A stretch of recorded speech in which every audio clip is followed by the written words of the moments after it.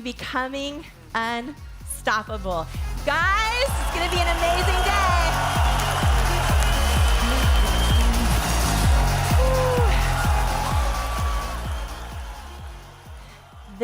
I am so excited.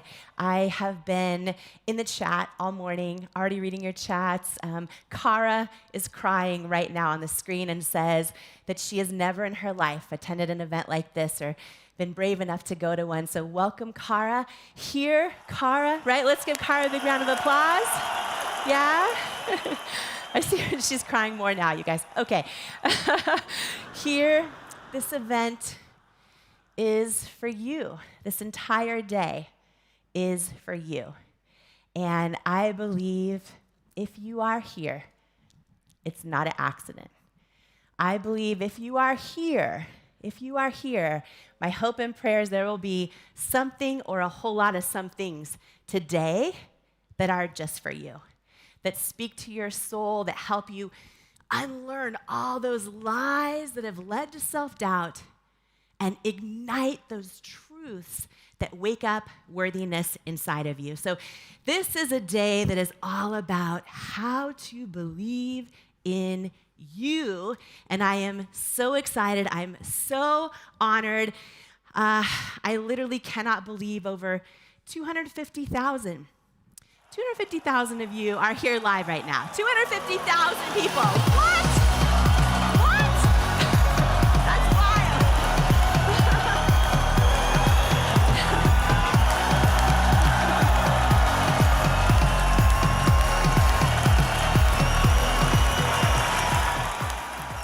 Guys have been spreading the word. That is the only way something like this happens. And I have just seen so many of your social posts, even today, right? Right now, if you think of one or two or three people that if they just believed in themselves the way you believe in them, if you think of them, send them this link. It's totally free. Invite them in today to join us. This is going to be an incredible day. As Carissa said, a lot of our speakers on the day, oh my gosh, they alone are the one person that sells out a stadium. But to have all of them here today, they're literally all showing up to pour into you, all as a gift to me. Like this is all a big free event, right? 100% of the proceeds of the book and anything from the event are being donated to Feeding America, where 33% of single moms' households are food insecure. So this is a day that is truly about building self-worth, about pouring into each and every one of you. And I'm just so excited. So the first question that I have for you is this. Can you please let me know and make some noise if you have some self-doubt to destroy and a destiny to fulfill? Let me know if that's you. Let me know if that's you. Oh, I see that Sandra. That's Alan over there. Yes, Becky, I see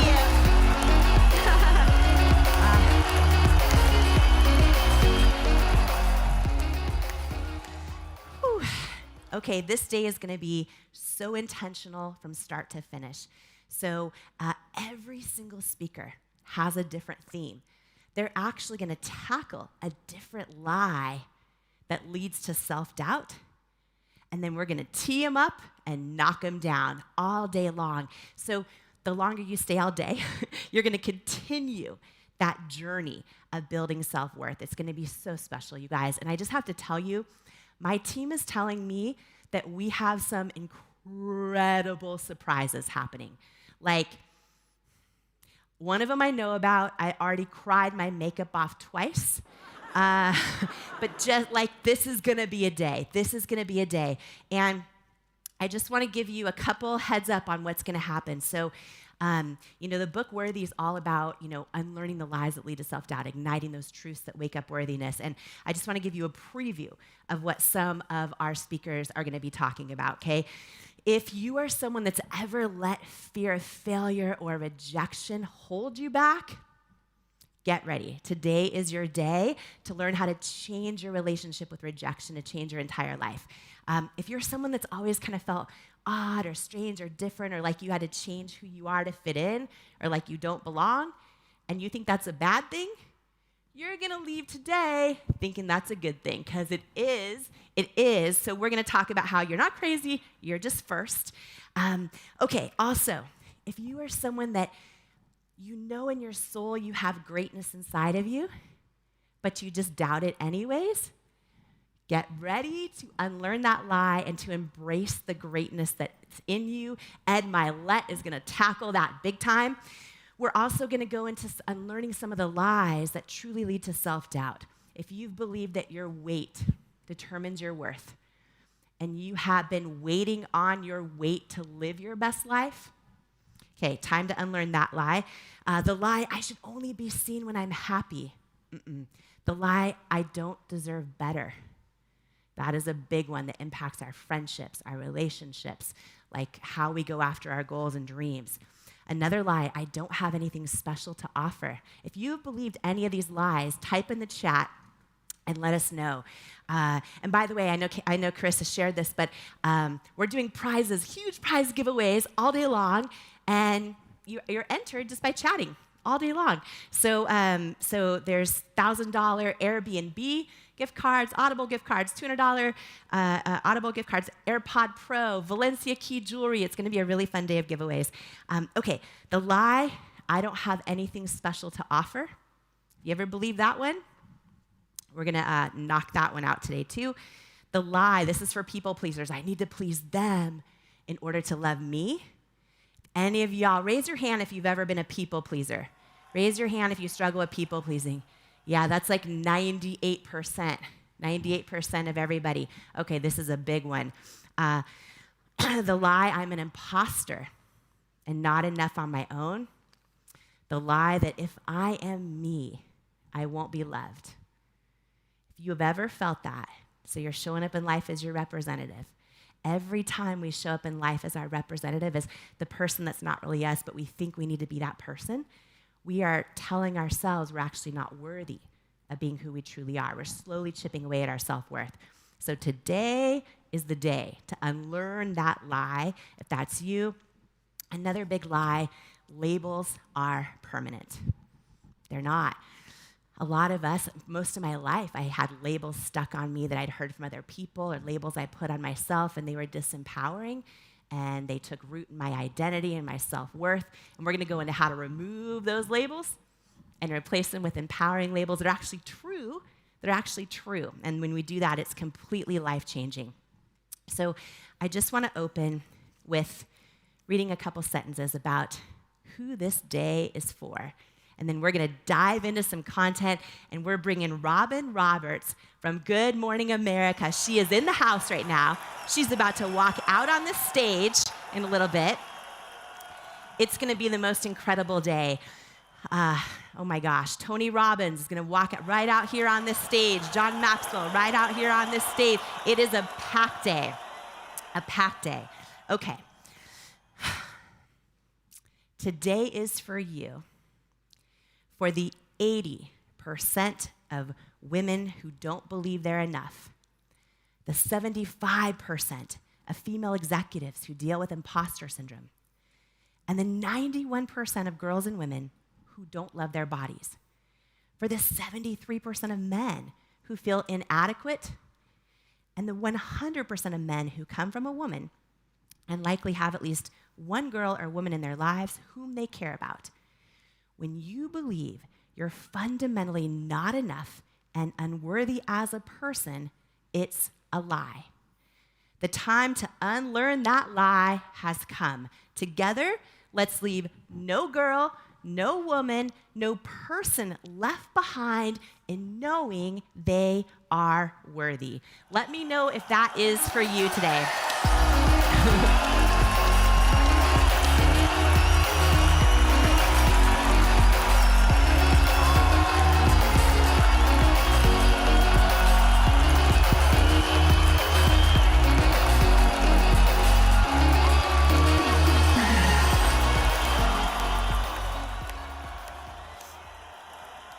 I love seeing you guys pop up and cheer in front of 250,000 people.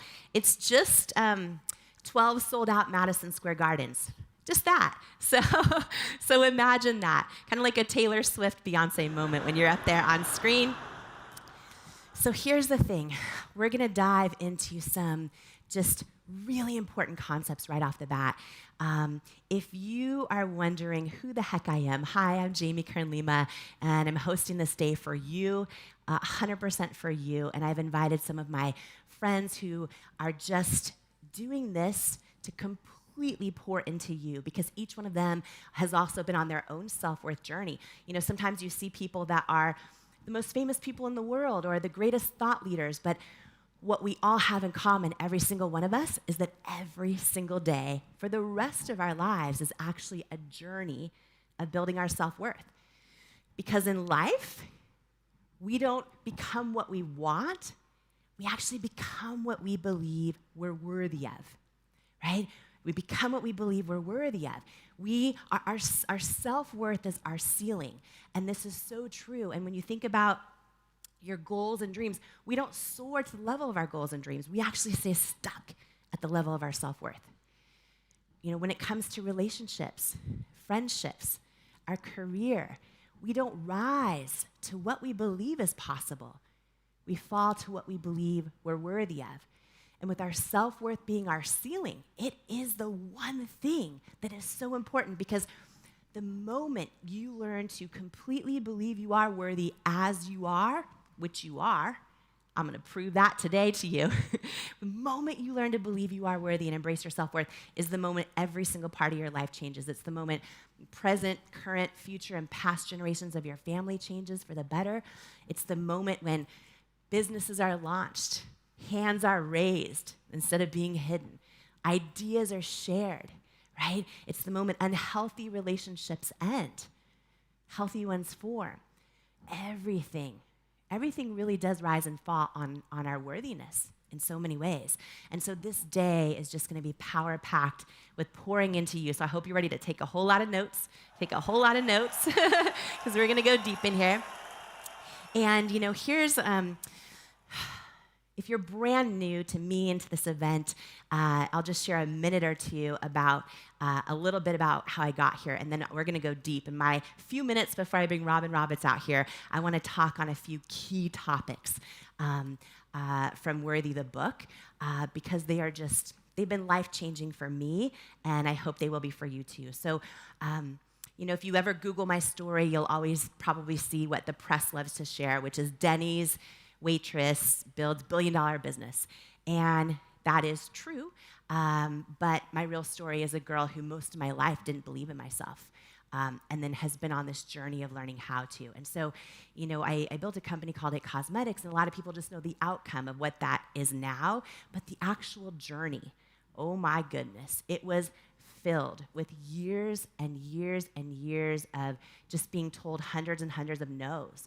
So for most of the early years I ran the business, I was getting hundreds of no's. I had a potential investor say no, that women would never buy makeup from someone who looked like me with my body and my weight.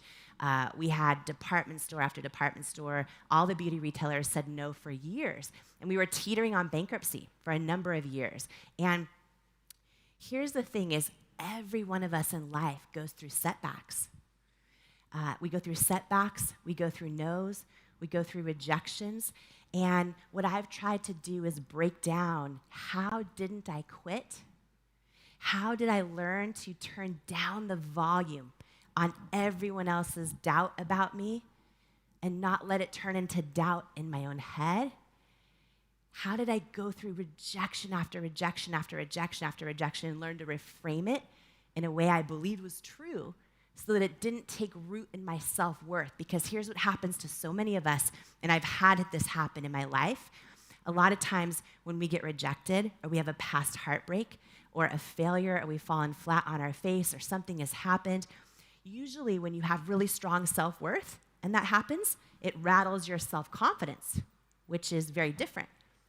But when you have low self-worth, what happens is when you get rejected, heartbroken, that you apply for the job and they don't see your value, right? We start to actually let it take root at an identity level, and instead of thinking, oh, I was rejected or I failed, we think, I'm a reject, I'm a failure.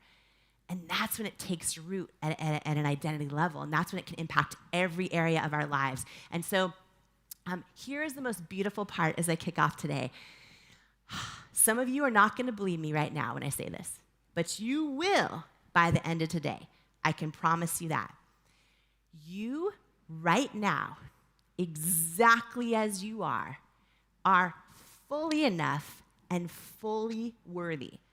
It does not matter your past mistakes, your past failures, what you think is an inadequacy, your regrettable incidents, and equally, it doesn't matter your successes and your wins and none of that matters. You are innately, fully worthy, exactly as you are. Nobody can give it to you. No one can. It's there.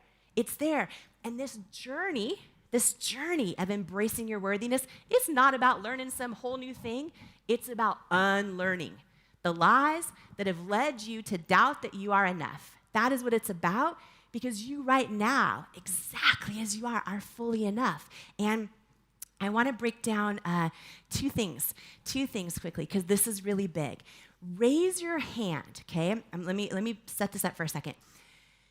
If you have ever thought, and maybe this was years ago, maybe this was recently, if you've ever had the thought, once I get that thing, then I'm going to finally feel happy, finally feel enough, be made in the shade, then I'm going to feel worthy. When I finally get that thing, and maybe it's a certain job title, or maybe it's getting married and having kids, maybe it's getting six-pack abs, or hitting a weight loss goal, or getting that, dream car, or that dream house, or that dream title at work, or launching your book in the world, whatever it is. Raise your hand if you've ever thought, once I get that thing, then I'm going to feel enough, then I'm going to feel happy, then I'm going to feel fulfilled.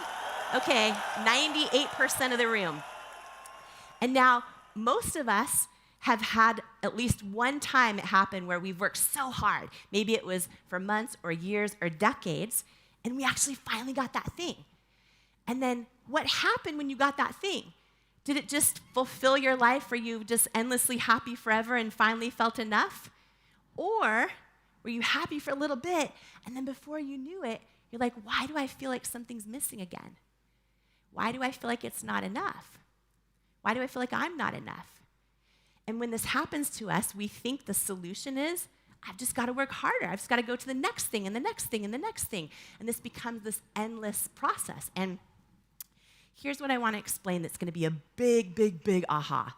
This was life-changing in my life, because for most of my life, I believed the lie, if I could just achieve enough, right? People please enough, get enough approval, make enough people happy. If I could just achieve enough, then I'll finally feel enough.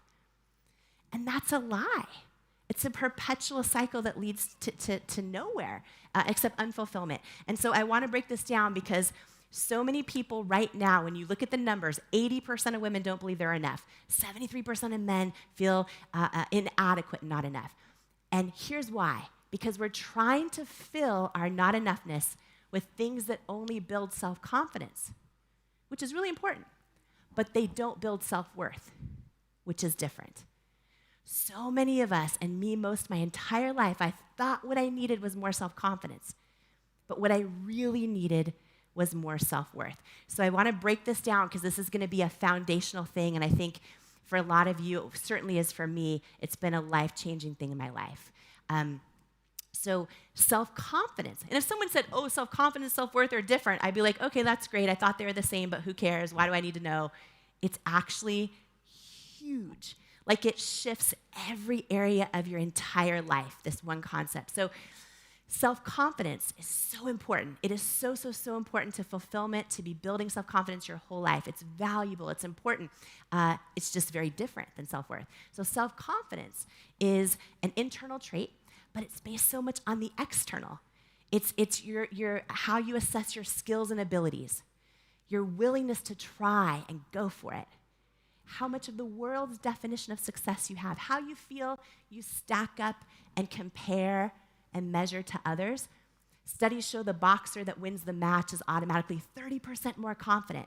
So our confidence fluctuates. It's volatile. It rises, it falls, right? And It's so many of the things that we see advertisements telling us if we just got it, then we'd be happy. If we got the dream car, the dream house, the six-pack abs, and we work really hard for those things, and they build confidence, which is great, but they do not build self-worth, which is different. Self-worth is the deep internal knowing that you are worthy of love and belonging exactly as you are, not as you achieve, not as your past mistakes and failures, exactly as you are. Self-worth exactly as you are. And here's the thing. If you are an achiever, an ambitious person, a lot of people say, well, if I feel like I'm enough as I am I going to lose my drive? Am I going to lose my ambition? It's like, oh no, it's actually the opposite, because your self-worth is your ceiling. You cannot out-succeed your self-worth. You want to double your business? Double your self-worth. You want to double your success? Double your self-worth. And here's the difference is that when you have higher self-worth, you actually become more ambitious, because if I go for it and fall and fail and fall flat on my face, it might shake my confidence for a minute, but it cannot touch my self-worth. And they're very, very different. And self-worth, okay? I'm gonna explain the difference in a sec in detail, but if this is you, I want you to know right now if this is you, because when we struggle with self-worth, it usually shows up in our life in three main ways, okay? If you have low self-worth, it often looks like you're stuck and you don't know why. You're stuck and you don't know why. You have a book idea on your heart and you don't know why you haven't written it. You want to share your art with the world, maybe on social media, but you don't know why you haven't. Or you want to form new friendships as an adult, or you want a romantic partner, and you don't know why you're not getting on the dating app or going out and socializing. You are working in a business, but you know you're born to run one, and you don't know why you haven't taken the leap. We're stuck, and we don't know why. And here's the thing. A lot of times when we're stuck, we'll tell ourselves the story of, oh, I just need to get more skill sets or more experience, and that might be true. But almost always, the real reason we're stuck is because deep down inside, we actually don't believe we're worthy of the thing. And we don't become what we want, we become what we believe we're worthy of. And when you raise your self-worth, it is one of the quickest ways to get unstuck. So that's one of the most common ways it shows up. Now, if you have low to medium self-worth, here's what that looks like. That looks like you'll actually go for the thing. You'll go for it, and either you'll hit a ceiling, right? Or you'll go for it and you'll sabotage it along the way. You'll write the whole manuscript, but then you won't know why you didn't send it out to anybody. Or you'll put yourself out there and you'll, get on the dating app or meet new friends or meet a new potential partner who's amazing, and you won't know why all of a sudden you're not attracted to them and you put them in their friend zone. Or you meet a new great potential friend as an adult, but then you don't text her and you kind of just don't show up. We will sabotage things when we don't believe we are worthy of them, and we won't know why we did it. And then the third most common, this is for you if you're an achiever, a people pleaser, an ambitious person, this is very common. If you have medium to high self-worth, but it's not quite high, you'll go for the thing, then you'll even get it. You'll get the thing. And then everyone will tell you, that's amazing, you crushed it, amazing. And you'll arrive at that thing still feeling like something's missing, still feeling perpetually unfulfilled, still feeling like it's not enough and you're not enough. And those are the three main ways that self-worth shows up. So I'm going to read a quick description that just summarizes this difference, because throughout the day, we are going to show so many lies that we believe that lead to challenges with self-worth and lead to self-doubt. And this kind of sets up the foundation for understanding how they're showing up in your life right now. So this is a really quick overview that just explains the difference, okay? Self-confidence is what you show on the outside. Self-worth is what you feel on the inside. Self-confidence is based on mastery. Self-worth is based on identity. Self-confidence is what you can do. Self-worth is who you are. Self-confidence is believing you're skilled enough. Self-worth is believing you are enough. Self-confidence fluctuates based on your environment, and self-worth is stable through every environment. Self-confidence is fragile. Self-worth is foundational. Self-confidence is the belief in your abilities as a person, and self-worth is the belief in your value as a person. Self-confidence is I'm striving to earn love. Self-worth is knowing I am love. Self-confidence gives you drive. Self-worth gives you peace. Self-confidence is optional. Self-worth is essential. Self-confidence eventually surrenders. Self-worth ultimately prevails. Self-worth is your foundation. Self-confidence is the house you build on top of it, and your house will only ever be as secure as the foundation that it's built upon. So this distinguishment between the two is super, super important, and I want you to make some noise right now if you can relate to any of those examples on that self-worth ladder. Let me know if that impacts your life. Yeah.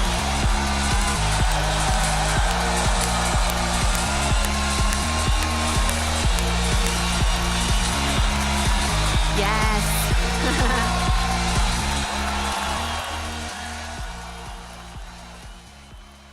So since y'all are already crying in here, we're going to go deep today, y'all. We did not come here to play small. And a lot of us have been dimming our light in our lives, but this is not the place to dim your light. Here today, I hope and pray that you come as you are and blossom what you choose and heal where you need and journey toward your calling because you belong here. You exactly as you are fully enough and fully worthy. So I hope that you come as you are and stay as long as you like. This is your home today, and we're gonna go deep. And just to share something with you on the difference of how these things show up. It is easy to look at other people on social media and people that seem to have some kind of success and this and that. I'll tell you right now that has, maybe they have confidence, but you can never tell. You can usually never tell what someone's going through when it comes to believing they're enough. And you can be crushing it by all the world's terms and still feel like you're not enough. And I've learned this the hard way. After decades of just, striving to people please and achieve enough, I finally had what looked like a lot of success, and I was really confident. I had built a business of over 1,000 employees, and we were donating tens of millions of dollars to women every single year and helping women face the effects of cancer with confidence. So I was contributing, and I was growing, and I was so proud of our mission, and I was crushing it at work, and I believed I was worthy of those things. But deep down inside, I actually didn't believe I was enough as a person. And I'm going to share what that looks like.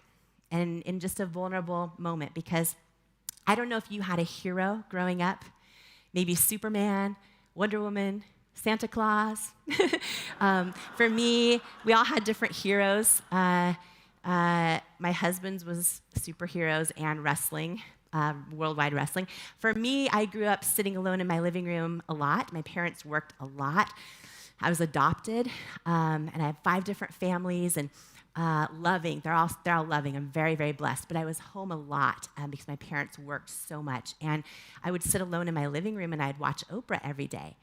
And I used to watch her, and I just felt like one day I'm going to meet her. Like that. Like every day I'd watch her, she helped me feel less alone and more enough.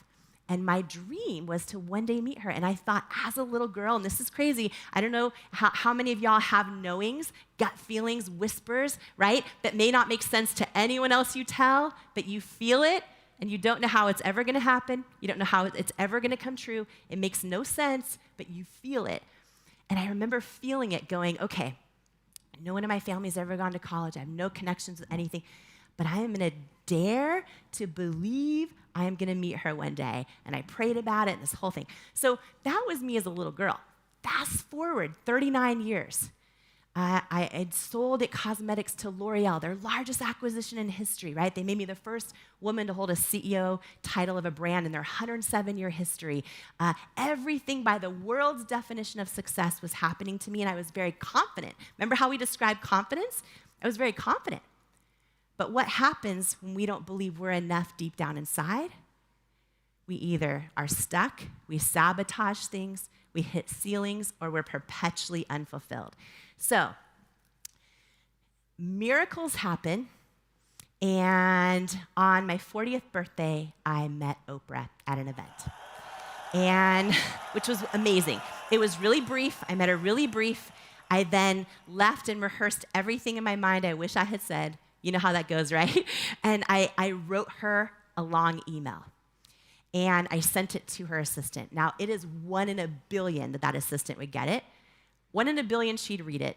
1 in a billion she'd hand it to Oprah, and 1 in a billion Oprah would read it, and then 1 in another billion that she'd care. And after all that, she got it, she read it, and she invited me to her house for lunch. Okay? So imagine this is your childhood hero, your lifelong hero, your mentor from afar. And I was very confident at the time. I went to her house for lunch, and we had a 3-hour lunch, just me and her. This was like my lifelong dream. And I want to tell you what low self-worth looks like, okay? This is how it shows up in our life. At the end of that 3-hour lunch, my lifelong dream, she gave me her number, and she said, "You can call me anytime. Call me anytime." And you want to know what I did? I did not call her for 4 years. I did not call her for 4 years. And in that 4-year stretch, I told myself stories like, I need to think of the perfect thing to say, then I'm going to call her. Or everyone probably wants something from her. They want a new car. I'm going to prove I don't need anything. I told myself stories. 4 years later, it hit me like a big aha moment. The real reason I hadn't called her was because deep down inside, I did not believe I was worthy of being her friend. And our self-worth is our ceiling, right, in every different area of our lives. And so when I'd explained how those things look like, right, I literally sabotaged a lifelong dream. I didn't call her for 4 years, even though I had a lot of self-confidence in other areas of my life. And this is why building self-worth is so important. And the day I realized that is the day, I literally remember it, you guys, if you've ever had this happen in your life, I imagine myself turning down the volume dial on my doubting mind. Our self-doubt lives in our head. It's our thoughts. It is not who you are. I remember turning down the volume dial on my self-doubt and turning up the volume on that knowing that says, I'm an amazing friend. Like I'm a great friend. And I know that to be true. And that is the day I picked up the phone and called her, right? And that is the day I became obsessed with studying self-worth and learning how it is so different than self-confidence. And if we don't learn to build it, we end up doubting ourselves out of our own destiny. And you guys, just this last week, Oprah had the book Worthy on her Super Soul show. And she did an entire episode on Worthy, right? And which is amazing. But why I'm sharing that is it almost didn't happen, okay? Because I almost doubted myself out of that too. And I want to ask you right now, what has your own self-doubt already cost you? What has it already cost you or potentially cost you that you're not even aware of in friendships or in relationships or in your own joy or in your dreams and your calling on your life? Today is a day that really matters. Today is a day that really, really, really matters. And it is a day that is for you. I have designed it step by step to pour into you. Yes, we are launching the book Worthy. Yes, we're donating all the proceeds. But if you don't pick up Worthy, you are going to get so much value out of this day. This day is all about pouring into you because that's what this is all about. And we're all in this together.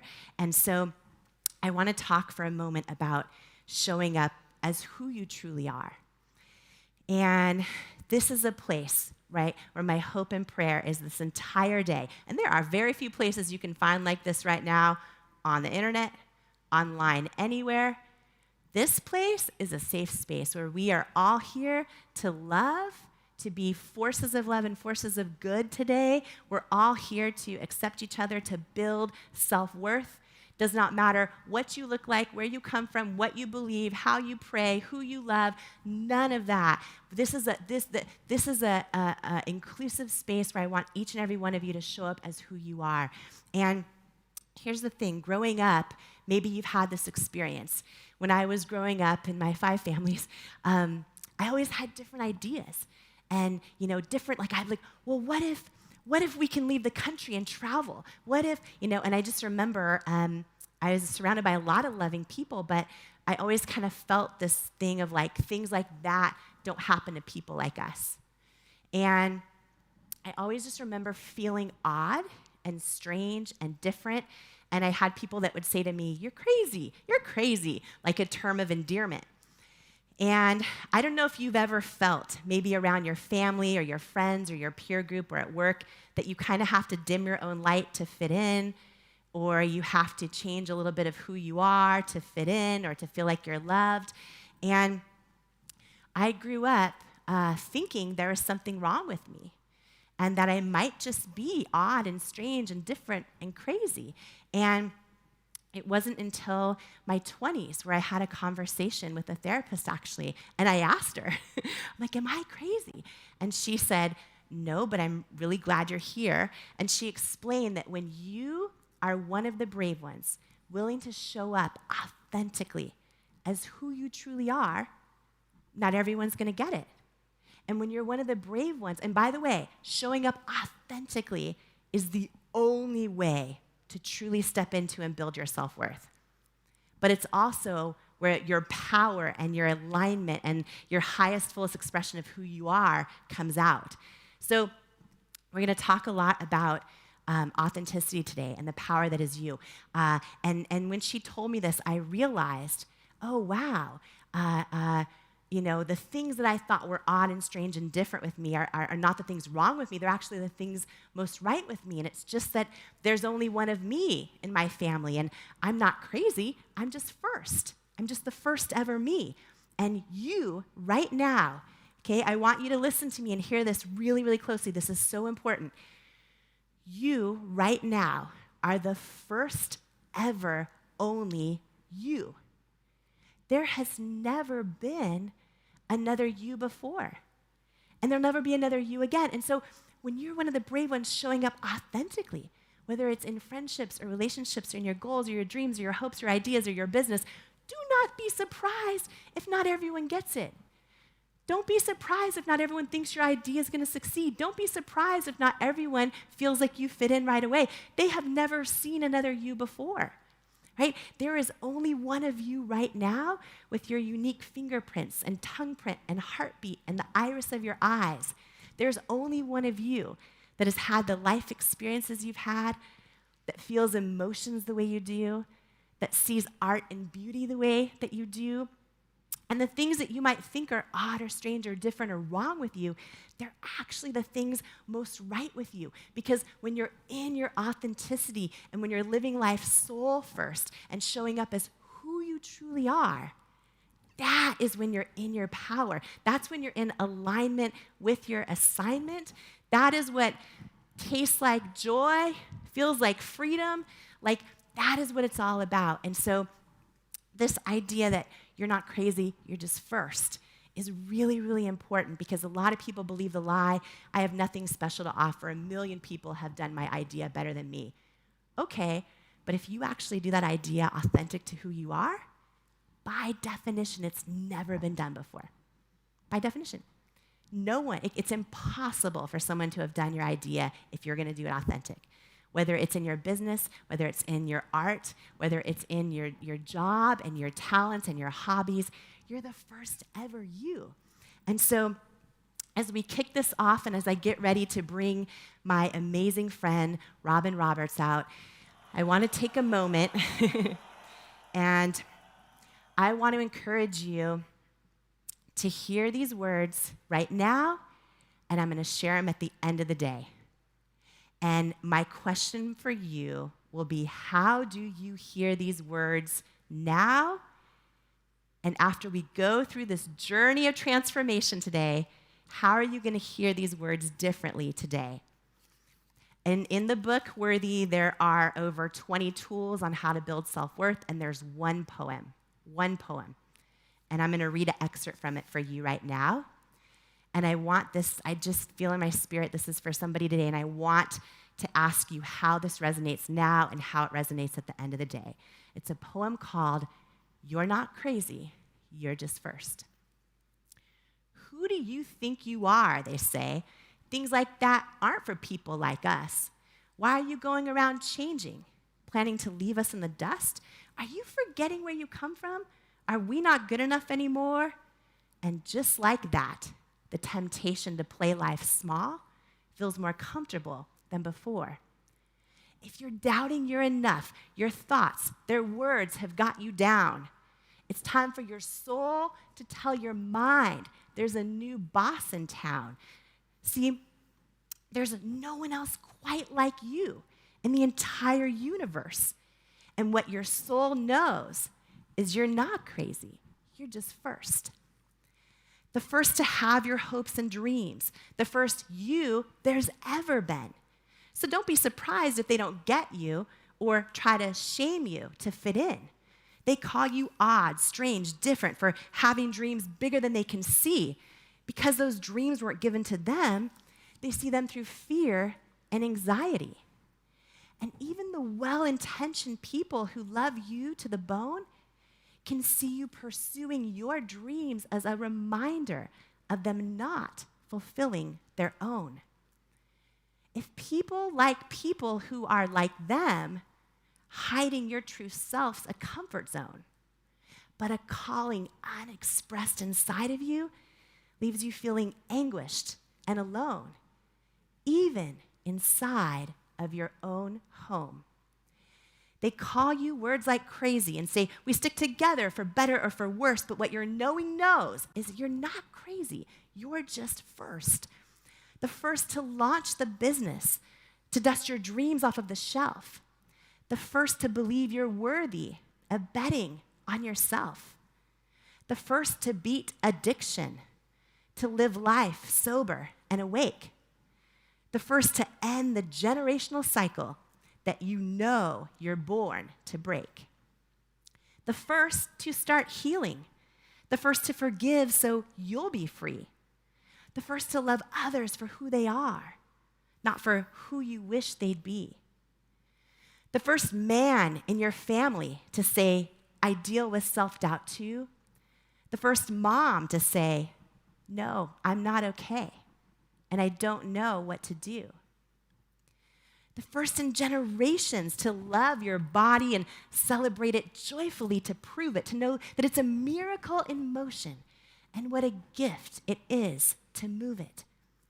The first to risk rejection, to speak your truth with vigor, knowing the opposition might be big, but your creator is bigger. The first to cheer yourself on and truly believe it, not just fake it, knowing most people won't cheer for you until after you make it. In class, they used to pick you last, and now they're at a loss because instead of calling you employee, they now call you boss. The first to stand up for the outcast and say, stop teasing, I just won't. You might be tempted to underestimate me, but let me save you some time. Don't. The first to say, you broke my heart. You gave up on me for something else, and it took me a while to know I'm worthy of believing in myself. And what I know is, yeah, you hurt me, but I'm not rejected, see? God just hid my value from you because you're not assigned to my destiny. The first to recognize your circle looks a lot more like a cage. The first to say, Dad, will you love me for me? And Grandma, I was born this way. The first to turn your pain into purpose, using the parts that were most rough to help guide others on their journey of feeling less alone and more enough. The first to say, let's agree to disagree. We all have the right to free speech too. Stop trying to cancel and hate on others just because you're hurting too. The first to believe in your dreams, even when others might not get you. Then one day, love them anyways, when they're bragging to people how they met you. The first to unlearn the lie, you're not enough unless you keep striving and achieving. That's a lie that leads to nowhere, and one it's time to stop believing. The truth is, accomplishments are great, but to know you're worthy, you don't need them. And when we know something is true, it feels like joy and tastes like freedom. You are not your successes. You're not how many times you fail or fall.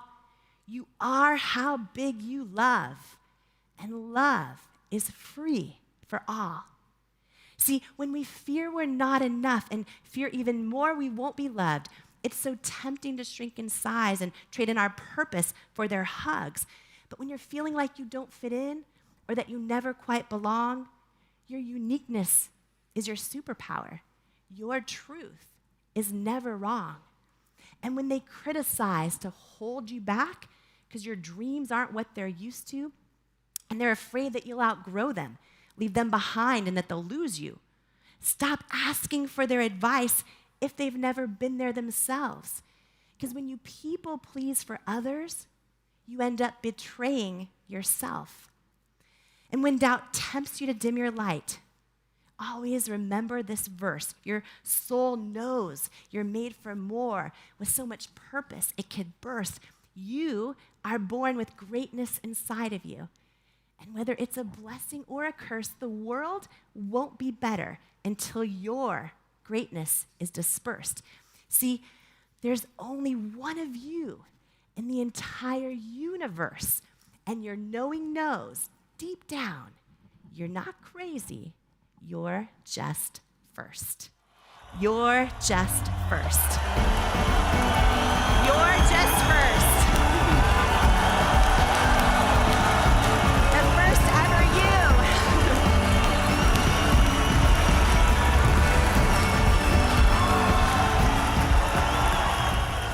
And today is all about the first and ever only you. So thank you for showing up for you. I am showing up for you today too, here all day. It's gonna be an incredible day, and I wanna dive right in. Okay, are y'all ready? Are you all ready? Who's ready? She has been saying, "Good morning, America," to you and millions of viewers every single morning for nearly 2 decades as the co-anchor of America's #1 morning show. She's in the Women's Basketball Hall of Fame. She's conquered both breast cancer and MDS. She's a New York Times best-selling author of multiple books, including her most recent book called Brighter by the Day, and she's a newlywed. She's also my dear friend. Let's take a look at this video, and then we're gonna bring her out. It's a journey filled with hope, marked by achievement, fueled by inspiration. We get out of life what we put into it, with outstretched arms and open heart. It's why we do what we do, even if it takes thousands of miles. We go, we do, we create, we wonder, we dream, we connect, together. Together, it's where we draw our strength, a family, united, committed, always reaching. Mr. President, sounds good, doesn't it? You know, it's got a certain ring to it. Learning from the past, leading the charge into the limitless future.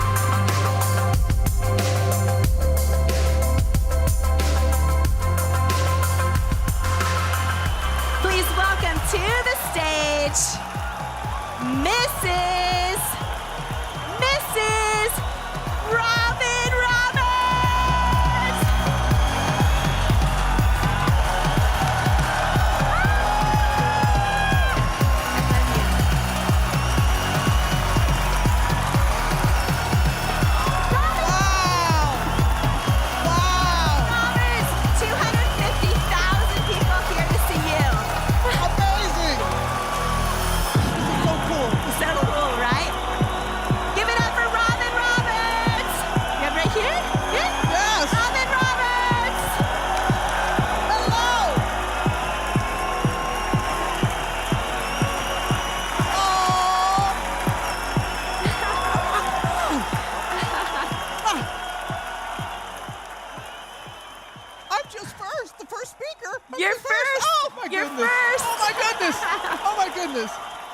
see all the love. So Robin can Yes. see the chat right now. So every one of you typing in the chat, sending her messages. Oh, wow. Seeing it right here. Give it up for Robin Roberts. Honor to be with you.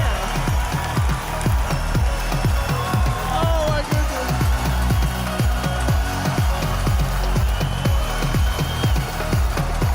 This is wonderful. I love the one. You're not crazy. You're just Robin. I love that one. That was a good one. Oh. What I love is Hey. dancing with you. What an honor. How are you? I am How are so you, my good, friend? and I'm yes, you are. So grateful. Woo, it's happening. It's happening. Worthy's here. You're here. Oh. 250,000 people are here for all of us to build self-worth together.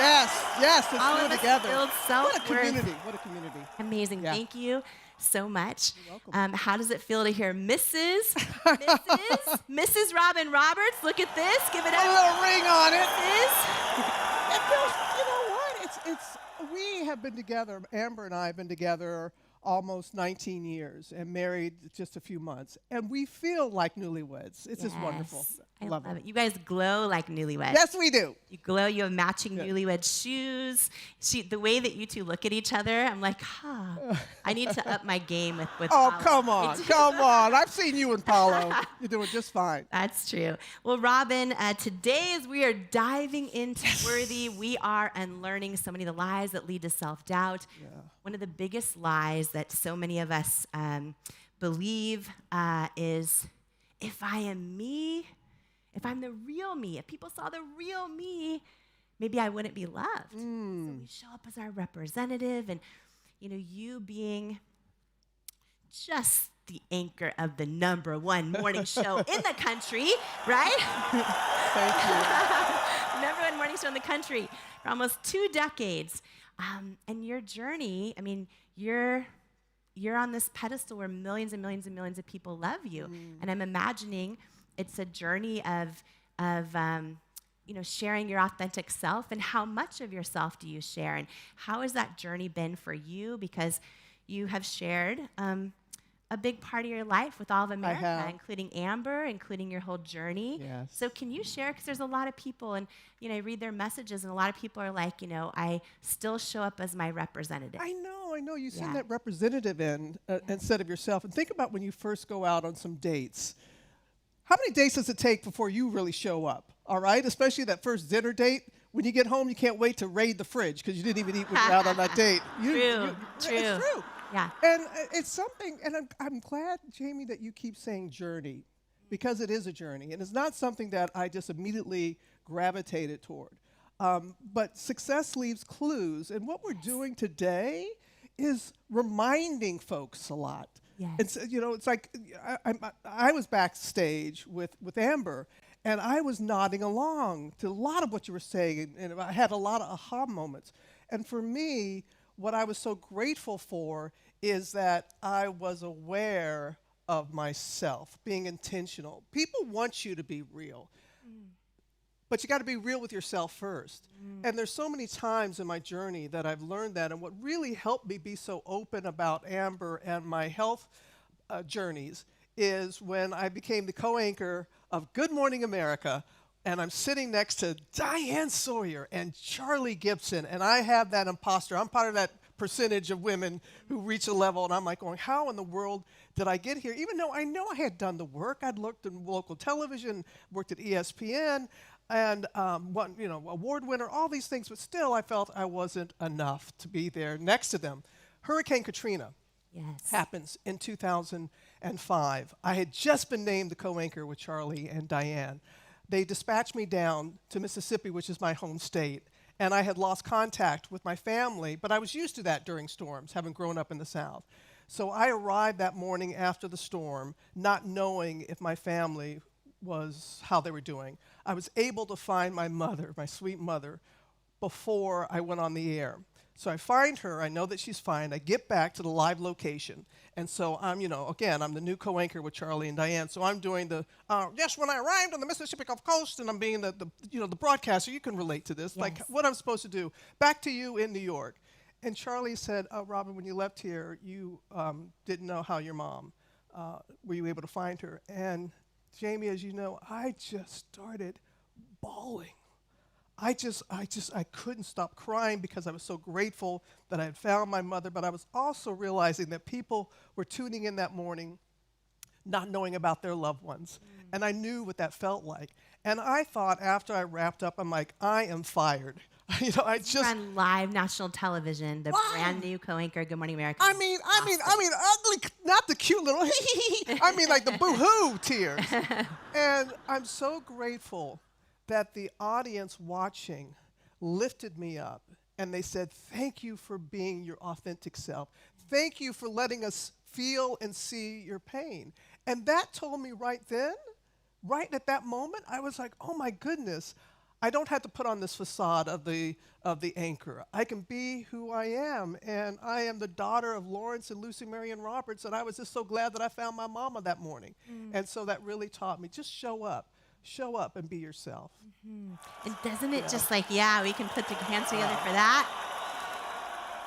You know, it's this lesson that when you finally step into it, we all learn it, right? Yeah. It's the only way to have true connection with another human being, whether it's a friend, a partner, your social media community, your customers, is when you show up fully authentically. But we believe the lie, oh, but if they really see me, if they only knew, then I won't be loved. In that moment, I remember this moment, and you're sobbing. I remember your hair, everything, sobbing. And then people just connect. And I think this is such a powerful lesson for everyone right now, right? Who's scared to be like, well, if they really saw me, it's like, oh, no. If they really see you, that is when you step into your power. And it is a superpower. Yes. And vulnerability is a strength. Yes. It is not a weakness. And it is something, being your authentic self is a superpower that I am so grateful that over time, again, it doesn't happen overnight, but it's just being intentional, and it's just giving yourself grace. Just giving yourself grace. Yes. And just to brag about my friend for a minute, after that moment, I don't know how long after that moment, but you helped lead Good Morning America to break another station's like decade-long number one spot. You guys took over as number one, as the number one morning show. And have been ever since. And like have been ever since. Right. Put our hands together for that, right? And the reason I call that out, it's really for every single person watching, because it's so easy to think if we're the real us, we won't be loved, but that is how we are. That's how we connect deeper. That's how we're seen more. That's how we see other people, and it's just always worth it. It's always worth it. And there's something that you said earlier. There's so many pearls that you've already dropped. And you said something about, once this happens, then I'll be happy. If I get to this. And I used to dream of the moment that Good Morning America would be number one. And we were all working together for this. And I remember the moment we became number one. I didn't realize that same day I would be told that I had 1 to 2 years to live if I didn't have a successful bone marrow transplant. So I had wasted all this time thinking about, when we become number one, I'm going to be the happiest I've ever been. And you get so caught up instead of just being in the moment. And I remember that night that we had this big celebration. And I had been dreaming of this night. And here I am having the doctor's appointment the next day and knowing what I had been told earlier that morning. And I see my Sam Champion's doing the limbo on the stage, up on the rooftop and that. And I just stood back. I didn't tell anybody because I didn't want to rob them of their joy of that moment.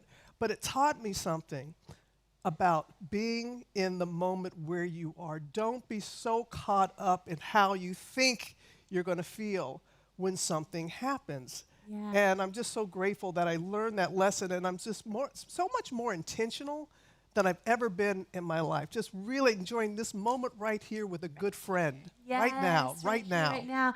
That is so beautiful, because you can say, when that thing finally happens, and you don't know what's going to be happening when that thing finally happens. You never know. Right? And on top of it, and thank you for calling that out, because I think so many of us have delayed our happiness because we think, when that thing, and if we don't build our self-worth, we never realize that you arrive at that thing, but you still take you with you, right? Yes. That's why people win lotto and lose it, or go to the moon, or win the Olympic gold medal, or finally get the thing, and you're like, how could they mess up their whole life. It's because those things don't change the you that you take with you, which is why today is about raising the self-worth of you. And I think that's so beautiful. And I love how you compared the self-worth with self-confidence, because I'm a very confident person because I played sports. And first of all, I'm a proud product of Title IX. So grateful that Title IX was brought into my life, and I was able, and so I was. Did you know I was a state bowling champion when I was 12 years old in Mississippi? Please hold your applause. State bowling champion right here in the house. I know a lot of things. I don't think I know that, though. But so I had the self-confidence. I really did. But it wasn't until I realized that if we won or lost, I would feel a certain way. But once, and it was really reading your book and learning about self-worth and self-confidence, I'm like, oh my gosh, I have always been self-confident. But I've never thought, there were times I didn't feel worthy. And then I traced back, and I was like, those times that I did and combined the two, ceiling wasn't even enough. It was just really something that I think more people have to be aware of. And because you gave me an advanced copy of your book, and I've been sharing it with folks, and especially young people, and I will tell them about self-esteem is great, but knowing your self-worth. And I think that combination has really made a difference in my life. I know it has. Yeah. Well, you tell us, Miss Robin Roberts, I love this so much. This is a day just about pouring in and adding value to every single person here today, and which is what you do every single morning on Good Morning America. I love seeing everyone. Can you share the D's? The D's. Oh, the D's, Yes, the three D's. Yes. Everybody should have their formula. And for me, even though my parents, they were first in their families to go to college, they met at Howard University. My father was a Tuskegee Airman, the first black flying Air Corps in the military. Just wonderful, wonderful. My parents who poured into me, and I'm grateful for that. Yeah. And even though education was very important, it wasn't about the 3 R's. It was about the 3 D's in our family. And the first one, discipline. My father being in the military, discipline. And I remember something that my great mentor, Pat Summitt, the great coach at Tennessee, she said, if you discipline yourself so no one else has to. And so discipline was something that was very, very important. Determination and being my authentic self, determined to live my truth. So having that discipline and determination. And the third D, my friend, and the most important D, the Lord. The Lord. So having that spirituality, whatever it is, and I'm glad that you said this is an inclusive environment here. We're not telling you to believe this or believe that, but I'm so grateful that I had that upbringing of being disciplined, about being determined, and the Lord. And my Glam fam and I in the morning, how we share a morning message with people and just really try and uplift and just let you know that don't let fear keep you from your destiny. And all fear takes is the eye of a needle to get through, and it just paralyzes you. And it's so important for everybody to know, even here, we're all scared at times. Still, no matter what level of success, and it's sometimes I don't understand, and I'm as guilty of this as well. I'll set goals. I still have lofty goals for myself. And I'll think, I'm not going to be able to climb that mountain. And then I say to myself, Robin Renee, look at all these mountains you've already climbed. Why do you think this one in front of you is insurmountable when you've already done so much? And that's what I try and tell folks here, is to know your self-worth, but also to give yourself a break and realize, and just take a moment to realize all that you have accomplished at this point, and you can just apply that to whatever it is that you want to do, because you don't know the reasons why people are here today. Everyone has a different reason. I mean, we know self-worth is at the bottom of it, but everybody has their own story, and to find that and this community to help them get to wherever it is that they want to be, where they want to be. Right, I love that so much, and to look at all you've made it through, right? And it's funny just to share a little behind the scenes, because you mentioned your Glam fam at Good Morning America. They're watching. I know they're somewhere today. Yeah, Elena Petula, yes they are. They're somewhere out there. So I had the great honor of going on Good Morning America with you this week to launch Worthy. And this is a little behind the scenes, you guys. I was freaking out, right? So every day of my life, I have to implement the tools in this book to believe I'm worthy, And as I'm about to walk out onto Good Morning America, and I was with Petula and Elena, and they were giving me the advice that you just said, because I know my stuff in this. Like, I know. And they're like, you've got to shed all the noise and let it flow through you, and let your faith flow through you too. You would not be in this room if you were not ready for this room, and God did not ordain this room for you. I'm like, yeah, you're right. And I just walked out kind of with what you just mentioned, is look at everything you've gone through, right, to get to where you are. And I think for everyone live right now with us, it's easy to say, well, here's what I'm struggling with. Here's what I want to overcome.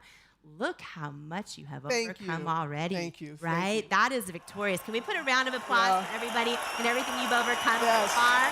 Yeah. We have a lot of really strong people in here who've been through a lot. And we're all, I really believe that we're all stronger than we know. Yeah. You know, those things that are placed in our path. And another thing that I've always learned, that you treat success and failure the same.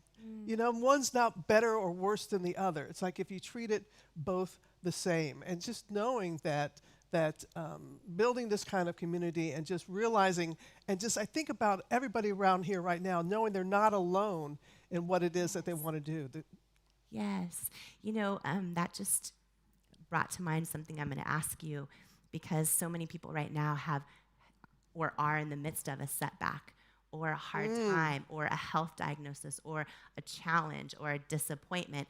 And I was with a friend this last week, Lori Harder, who said when you take trapeze lessons, I didn't know this, they don't just teach you how to hang on the trapeze, they teach you how to fall, so that when you fall into the net, you're safe.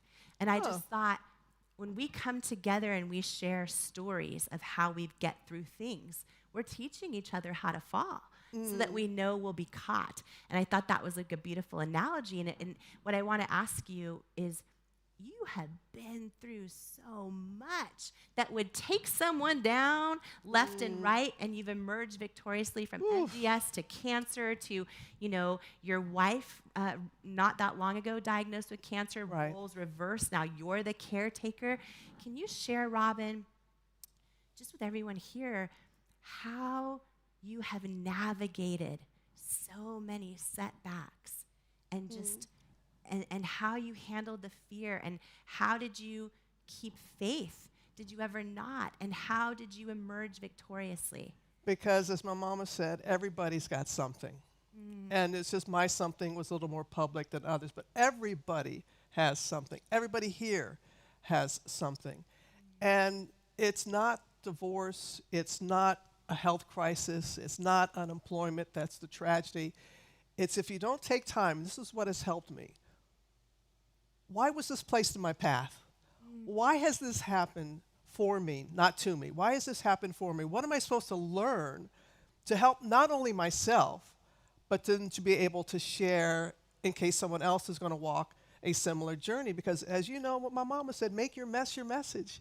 Find the message in that mess that you're going through. And when you do that, that has helped me. I remember breast cancer happened, and I'm like, okay, I knew people who had breast cancer. I'm going to get through this. MDS, myelodysplastic syndrome, I had never heard of it. I was told I would need a bone marrow transplant, and I'm going like, what is going on here? And then to learn that a family member is only a successful donor 30% of the time, so 70% of the time you need somebody on the registry. And so my message was to be able to increase the registry. I think that's why this has happened to me, because my sister and I have been able to get the word out more about the need for donors. So what has gotten me through it is knowing that I'm not alone, that it's not I'm not the only one that has gone through whatever it is that I'm facing, and to really just take the time to understand and try. And you asked me, yes, my faith was shaken at times. I remember telling my mom, and I miss her every day, and I remember saying, I'm mad. I'm mad at the Creator. I'm mad at God. And everybody has who they, but I'm mad. And she was like, oh, okay, honey, that's fine. But just don't stay mad. Just don't stay in that state. And I think that is really what has helped me to really realize that, okay, it's own my feelings and just don't stay in that kind of state. Move on. You got to change the way you think in order to change the way you feel. And that has really helped me a great deal. Yeah, so good. Thanks for that. I think one thing you just hit on is it's so key for everyone, because a lot of times when we have a big setback, we can let it take root and think that somehow, Permanent. it's permanent, No. no longer worthy. And I just want to highlight something Robin just said for everyone, because I think this is so key. In the midst of going through this, you talked about, the match registry and other people that are going through this. And if I remember right, I think the day that you announced this, wasn't there like a 1,800% increase in donors to the match? Yeah, and Yes. so you found purpose in what you were going through. My pain. I found my purpose in my pain. Your purpose in your Yes, pain. yes. And this is so big because it's just such a great key. It's such a great key to building self-worth, which is what we're all doing today. That in the midst of our setbacks, like the things that Trent Shelton says this so beautifully, the things that we've gone through become the things we make it through. And we find that purpose when we help other people then make it through. And there's so many people running around going, I don't know what my purpose is. And they're trying to find their purpose in their job, and it doesn't feel right, and this and it's that. So often it's the things that we're going through or that we've made it through, and then we help others. We do something bigger than ourselves out of it. And you're kind of sharing that's what you did throughout this. And I just want to call that out because that is beautiful, and that is going to help somebody today. I sure hope it does, because it's really something. I mean, and when you're going through it, you don't know it at the time. You don't know that it's helpful or whatever. Yeah. But when you look back on it and you just realize that, and there were so many times, and I referred to my mother and my father so much. I mean, I was just so grateful in what they poured into their 4 children. Yeah. But my parents were not afraid to see their children fail. And they weren't helicopter parents, and they weren't there to catch us when we fell. They were there to pick us up when we did.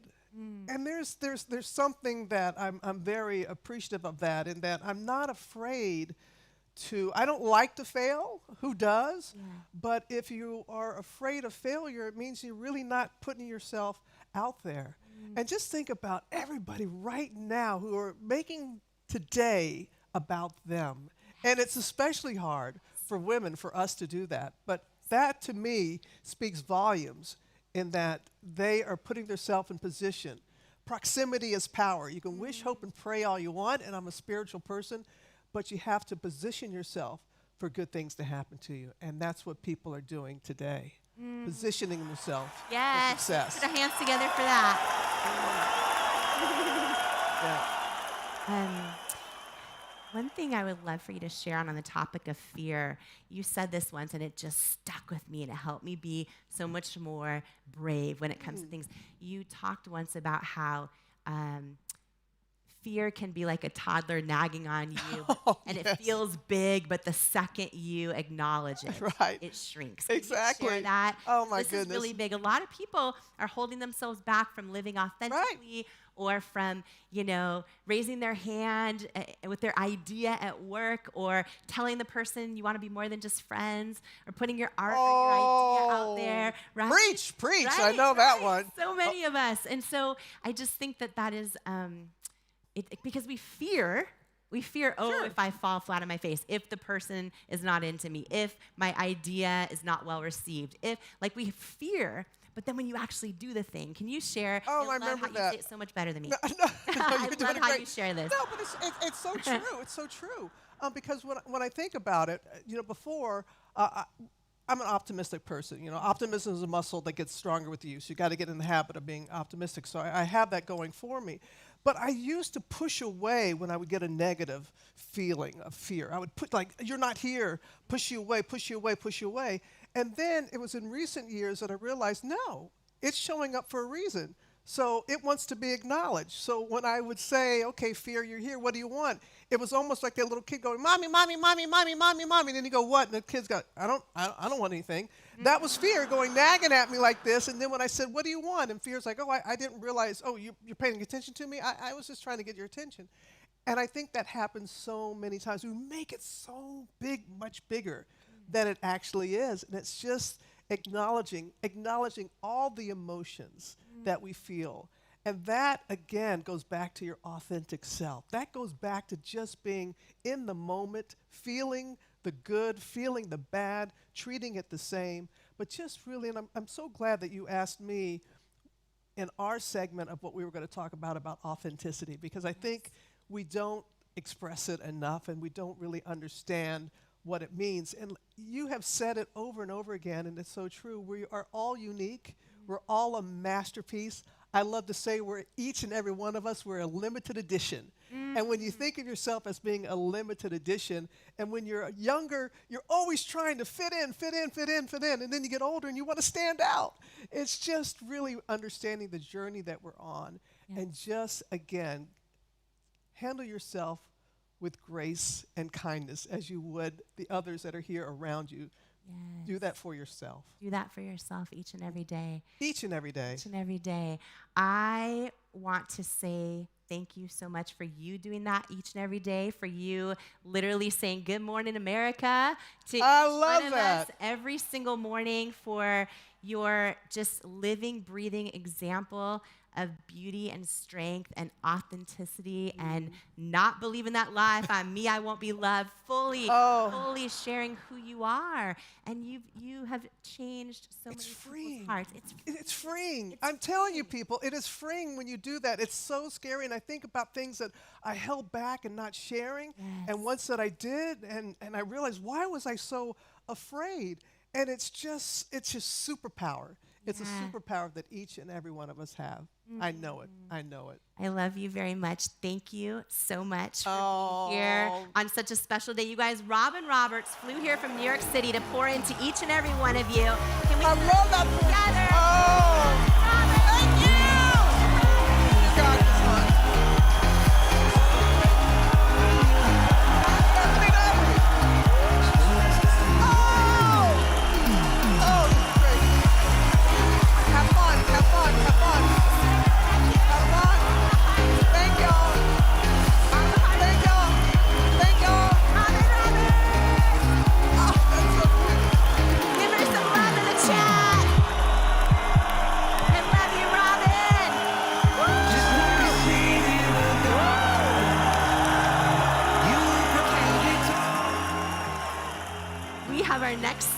Right off stage. Before I bring him out, I want to share something so exciting with you right now. We're going to show you a quick video. If you're just joining us live, this is what today is all about. We are building unshakable self-worth. Take a look at this super fast video, and then I am joined by somebody who is going to rock your world live right here on the stage in just a moment. So quickly take a look at this video. I am so excited for this book. You know why? Because it's going to save so many people. It's going to save people. Worthy. Your new beautiful book, Worthy. Get this book. This book, I'm telling you, it's a book that can change anybody's life who picks it up. Anybody who's ever felt that they were not good enough, didn't measure up, something's missing in your life, I have to tell you. It's powerful. It's happening. It's worthy. Imagine, what would you do if you fully believed in you? I went from struggling waitress facing non-stop rejection to founder of IT Cosmetics, a billion-dollar company, by learning how to overcome self-doubt and believe I am worthy of my hopes and dreams. And I'm sharing how you can too in my new book, Worthy, How to Believe You Are Enough and Transform Your Life. If you're ready to truly trust yourself and break through that barrier of self-doubt, and know that where you come from, or even where you are right now, doesn't determine where you're going, then Worthy is for you. It's time to go from doubting you're enough to knowing you're enough. It's time to step into all of who you are and into the person you were born to be. And it's time to believe that you are worthy of it. Because in life, we don't become what we want. We become what we believe we're worthy of. Join the Worthy movement today by grabbing your copy of Worthy anywhere books are sold. Then head to worthybook.com now for free gifts, including my 5-part course on becoming unstoppable and my 95-page Worthy Workbook action plan that teaches you how to implement the tools from the book into your real life right now. Worthy is groundbreaking. Yo, my God! Worthy, you are worthy. This book is going to change lives. This book literally will teach you how to actually feel worthy so that you can have the strength, you can have the confidence. The lessons in this book and the strategies will change your life. You will never be the same again after you read this book. Jamie's book, Worthy, is a must-read. It is going to inspire you, empower you, give you the hope that you need and the kick in the rear end that you deserve. Jamie's book, Worthy, is incredible. The gifts are going away, but they're all free right now on worthybook.com. Who's ready to become unstoppable today? Who's ready?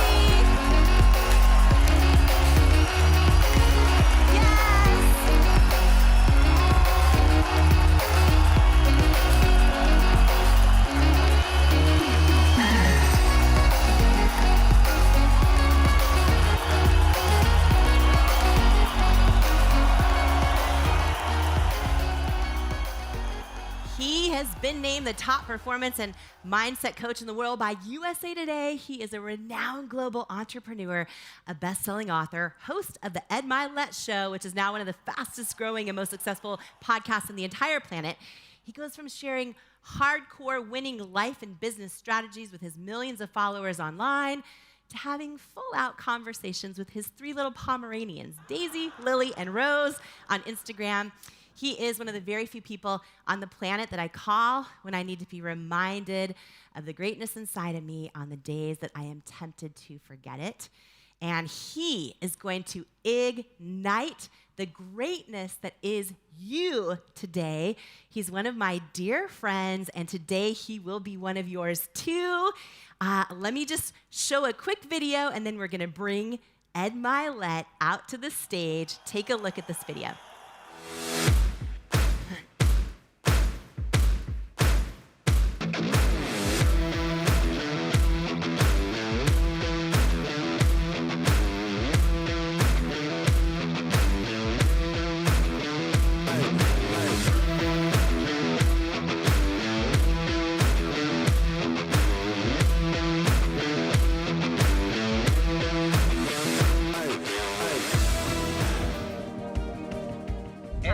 Is an entrepreneur, inspirational speaker, best-selling author. In his new book, The Power of One More, he's sharing the keys to success. Help me in welcoming the man who, as a broke kid, pointed at a beautiful cliff overlooking the sea and said, one day I'm going to live there, and now he does. He is well known for combining spirituality and tactical thoughts and actions. Please welcome to the stage, Ed Milet. Ed Milet. Ed Milet. Ed Milet. Ed Milet.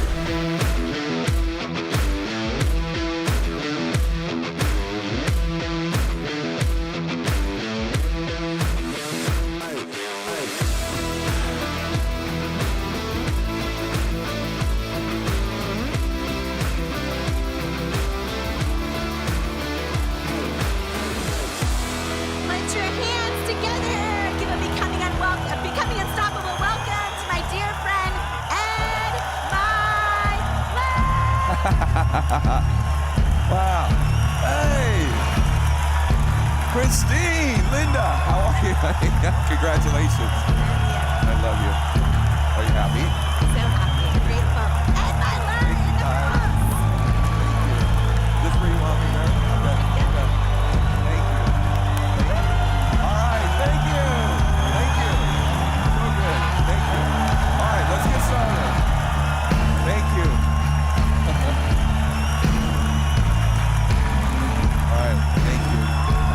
All right, let's get started. So great to be with all of you. Look at all these beautiful faces. I'm honored to be here today.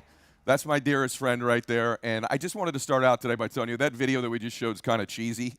I know that, seeing all these things. And I just want to set the stage for you who I really am.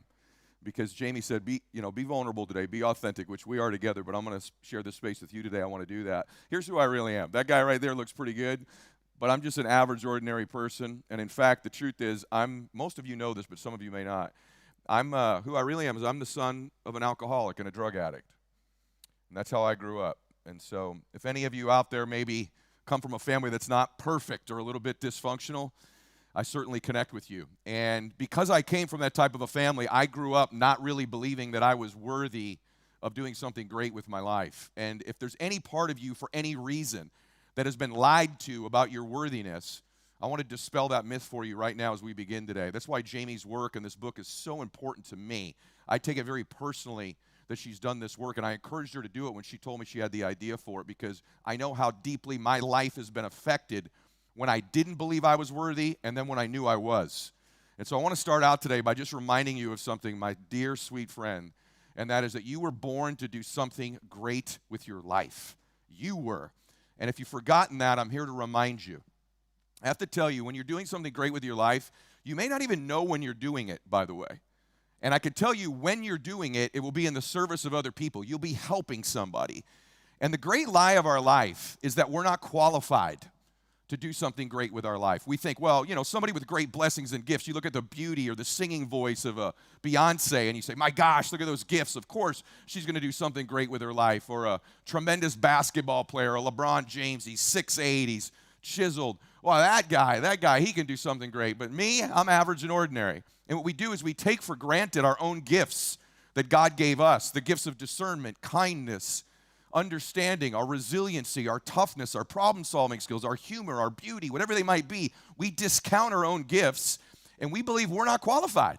And maybe it's not even that. Maybe it's that you hold against yourself a past setback. I have so many friends that have told me, well, my divorce, I'm not qualified. Who's going to listen to me? Or I've had this bankruptcy, or I've made a mistake in my life. I hurt somebody, and I'm ashamed of something. And we use these things in our lives to disqualify ourselves. They're almost like weapons we use against our own destiny. I don't know how many of you feel that way. Or maybe it's none of that. It's just that you've always felt invisible. You've always been average and ordinary, and so since that's how you've always been, you're disqualified from changing that going forward. And that's the great lie of life. If you're a person of faith, if you believe in the adversary or the devil, that's what he's trying to get you to believe. He's trying to get you to believe these lies. If you don't believe in any of that, just realize this. Truth vibrates at the highest frequency. And when you speak truth to yourself, you're superhuman. And when lies are being told to you, you do hide in plain sight. You do diminish your light. I'm going to share you a story. As I said, my dad was an alcoholic. And I got to share with you, I'm going to show you qualifications here that you're not going to believe. My dad told me this story after he got sober. And I had forgotten. And I'd written my book. My book was The Power of One More. It did very well. And I woke up one night after the book was written, after all this was done, and I woke up crying. And my wife says, babe, what's wrong? And I said, I just had this epiphany. I'm 50 years old. I'm 52 now. This happened when I was 50. I said, babe, I just had this epiphany. I just realized something. Someone helped Daddy. And she said, what? I said, someone helped Daddy get sober. And I knew the story afterwards because my dad had told me that my dad was thinking of taking his own life. My mom had finally had enough and said, listen, I'm taking the kids with me. And my dad was on the worst moment of my father's life. Some precious human being stepped forward, just another human being, and acted greatly. And that person, I don't know who they are. I said, babe, I have no idea. And this person doesn't know I'm his son. But some precious human in my dad's lowest moment of his life stepped forward and said, I can help you. I can help you. And I said, this person doesn't know that they got my dad sober. I don't know if this was in an alley somewhere, a room, a bar. I don't even know where it happened. I don't know who they are, but this person changed my life, and they don't know. They helped my dad. I'm his son. I've reached millions of people. The ripple effect of helping one human being. We don't know what that could be, but I've reached millions of people. I've changed my family tree forever because of this one person acted greatly and helped my father. Is that not remarkable, babe, when you think of one person changed my life and I've never met them? And I said, and that's not the most remarkable part, babe. And she goes, what? I said, what is it that qualified them to help Daddy? It was how perfect they were? How amazing their life was? How brilliant they are? how intellectual they were, how their track record was amazing. Was that their qualifications? She said, I don't think so. I said, no, guess what qualified them? Guess what qualified them? They were also a drug addict and an alcoholic at one time. They also lied. They also lived in the shadows. They also did things they were ashamed of. Because in life, babe, we're most qualified to help the person we used to be. And that's why we grow in our lives. See, our qualifications aren't how perfect we are. Ironically, our qualifications oftentimes are our mistakes, are the very things that we think disqualify us are the great lies of life. They're actually the things that qualify us to help another person. This insecurity you feel, this lack of worthiness, this mistake you've made, this setback, this average and ordinary thing, that relationship that didn't work out. The fact that you have experienced that qualifies you, if you grow from it, to help all these millions of people, and maybe it's just one, by the way, that are feeling that same level of pain. That's the amazing dichotomy of life. And so that's the perfect example. And by the way, my dad stayed sober for the rest of his life, 35 years. And guess what my dad did? He then helped thousands of other people get sober because he paid it forward, because he was most qualified to help those that he used to be. And so are you. So, yes. So I'm not here today to just make you feel good about being worthy. I'm here to prove to you that the lie of your life so far has been these things that you think disqualify you, your average, ordinary, invisible, mistake, whatever it might be, is actually the thing qualifying you to do something awesome. See, what happens is we believe lies. I loved Robin's 3 Ds, especially Delord at the end. I loved it. I'm going to give you the 4 Ds that are lies in your life, because I think it's important. Let's step away from this. What is it that causes us not to make our dreams come true? What is it that causes us not to feel worthy? What are the weapons, if you believe a person of faith like I do, whatever your faith might be, that the adversary gets us to believe? What's the weapon the adversary gets us to believe that so we aren't worthy, or we won't take the step, or we won't write the book, or we won't start the business, or we won't go help that person we know we can help? What are the 4 Ds? Because there's 4 of them. I'm going to share with you. If I were the adversary, if I were the devil, if I just wanted you to fail, what would I start to use against you? 4 weapons. Let me tell you, maybe these will sound familiar to you. The first weapon that is used to steal your dream, to get you to feel less than worthy, I'm going to use the weapon of doubt. If I can get you doubting you're qualified, doubting you're ready, doubting you're smart enough, doubting you're pretty enough, doubting that it's going to work out. If I can just sow just a millisecond of seed of doubt in you, I got you. You're not going to chase your dream. You're going to flinch. See, doubt is a liar. It's a liar. It's a weapon that the weak use to get us to never achieve something great in our lives. How do I know this? I've lived a lot of my life with doubt. People ask me all the time. You know, I coach a lot of athletes. By the way, I would listen to my podcast. It's the best podcast in the world to change your life. I would. I have to tell you, when I work with these professional athletes, people tell me, what do you guys work on behind the scenes? Like the best athletes in the world, when they hire you to work with them, what is it? Guess what we usually work on most of the time? Eliminating their doubts. Even the best athletes in the world, when they go into a slump, they doubt, can I get it back? What happened to me? They start to question themselves. You can't perform an athletic event at a high level when you're in doubt mode. You've got to feel certain and focused and confident and worthy. So doubt is the first weapon. If you've ever experienced any doubt, now when it happens, you can go, this is a weapon, this is a lie. It vibrates at a low frequency. That's not the truth. See, here's a great lesson to know. You don't have to believe everything you think, my friend. A lot of the things you believe aren't true. You don't have to believe doubt when it comes up. You can see what's happening. You can see that this is trying to get me off my dream. This is trying to get me not to feel worthy. So doubt's weapon number 1. Weapon number 2, discouragement. That's the second D. If I can get you discouraged, I give you a little bit of a setback, a little bit of failure. See, discouragement means to remove courage, to discourage. If I can just, a little bit of failure, little setback, little criticism. Maybe a hater, maybe someone in your family just, what are you doing? We're not like that. I had all this discouragement in my life, and it's a lie. It's the thing the adversary is trying to get to use, or the world, the universe, you and your brain, this false part of you that's trying to get you to believe, if I can just get you discouraged, I got you. So the reason I tell you these things is if you can start to eliminate doubt when you see it and go, I know what this is. I know what you're trying to do to me. It loses its power over you. When you get discouraged, you can say, I know what this is. I know exactly what this is. This is the moment when I'm supposed to quit. This is when I usually give in. This is when I take a step back. This is when I shrink. When I get discouraged, I shrink. I play smaller. I begin to believe all the other lies about me. Discouragement's weapon number 2. The third weapon is delusion.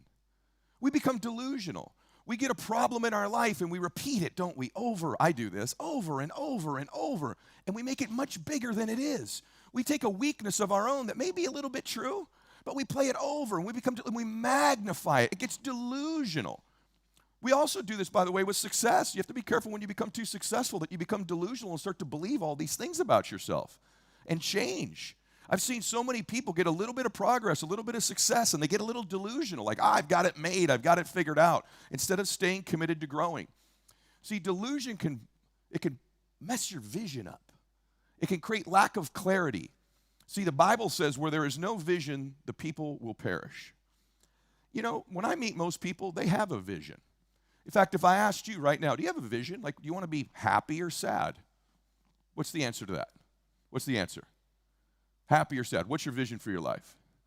I bet most of you would say happy. If I said, do you want to have a life with great memories and amazing moments, moments that take your breath away, or a life that's just the same video over and over and over again with nothing great? I bet you'd tell me, my vision is I'd love some great memories and moments in my life. Am I right about that? Say yes. That was a yes. Right? If I said, hey, I want to make a difference in the world, I want my life to count. I want to do something special with my life. When my life's over, I want to know that I did something with it, that I maxed out my life. Or you don't care at all. You don't have any vision whatsoever. I bet you'd say, I want to make a difference in my life. Just like that man did. Oh, by the way, I found him, the person that helped my dad. You know, ironically, how cool God is? My name is Ed. My dad's name is Ed. My grandfather's name is Ed. Let's just all be honest here. It's not a cool name. It's not a cool name, and it's not a very common name. The man who helped my dad, you know what his name is? Ed. What are the irony? What are the chances of his name also being the same as all of ours? I'm Edward Michael Joseph Milet III, and the man who changed my life is also named Ed. Pretty cool, huh? Pretty cool. So what happens in life is we have a vision. Here's our problem. You ready? It's not a lack of it. It's a depth perception problem. The delusion is we believe our dreams are further away than they are. We believe they're 20, 30 years away. And because we believe that, we create thoughts, patterns, behaviors, and belief systems that perpetually keep them there. Bam. When you get the cameraman saying, I love that, means you just said something pretty good, right? Means you're saying some stuff. You're preaching. So let me tell you something. That's a lie. What if the truth is you're one decision away from changing your life? One new meeting, one new relationship, one new encounter, one new thought, one speaker, one book away from completely changing your life. Because that's the truth. In your life, good or bad, you are one moment away, one decision away from a completely different. In fact, you could do that right now. You could decide right now while I'm speaking, I'm just going to change a little bit. Doesn't need to be loud, doesn't need to be brash. It's just a shift. I'm going to start walking with a little bit more worthiness. I'm going to start thinking that way. I'm going to riddle out these 3 Ds he's told me so far. When I get doubt, I'm going to know what it is. When I get discouraged, I'm going to know what it is. When I get a little delusional, I start making a problem bigger than it is. I start thinking my dreams are years and years and years away. I'm going to know that's a delusion, and that's what's trying to get me off my dream, and I was born to do something great because somebody needs you. See, Ed, who helped my dad, Ed, he didn't know it, but that whole time he was drinking, that whole time he was using drugs, that whole time he was lying to his family and living in the shadows, God was qualifying him to someday clean that up and meet my father and be there to help him. See, you could take the things you think are the worst about you and flip them into the things that actually qualify you to help, because you are most qualified to help the man or woman you used to be. Now, what's the 4th D? This is good. I'm getting goosey, so I know it's good. Okay? What's the 4th D? Delay. Delay. If I can get you to delay, if I can get you to slow it down, if I can get you to procrastinate, you're never going to find your dreams. You're never going to become the person you were born to be. If I can get you to delay. And how do I get you to delay? I convince you you need to know more to take the next step. I convince you got to get a little bit more prepared. I convince you it's not the right time. I could tell you something, my dear sweet friend, it's never going to be the right time. The right time is now. But if I can get you to delay, you've known this all your life. With your kids, you're like, do your homework now. I'll get around to it, Mom. You know right now, delay is the weapon to get people to lose their dreams. But you have to ask yourself a question. Have you been delaying? Have you been delaying? See, perfection is the lowest possible standard. You know what I've found with the people that have a level of success that some people don't? Is they don't have to know everything before they take a step. And the people that I know that have a hard time winning and being happy in their life are getting around to getting around to getting around to getting around to be ready. And they delay. And you know what happens when you delay? Sometimes you just miss the moment. Sometimes you just miss the moment. There's a rhythm and a pace and a cadence to success that I think most people don't see. And my wish for you, my prayer for you is that you'd stop delaying. If there's a decision you need to make, do it now. If there's a relationship you need to fix, fix it. If there's something you've been sitting on that's on your heart that you want to express, stop delaying.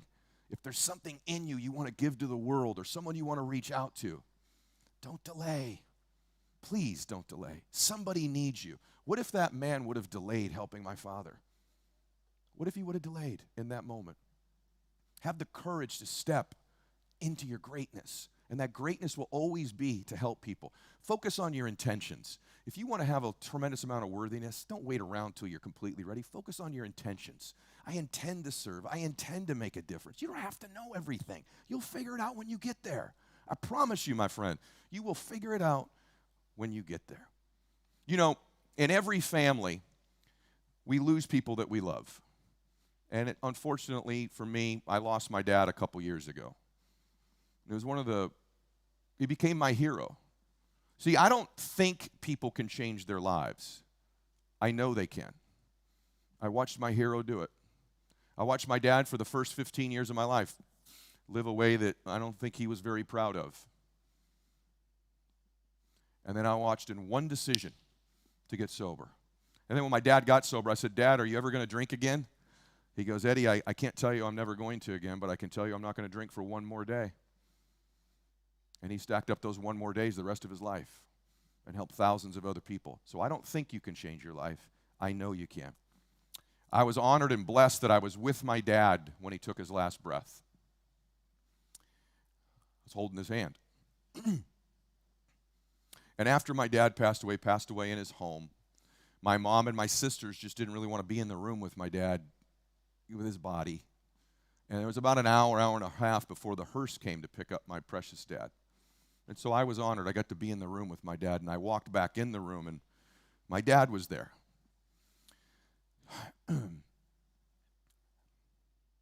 But he wasn't. I had this tremendous sense that although my dad's body was there, my dad was gone. That wasn't my dad there anymore. And I could only conclude that if that wasn't my dad, if his body was right there, who was my dad then? My dad was a soul. My dad was a spirit. He was an energy. So if we're not our bodies, and then, by the way, in the very room we were a lot of my dad's awards that he had won in his life. Were not our awards and our achievements. We were in my dad's house, and in the garage was my dad's car. But my dad didn't take those with him. So we're not our accumulations, are we? We're not. We're not our awards. We're not our bodies. By the way, my dad had problems when he passed away. We're not our problems. We don't take those with us. So I started to think when I was with my dad, clearly he was a soul. I could feel this was not my father. He had gone to heaven. He had gone somewhere, whatever your beliefs are. He had gone. So then my dad can't take his problems. He can't take his accumulations. He can't take his awards, and neither can you. So you can't take those things with you. Here's the good news. You can leave something here. You can leave something here. And I started to think, what did my dad leave here? My gosh, my dad left all those people he helped get sober. My dad left his spirit and his energy in me, in my sisters, in our family, the difference he made, the way he lived his life. He left something profound here. And the reason I share this with you is you can't take your problems, your possessions, your accumulations. You go get all those things. I've got them all. Go get them. They're awesome. But what I would ask you, my sweet friend, is what do you want to leave here? What do you want to leave here? The difference you make, the memories you have, the energy you leave. When your soul goes where it's going, what do you leave here? And equally important, where do you want to go? My prayer for you is that in this moment you make this decision to feel, I'm not going to be doubting anymore. I'm not going to be discouraged anymore. I'm not going to be delusional anymore. And I'm not going to delay anymore on who I'm becoming. That I'm going to make a decision to do something great with my life. I was born to do it. And I am qualified to help the people I used to be. And the more I grow, there's more people I can help because I used to be them. Amen? Gosh, I'm so good. I want to leave with you. I want to remind you of something, lastly. I'm always here to help you. Anything I can ever do for you, I want to help you. I want to help you like that man helped my dad any way I can. I know what it's like not to feel worthy. I know what it's like not to grow up in a perfect family. I know what it's like to have doubt and to be discouraged. Man, I know what it's like to be delusional, and I sure know what it's like to delay. Here's the good news. Have you ever seen a really happy family? I remember when I was growing up, there were other families on the street I lived on, and they just seemed so happy.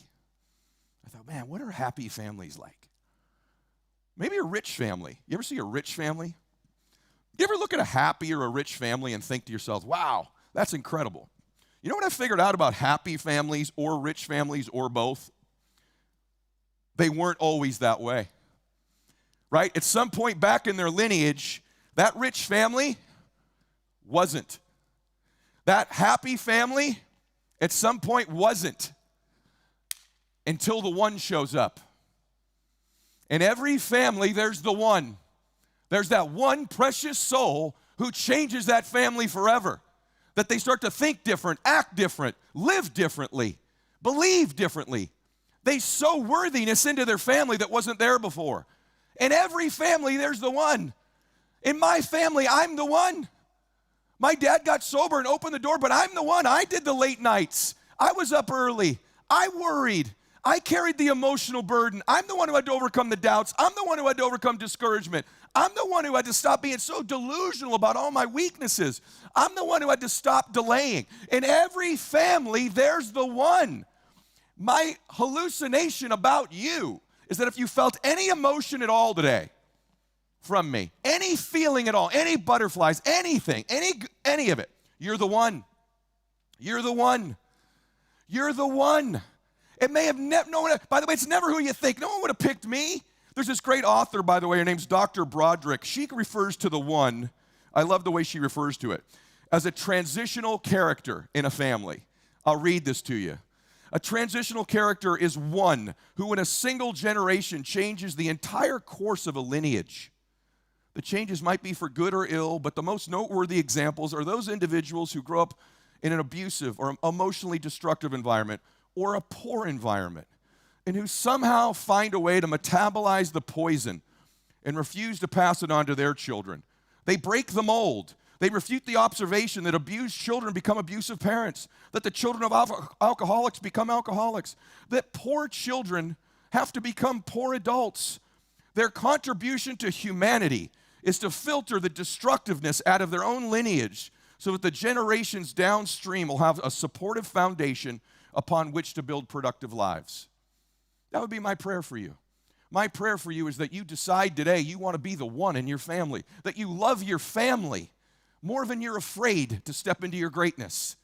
Let me say that to you again, that you fill yourself for your love for your family and the people that you want to help, and that you love them more than you're scared, more than you're afraid, and that you connect to those intentions, my sweet, precious friend, to do something great with your life. And so when I started today, I told you were born to do something great with your life.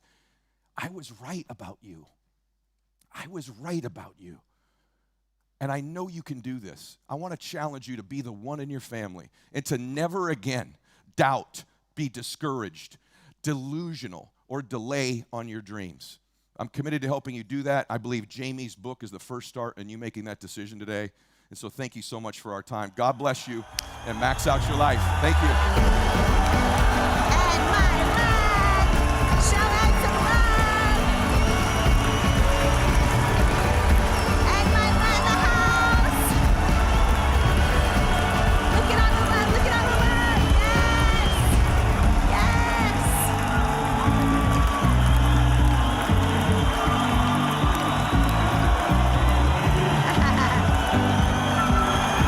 He can see the chat. Make sure you're putting in the chat.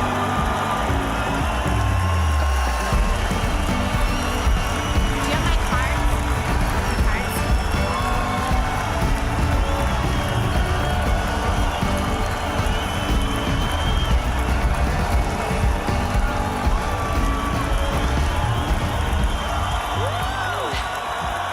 Okay.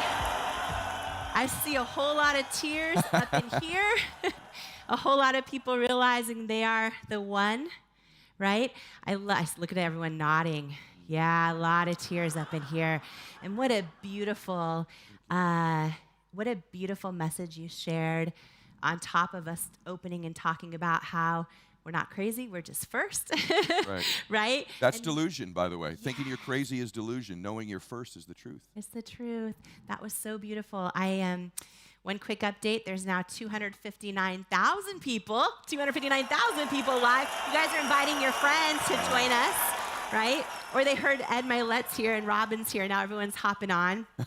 So, you and I are such good friends out of here, and we have some of the best conversations about self-worth. We do. And just so you guys know, Ed's one of the people I call when I just feel like I need to be seen or see myself.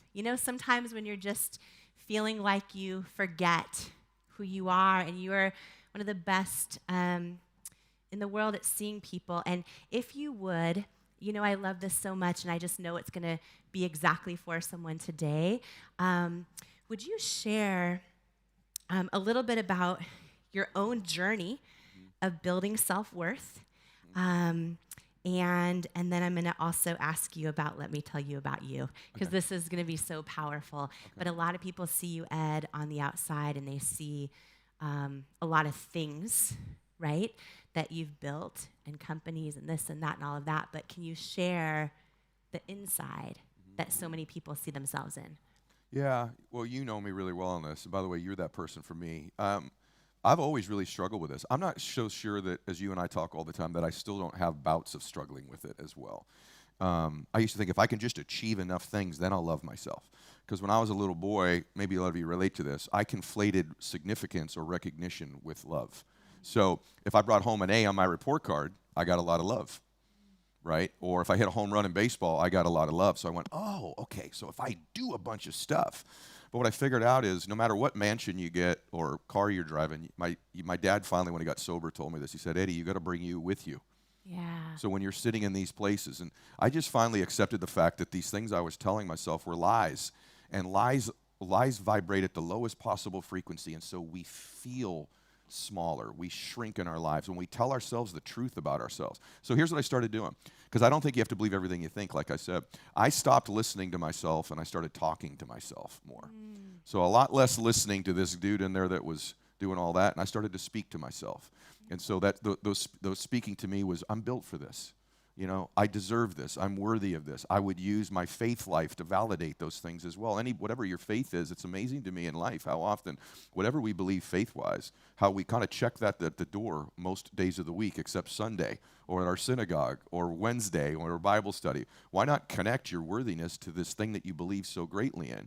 And my intentions. And so I always kind of walk, like even today before I came out here to speak, I just reminded myself I intend to serve. My intentions are good. My intentions are to make a difference. It fills me with a lot of worthiness that I'm connected to my intent, not my ability. You said it earlier. When it's connected to your ability, you'll be chasing that. What happens when you do have a failure? What happens when there's a setback? So it's very rarely connected to my ability, more to my intent. Yes, and just to elaborate on what you just shared, because you teach this so well, For those of you that are like, oh, I'm attaching my worth to my job title or my worth to my performance or my worth to my relationship status, you're saying that is a recipe to fall flat on your face. But when you attach your worth to your intention, Yes. right? So if you believe and know you're a good person, because as you say, when we believe someone else is a good person, we believe they're worthy. Yep. So when you actually focus on your own good intentions, all of a sudden your self-worth rises, your self-worth soars. It was too much work for me when people go, oh, you're so smart. It's hard for me to believe that. I'm not going to wait until I really believe all these incredible things about me. Or, hey, Ed, you're this amazing. I'm still not very good at that. But if you say, you know what, I think you're kind. I think you want to help. I go, I believe that one. That one I believe. And so I've just attached it to the path of least resistance with me, is that I kind of know my heart. I'm not perfect. I make mistakes all the time. But I do believe that about me since I was a little boy. That's so good. I see a lot of people in the chat saying, I love that. So, so good. I just want everyone to note that, because as we talked about earlier, when we raise our self-worth, it impacts everything else in our life. And this is a self-worth shortcut. This is a self-worth shortcut. So this is a really, really big one that everyone can apply to their life right now. Right now, because most of us do believe we have good intentions, even though our outcome might not be what we want. But when we focus on that, I love that you called that out. And I want to just share, this is so beautiful. I just can't help but not ask you this. Okay. And we talk about this in Worthy, actually, and thank you so much for letting me share. Thank you for your kind words about this book, by the way. It's the most important work that's come along in my own life. So it's easy for me to rave about you because I love you, but this work, when you remember, you called me and said, I think I have my book, and you told me what it was. I said, oh my gosh, you need to write this. And then I was one of the first people to get some of the advanced stuff, and I told you, oh wow, here we go. This is going to be incredible. And so it's just work that, a lot of books I recommend, I think this would help you to someone else. This book helps me. And so that's why I believe in it so deeply, and you so deeply. It was like a divine download. And, it's just we're all on this journey. And a lot of people hide it, right? And a lot of people you see on the internet, it's hard to know other people are actually going through this too. And it's like that one thing that changes everything. So I want to ask you, because I just got word, and I want to know if this, I want to know, but apparently you're doing something really special for everyone who grabs a copy of Worthy today. I am. Well, we are. We are. So I think this is one of the coolest things ever. So you and I are going to do a private coaching call with anybody who they grab a copy of Worthy today, correct? Yeah. So anybody who grabs a copy of the book today, we're going to do a group coaching, private coaching call, just Jamie and I, with you if you grab a book. And so I think there's a link for that too. Where do they go for that? Yeah. Go to worthybook.com. It's so generous of you to offer that. And I think it's just, and it's going to be a big group. It's just for everyone who grabs it. Well, and by the way, you and I have never done that together before. Never done it. And neither one of us really do a lot. So it's a pretty unique opportunity for her and I to get to spend time with you. Yeah. But there'll probably be something in there that'll help you as well. So join us. Yeah, join us. And it's just, this is such a beautiful day. Thank you for your generosity in doing that. Yes. Because, this is a journey, right? This journey of self-worth is a full journey. There's one thing I was going to share, but I'm going to let everyone read it in here. It is a story about how you have a practice with your kids. Let me tell you about you. Yeah, they should get it in the book. Really see them, right? And there are times, y'all, where I am on the verge of tears, and I will call Ed and be like, "Can you tell me about me?" She does. And but I now do this with my kids as well, and my husband. It's just a beautiful practice. It's in the book. I want to say thank you so much. I love you. Thank you for being here. Thank you for being here in person, for coming here to share your time and pour into each and every one of you. Can you guys put your hands together? Thank you, everybody. My dear friend, Ed Mylett.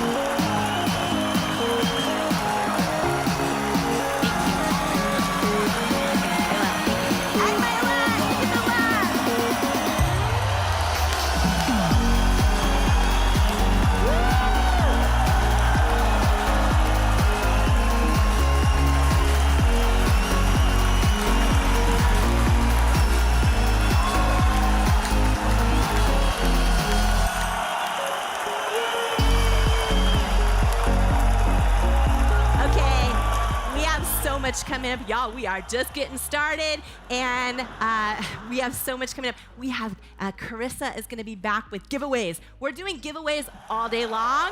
We're going to do live giveaways. The way you enter is just in the chat, So if you're on YouTube, hit the subscribe button so you can chat. Every chat you're entered, they're all picked at random. Prizes coming up, and first, Carissa's here in a second. First, check out this video. The day is just getting started. So much more to come. I'm so excited. I am so excited for this book. You know why? Because it's going to save so many people. It's going to save people. Worthy. Your new beautiful book, Worthy. Get this book. This book, I'm telling you, it's a book that can change anybody's life who picks it up. Anybody who's ever felt that they were not good enough, didn't measure up, something's missing in your life, I have to tell you. It's powerful. It's happening. It's worthy. Imagine, what would you do if you fully believed in you? I went from struggling waitress facing nonstop rejection to founder of IT Cosmetics, a billion-dollar company, by learning how to overcome self-doubt and believe I am worthy of my hopes and dreams. And I'm sharing how you can too in my new book, Worthy, How to Believe You Are Enough and Transform Your Life. If you're ready to truly trust yourself and break through that barrier of self-doubt, and know that where you come from, or even where you are right now, doesn't determine where you're going, then Worthy is for you. It's time to go from doubting you're enough to knowing you're enough. It's time to step into all of who you are and into the person you were born to be. And it's time to believe that you are worthy of it. Because in life, we don't become what we want. We become what we believe we're worthy of. Join the Worthy movement today by grabbing your copy of Worthy anywhere books are sold. Then head to worthybook.com now for free gifts, including my 5-part course on becoming unstoppable and my 95-page Worthy Workbook Action Plan that teaches you how to implement the tools from the book into your real life right now. Worthy is groundbreaking. Yo. Oh my God! Worthy, you are worthy. This book is going to change lives. This book literally will teach you how to actually feel worthy so that you can have the strength, you can have the confidence. The lessons in this book and the strategies will change your life. You will never be the same again after you read this book. Jamie's book, Worthy, is a must-read. It is going to inspire you, empower you, give you the hope that you need and the kick in the rear end that you deserve. Jamie's book, Worthy, is incredible. The gifts are going away, but they're all free right now on worthybook.com. All right, Unstoppable family, if you're feeling good, stand up, get some energy inside your body, wherever you are around the globe. Connie, Easterling, Kim, Deborah, Debbie, Lynn, Christine, Room 3, beautiful energy. Our incredible Unstoppable family, you guys have been amazing so far. All right, my friends, it is time to give away some prizes. But first, I want to ask you, how are you feeling so far today? Yes! You know, I saw a chat in the chat box. Someone said, holy smokes, this event so far is beyond my wildest imagination. By a show of hands, how many of you are already blown away? And we're just getting started. So, if you've already grabbed your copy of Worthy, I'd love for you in the chat box to put Worthy in all capital letters in the chat box, because that's what today is all about. It's about building unshakable self-worth and celebrating the launch of Jamie's newest book, Worthy. Incredible lineup of speakers. Again, we've already heard from Robin Roberts and Ed Milet. How was that? Did you enjoy it? Did you learn some things? So much value, and in the pipe we've got insane, iconic people: Tony Robbins, Jay Shetty, Mel Robbins, John Maxwell, surprise guests that are gonna blow your mind. We're truly just getting started. So if you are just tuning in right now, welcome. You haven't missed a moment. this is going to be the most beautiful day, and you are right where you need to be. So I'm going to share a couple things, and then we're giving away the first round of prizes right now, some insane prizes, so stay put. So first up, I want to remind you 100% of the proceeds from every copy sold of Jamie's newest book, Worthy, goes to Feeding America today. And if you didn't know, 33% of households headed by single moms experience food insecurity in the U.S. So we're doing a really beautiful thing as a community today. As you give to yourself, as you establish your own self-worth, we're also giving back to the world in the process. So grab your book at worthybook.com, and you're not only going to get the book, you're going to get amazing bonuses. You saw in this video here, Worthy workshops with Jamie for an entire month, a course on becoming unstoppable, a workbook to implement everything that you've learned, and then brand new from Ed Milet right now, make some noise if you're excited about it, an exclusive group coaching call with Ed and Jamie. And let me tell you, that's absolutely priceless. You can't go online and try to find that. To have time with those two legends is extraordinary, and you get it all at worthybook.com. So head there and grab your book. And I just want to acknowledge you guys. So far today, as a community, as a family, we've already raised over $72,000 for Feeding America. Stand up. Give yourself a pat on the back, you beautiful people.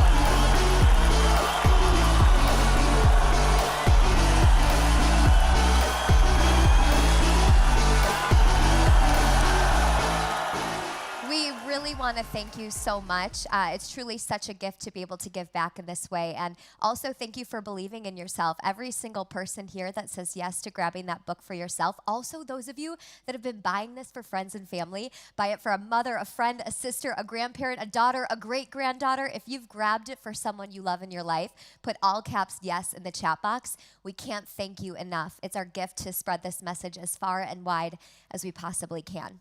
So with that, let's give away some prizes. Are you ready for it? So first things first, you gotta know, to win, you're selected at random from the chat box. So you wanna make sure you're in the chat box all day today. If you are in YouTube, the only way to get into the chat box, it's really easy. You just wanna click the subscribe button. So there's the button at the bottom right there, and you'll just click that button, and then it'll get you into the chat box and just flood the chat with all sorts of messages, and then our team picks at random for prizes. So let's go through prizes right now. Let's share with you what we're giving away in this exact moment. We'll bring it up on the screen. First things first, we're giving away a $200 Audible gift card, and the prize of the Audible gift card is Chelsea Ho! All right, next, we're giving away brand new Apple AirPod Pros, and the winner is from YouTube, Share Hair Talk. There it is. We got it. Our next winner is winning Valencia Key 18 karat gold plated stainless steel Worthy bracelet. I'm wearing mine on my wrist right now. And the winner is Suzanne Botchway. Next winner is winning a $200 gift card shopping spree to Fit Kitty Couture and a Worthy backpack, and that winner is Joanne Maturi. And last but not least, winning the Jamie Kern Lima Worthy bundle, including a signed copy of the Worthy book, is going to Janaya Japer. Let's give a round of applause to all of our winners. And remember, we're doing this all day long, so you'll have a chance to win soon. All right, my friends, this next segment is going to absolutely blow your mind. We have some amazing guests joining. So before we bring Jamie up to the screen, we're just going to do one thing and get our energy up. Are you willing to do something a little wild and crazy to make this day as memorable as it can possibly be? So stand up if you're physically capable. On my count of 3, we're going to shake the building, and then we're going to bring Jamie out here in 3, 2, 1, go!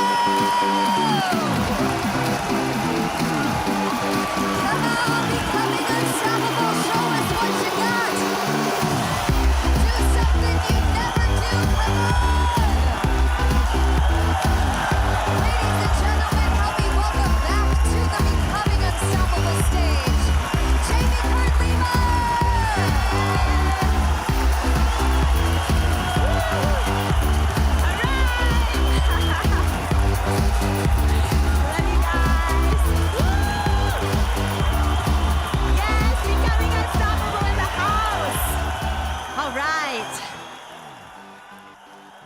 I'm so grateful you are here. This day is for you. And I'm just, every time I step off, I'm reading all your comments in the chats, hearing your favorite takeaways, how it's impacting you. So thank you. And as KK shared, the more you chat, we're doing giveaways all day long. So if you're on YouTube, you just hit the subscribe button and chat. And yeah, it's going to be such a beautiful, fun day. It already is, right? I feel like I'm floating. So grateful to be here with each and every one of you. Okay, Jay Shetty is a global best-selling author. He's a former monk, an award-winning podcast host of On Purpose, and Jay makes wisdom go viral. More than 50 million people follow him across his social media platforms, and his videos have garnered over 10 billion views. He's the chief purpose officer at Calm. He's also the co-founder of Junie Sparkling Tea. He's a good friend, and he's here to tackle that lie that's inside the book Worthy, the lie that says, I don't deserve better. If you've ever believed that lie, or you do right now, Jay is tackling that right now. Before we go to him, take a look at a quick video.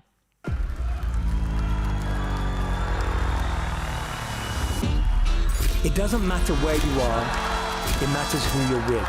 Yeah, when things go wrong, everyone gets philosophical, right? Everyone gets deep.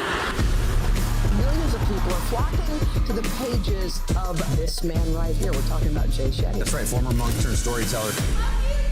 I love you too.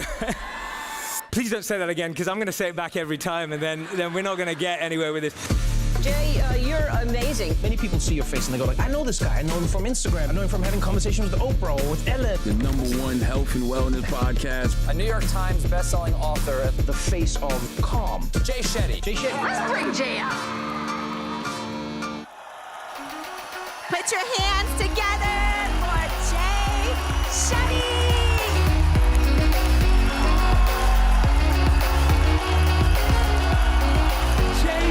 Congratulations! I can't believe the day is finally here, that Worthy is available. A huge congrats.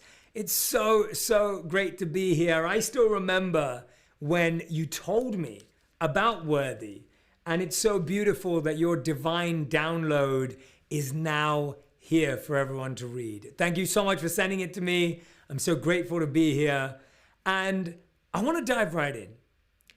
Are you one of those people that when people say nice things about you, you don't believe them? How many times have you had that happen with your family, with your friends? They say something like, you look great today. Congratulations on that achievement. Well done on your promotion. And in your head, you're thinking, I don't deserve this. I don't believe them. I don't deserve better. It's really interesting, isn't it? So many of us in our lives go through this experience. And today, I'd like to share one of my favorite stories in this regard. And while I've heard it retold in slightly different ways, the basic elements remain the same. Our tale takes us to Thailand in the mid-1950s. To a small temple in Bangkok, where we find the subject of our story, a statue of the Buddha. It seems like a typical representation, clay with some ornamental glasswork. There's nothing obviously unique or noteworthy about it, except for its size. At roughly 10 feet high and just as wide, there's little room for it in the modest temple. So for 20 years or so, it's been sitting outside under a simple shelter. But now, finally, the monks are able to build a more proper, permanent home for the Buddha. All that's left to do is move it, which is no small task. They secure ropes around it and attempt to hoist it from its pedestal. But it's heavier than they expected. Several of the ropes snap. The sculpture crashes to the ground, and as it does, a piece of the clay cracks off. The monks are astounded. They look in awe, suddenly realizing why it was so heavy. Underneath its thick coating, the clay Buddha is actually made of pure gold. When they think about it, the monks recall that a couple of centuries earlier, temples had often been targets of raids where invaders would steal precious objects. Then they pieced the story together, pun intended. At some point, their predecessors must have covered up the figure to hide its value. Over the years, the true essence of the statue must have been lost. That is until that fateful day hundreds of years later. And you know, sometimes we're like that golden Buddha. We place protective layers over ourselves as a safety measure because, well, let's face it, there are times when it feels dangerous or scary to display your true essence. Yet that clay can harden. What began as a thoughtful act of care turns into something permanent, and our genuine nature stays hidden. We may even forget who we are to the point of overlooking the gold that's within us. How many of you have experienced this? Maybe you dimmed your light around certain people. Maybe there were people in your past who told you weren't good enough, you weren't worthy, you didn't deserve something. Maybe you had a dream and you shared it with a loved one. And that loved one or that authority figure or that person in your life said to you, you will never reach that dream. You don't deserve it. Raise your hands right now if you felt that. I know I felt that in my life. I know I've experienced that in my life. I've had teachers, friends, family members telling me that I didn't deserve better. And slowly what happened is that became my inner voice. We need to unlearn the lie that Jamie talks about in Worthy so beautifully. I don't deserve better. It's a lie. We've just said it so many times that it's become the truth. There's this amazing quote from Muhammad Ali. He once said, I keep repeating I'm the greatest, and that's why you believe it. Notice how the repetition of something makes it feel real and true. We build up those layers over time. I don't deserve a good relationship. I don't deserve a good career. We settle for less. So many of the layers that hide our greatness were previously protective mechanisms. Maybe you were scared of failure, so you said, I don't deserve better. Maybe you were scared of success, so you said, I don't deserve better. Maybe you were scared of what people think, so you said, I don't deserve better. You constantly shrunk in size, limited your dreams, restricted your goals to live a smaller, less abundant, and more scarce life. In times like this, we need to hear stories about people who found a way to rediscover that gold within them. I found in my life studying the lives of others has inspired me more than anything else in the world. Because for so many of us, we struggle to vision what's possible if we've never seen it happen before. Now, here's a second story about a hero that you've probably never heard of. His name was Greg Wittine, and he had cerebral palsy, a disorder that makes movement difficult. And difficult's an understatement. Greg's case was severe. He needed a wheelchair to get around and a voice assist keyboard to communicate. Despite this, Greg was a Boy Scout, and his dream was to achieve the highest rank in scouting, to be an eagle. That's a monumental task for anyone, but Greg's condition made it significantly more challenging. Still, he pushed on. Greg became proficient in first aid, served as a leader in his troop, and carried out a service project to help his community. Of course, it wasn't always easy. For instance, one Eagle Scout requirement was to complete a 10-mile hike.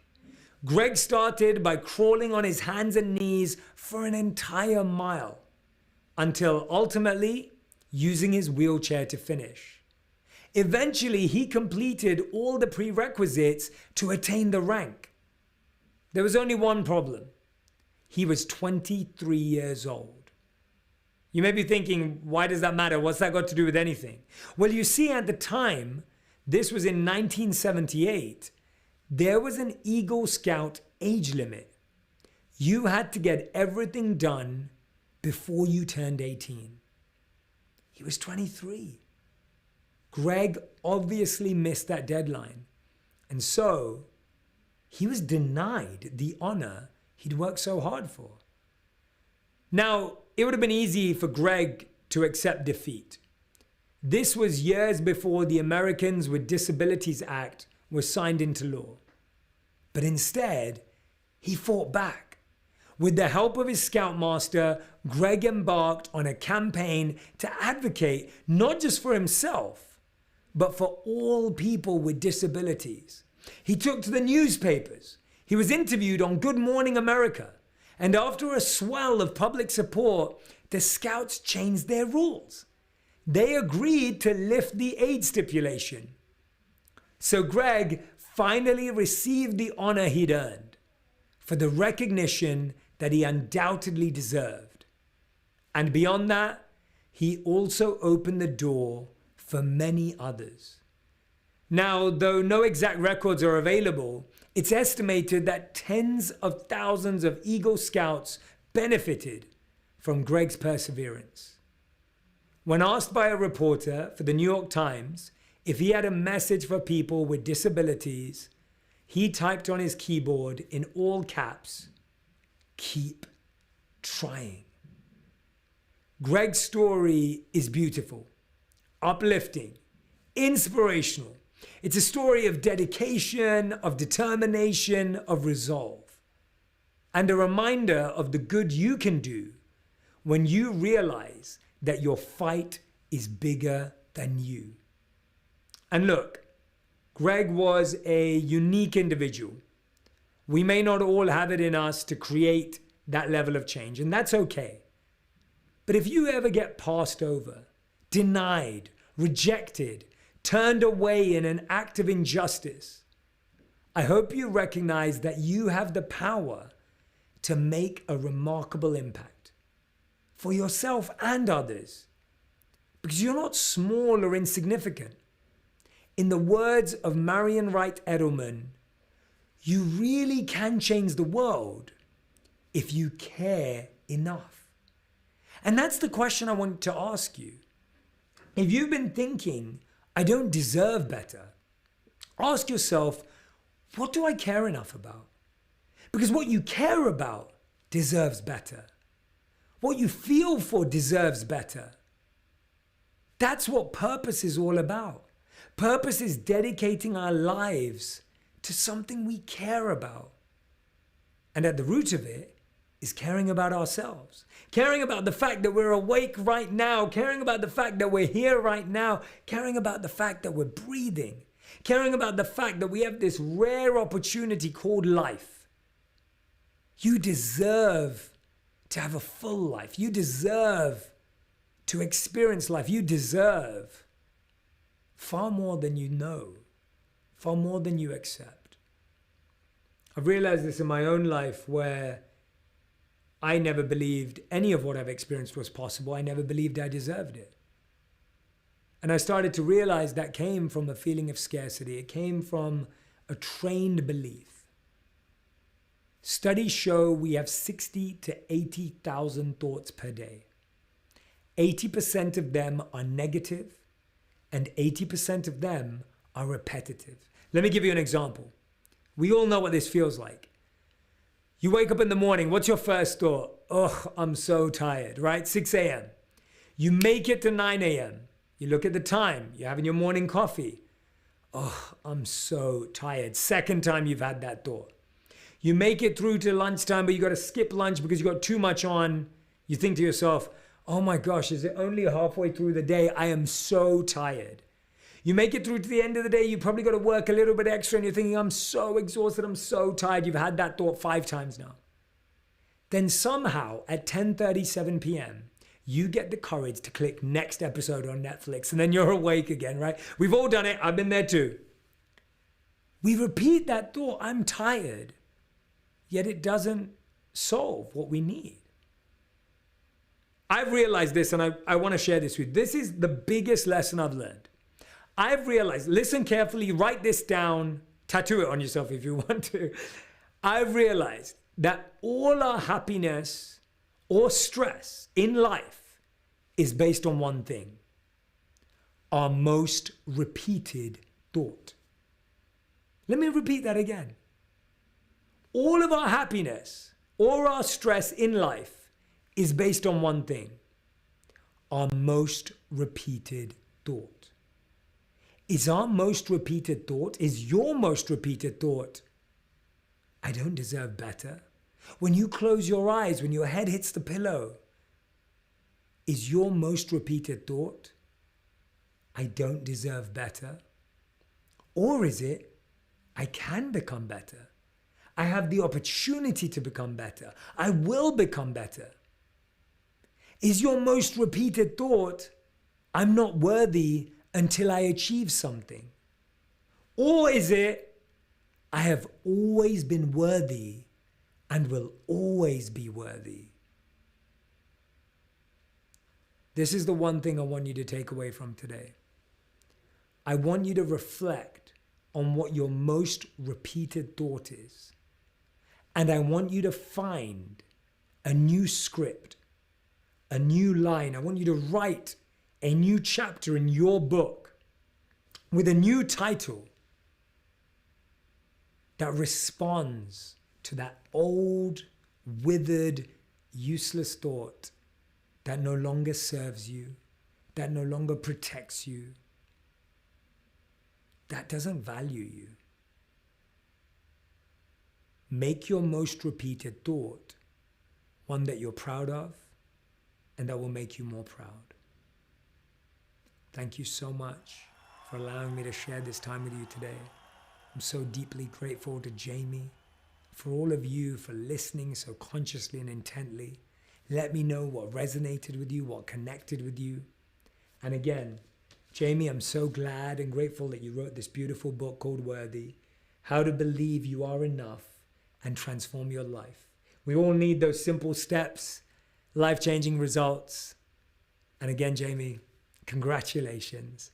And to everyone who's watching, I'm sending you all my love and all my good energy to make 2024 the year you feel, deeply believe that you are worthy.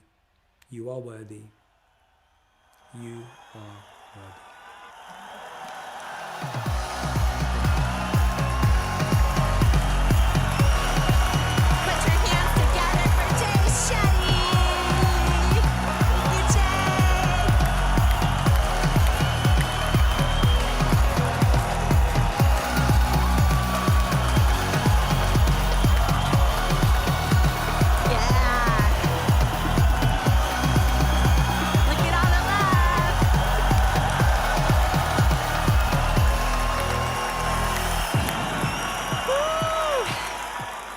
Did not come here to play small today. I know how precious your time is, and every single second you spend here today, I'm so grateful. We are pouring into you all day long. I am here for you. This is an event for you. Thank you for being here. You are so worthy, and this is going to be the most incredible day. So I have a question for you. Would you describe yourself as the VIP of your own life? Do you believe you have everything you need inside of you right now to live the highest, truest expression of yourself on this earth? You know, there's a famous quote that says, you can't be anything you want, but you can be everything you are. Right now, are you showing up in this one precious, beautiful life as all of who you are? Or are you hiding, dimming your own light, watching, wanting to put yourself out there, but doubting yourself out of it, maybe in your career or your social life or your dreams or your aspirations? So I want to share with you something that is really, really special and beautiful. It happened at a live event, just like very similar to this one. I was speaking at a friend's event, and huge audience. And at the end, everyone who had a VIP ticket got to line up and take photos with the speakers. And at the end of the event, so I stayed and did all the photos for everyone that the event organizer had in the VIP line. And then at the end of that event, as I headed out, I was on my Instagram, and I got a DM from someone I didn't know. And her name is Abby. And I want to read this to you. She says, "Huge thank you for your message at the event. My 18-year-old daughter, Grace, and I flew in from Iowa. I'm a single mom to her and her 15-year-old sister who were orphans, and God brought us together 5 years ago. An answer to 3 souls' prayers. Grace wants to have her own business and is working on believing she's worthy. Right now, she's upstairs taking massive action, creating videos. She wasn't allowed to meet you." I'm gonna cry. "She wasn't allowed to meet you because we were not VIPs at the event, and she was really, really disappointed, as she isn't ready to see rejection as God's protection just yet," which is a reference to my speech that day. "But I believe she will grow and achieve in the future so that she gets the VIP line to thank you in person. We see you, we truly see you." So that's the message I get. And this single mom, Abby, is the VIP of her own life, right? She didn't need a VIP ticket. Her belief in herself and her daughters was, in my opinion, the best example of mentorship. And I wrote Abby back. First I did some Christmas shopping on Grace's site. So Grace crochets, she has handbags and all kinds of stuff. It's graciegogodesign.com. So I went shopping. Then I wrote Abby back and I said, "Hi, Abby." Oh, there's the website right there. Look at those chunky knit scarves. So cute. Okay. I wrote Abby back and I said, "Hi, Abby. Thank you so much for your message. The only VIP line that ever truly matters is God's, and you and Grace and your other daughter are in His for sure. And Grace is in the second most powerful VIP line. Her amazing moms who took time to write a beautiful message to me. Thank you. I just spent a few minutes picking up some Christmas items. Also, here's my email. I would love to make sure you and your girls get VIP tickets to the next event that I do." Now, I have never met them. I have never spoken to them.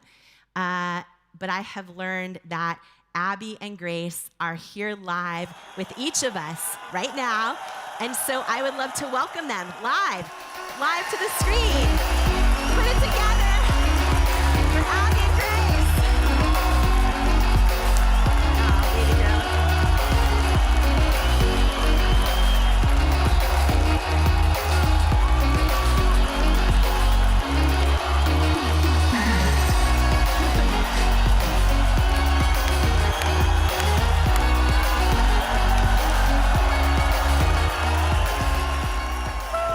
Okay.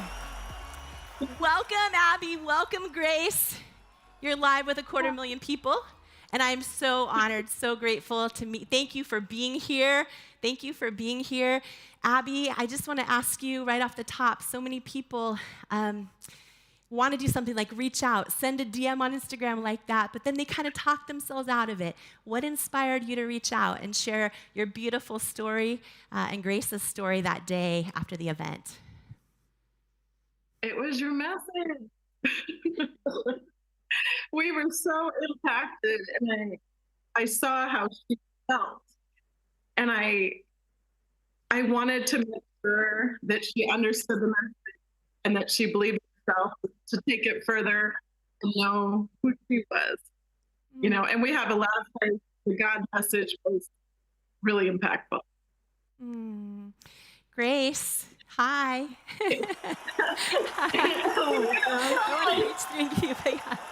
Hello. Hello. Grace. Hi.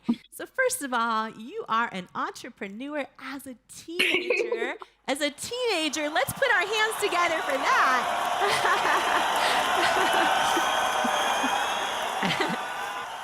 Grace, can you share with everyone your inspiration for your business and also maybe a little bit about your hopes and dreams in your life for your future?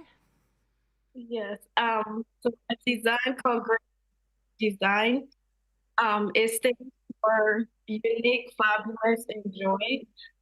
Gracie is my grandpa who called me Gracie, so I love that name. I think it's unique to me. And Gogo is, my middle name is Gloria, but my grandma called me Gogo in Africa. So that's what I named Gracie Gogo Design. I love design style. Creative is my thing that I do every day to get away from the chaotic world around me. So it helped me go through a lot when I came here without English. My dream in the future is to be a fashion designer, to be someday, maybe hopefully I can open my studio in New York. And I went to New York University and I loved it. So yeah, that's pretty much it. Amazing. Congratulations. And you're entering college, right? In the fall, is that right? Yeah. Yeah, congratulations on that. That's amazing. That's amazing. Thank you. Okay, two things. I'm just hearing from the team that there's now already items all sold out on your website from just showing it. So, people are shopping on Gracie Gogo Design. But I have... I want to, I have a surprise for you. So first, we're going to bring out someone that everyone's going to hear speak later in the day, but can everyone put their hands together, because this person has a message for Grace. Can everyone put their hands together for the founder of Valencia Key, Leah Valencia Key. Welcome to Becoming Unstoppable stage.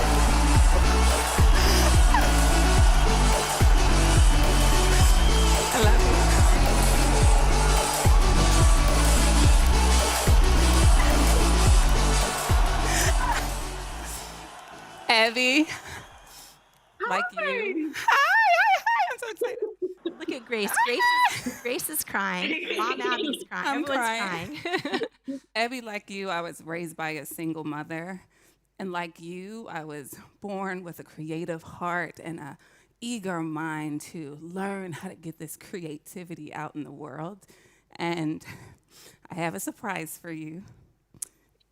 I would love to be your mentor in business, in learning, in your life's journey for life, if you would have me.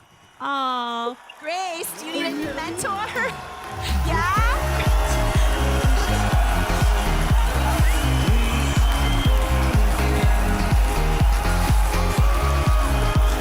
I believe in you. I believe in you so much, Abby. From the top of your hair to your beautiful skin, I believe in you. You know, Grace, Leah was raised by a single mom, and then also, has had so many things to overcome in her life. I'll let her share later. But she is an entrepreneur making it happen. And so what a beautiful thing. And Grace, one more thing. I know you and Abby are here all day long. One more thing, though, before you hop off. So Grace, on behalf of Leah and I, we have one more surprise for you, okay? One more surprise.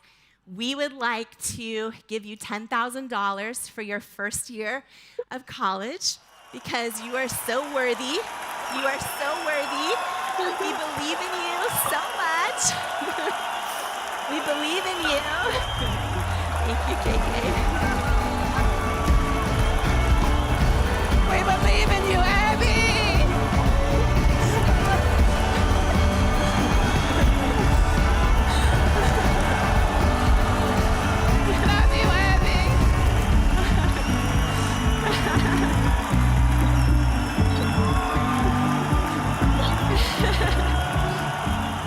Your future is so bright.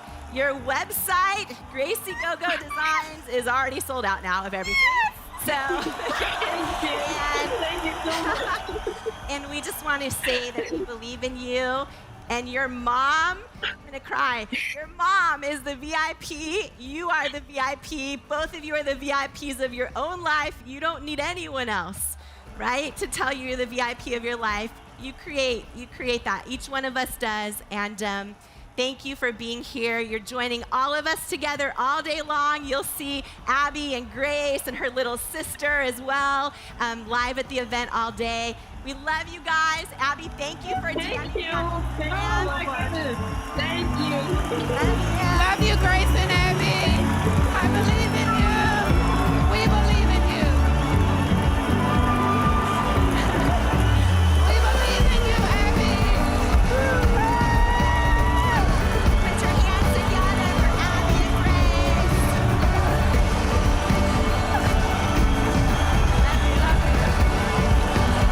And put your hands together for Leo and Abby and Grace, how are you feeling? How are you feeling? They just pulled out. I really don't know. Oh, their tears sharing. I'm really, Oh my really goodness. grateful. Thank you so much for everything. Thank you. I really appreciate it. You are so worthy. You are worthy of your greatest hopes, your wildest dreams, all the unconditional love in the world. You are so worthy. It is an honor. It's an honor. We are all in this together today, and it's an honor to just show up and champion you and everything you're doing. So one more time, put your hands together for Abby and Grace.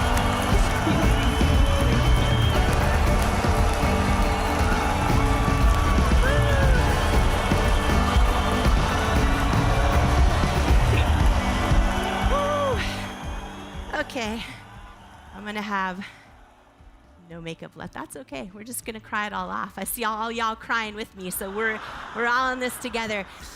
You know, I just want to talk about the beauty of just truly seeing another person and seeing ourselves. And one of the most powerful things each one of us can do. You're seeing so many different women and men here, but all ages, right? And just pouring into each other. We're all in this collective experience together.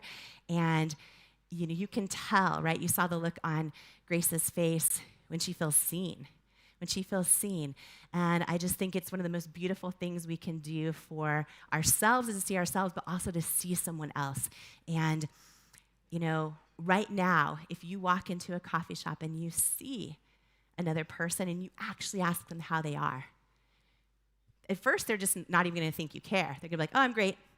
But if you really ask them or give them an honest compliment, what I've found happens is two things. If you're someone right now who you're feeling like you're unseen, and we all do, we all have days where we feel unseen, this is the greatest hack is you see someone else. And like when you go, whether it's a coffee shop, anywhere, and you actually ask someone how they are, you give them an honest compliment, you say, you know, how are you?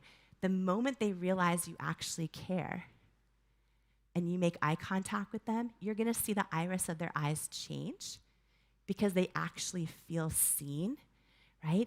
And when you see another person, by the way, you are most likely the only person in her entire day that's gonna see her. For a lot of people, her entire week, maybe her entire month, that's gonna see her. That is the biggest blessing. And that moment when you see her, and you see the iris of her eyes change, that is the moment she sees you back. That is the moment she sees you back. And so one of the things I love about building self-worth is learning to see ourselves, learning to see other people, reestablishing connection again that gets lost so easily. And this is one of the easiest ways to do it. And I'm just reminded of it because seeing the look in Grace's eyes, right? When she sees me, Leah, all of us together, like seeing her website just sold out in a few seconds, y'all. Everyone's seeing her and you can see in her eyes such a beautiful thing. And I just think that all day today we're gonna be talking about tools that really we can apply instantly, right, into our lives to help build our self-worth. And that's so important. It's so important because I'm gonna go back to this all day long and I love weaving through all the lessons that we're talking about. I love the power of authenticity, right? Robin showing up to pour into each and every one of you, unlearning the lie that I don't deserve better that Jay Shetty talked about, tackling the idea that there is greatness inside of you and you are worthy of that greatness that Ed Milet dove into. And we're just going to keep stacking on the day, but I think that it's so, so, so important to call out moments that we can apply to our lives right now that can be self-worth shortcuts, self-worth shortcuts. So here's the thing, y'all, and I said this in the beginning. We are all in this together. We are all in this one beautiful journey of building self-worth together. And I am so honored you're here with me and every single person that's showing up on the day. Like, we are all in this together. And I shared such a vulnerable story earlier about how even though I had achieved a lot, I still deep down inside didn't believe I was enough, right? And I see so many of you nodding. I see so many of you crying throughout the day because I think these stories, they might look different in our own lives. It may not be a lunch with Oprah. It might be, the job you wanted to apply for and you just didn't. Or the art you wanted to put out in the world, but you just didn't. It could, it's all the same for us. It's different examples. And again, we don't rise to what we believe is possible. We follow what we believe we're worthy of. So I just want to honor each and every one of you for being here together. We're all building our self-worth because here's the thing in life is whether it's our relationships, our friendships, our goals, our hopes, our dreams, our careers, our ambitions, even how much we're willing to step into the calling on our life, our self-worth is our ceiling. Our self-worth.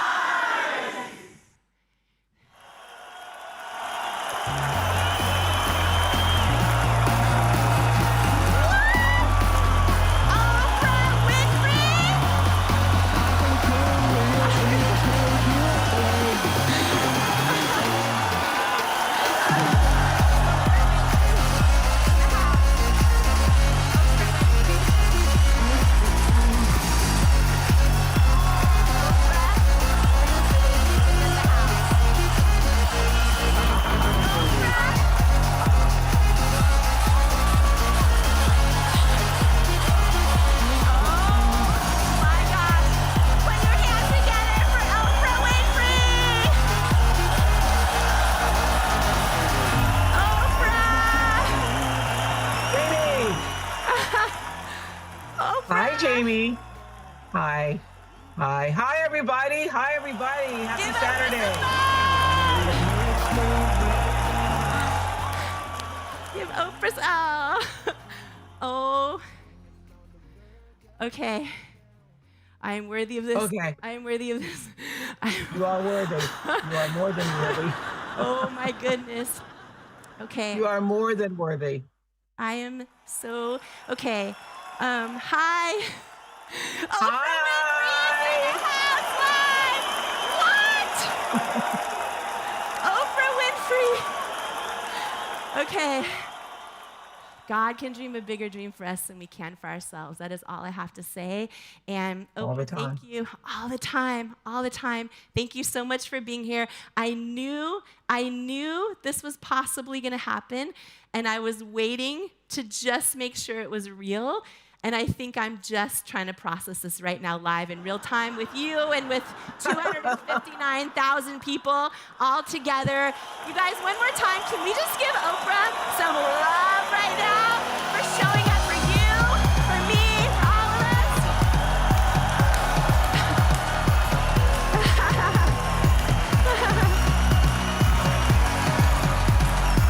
Thank you.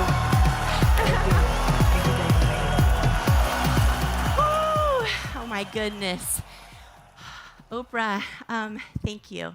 Thank you. I know you know what this day is. It is a giant force for good where we are all here together, pouring into each other on this journey of learning to build our own self-worth. And you've shared that unworthiness and that question, am I enough, was the number one experience and common denominator I know that you encountered in 25 years paying attention to human behavior, listening to people's stories on the Oprah Show. Can you share with us about this? Because I don't even know the number of people who have sat in your chair, and for unworthiness to be the number one thing, right? Yeah. Well, hi, everybody. So happy to be able to join you. I wish I could be there, but tonight are the SAG Awards in Los Angeles. So I'm sitting in my hotel room, and I really wanted to share this moment with Jamie because from the very first moment, as you know, Jamie, that I heard that you were writing your second book, when you told me the title, I went, oh my gosh, that is going to hit the major nerve that everyone has for their own not feeling enough. And I know this because having done 4,561 shows, interviewing over 35,000 people one-on-one, that the common denominator in all of those experiences of people sharing their pain, their triumphs, their joys, their trying to make life better for themselves was, am I enough? And this sense of not feeling that what you have been given as your birthright is yours to claim as your birthright.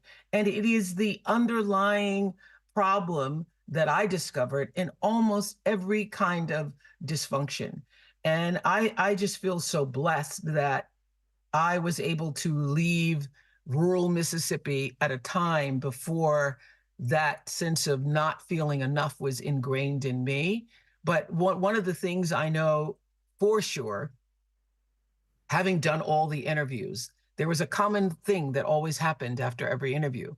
No matter who I was interviewing. I remember the first time I interviewed Beyonce and she taught me how to twerk. When she taught me how to twerk, at the end of it, she handed me the microphone and she said, was that okay? Is that okay? When I finished Barack Obama's first interview, he said, is that good? Is that good? Is that good? Is it good? Good for you? And it doesn't matter. It didn't matter, no matter who I was interviewing.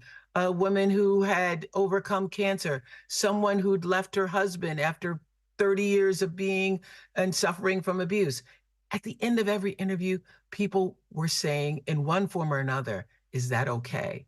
Am I okay? Did you hear me? And what I realized is that what people were really trying to say is, did you hear me?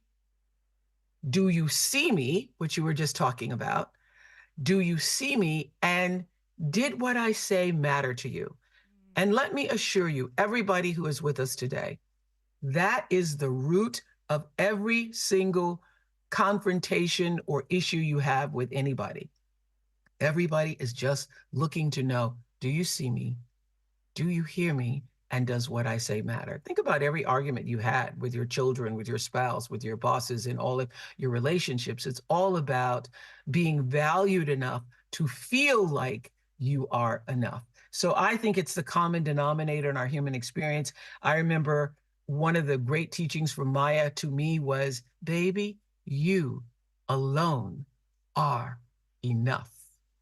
It's yours to claim. So I'm so excited for this book being able to enter the world in a language that people will not only understand, but find accessible to them.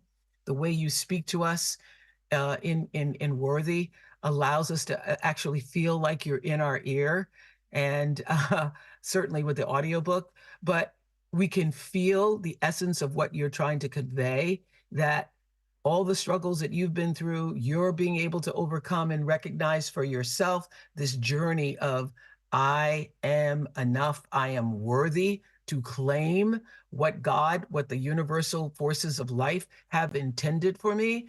I think this is a powerful, sacred moment we're all having here together, and so happy to be a part of it.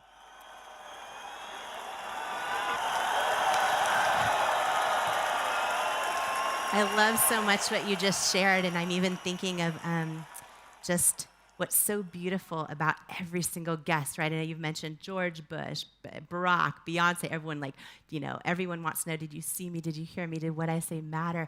And I think also in our own souls that we're craving Do we see ourselves? Do we hear ourselves? Do what we say Right. matter to us? And it's just like that beautiful transcendent journey of building worth. And, you know, you mentioned growing up in rural Mississippi. A lot of people feel like they're the only person in their family or their peer group who dreams of more for their life. There's a lot of people here right now. You know, there's 259,000 people live is the last number I saw. And for a lot of them, they're here alone, or maybe they are inviting a colleague to join or a friend, but maybe they don't have families that understand kind of wanting this, and they feel like they're the first in their family to want to live their best life and become, as you say, the highest, truest expression of themselves. What is your advice for them? Because there are so many people here right now on that pursuit. Well, hello to all 259,000 of you. Pretty cool. Pretty astounding that you were able to gather all of us here together on a Saturday morning. What I would say is that everyone has the dream for the truest expression of themselves. Everyone does. And even the people in your family who look like they're not, who might have had their own traumas, their own suffering, and aren't able to express it. I think everybody born is reaching for the rising of their life. And those of us gathered here today are reaching in a way that we want to meet the rising of our lives. I love Bruce Springsteen's song, "Come on up to the rising, come on up to the rising tonight." And everybody's life is intended to rise if you become attuned to the fact that you are always co-creating your life. You are a partner with the universe. And because we are fortunate enough to live in a world where we still get to choose, and by our choices determine our destiny, you can meet the rising. Because everybody who's born was born with this birthright to rise, to become the most of who you can be. And it takes us a while to figure out that, you know, who I am and who I am meant to be is as valuable to me as who you are and who you are meant to be. And that all of it is a part of the whole. And so I think that if you are in your family and you, first of all, if you're on this really incredible community gathering today, it means that you are seeking the rising of your life, and it's possible to meet the rising of your life. You know, a lot of people feel that where they come from, or, you know, or maybe will somehow hold them back, or they've made too many mistakes, or they've had too many failures, and it somehow makes them unworthy. But worthiness is innate, right? Yeah, not only is it innate, you know, a lot of people don't know this, but I have been teaching at the California Women's Correctional Facility and work with a lot of women who have done some really heinous, terrible, despicable things. What I teach and what I think many of them are coming to realize is what you all are also seeking for yourselves to continue to know and to fulfill, is that you are never the worst thing that's ever happened to you. The worst thing that's ever happened to you is the worst thing that ever happened, or the worst thing that you ever did. You are not the thing that you did unless you continue to do it. And everybody gets an opportunity to redeem themselves by choosing differently. And so it is my, you know, great joy to help people to see that for themselves, as I was able to learn it for myself. And it doesn't matter where you come from. It doesn't matter what your mother did or didn't do, or what your father had a PhD or no D. I mean, I was, you know, raised in rural Mississippi, no running water, no electricity, with a grandmother whose only dream for me is that I would be able to grow up. And she used to say, I hope you grow up and get some good white folks. Some good white folks that will treat you nice, that will not disparage you, not her word, but that what she wanted for me is to be able to work domestically as she had for a family that treated me well. She had no idea of the dream that I had for myself. And you've often heard me tell this story, that watching her hanging the clothes out on the line saying, you better watch me, Oprah, because you're gonna have to learn how to do this for yourself. I could feel inside myself, like so many of you feel inside yourself, I could feel that my life was going to be different, that I was not gonna have that life that my grandmother did. I had sense enough at 4 years old when I first heard her say that, not to say it out loud, but I could feel inside myself that there was a calling for me, that there was something more, not a prophet or not a psychic, and I couldn't tell what that was, but I knew that there was something more. And there is, for everyone who's with us today, that feeling that I have carried with me since I was 4. Every one of us has that thing. Every one of us has that natural instinct that feels something or knows something inherently that nobody else knows about you. And I have been guided by that feeling since I was in rural Mississippi. And I will tell you, Jamie, and everyone who's listening today, that every true and great thing that has happened to me when I was listening to that feeling, that instinct, that knowing that every one of us has.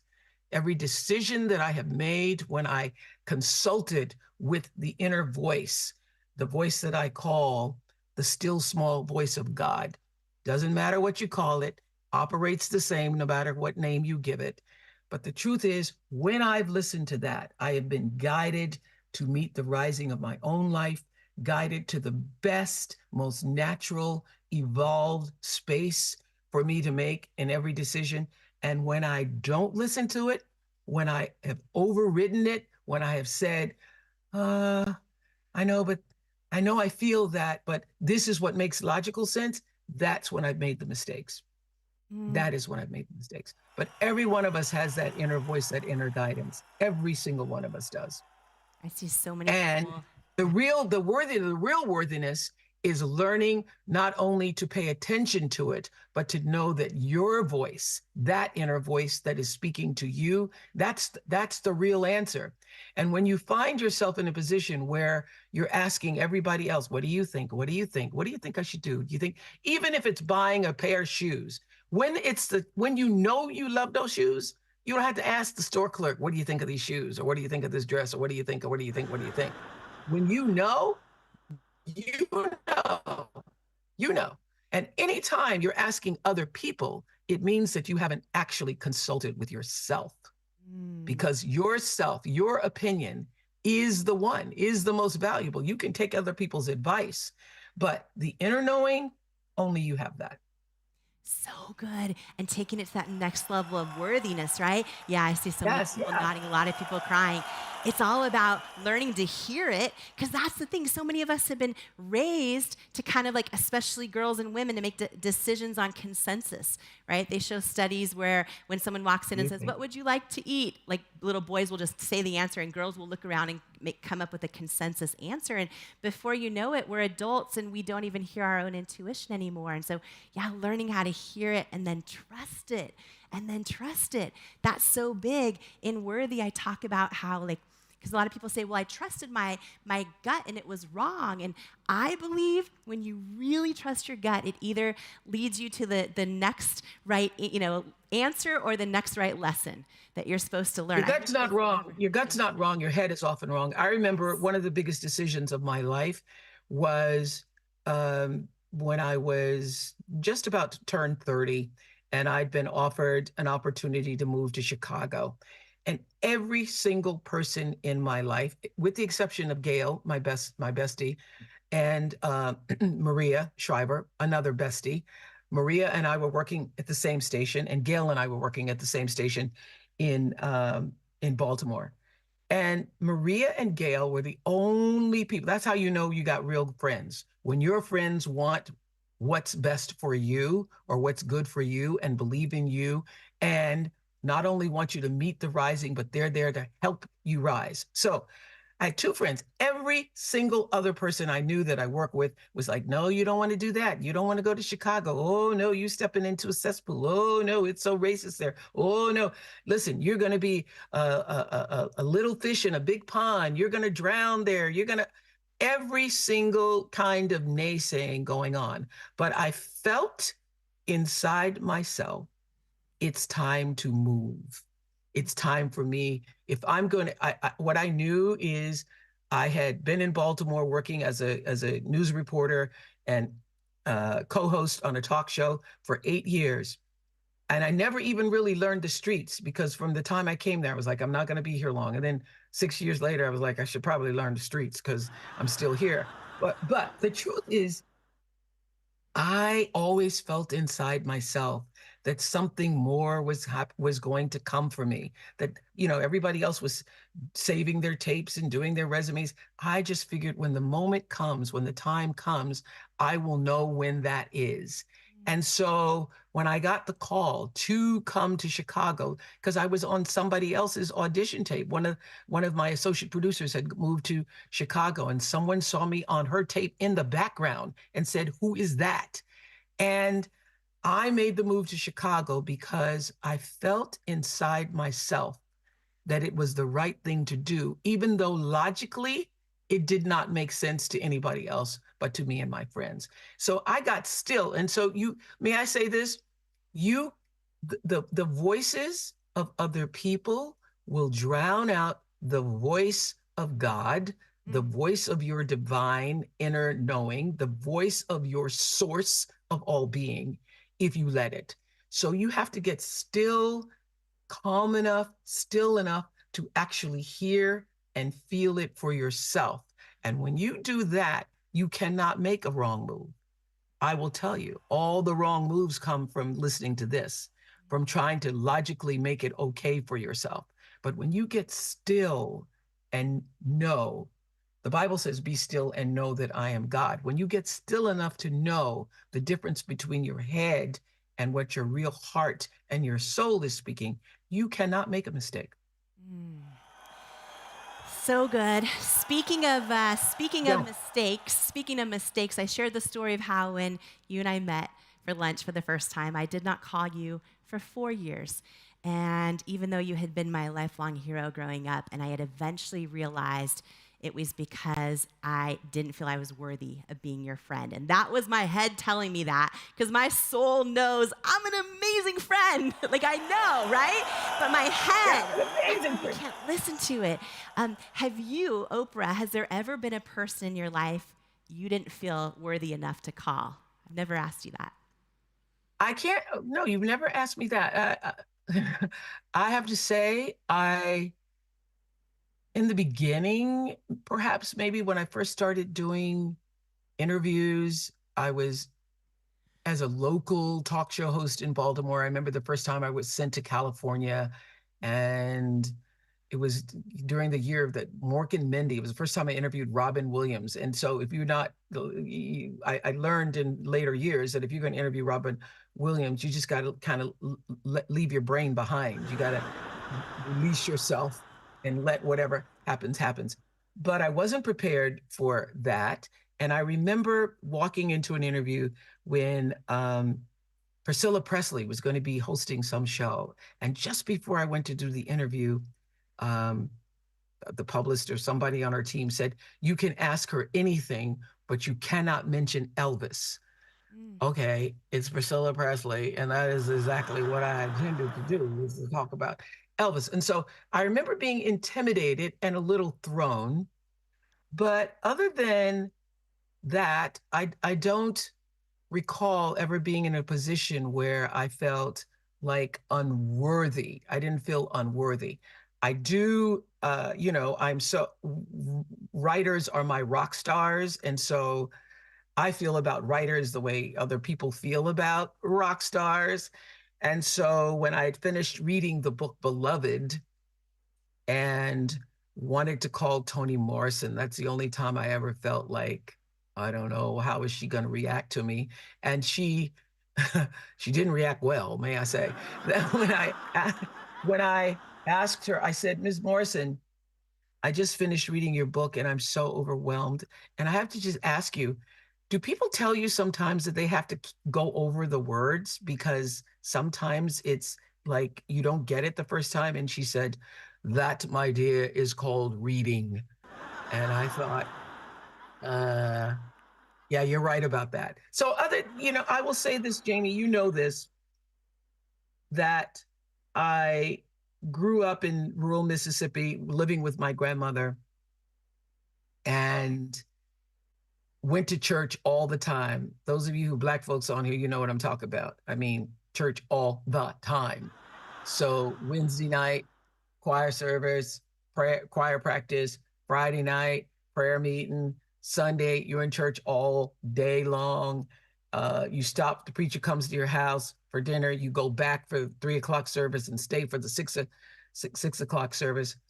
So because I didn't grow up with a father and didn't know who my father was for the first 7, 8 years of my life, I believed I was a really open and gullible kind of child.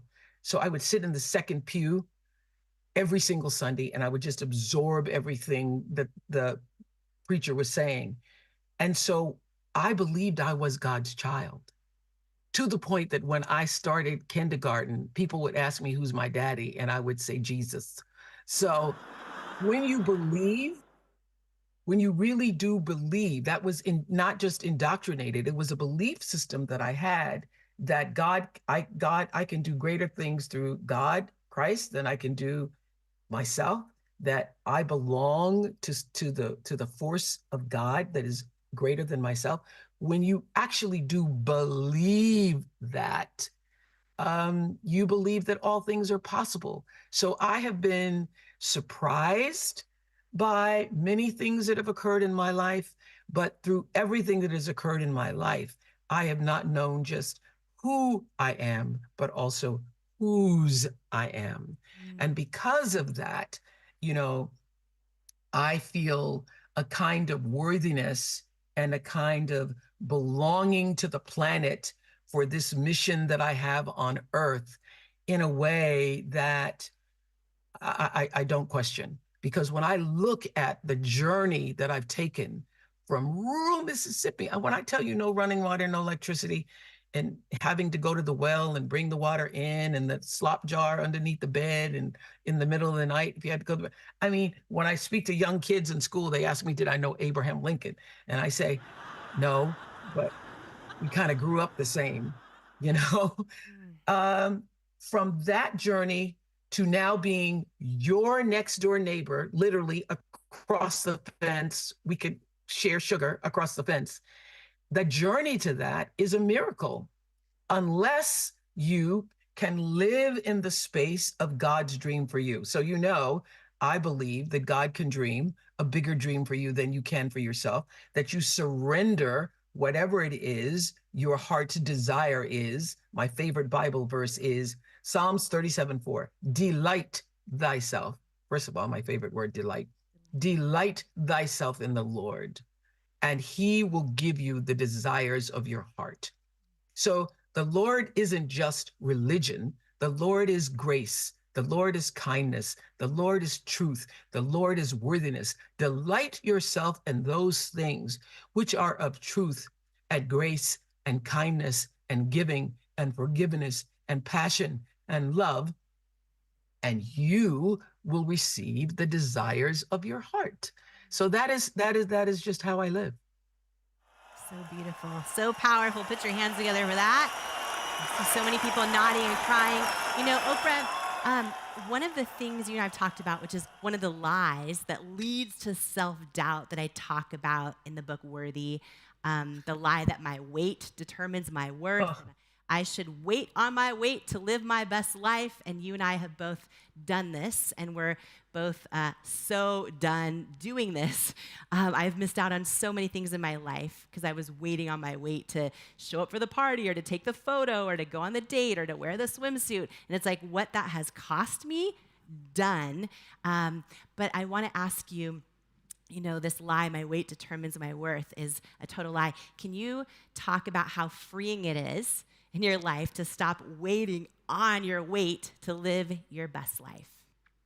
Well, that was a really tough journey for me in terms of, my journal. I've been keeping a journal since I was 15 years old, and my journals are filled with many prayers and many pleadings about my weight and allowing myself to not just be defined and shamed myself by it, but because I lived in a world, y'all know, if you watch the Oprah show from the mid 80s all the way till the end, I lived in a world where my weight was national sport, where making fun of me every week on the tabloids, in the tabloids for gaining weight, losing weight, whatever. And I absolutely bought into that shaming myself. I remember there was a guy named Mr. Blackwell who used to do his list of, who was important and who wasn't and best dressed and not. And I had done an event and was on the cover of some magazine where Mr. Blackwell called me dumpy, lumpy, and downright frumpy. And it was just accepted. It was, a national magazine. And I ingested all of that, believed all of that myself for many years, and was always struggling. And then something happened to me. Those of you who watched me over the years know up and down and yo-yo and up and down.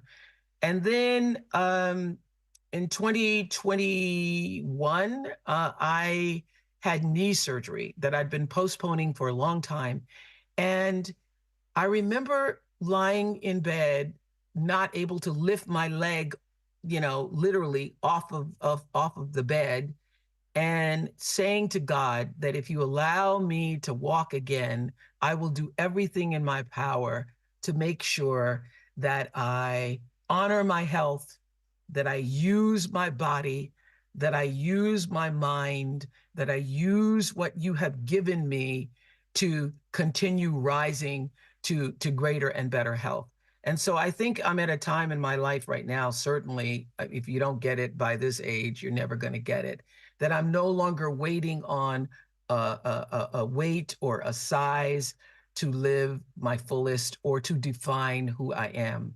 And I'm hoping that that happens for everybody at some point. But I mean, I would have to say in my lifetime, that was my greatest struggle to overcome, that perception for myself. Yeah, it's a big one.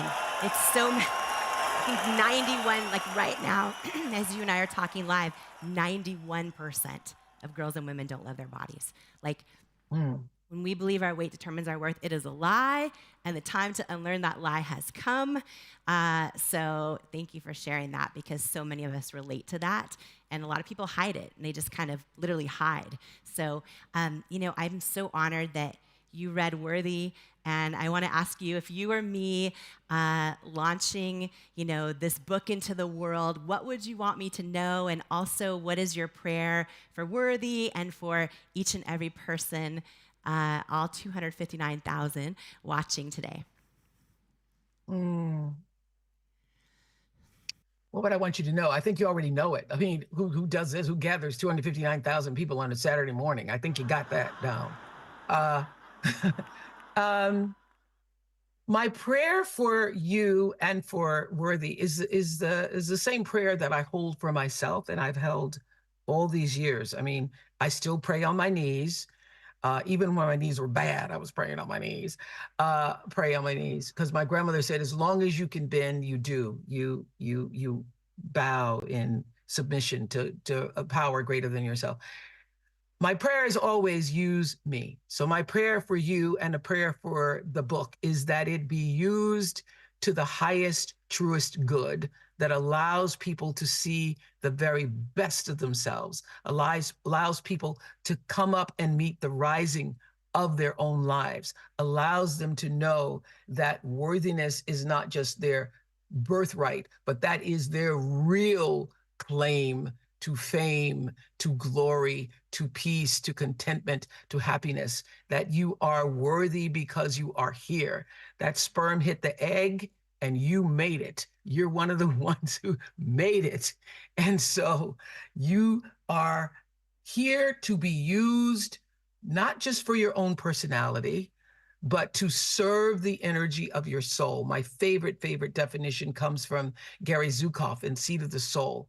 When the personality comes to serve the energy of the soul, that is authentic empowerment. When you are allowing your soul to merge in alignment with that, your personality, to serve the energy of why you came to be here on the planet Earth, you are your most powerful, you are your most worthy, and you are here to do the most good, not just for yourself, but for everybody else. So beautiful. There's literally so many people putting their hand on their heart as you're talking right now and like crying right now. I have one more thing I want to share, but before that, I want to just say that for anyone who has not gone to oprahdaily.com, I just want to call this out because I believe, I talk in the book Worthy about circle and cage, and I talk about, how are the people around us more like a circle where they're uplifting us and supporting us, or is it more like a cage where we feel like we have to dim our light? And I think the people around us can be, communities. It can be people that maybe we've never met. I think you were and are a person around a lot of people who have not even yet met you, who's pouring into them, but so is oprahdaily.com. So I just want to call that out, and I know you didn't ask me to do that. I'm just doing it because I'm obsessed with it. oprahdaily.com has so much great content. Just want to encourage everyone to check that out. And, Oprah, I just want to say that this day is so powerful because 259,000 people, and that number's probably gone up because everyone's inviting people live right now.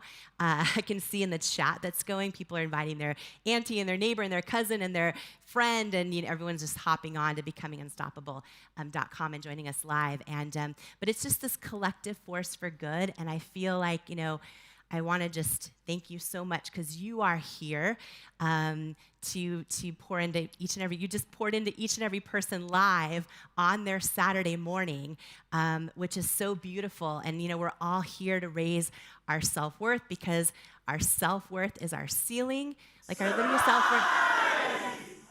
Oprah, I think we have a surprise. I have a surprise. Robin Roberts! Robin Roberts! Oh, Oprah! No! Put your hands together for Robin Roberts! I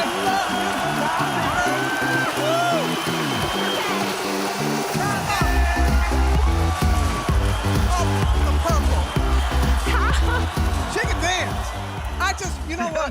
Can I just say, hey, first of all, Oprah, hey. Hey, Robin. Hi, good to see you. I was here earlier, and I was about to leave, and I'm like, something tells me, because I know y'all are besties, and she does, can loan you sugar across the way.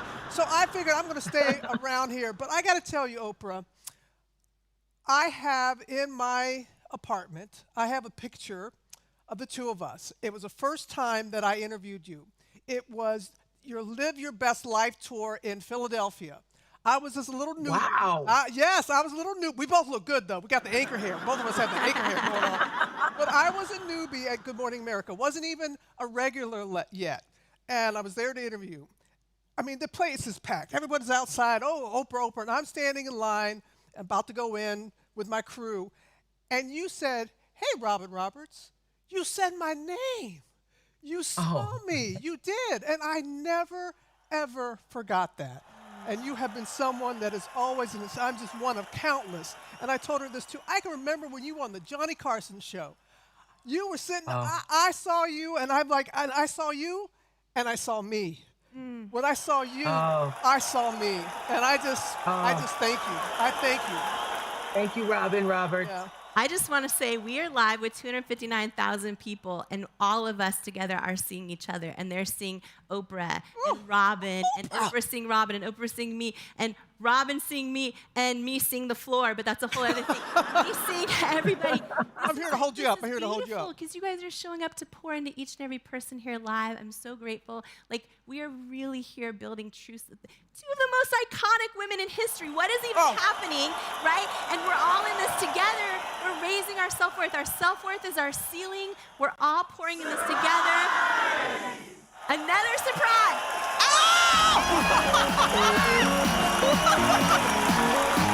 No way! This is crazy! You guys, put your hands. Oh my gosh! Put your hands together for Ellen. Ellen DeGeneres. Oh, you know you want to dance. Ellen wants to dance. Ellen wants to dance. She knows how to dance.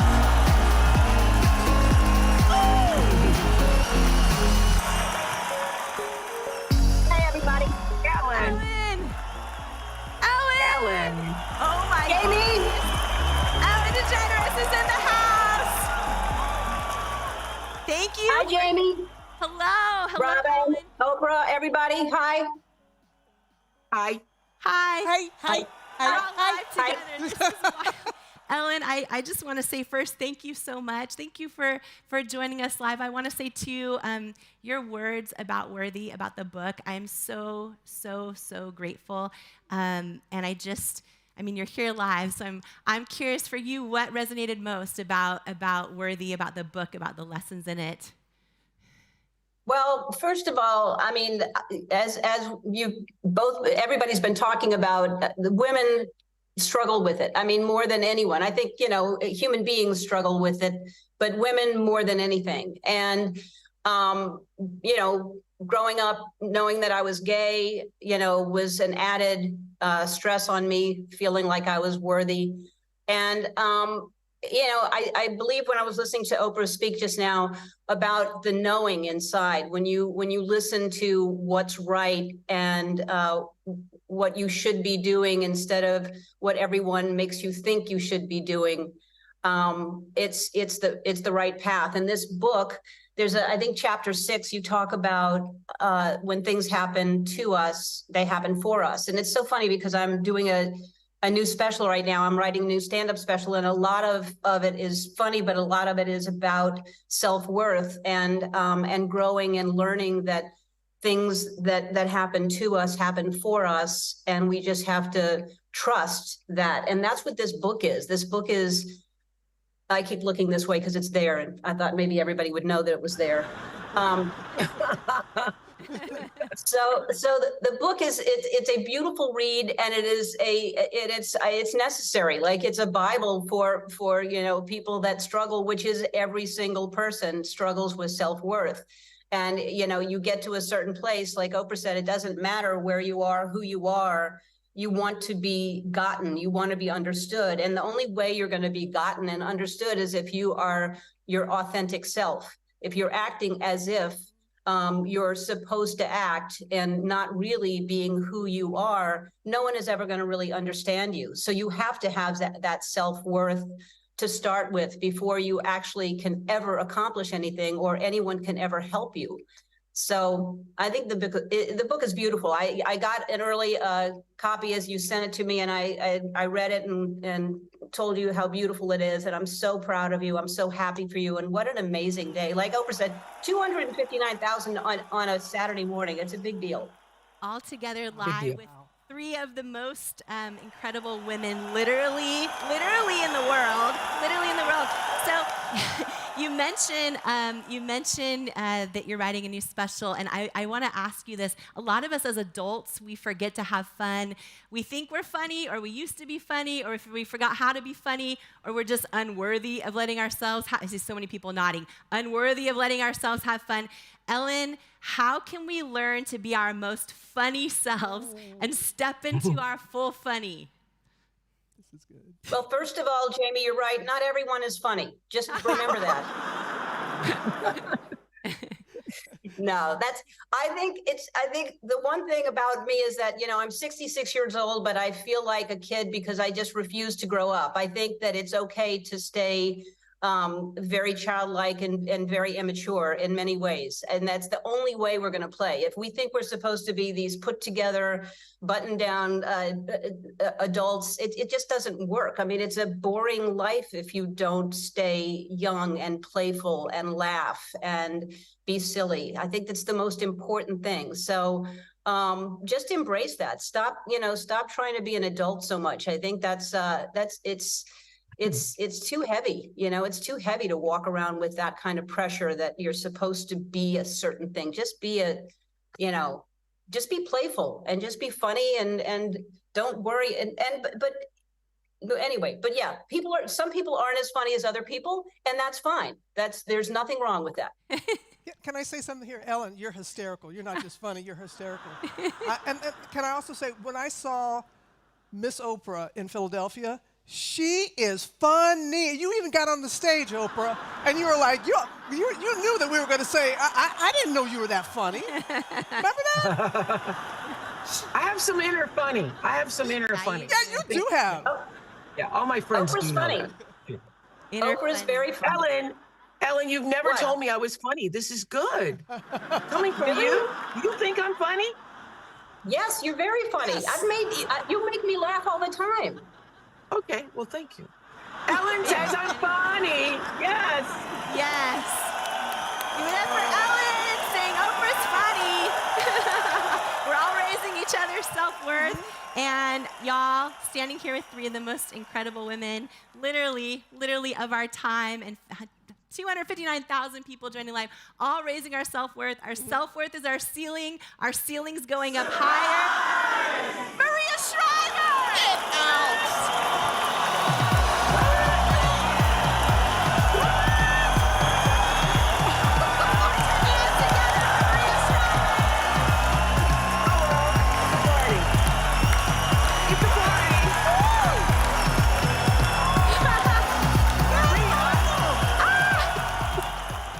Maria. Welcome. Hi, everybody. Wow. Well, you got us all here. I mean, let's bring out the tequila. My God. Tequila. See, she's funny. She's funny.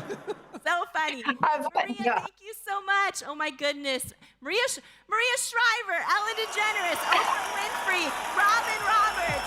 What is happening? They're all here to pour into you. All here to pour into you.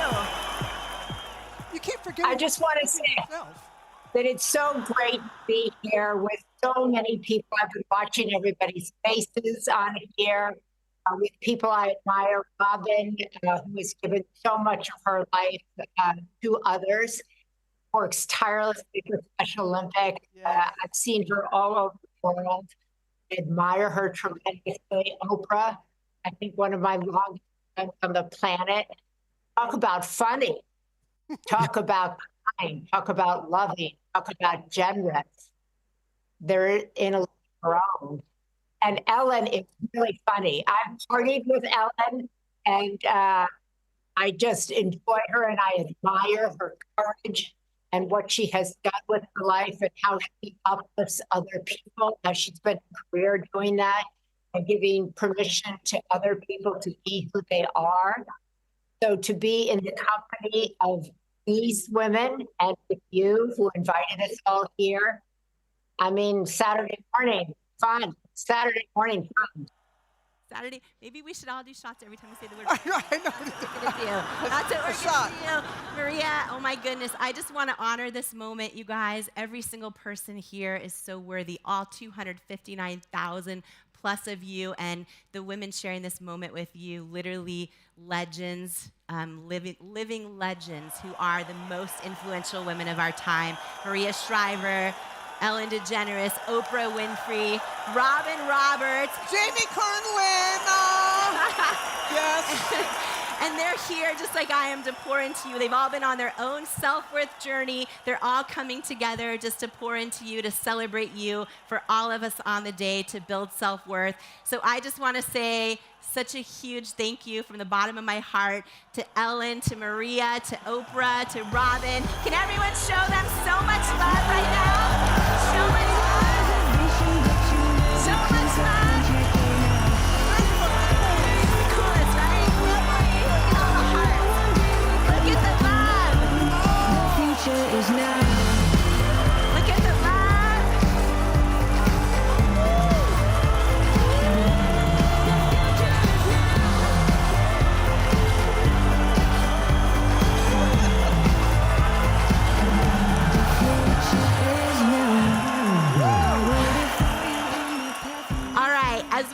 goodbye to everyone, I just want to do a big announcement that is so exciting. It's kind of a we, but I'm launching my first ever show called The Jamie Kern-Lima Show. Robin, Oprah, our guests. I'm gonna get Maria and Ellen on somehow, and I wanna show you a sneak peek, and then we're coming back with giveaways and so much more. So take a sneak peek at this, and you can subscribe now to the show, anywhere you get your podcasts or YouTube, and here we go. Oh my gosh, you know that journey to believe you're actually worthy of something? Oprah, how have you defied the odds? Her show is unlike any I've ever done. A revelation. When you listen, it feels like a hug, but your brain and your spirit and your heart is like, wow. Imagine overcoming self-doubt, learning to believe in yourself and trust yourself and know you are enough. Welcome to the Jamie Kern-Lima Show. Imagine stepping into all of who you are and into the person you were born to be, unstoppable. Hi, I'm Jamie Kern-Lima, and I went from struggling waitress facing nonstop rejection to building $1 billion company from my living room. And it's not because I'm smarter than anyone else. I didn't have the right connections. But I figured out how to believe in myself and how to believe my dreams are possible and believe that I'm worthy of them. And what I know for sure is that you are too. Fresh. We'll make you cry. We'll make you laugh. We'll make you think. We'll make you feel. The greatest life lesson I have ever received. You're not going to forget how you feel after each and every episode. Jamie Kern-Lima is an angel walking on earth. You hear me? You're going to be given those things that you can apply right now to your life. If you need me, call me, no matter where you are. It's the Jamie Kern-Lima Show. We have Writer by the Day. So, the moment with the... I have never talked about this before, but I'm going to talk about it with you. Your brain and your spirit and your heart is like, wow, oh my gosh, it's one revelation after another. But when the most important person in your life sees you and hears you, that is the greatest gift. That is the greatest gift. Sharing things that they would not discuss with anyone else. I surrender. I surrender. We have more tissues right down there. Yeah, loved. Thank you, Jamie. So it's special. This show is for you if you're ready to ignite that light inside of you and learn to shine it brightly.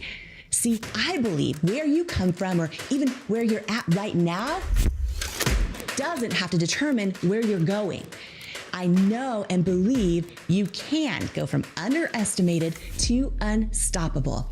You can go from doubting yourself to trusting yourself, to believing in yourself and to loving yourself, even if it's for the first time ever or for the first time in a long time. It's your time. Today is your day, and this is your show. Welcome to the Jamie Kern-Lima Show. So come as you are. Stay as long as you'd like. Heal where you need. Blossom what you choose, because you belong here. You, exactly as you are a miracle in motion, a mighty force for good. You are a masterpiece. I see you. I believe in you. I love you. You are worthy. And right now, I have one question for you. What would you do if you fully believed in you? Welcome to the Jamie Kern-Lima Show. Okay,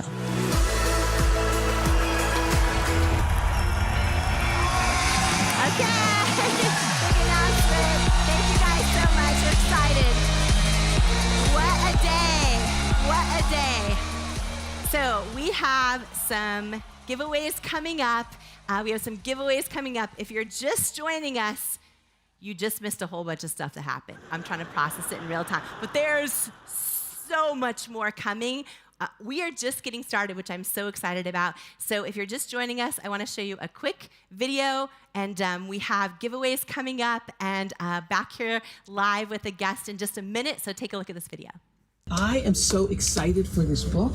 You know why? Because it's going to save so many people. It's going to save people. Worthy. Your new beautiful book, Worthy. Get this book. This book, I'm telling you, it's a book that can change anybody's life who picks it up. Anybody who's ever felt that they were not good enough, didn't measure up, something's missing in your life, I have to tell you. It's powerful. It's happening. It's worthy. Imagine, what would you do if you fully believed in you? I went from struggling waitress facing nonstop rejection to founder of IT Cosmetics, a billion-dollar company, by learning how to overcome self-doubt and believe I am worthy of my hopes and dreams. And I'm sharing how you can too in my new book, Worthy, How to Believe You Are Enough and Transform Your Life. If you're ready to truly trust yourself and break through that barrier of self-doubt, and know that where you come from, or even where you are right now, doesn't determine where you're going, then Worthy is for you. It's time to go from doubting you're enough to knowing you're enough. It's time to step into all of who you are and into the person you were born to be. And it's time to believe that you are worthy of it. Because in life, we don't become what we want. We become what we believe we're worthy of. Join the Worthy movement today by grabbing your copy of Worthy anywhere books are sold. Then head to worthybook.com now for free gifts, including my 5-part course on becoming unstoppable and my 95-page Worthy Workbook Action Plan that teaches you how to implement the tools from the book into your real life right now. Worthy is groundbreaking. Yo. My God! Worthy, you are worthy. This book is going to change lives. This book literally will teach you how to actually feel worthy so that you can have the strength, you can have the confidence. The lessons in this book and the strategies will change your life. You will never be the same again after you read this book.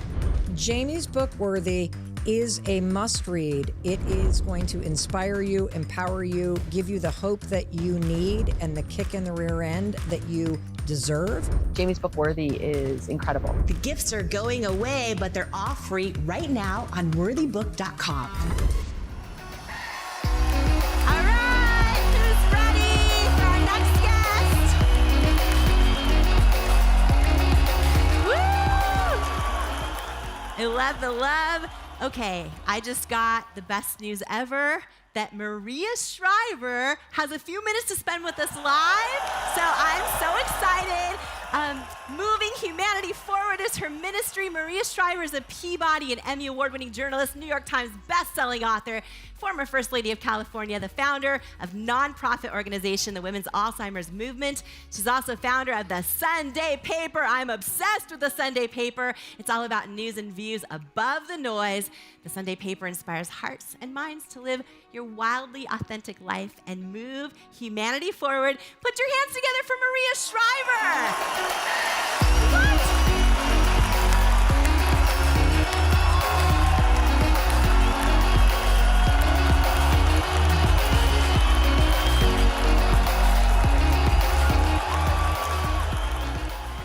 I am so grateful you're here. We have a whole stack of mosh bars in the green rooms here, and I'm just honored. Thank you so much for spending your Saturday morning with all of us, all 259,000 of us, all building self-worth together. Maria, can you share about your own journey of building self-worth in life and why it's such an important journey for so many of us to take? Well, I just want to say, first of all, as I did a minute ago, thank you for inviting me here. And it's a joy to see so many faces behind you. So many people nodding. I see up in the corner a woman in purple with her hands on her face. It's just such a joy to be in community. And I think that's really what I've learned over the course of my life, that being in community with people, having the time to talk to people, to be seen by people, to be loved by people is the greatest gift on the planet. It's not the awards that we think, it's not the best-selling books or whatever we're told by society it is, but it's actually someone's smile when you walk in the room, someone's excitement when they hear your voice on the phone, and then the reception that you get when you come on a show like this. That's always nerve-wracking to come on. Will anybody be happy that I came? I think everybody has, as I think you've heard all the way through the day, that people, no matter where they are in life, get insecure, feel unworthy, feel like I hope someone gets something out of what I'm saying about the gift of my life. So I think it's a process to worthiness through life. I think you need a practice, or at least I can speak to myself, of a practice that I can use on the daily, so to speak, that will keep me centered. And I have tools that will help me in my travels to worthiness, because I think you can have worthiness one day and you can lose it the next. So you need to have, I think, a sense of a practice that can guide you back up where you want to be. Yes, a practice, because it's a lifelong journey, right? Yeah. It is. And I think, you can be cruising along and everything can be going okay, and then something happens in your life and what hits the fan, and all of a sudden you're on the floor going, how did I get here and where do I go? So I think having a practice that can help you every single day when you get up. Like every day I get up and before my feet even touch the ground, I pray. I pray a prayer of gratitude. Thank you, God, for allowing me to open my eyes, for giving me the gift of another day. When I go downstairs and make my coffee, I go into meditation. Once again, I speak to my higher power. For me, that's God. I speak to myself. I know that there are different parts of myself that I need to bring together. I know that my mind can take me down a bad rabbit hole and I need to bring myself back. I write. I'm a big believer in expressive writing. I do that in the early morning hours of a day before I turn on a phone, before I allow anybody else's voice into my own voice. And I try to kind of write myself out or write myself right. And so I think having things like that we can turn to, that we know work for us, are invaluable tools that can help us, because life happens, right? Things happen daily that we never expected. So having something that will help us move ourselves forward, and then having a mission that's bigger than you, is also incredibly helpful. Well, you say life happens, and can you talk about, setbacks in life? So many people, I'm reading the chat today, a lot of people facing setbacks in different areas of their life, and trying to not let them take root in their worthiness or make them feel unworthy. Can you talk about setbacks in your life and how you navigate them? Yeah. Well, I think we all have setbacks, and I actually love talking to people about their setbacks. I'm like, let's go. I think that really is a window into a person's life. And I think that, first of all, knowing that everybody has them. I remember when I was at CBS and I got fired, I was like, oh my God, this is humiliating. This is shocking. This is so unbelievable. And only to come to realize, of course, that everybody gets fired and that there's life after being fired. And that was a huge kind of aha moment for me. And I think certainly when I got divorced, that was a huge setback for me. I never intended to get divorced. I always wanted to be happily married ever after. And then having to recreate my own life. And it was a public falling down. And so I think trying to recreate one's own life at different times in one's life is a challenge. And I think that it's important to understand that everybody has something, that that everybody, that's what I say to my kids all the time. Something's going to happen that you are going to need faith. You are going to need friends. You are going to need your own inner fortitude to pick yourself back up and carry on. You are going to have to think about the long road. You're going to have to project yourself forward 5 years or 10 years. And I have found that that's been really helpful to me when I've gone through setbacks, is to think about, where do I see myself 5 or 10 years out? So when I got divorced, I thought to myself, where do I see myself 10 years? I want my daughter to be able to get married and have both her dad and myself to be there and nobody to feel awkward. That's my North Star. When my children have their weddings, their children, I want us to be able to all be in the room without any feelings of, uh-oh, what are they going to do? Or, uh-oh, I don't want them in the room at the same time. And so I worked my way always forward to that vision.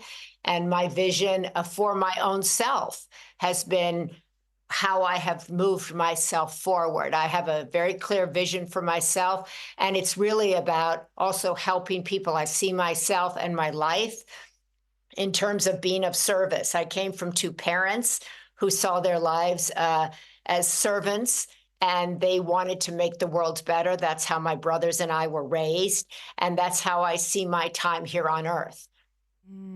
So beautiful. Thank you for sharing that. When you, when you and I had lunch, you inspired me to consider in my life how much I was doing versus being, and how that was a life-changing revelation for you. It definitely was for me that day. It's helped me reframe a lot of things, but there's so many of us that are doing, and we're busy, and we're all of that, and we're not being. And can you share just a little about that revelation in your life? And just... Well, I think, right, that I think first of all, I think women and people in general are really hard on themselves. So I would kind of start from that place. Nobody ever told me growing up, don't be hard on yourself. So I think, because I see so many faces, I think it's really hard also to choose yourself and to choose your worthiness when you are raising children, working full time, taking care of aging parents, trying to take care of a partner, being a marriage, doing all the things that you have to do, and that so many millions of people find themselves juggling. And then so often people come and say, well, just be, or just, develop your self-confidence and just feel good about yourself. And you're like, I can barely breathe, right? I can barely get up. You're telling me to have all of these great feelings about myself, and I have a kid who has a learning disability, or I have a kid with special needs, and my parent has Alzheimer's, and my husband's mad at me, and I don't even know if I should be in here anymore.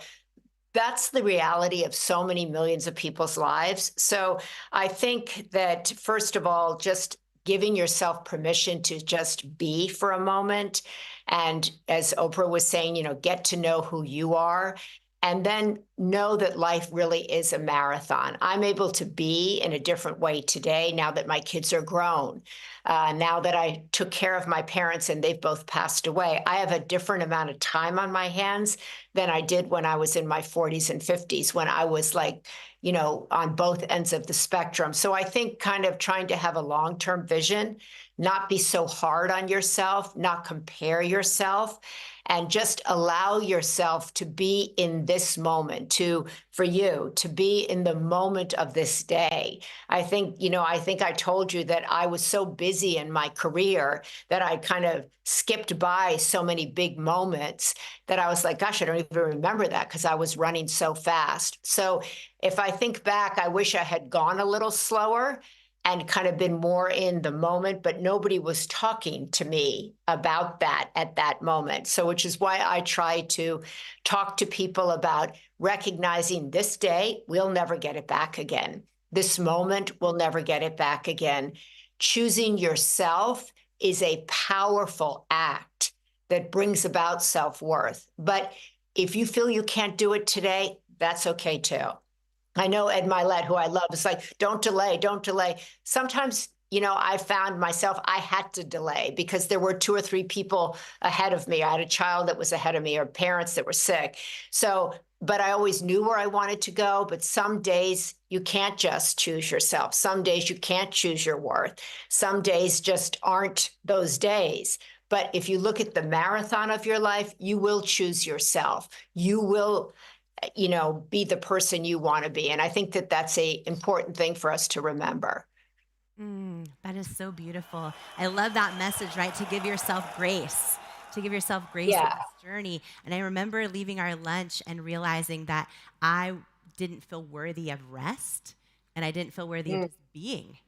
And I was like, oh, wow, I have a lot to work on there. And that was just a big revelation. I see a lot of people nodding, right? Because we get so caught up in busyness and this and that. And it's like, it is a victory if you learn to believe you're worthy of just being and also resting and being in the moment and giving yourself grace. So thank you for that. Maria, can you talk about your passion for bringing people content to help them live, you say, above the noise, which is such a beautiful perspective? Well, I have a lot of passions, right? I have a lot of, I'm passionate about being here today. I'm passionate about connecting with all the people that you have brought together. I got into journalism because I really believed that it could inspire and change lives. I believe in the power of media. So the Sunday paper is really focused every week on helping people live their wildly authentic and deeply meaningful lives. It's about helping you be informed and also yourself and getting above the noise. There's so much coming at us. And so I look at the Sunday paper as and the team that works on it offering every week to the millions of people who read it as a place to get content that uplifts you, content that supports you, content that helps be the roadmap that we all need towards living the kind of lives that we want to lead. I'm also passionate about finding a cure for Alzheimer's, about trying to understand why women are 2/3 of those who get Alzheimer's. I'm passionate about brain health. I'm passionate about helping people feel seen in their lives and valued in their lives. Because even though I grew up in a very public family, everybody always came up to me talking about other people in my family, never actually wanting to meet me. And so I often find that people, when I meet them, they think they have to tell me who they may know or what they're doing or not doing, but I want to know who they are, what makes them tick, what have been their setbacks, what is their pain. And then when I can connect to people like that, and then they say, well, I'd love to write for the Sunday paper. I'm like, come on, let's go. I'd like to write a book. I'm like, I'll publish it. Like, I'd like to get involved in Alzheimer's. I'll, help. I love that. And I think that we're all kind of, Mr. Rogers used to say, find the helpers. And I bet every single person who is on these screens behind you is already a helper. I bet every single person here, there you go. Everybody who's a helper, there you go. That's the truth, because you're maybe interviewing me, but you could interview every single person that's behind you, because every single person has a story. Every single person has lifted themselves up, picked themselves up, and moved themselves and humanity forward. Every single person. And so I think that my hope is that people leave here today feeling like not only their own worth, but that they have a story worth telling. They have a story that can inspire another person. They have a story that can change somebody else's trajectory of their life, and that they and their story is worth being seen. So beautiful. Put your hands together for that. I see a lot of people doing big heart emojis to the screen. Yes. Every single one of us has a story worthy of being shared, worthy of being seen. And Maria, I am so excited because I have learned that we have a huge bonus and surprise for everyone on the day, that every single person who grabs a copy of Worthy is also getting a free month of the Sunday paper, plus which normally you pay for, so that's amazing. That's going to everyone today as a bonus when they grab Worthy. You guys put your hands together. That's so amazing for Sunday Paper. Yes, so amazing. Yes.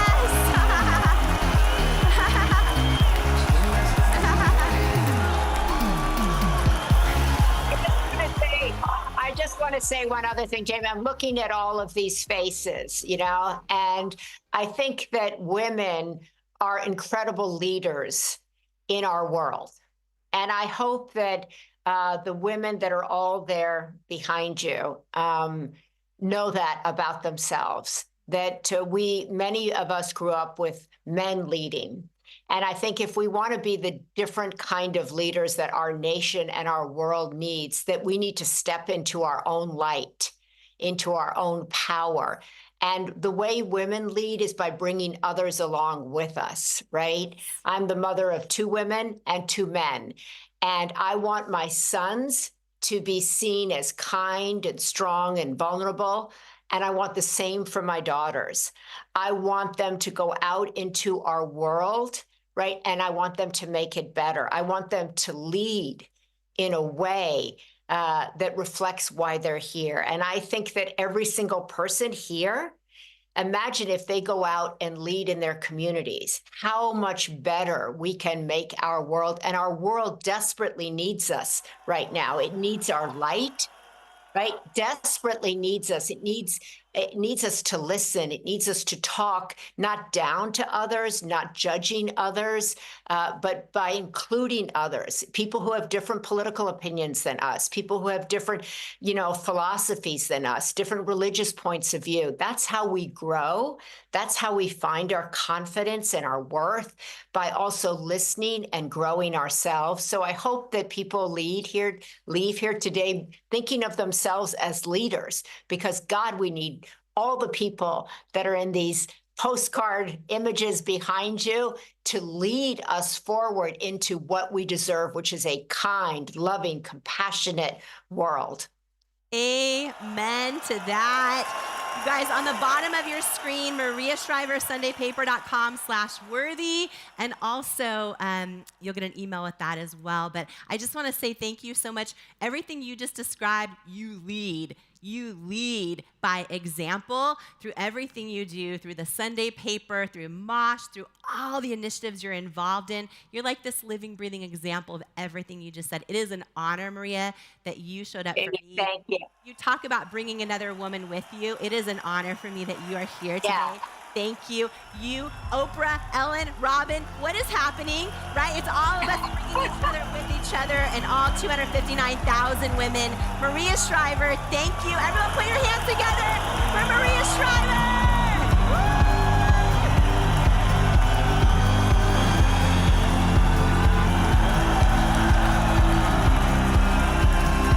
Show Maria Shriver some love. I love you, Maria.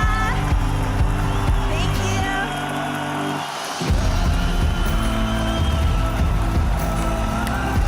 Wow.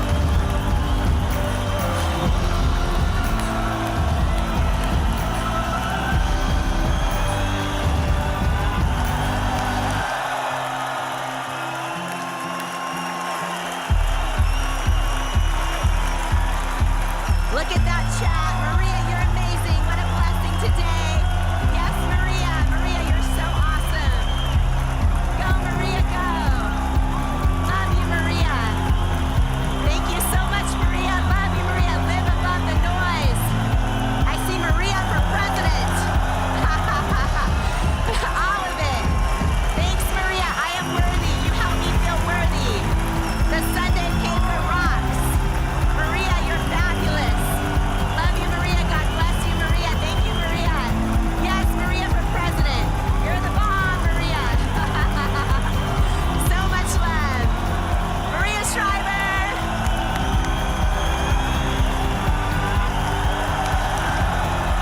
Love you. Woo. Okay.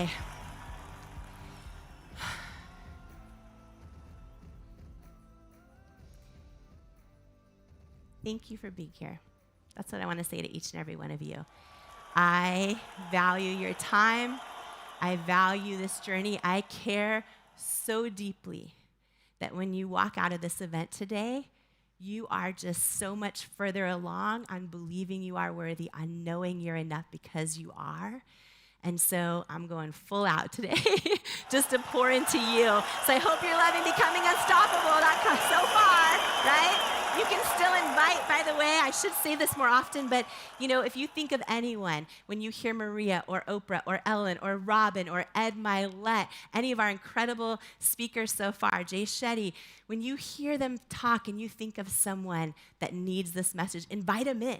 They can still join us live all day. Just send them the link, becomingunstoppable.com. It's totally free. So if you think of someone, if they just learned to believe in themselves, oh my gosh, if they believed in themselves the way you believe in them, like their whole life would change, invite them in, invite them to join. I have not done an event like this in over 3 years. I don't know if I'm doing one again. So we're going full out today. We're going full out today. And you can just share that link with them and they can hop right on and join us. Okay, we are packed, y'all. Every minute of this day, every minute is jam-packed. We are not taking a second for granted. We're not gonna make it through, we're gonna make it count, right? We're not just gonna make it through the day, we're gonna make it count every single minute. So, John C. Maxwell is a #1 New York Times, I see you guys going wild, best-selling author, coach, and speaker who has sold more than 24 million books in 50 languages. He was named the most popular leadership expert in the world by Inc. magazine. Each year, John speaks to Fortune 500 companies, presidents of nations, and many of the world's top business leaders. He's also the founder of Equip, a nonprofit organization that's trained more than 5 million leaders in 180 countries. He is a living legend. He is my dear friend, and he's here to talk about the topic in Worthy, about your authenticity and how you're not crazy, you're just first. So before we bring him out here right now in person, live with me, take a look at this video. What I want you to understand is growth is a catalyst for the success of your life. You got to stop thinking, can I? And start thinking, how can I?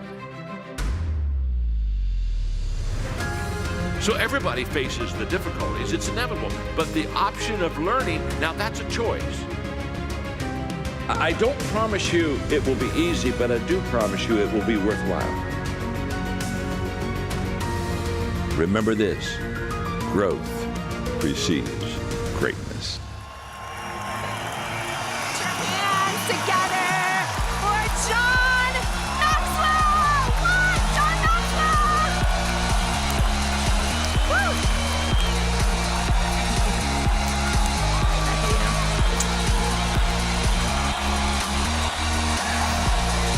Living legend, John Maxwell. John Maxwell in the house.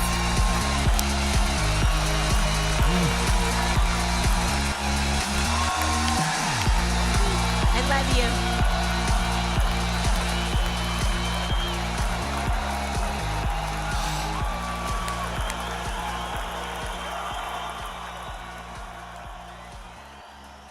It is so good to be with you, and I'm so excited about this day. In fact, I was talking to Jamie the other day, and I said to her, I want to come. I know I don't speak until later on, but I want to come and just sit in the green room and learn. And I've been learning because I'm 77, and what I've discovered, as long as you're learning, you're growing.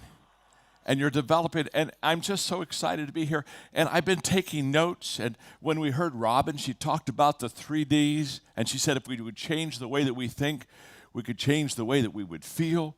And then Ed Milet, he said that we're most qualified because we overcame obstacles and adversity. And they talked about the 4 Ds, and then he said this was huge. He said, I don't think that you can change your life. I know that you can change your life. Stop listening to yourself and start talking to yourself. And Jay Shetty said, there's good within you. and better on the inside than the outside. And he said, your most repeated thought determines your behavior.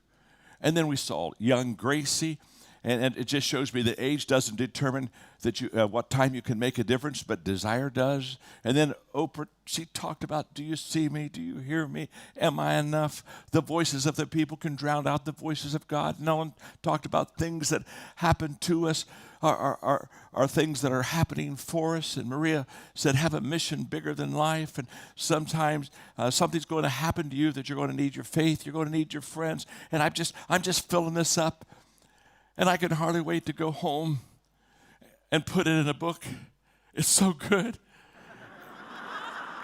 And I'll give them all credit. I'll just say, I won't give them royalties. But I'll just give them credit. But I just am so excited about this day. And Jamie, your book, Worthy, I've read it twice. And the first time when I read a book, I mark the book. And the second time I go back and I read the markings where I mark the book. So the first time I mark the book, and the second time the book marks me. And what I've discovered is this. When I think of Jamie, there are 3 words that just absolutely always surface in my mind. Every time I see her, every I talk to her. And the 3 words are care, dare, and share. Jamie cares for people. She dares to be an example, and she loves to share her life with others. I think Jamie Kern-Lima is a gift to God, not only to the world. I know she's a gift to God to me. Let's hear it one more time for Jamie Kern-Lima. Oh my God.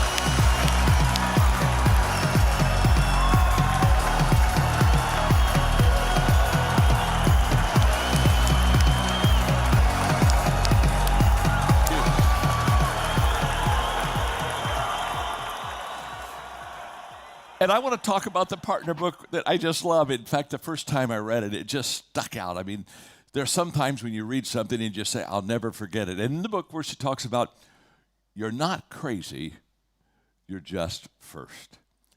And so when I was preparing for our time together, I began to think about that statement, and I began to think about the value of being first and how many times we aren't first, not because we couldn't be or shouldn't be, but we just kind of pull back, or as Jamie says, we kind of dim our light.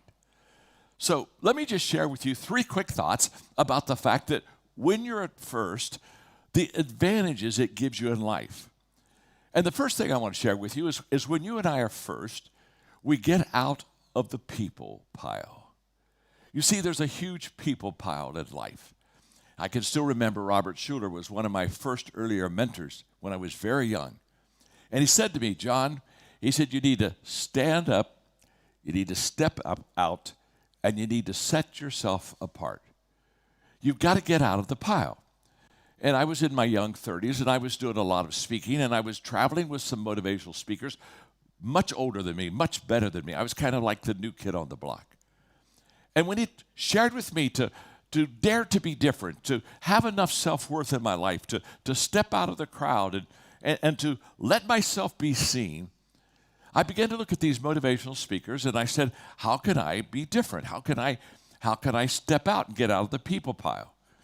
And I looked at them and they were motivational speakers, which makes you feel good, but the next day you're not really sure why, but you feel good.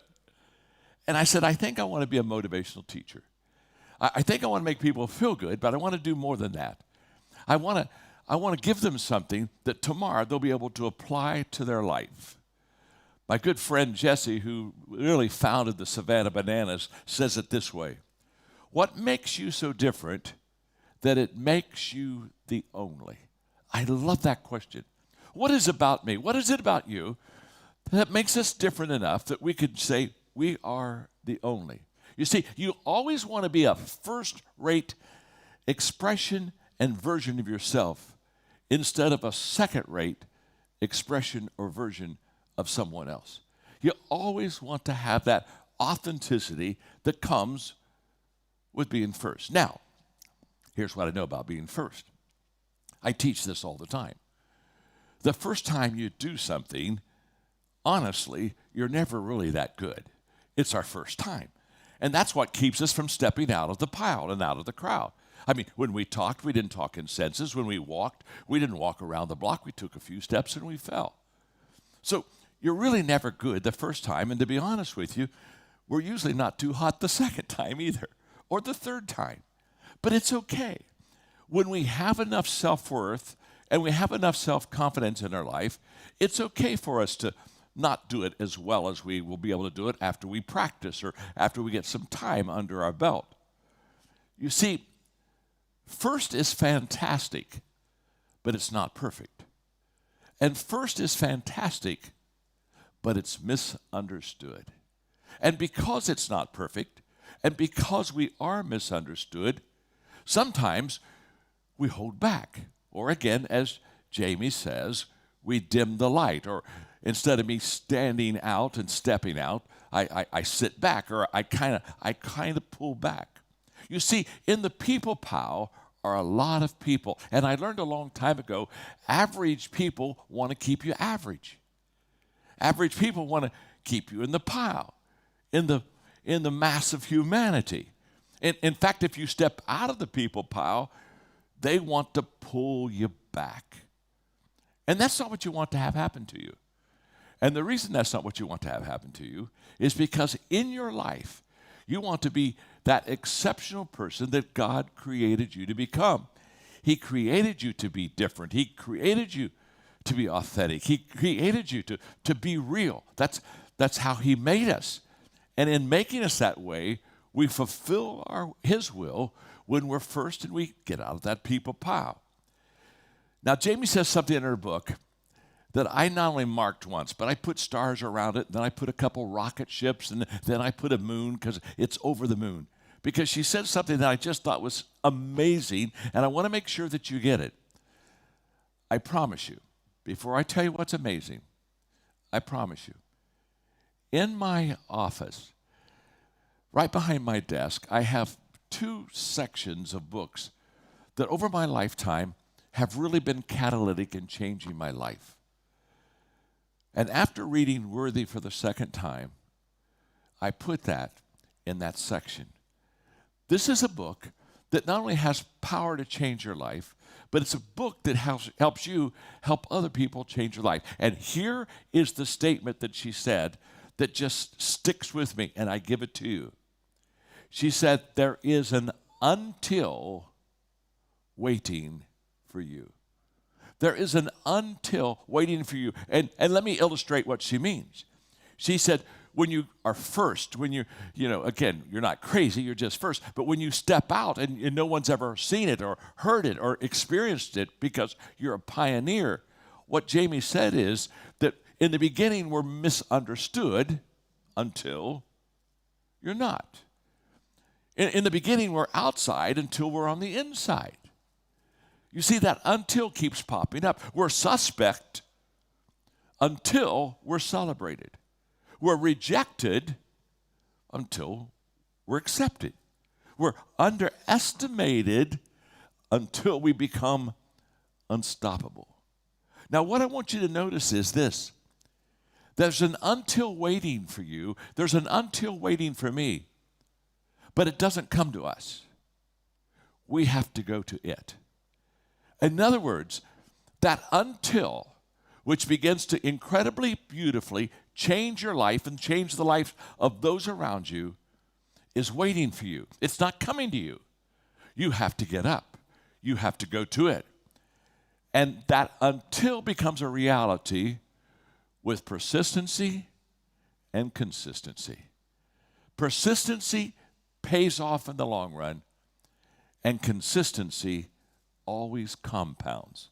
And the moment that we begin to understand that, and the moment that we begin to see that, everything in our life begins to incredibly, unbelievably change. Now, this is huge. I don't want you to miss it. I can remember when I started writing leadership books. My publisher didn't want me to write leadership books because when I started writing leadership books, there were no leadership books written. They were management books. If you would go into a bookstore, it would be about management, not about leadership. And so they told me, they said, only a small percentage, less than 5%, would even read a leadership book. But I said, I love leadership. I want to write about leadership. And they said, well, you really need to write about management. You see, they thought I was crazy. They thought I was crazy, and until I started selling millions of books. And the moment that I started selling millions of books, they came alongside and said, you know what? That was a good idea. It used to be that, when you write a book, you don't own the title. The publisher does the title. And it used to be they would choose the title. Now I get to choose the title all the time. I get to choose it all the time. I just sit down and show them the latest sales records. And they said, what would you like to call the book? You see, we're misunderstood until we're understood. I can still remember when I wrote, I love lists. I just love lists. And so almost in every chapter I have numbers and lists. And the publisher said, oh my gosh, no one uses lists. People don't want to read lists. But I said, I like lists. Can I do lists? They said, well, no. I said, well, I have to do lists. In fact, if you ask me to make a list of the things I like to do best, the first thing I would put is I like to make lists. That's just who I am. I love this. And so I started making lists in my books, and the publisher says that won't do too well. And I know Jamie said I'd sold 24 million books, but honestly, I've sold 36 million. She just needs to be updated a little bit.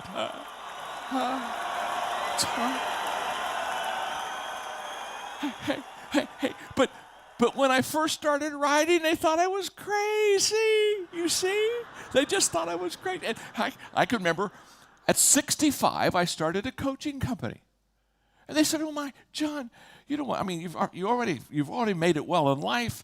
You don't want to start a coaching company. You're 65. And then they said, you certainly don't want to give them their name, and yet that's what it is, the John Maxwell Coaching Company. They said, you don't want to give people your name. You worked hard all of your life to have a good reputation, and now you're going to give somebody your name. Well, what happens if they do something stupid? They're using your name. What happens if they're a screw-up? And then I decided I would rather invest in people and give them a chance to get one leg up and get started first and take the risk of somebody kind of maybe messing with the name a little bit than to lay back and stay in the people pile and not help other people. And that's one of the things, again, I love about Jamie. One of the things I love about her is she doesn't need to do all this. After all, she sold her company for $1.2 billion. She hasn't asked me for a loan. She doesn't need any of this. But why does she do this? Because she wants to be out of the people pile. She wants to be the first to make a difference in some of your life. So I want you to do me a favor. I want you to say out loud, every one of you, hello, 259,000 people or whatever it is. I want you to say it aloud with me. I want you to say, I'm not crazy, I just got started first. Say it with me. I'm not crazy, I just got started first. Come on, give yourself a hand. That's exactly right. That's who you are. That's what you've done. And I love that. I love that. And the second thing that happens when you get started first is you begin to discover your true potential. You see, once we step out, we begin to understand the possibilities that are right before us. I can still remember when I was in my 20s hearing Earl Nightingale say that if you would spend 1 hour a day, every day, on the same subject for 5 years, you could become an expert on that subject. And I was in love as a young kid in my 20s with leadership. And I said, I'm going to do that. I'm going to spend 1 hour a day, every day, studying leaders, talking to leaders, writing about leadership, asking questions about leadership, practice. I'm going to do it 1 hour a day. And Earl Nightingale said in 5 years I could become an expert. So I started every day, 1 hour, leadership, leadership, leadership, leadership, leadership. And I kept asking myself the question, how long will it take? Earl Nightingale said 5 years I could become an expert on leadership. So I started to be like Cape Canaveral. I got into a countdown. 5, 4, 3. Oh my gosh. I'm getting close. I'm getting so close. And about halfway through the 5 years, I stopped counting down because I began to experience the change within me. I began to experience the growth. I began to watch people follow my leadership. And all of a sudden, I realized that this process was making a difference in my life. And I stopped asking the question, how long will it take? And I started asking the question, how far can I go? How far can I go? And I'm 77, and I don't know yet. Because I'm still learning, I'm still growing. For me, there's no finish line at all. In fact, one of the books I'm going to write is called Is There a Finish Line? And for many people, they have a finish line. It's self-imposed. They said, when I get a certain age or make a certain amount of money, I'm going to quit. And I just want you to know, if you have a self-imposed finish line, when you cross it, you're finished. My father was 92. We were having lunch. He looked at me one day and he said, John, I just want you to understand something. I just want you to know that I believe my best days are still ahead of me. He's 92. I know people that are 22 that don't say that. You see, when you begin to sense your worth and begin to sense that God believes in you, and by the way, if He values you and He believes in you, the least you can do is value you and believe in yourself too. And when you step out of the people pile and you get started first, you begin to grow and you begin to learn, and it begins absolutely amazing. You see, the big decision dilemma is this.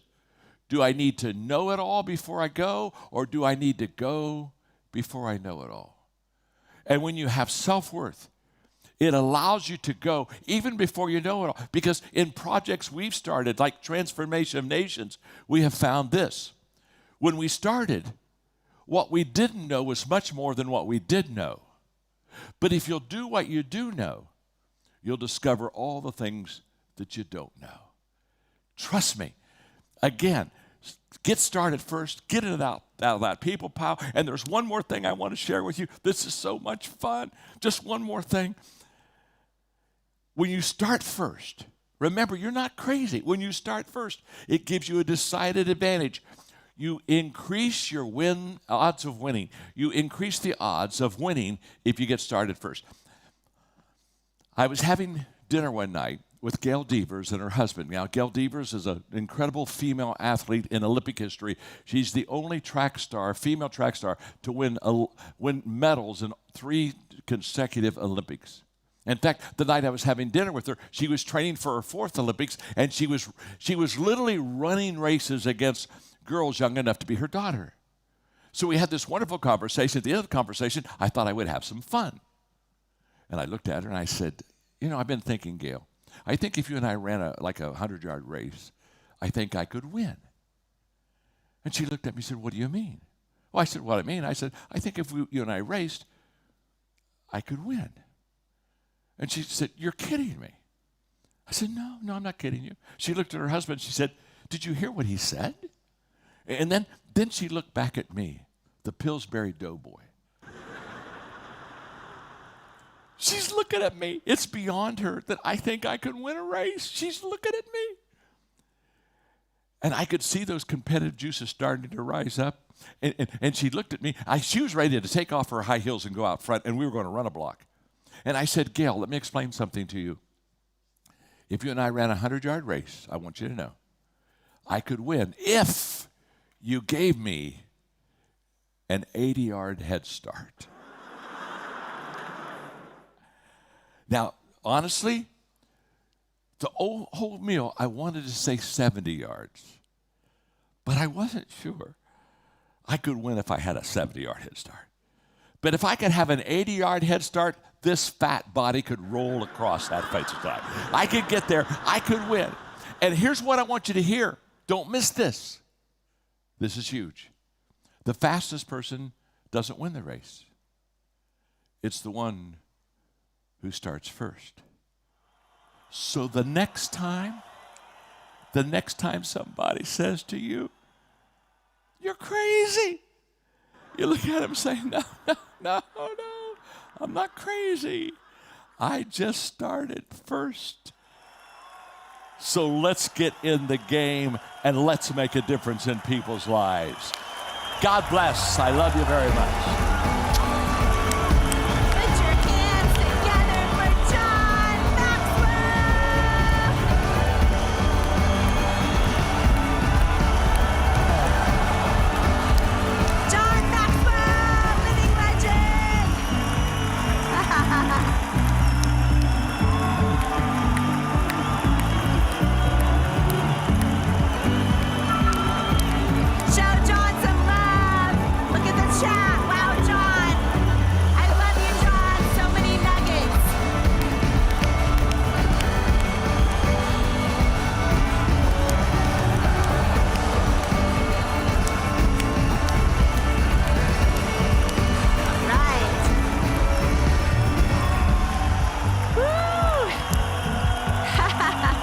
Thank you so much. Thank you for being here. This is such an honor. I have the most special story that I share about you in Worthy. And thank you for your mentorship, your friendship. And you are a mentor to so many people in the world. You're like a mentor to like the leaders who lead. So it's an honor you're here pouring into each and every one of us. I just saw it's now 260,400. 260,400 of us are all live together right now. How wild and amazing is that? You guys have been inviting your friends in, so thank you. I wanted to ask you just kind of a personal question on where you really derive your self-worth from. Well, I'm a person of faith. Yeah. So I get my value of myself from God. I mean, think about it. He created me. If God believes in me, why wouldn't I believe in myself? If God values me. My father, when I graduated from college, we were having dinner, and I said, "Dad, what's the best advice you can give me?" He said, "John, do three things every day. Value people, believe in people, and unconditionally love them." And I've tried to do that as kind of the grid for speaking and for writing. And people can tell when you value them. But you can't value people as you should until we have to value ourselves. And so I think it all begins with us believing and valuing and unconditionally loving ourselves. And then, you cannot give what you do not have. Yes. And so, but when I have it, then I can give it. And it's the exchange principle. We come into this life and we take things and we leave things, but we have to make sure that we leave more than we take. And the only way that I'll ever do that is, again, valuing myself and valuing you and doing my best to add value to people and make a difference in their life. So powerful what you said. You cannot give what you do not have. There's a lot of people believe like, oh, self-love is selfish. I'm just going to be good at loving my kids or it's like, oh, no. Yeah. If you really want to love others more, the more you love yourself is the greatest gift, right? Which is why building worthiness. Absolutely. We're to be a river, not a reservoir. I think God only gives to us what he knows will flow through us. And so the moment that I learn and grow. I mean, when I took notes, I've been sitting in the green room all day just taking notes. Yeah. And why am I doing that? So I can learn more, so I can be more, so I can give more. And I think that once we understand what our purpose is to be our brother, sister's keeper, then I think we begin to live beyond ourselves and for something bigger than ourselves. I was going to bring that up, that I'm the same way, like a lifelong student.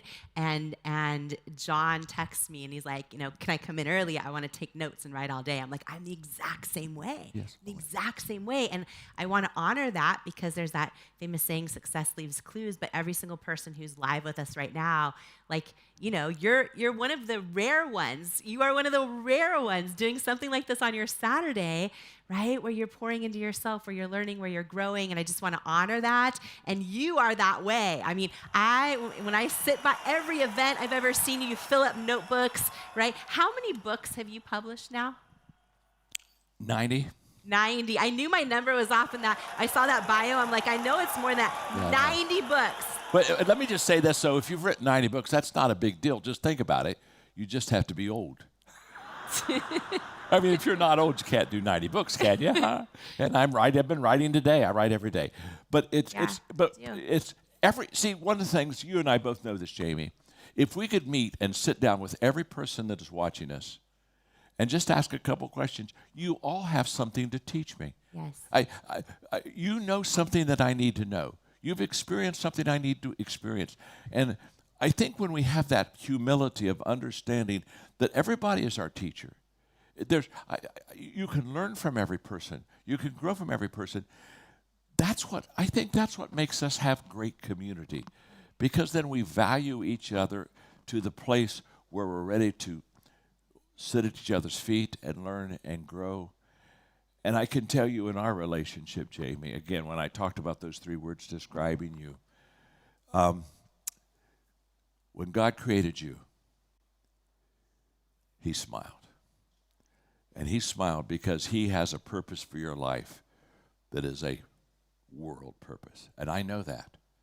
And I just want you to know you're making a difference in my life. You're making a difference in millions of people's lives, but you're young. You've just begun. And let me tell you, you have a moral authority. You have a lot of youth, but you have a moral authority, and moral authority is the highest in leadership because of all that you've overcome. When we look at your life and all the no's that you received and all the barriers and all the obstacles and all the problems and all the challenges and all the delays, Jamie, consistency compounds, persistency pays off. You just stayed with it. You just stayed with it until you got to the until. And what I love about Jamie now, and for all of us, she's helping all of us get to our until. We're going to get to our until and get on the backside because she is the moral authority and the example of who we are. I love you. You are truly one of the greatest mentors to so many people. You are in my life. I'm so honored. And I know you can probably tell John's here pouring into each and every one of you.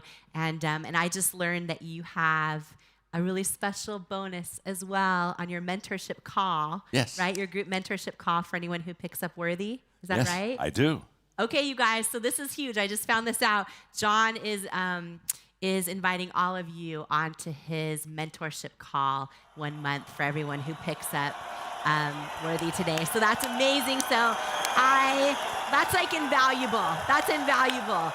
And the book is under $20. That's invaluable. So thank you for that. Thank you for being here. Thank you for your friendship and your mentorship and your championship of so many people and your leadership. I love you very much. Love you very much. Thank you for being here to pour into each and every one of us today. Can you guys put your hands together and give John Maxwell so much love?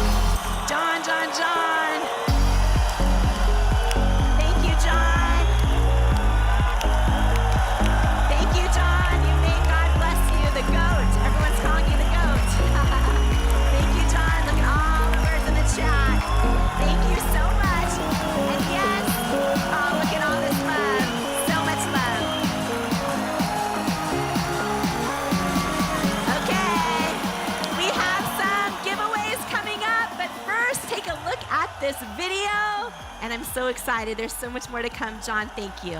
Thank you, thank you, thank you. I am so excited for this book. You know why? Because it's going to save so many people. It's going to save people. Worthy. Your new beautiful book, Worthy. Get this book. This book, I'm telling you, it's a book that can change anybody's life who picks it up. Anybody who's ever felt that they were not good enough, didn't measure up, something's missing in your life, I have to tell you. It's powerful. It's happening. It's worthy. Imagine, what would you do if you fully believed in you?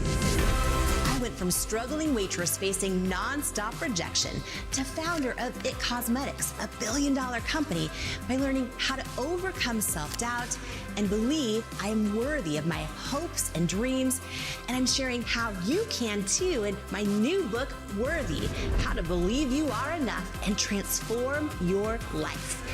If you're ready to truly trust yourself and break through that barrier of self-doubt, and know that where you come from, or even where you are right now, doesn't determine where you're going, then Worthy is for you. It's time to go from doubting you're enough to knowing you're enough. It's time to step into all of who you are and into the person you were born to be. And it's time to believe that you are worthy of it. Because in life, we don't become what we want. We become what we believe we're worthy of. Join the Worthy movement today by grabbing your copy of Worthy anywhere books are sold. Then head to worthybook.com now for free gifts, including my 5-part course on becoming unstoppable and my 95-page Worthy Workbook action plan that teaches you how to implement the tools from the book into your real life right now. Worthy is groundbreaking. Yo. My God! Worthy, you are worthy. This book is going to change lives. This book literally will teach you how to actually feel worthy so that you can have the strength, you can have the confidence. The lessons in this book and the strategies will change your life. You will never be the same again after you read this book. Jamie's book, Worthy, is a must read. It is going to inspire you, empower you, give you the hope that you need and the kick in the rear end that you deserve. Jamie's book, Worthy, is incredible. The gifts are going away, but they're all free right now on worthybook.com.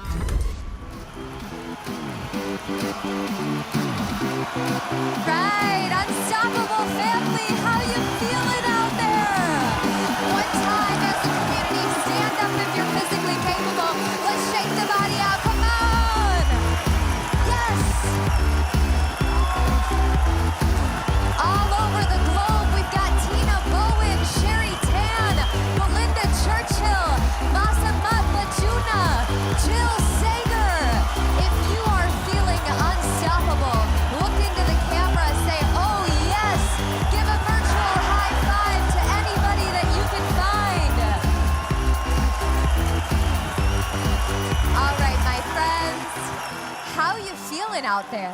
Unbelievable start to this day, right?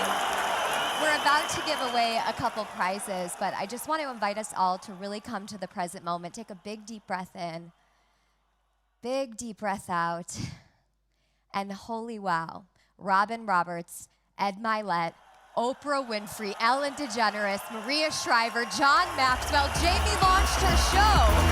Would you believe me if I said we're just getting started? Give a round of applause to every speaker that's been on this stage.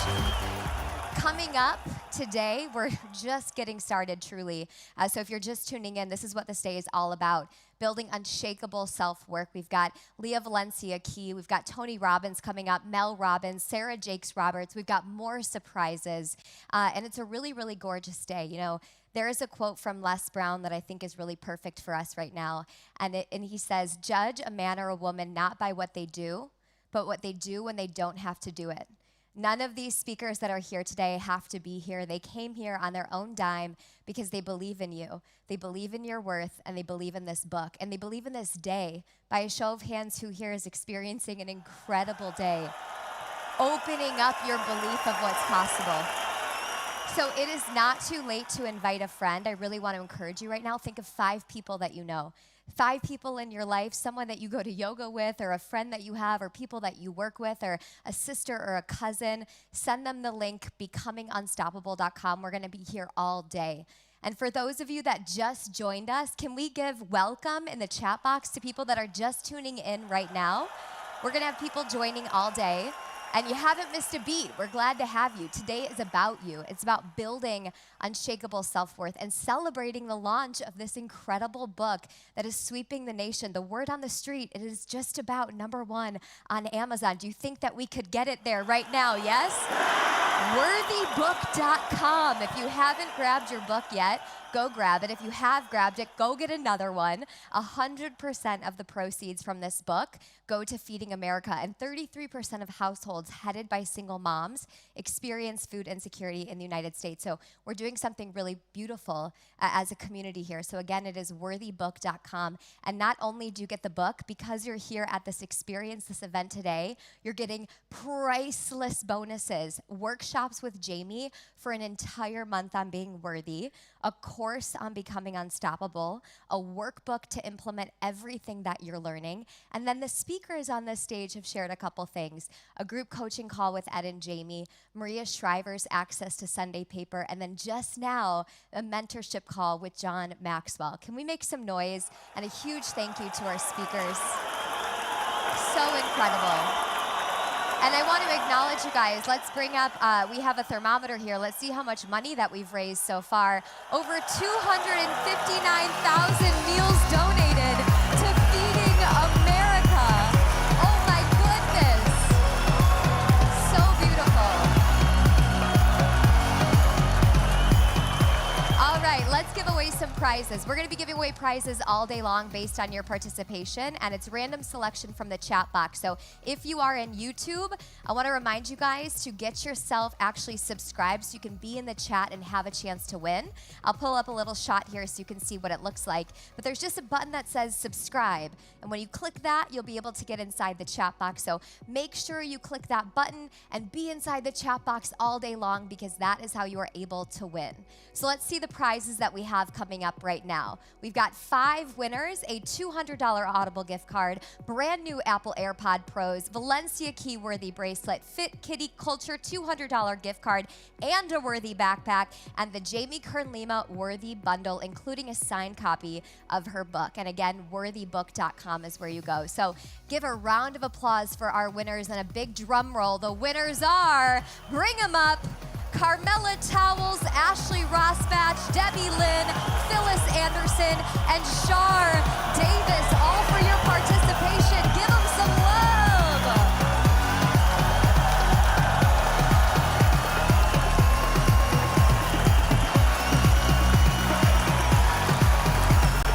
All right, my friends, right now, wherever you are in the world, I want you to sit up in your seats with lots of energy. Shake the body out. Put your shoulders back. Lift your head up. Put a smile on your face and lean into the camera and say, I am worthy. Say, I am worthy.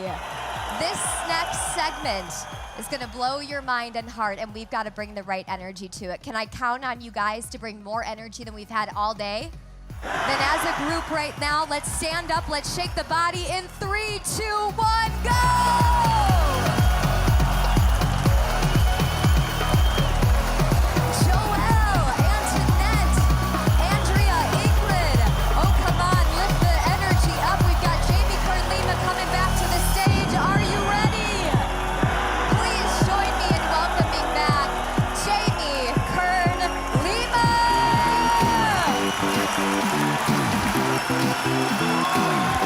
Who's becoming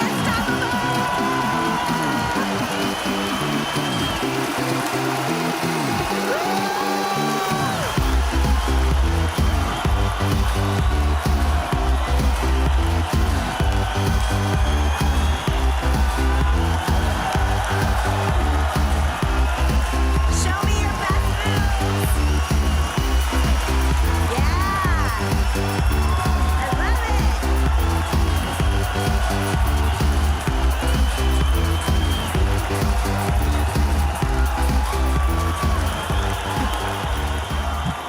It is an honor to introduce our next speaker.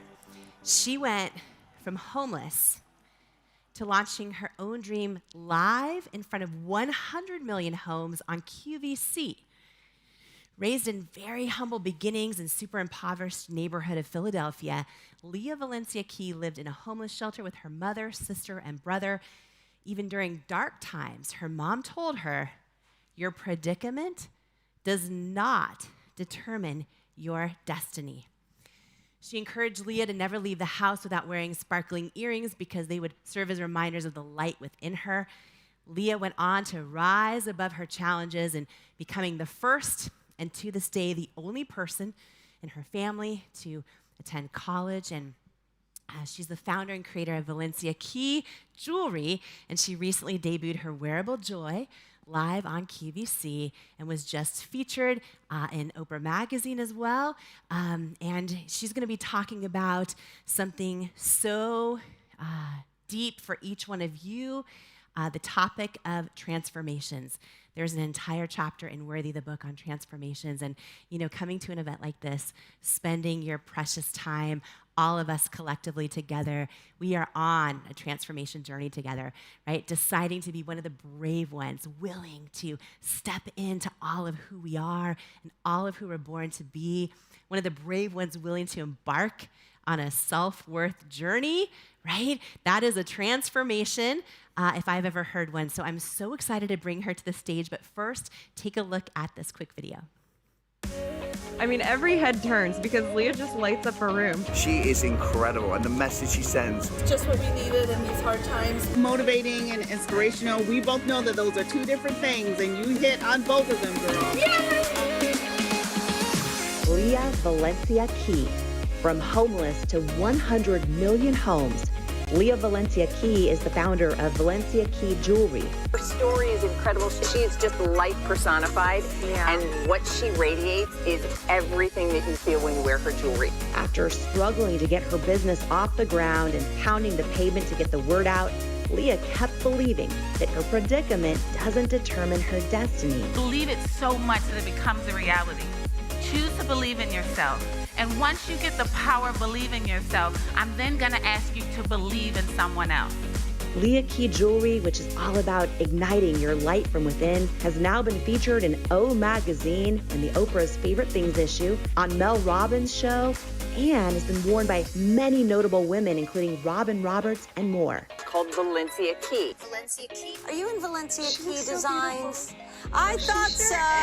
Leah passionately donates her time educating women in homeless shelters. If I didn't come from the most farthest extreme, I wouldn't be able to shine light to other people. When you shine, you inspire others to shine with you. You're just a walking blessing. Out, shine. Out, shine. I mean, that's a magical moment. Leah is a living example that all things are possible if you believe it. A little bit of sparkle in your life, and you have just a little bit of belief, magic starts to happen. Welcome to the stage, Leah Valencia Key!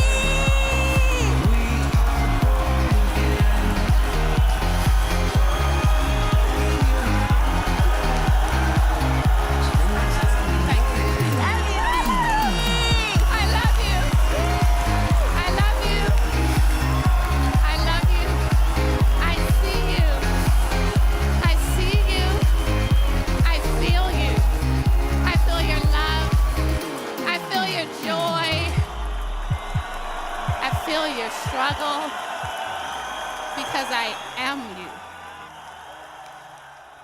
You are worthy. I'm so honored to be here today because I'm truly a representation of you.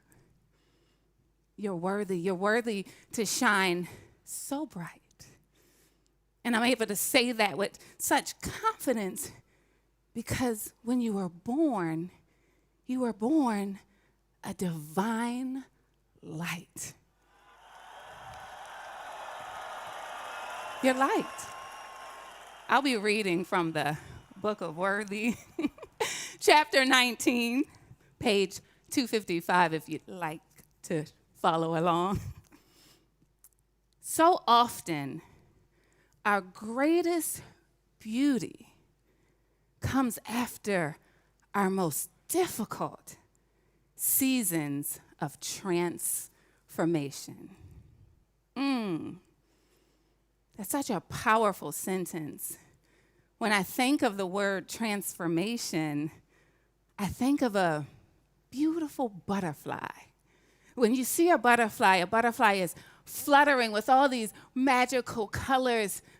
But what sometimes we forget about the butterfly is that the butterfly was once a caterpillar. And what we often don't really talk about is that the butterfly from caterpillar phase had to go inside of a cocoon and liquefy. Liquefying is the most important part of the transformation phase, but it's the most uncomfortable. It's the most painful sometimes. It's the most unsuring sometimes. And I can say that with such confidence because I stand as representation of a living symbolic example of a human transformation. You see me, and I'm sparkling, and I'm shining in yellow, and I'm smiling, and you may get confused and think, oh, she was born that way. But it's quite the opposite. As sweet Jamie said, thank you, Jamie, for allowing me to bless. She shared that I come from the most impoverished neighborhood of Philadelphia to a single mother with 3 children that was paralyzed by fear, locked by generational curses, and bound by society's stereotypes. Our predicament went from poverty to destitute when my mother broke her leg in multiple places and she could no longer afford the little basement apartment in this trash-riddling neighborhood, and that immediately sent us to a woman's homeless shelter. Now, in this dark moment, I started to become my environment. My mother poured directly into her 3 children and stated, "Your predicament does not determine your destiny." Those words were planted in me like a seed, rooting so deep. But honestly, the world starts to take over, and I start to become my environment, and my mother started to see that. So she immediately one day stopped me and said, "Leah, do you want to be a follower or do you want to be a leader? Because right now you're following, and you're going to be everything that you see around you. Or, Leah, you have a light that is deeply and divinely embedded inside of you, and all you have to do is choose the light, listen to the inner whisper, unlock it, and soar, shining to your destiny."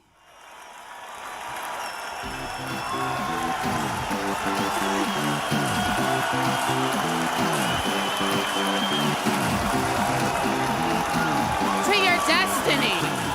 My mother was speaking transformation. We were in liquefying times. We were in the cocoon, uncomfortable, poverty, painful. In that moment, she spoke transformational words in my life.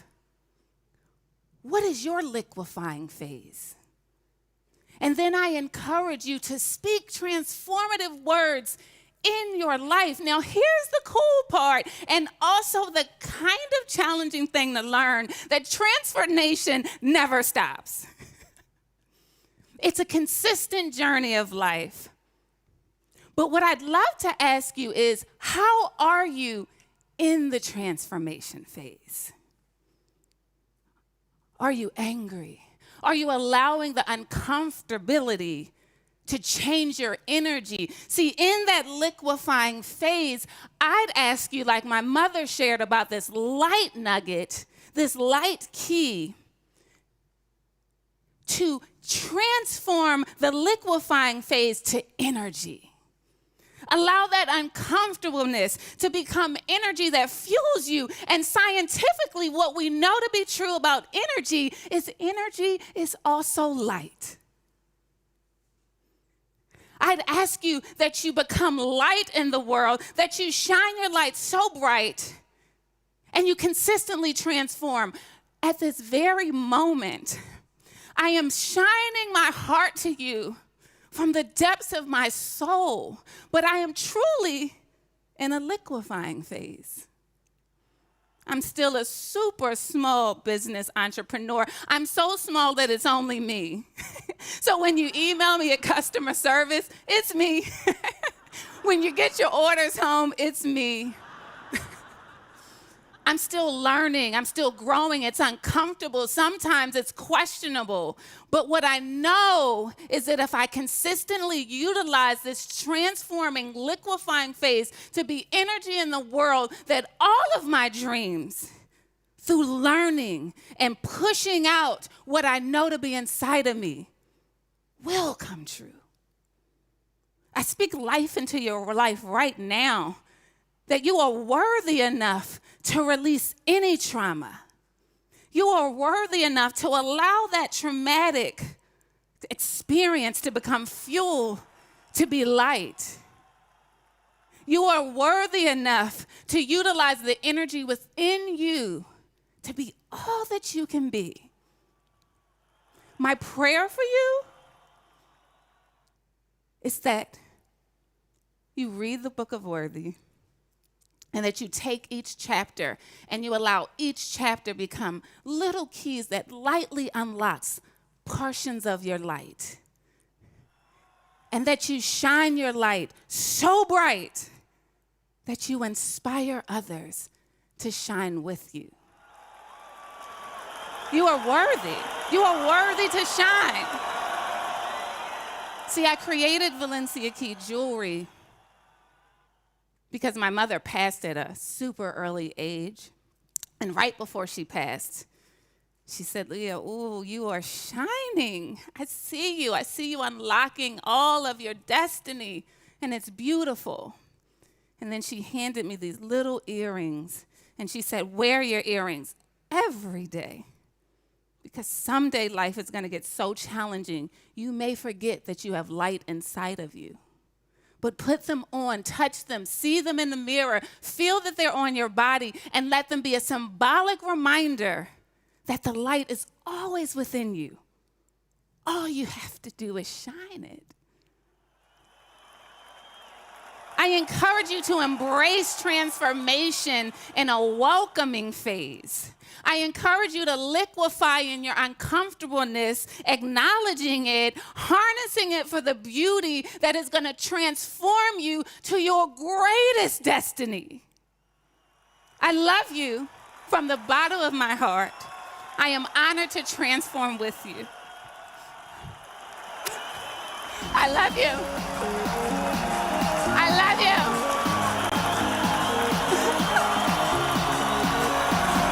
You are worthy. You are worthy. You are worthy. Shine your light bright. Let your hand transform. Valencia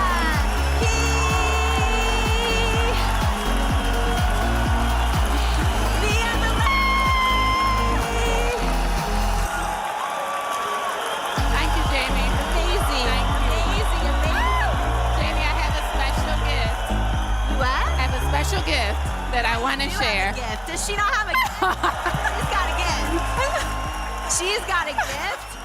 She's got a gift. I've been with her when there's like thousands of people just sobbing in the audience when she keynote speaks at these events. It's amazing in corporate events. So what a gift that you are here today. Thank you. Yes. I love you. And because I'm honored to be here and I want everyone to feel that they're worthy and wear it, I want a gift of $20 gift card to Valencia Key so you can wear and be reminded. Wow. That's for everyone who grabs the book, right? Yes. Everyone grabs a book. The book is under $20 right now, and you get a $20 Valencia Key gift card. Yes. That's amazing. Okay, another bonus. Another bonus on the day. Another bonus on the day. That is amazing. That is amazing. Thank you. That's so generous. Show Leah some love. Leah Valencia Key.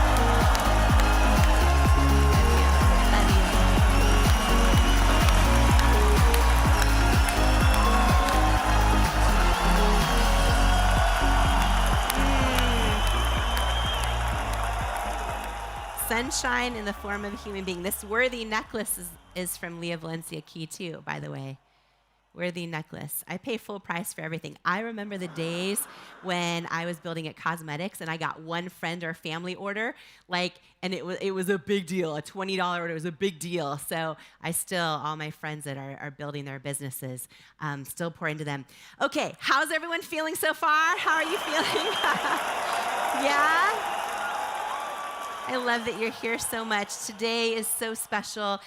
Leah can see the chat, by the way. Everyone who's in the chat, when you're on YouTube, just hit subscribe so you can chat. Every time you chat and comment, you're automatically entered in the giveaways. So many prizes coming up in giveaways today as well. And I just want to honor you. Each and every one of us is on this journey, right?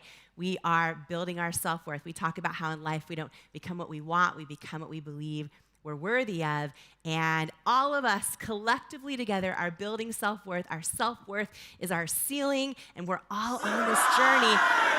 Surprise!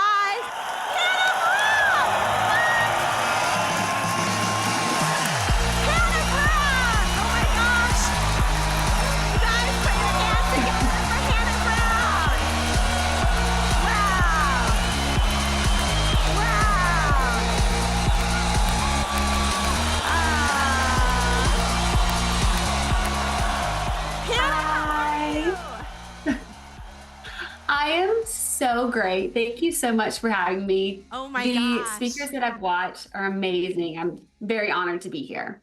I'm so excited that you're here. Thank you for stopping by. Thank you for we are all together building self-worth, and it is like the most special day. I know you've won Dancing with the Stars. You were the Bachelorette, right? I mean, can you talk about your role of self-confidence and self-worth and how they played into both? And also just thank you for stopping by. This is really, really special. Thank you for being here.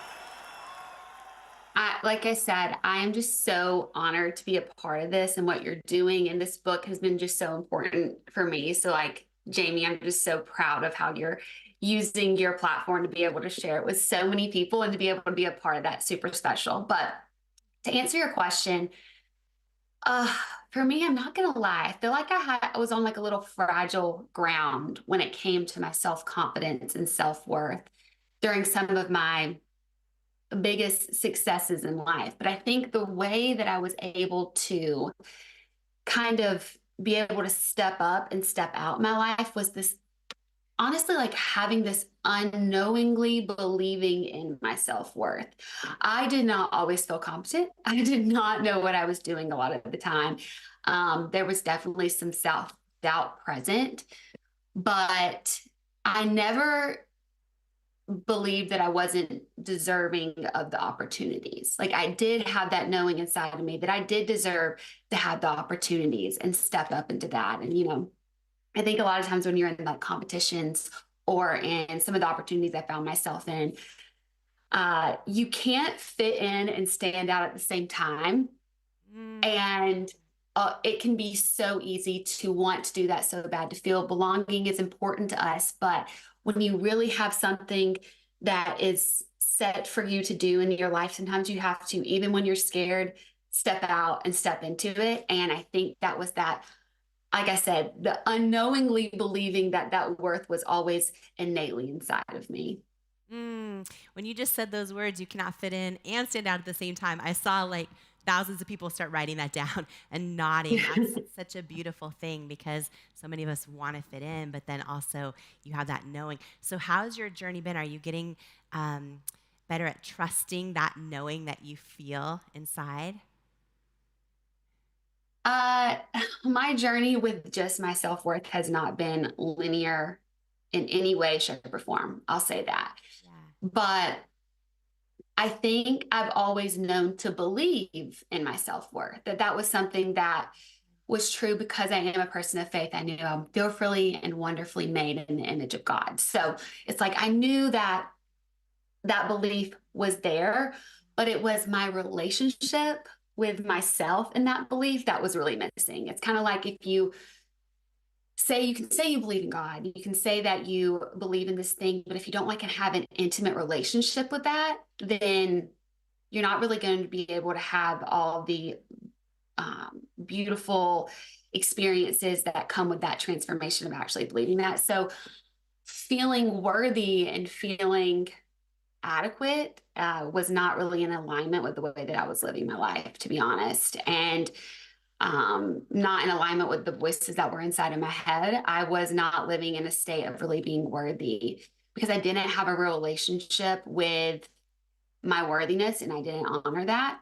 But now, the place that I'm in now, which is really exciting, is that I am now knowingly in the pursuit of my worthiness. And I'm actively using tools like Worthy the book and different types of conversations to help like actively rewire my brain and the belief in myself and really like search my soul for that worthiness that's inside of me. And it's definitely been a journey. It has not been easy, but it's so worth it to be able to like step into the fullness that life is to be. And I think sometimes we always like, and I know in my life I've like held myself back from that, but not anymore. And I'm so excited that, you know, you've taken the time to write tools in this book, and that there are so many resources out there that we can really make sure that we can become more in alignment with our purpose in our life, which is just to live into that worthiness that we all have. Yeah, and I think it's so powerful.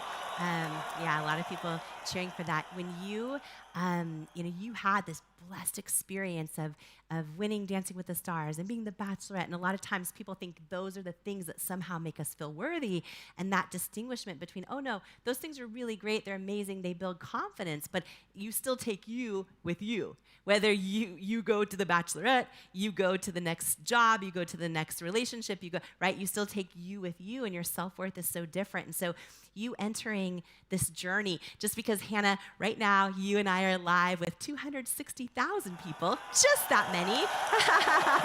Just crazy. Yeah, isn't that wild? I think it's 13 or 14 sold out Madison Square Gardens. It's a thing. But what's so beautiful and honoring is we're all coming together to build self-worth. And I think that that is such a beautiful thing. And just to ask you, you know, you've had so many monumental experiences, and they're keeping going. Your podcast is amazing. I know you have a book coming out. There's so much going on in your life. What made you want to like take this journey of diving into self-worth? Because everyone here live with you right now is in the exact same spot you are. We're all entering this journey together. Because I was having those moments where my life wasn't really being in alignment with what I said that I believed. And I felt that, and I could see that in the way that I was showing up in my relationships. Like a lot of people know me for the relationship and my love life. And I was seeing how, because I didn't believe in myself, I didn't love myself, I wasn't able to receive that love from somebody else. I actually had like this really big aha moment with my partner now.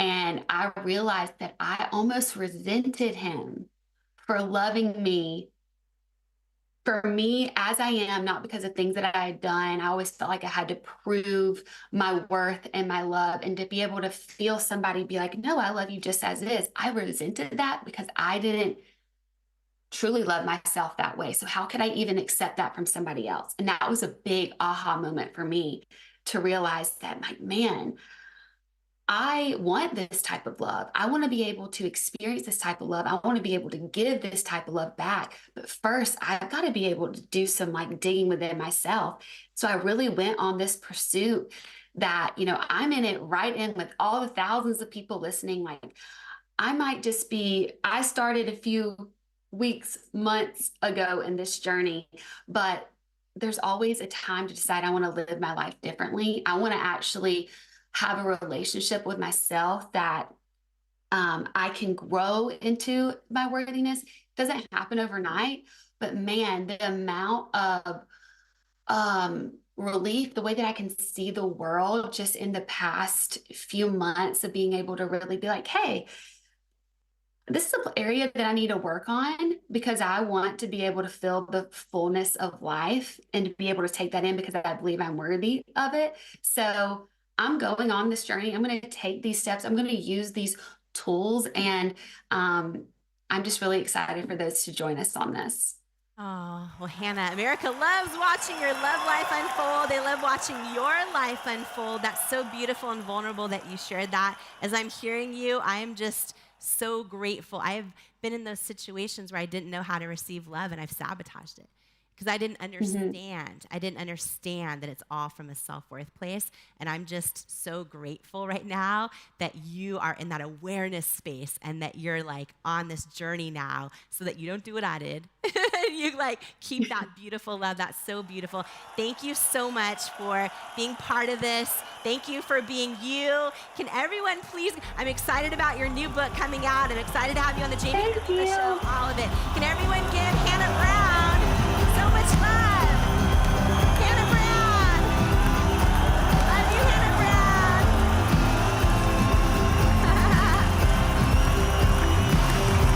So much love for Hannah Brown in the chat. Love you, Hannah. The chat says, yes, self-care, self-worth. Way to go, Hannah Brown. Thank you, Hannah. Yes, Hannah, huge revelation. Hannah, thank you. Love you, Hannah. We love you, Hannah. She's seeing all your comments. Hannah, you're so beautiful. You're so smart. Love you, Hannah. Hannah is amazing. Love you, Hannah. Thank you, Hannah. Awesome. Thanks, Miss Hannah Brown. Thank you for sharing yourself. Thank you, Hannah. We love you. Hannah Brown. Thank you, Hannah. Woo. Today is so special. This is just a big collective force for love and goodness in the world together. That's what this is. And this day is so many different types of, people all coming together. And I just want to honor you for your leadership and your stewardship of this event with me. The comments, the chats are love-filled. And it is hard to find that right now online, right? Can I get an amen on that? It is hard to find that. And what I love is today we've had people of different faiths, different backgrounds, different life experiences, different, you name it, all ages, all, everything. And everyone's just coming together collectively with this one intention, like to build self-worth, and it's so beautiful. So I just want to thank you for your stewardship again, and for making this safe, beautiful space, because every speaker that comes out here, they see all the chats. They're scrolling like crazy, and everyone's just in this together, and I just have to say, I've been pouring my heart and soul into this event for you for the last year plus. It's all coming together live, and for, every single speaker is showing up just for you. No one's getting paid to be here. They are here to pour into you because they believe in this mission. Every single penny of book sales or event, anything is all going to Feeding America, where 33% of single moms, their households are food insecure. So this is just a giant force for love, and I can't explain to you how much it fills my soul when I just see the chats are just so filled with love, no matter who the speaker is. So I just want to thank you for honoring that, because at the end of the day, every single one of us is worthy. We're all in this together, so thank you for that. It's really special and it's really rare, especially in 2024, so thank you for that. I'm so excited. I am so excited for our next speaker. Whew, let me just take a deep breath. Okay. Okay. Sarah Jakes Roberts is one of the few women on the planet who sells out stadiums when she speaks. And she is here with you and me today. She is a New York Times bestselling author. She's been named one of Time Magazine's 100 Next. She's founder of the Woman Evolve movement. She's co-pastor at the Potter's House, and her viral messages inspire millions on a daily basis. She's also my dear friend, and she is here to pour into you on the worthy topic of owning your story and overcoming the lie that I need to please them in order to love me. For anyone who has gone through people pleasing, or who, feels like, they carry shame or different things like that, and they want to overcome it. Oh my gosh, are you in for a treat? Before I bring her out here, right here on this stage, I would love to share this quick video with you. It's an honor for me to be able to serve women in my generation at a time where I feel like we no longer have limitations. We want to fully explore our potential. And we recognize that the barriers that we must confront are not just within industries and systems and society, but also within ourselves. What are the belief systems that we have locked in on that are keeping us from experiencing hope? Letting go of this idea that we have to be perfect. Yes, I still got issues, but I also got breakthrough. The time is now for you to set your city on fire.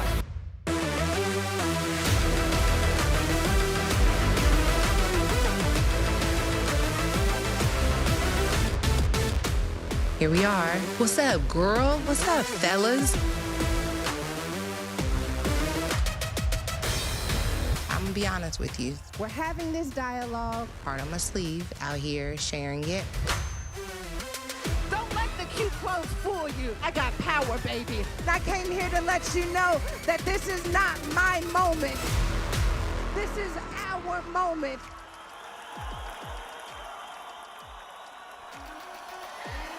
Who is ready for a breakthrough today? Put your hands together for Sarah Jakes Roberts! I love you, my friend.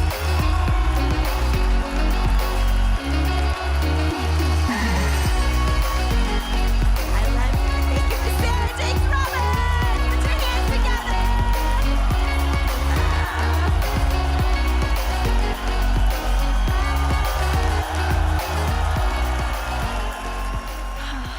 There are very few people on the planet who could gather this many incredible thought leaders like Jamie Kern-Lima, so I am sending her lots of love. Can you just help me give a big round of applause, a big heart to Jamie Kern-Lima, our girl.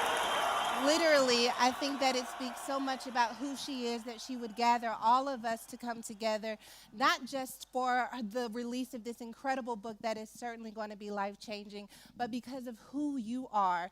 Because of who you are, she wanted you to have this moment where you heard from, you know, voices that are similar to yours, with stories that are similar to yours, so that you can be reminded that some of the people who may inspire you the most are actually not that much different from you after all. If that wasn't enough to prove how special Jamie is, the fact that I am wearing a headset while speaking is really top tier facts that she's so special, because let me tell you something, the man in the back tried to put this on. He doesn't know I have on a wig, baby. If you put this headset on too tight, it's going on with you. Okay, so I'm just praying that my wig stays on and the headset stays on while we have this conversation. Can you all pray for me? If you pray, meditate, woosah, something for this wig staying on. Okay, I want to ask you a question.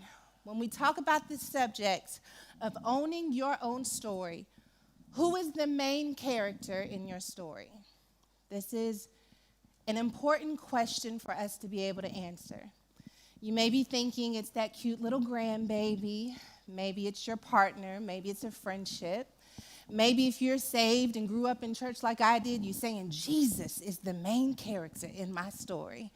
I want to challenge you for a moment, though, to think less about a person and more about a belief. What belief is the main character in your story?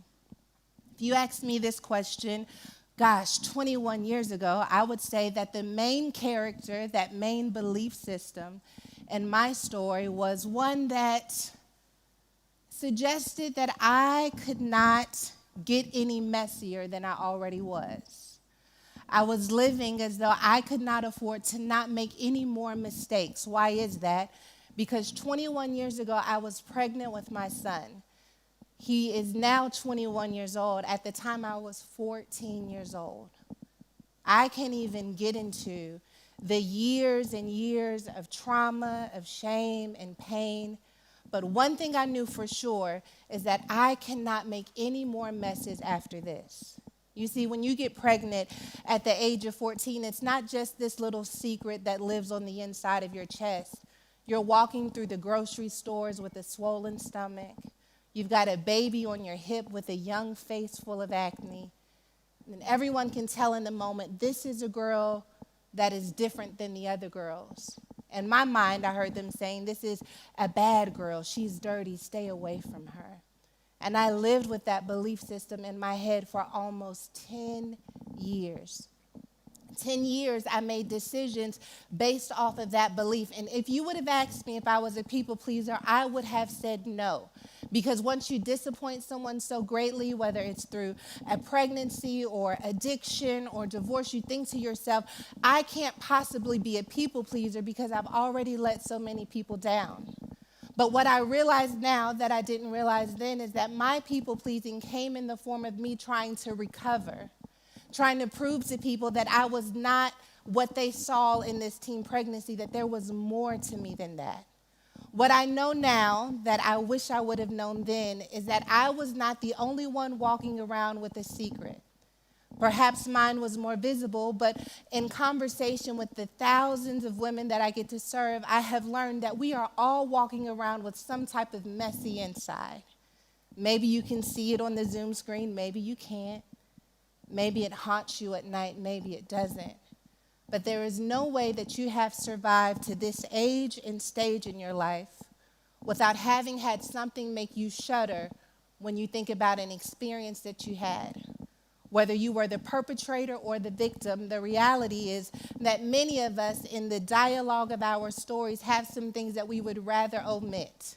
I have news for you though, your worth is not an equation, it is a fact.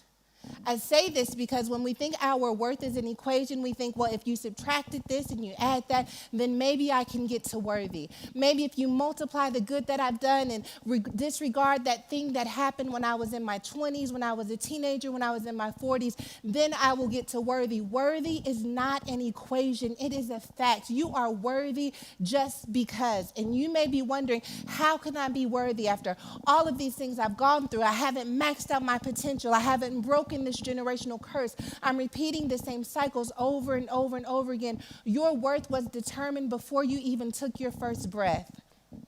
I wish I would have known that when I was 14 years old. I had to learn in process that God's faithfulness did not change just because of my mistakes. That God's vision for my life was not altered just because I had made some decisions that did not reflect my value in Him. There's this scripture that I love in Romans 8:28, and it says, and we know that all things work together, even the things that don't look like they could work at all. God says, I can use them to work together for your good. So I'm going to ask you to do something very crazy.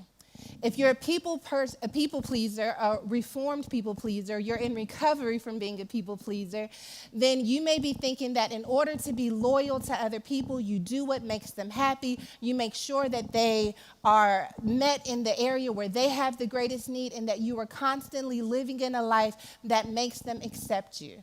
And while that is not the criteria for loyalty that I would like to suggest to you today, it is one that has haunted and taunted so many people for decades of their lives. I've been studying about mirror psychology, and what I learned is that unconsciously, many of us mirror the acts and behaviors of those who we are surrounded by. It's not even something that we do on purpose. We just look into our corporate spaces, our families, and we realize that some of the mannerisms, our tones, our cadences, all reflect one another, because we learned that in order to survive in certain environments, that we have to mirror the acts and behaviors of those we are around. That is when we are more loyal to what is happening around us than we are to what's happening within us. If you're ever going to overcome the areas in your life where you have experienced some cringe-worthy memories, some cringe-worthy behaviors, then you are going to have to be loyal not to your environment. You're going to have to be loyal to your mess. Sounds crazy, because how could I be loyal to this messy version of who I am? But when we are loyal to our mess, we give ourselves the opportunity to practice compassion, to practice love, to practice not just looking at what we did, but who we were in the moment that it occurred. this moment happened to me where I made this switch. I went from the main character of my story being that I can't afford to make any more mistakes to the main character being I can do better than this. And I don't want you to have to hit rock bottom the way that I did in order for you to come to this moment. For me, it happened when I was leaving this CPS office. CPS is Child Protective Services. Child, I got a story. I would go over time telling you all of the things that I have gone through. But I was walking out of Child Protective Services, and let me tell you, my worst nightmare had become my reality.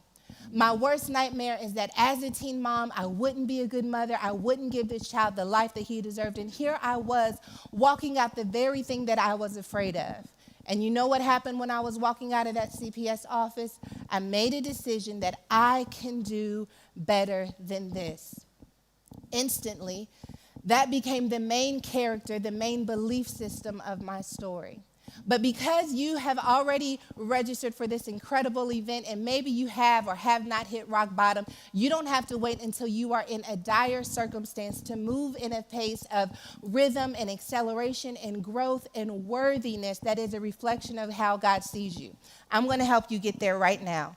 Okay, so if we are going to change the main character of your story, I want you to be honest about what you presently believe. What is it that you believe about yourself? Do you honestly believe that you are worthy? Or do you believe that you will be defined for the rest of your life by whatever you have experienced? Do you believe that the marriage is going to work? Do you believe that the child can be saved? Luckily, because this is virtual, this is just between you and I don't even get to see your notebook, but I want you to be honest about what you believe. Because if you cannot be honest about what you believe, then you cannot be honest about where transformation needs to begin. You see, the people pleaser in us would tempt us into believing that we've got to act like we believe that it's okay. We've got to act like we have worth. We've got to act it and fake it until we make it. But child, ain't nobody got time for that. We do not have enough time on the planet to be out here faking it until we make it. We have to be real. And if I can tell you that the mic man has this mic attached to my wig and it could fall off at any moment, surely you could write down on a notebook what it is you really believe. Do you believe that that experience is going to define you for the rest of your life, whatever that experience is? Be honest about it. And then I want you to write down this second question, the second answer to this question. I want you to be honest about what you want to believe. I want to believe that my best days are still ahead of me. I want to believe that I'm worthy of love. I want to believe I'm beautiful. I want to believe I can take care of my body. I want to believe that I can raise this child. I want to believe that I am worthy. There's this incredible story in the Bible. And in this story, the woman has had an issue of blood for many years. And she has gone from physician, and each of them have told her there's nothing we can do.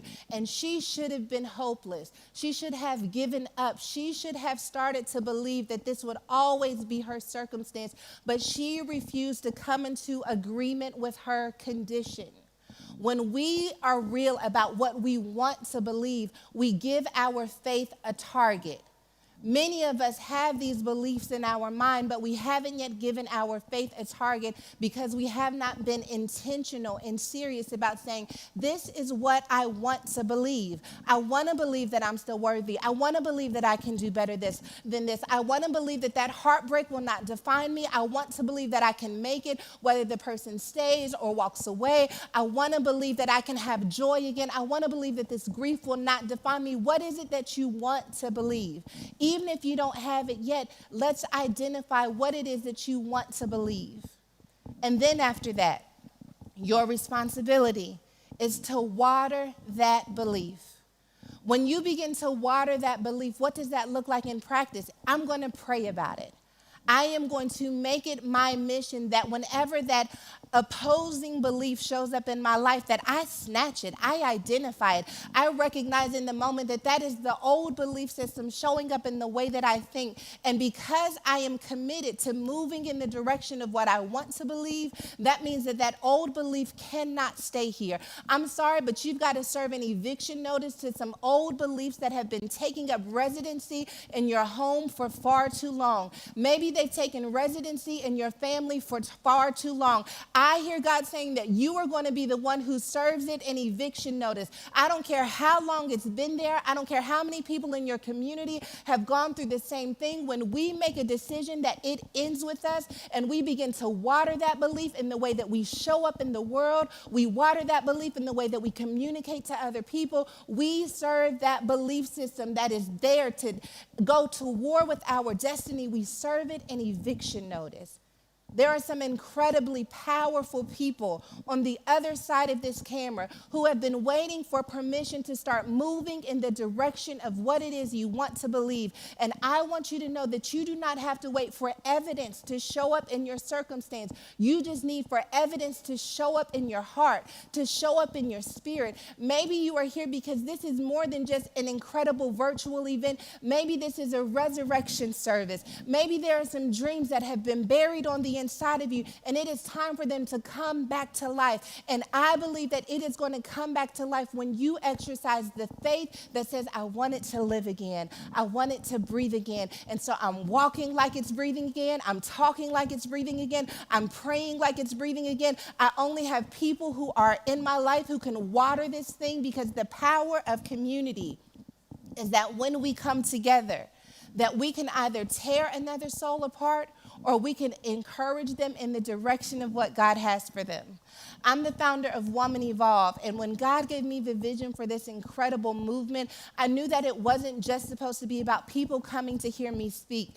In that bio, they show the stadium, and there are so many conversations about us packing out a stadium, but when I say it was us who packed out a stadium, I mean that. Woman Evolve centers around us connecting with one another, because your greatest ambassador, your greatest cheerleader, it may not be someone who you see from afar. It could be your neighbor. It could be your sister. It could be someone who you're participating in fellowship with at church. We need community because community waters our belief systems. And if your community cannot water the belief of where you are headed, the least you can do is make sure that they don't dry out the seed of who you are becoming. Because there are some people who have gone through so many things that the only thing they know to do is to tear down and to discourage you from moving in the direction of promise. And so we're going to water that belief system. And then the next thing we're going to do, we are going to release that belief. We're going to release that belief in the way that we show up in the world. I know there's so much conversation about taking big leaps of faith, and there are some moments where there is nothing to it but for you to, girl, man, fella, stretch your legs out and leap as only you can leap. But the reality is that many of us don't move in the direction of destiny because we are afraid that those big leaps of faith will disrupt our marriages, disrupts our friendships, disrupts our community at church.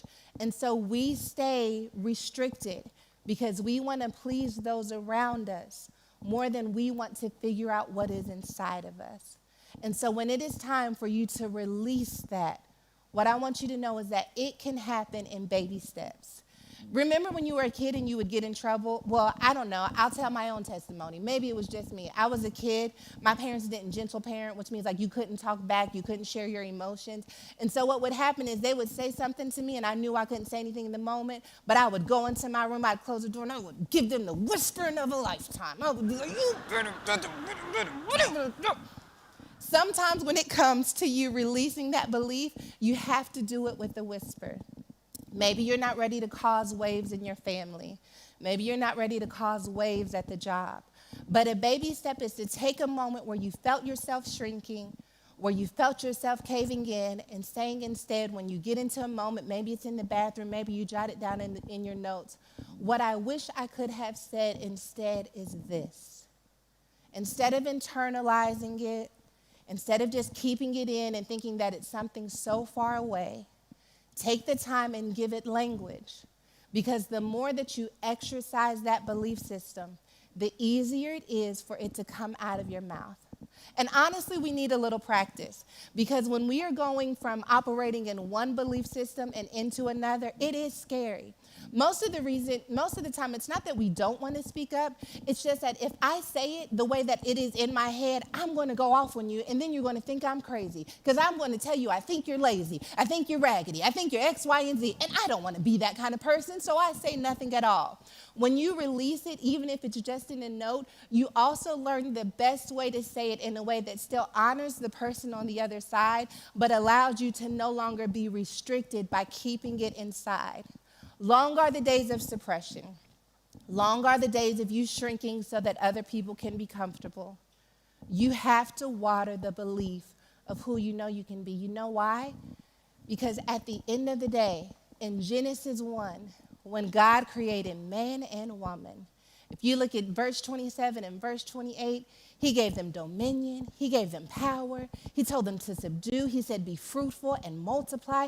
He gives us all of these big commands. So you got to be big. You can't continue to be small. Maybe you're like me and shame has restricted you for far too long.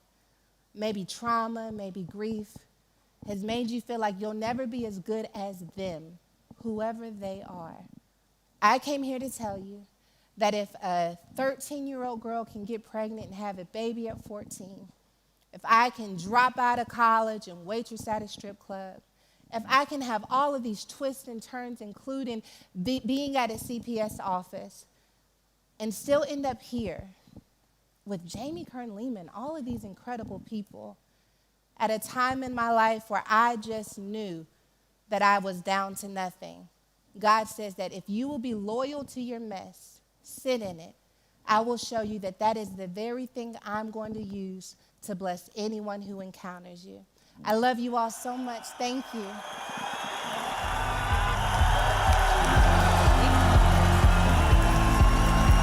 Put your hands together for Sarah Jakes Roberts.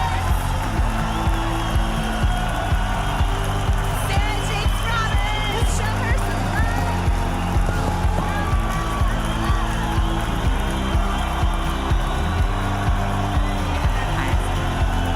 Put it together for Sarah Jakes Roberts.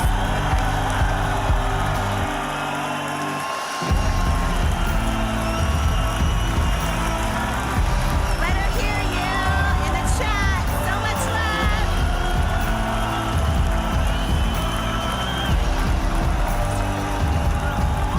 Sarah Jakes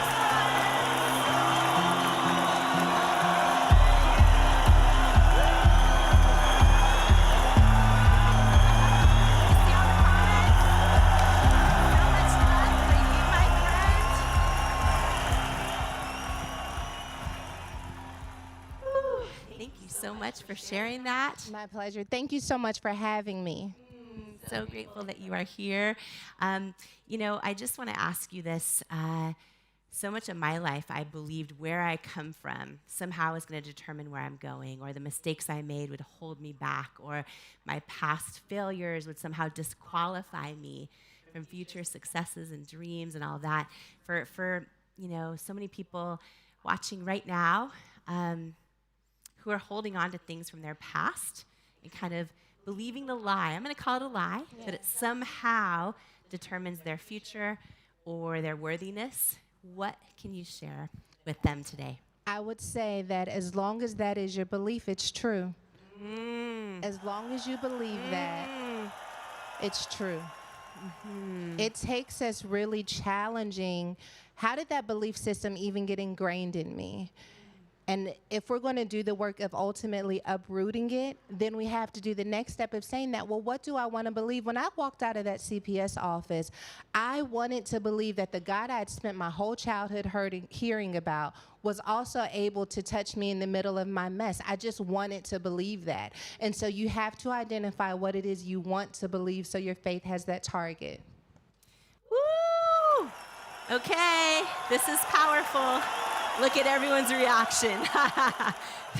They're dropping the mic in their own home right now, is what they're doing. That is a mic drop moment. You guys, that is so powerful. That is so true. If you believe that it is true, right? And do you want to believe that? Will you break that down just one more time? What you just said is so, so, so powerful.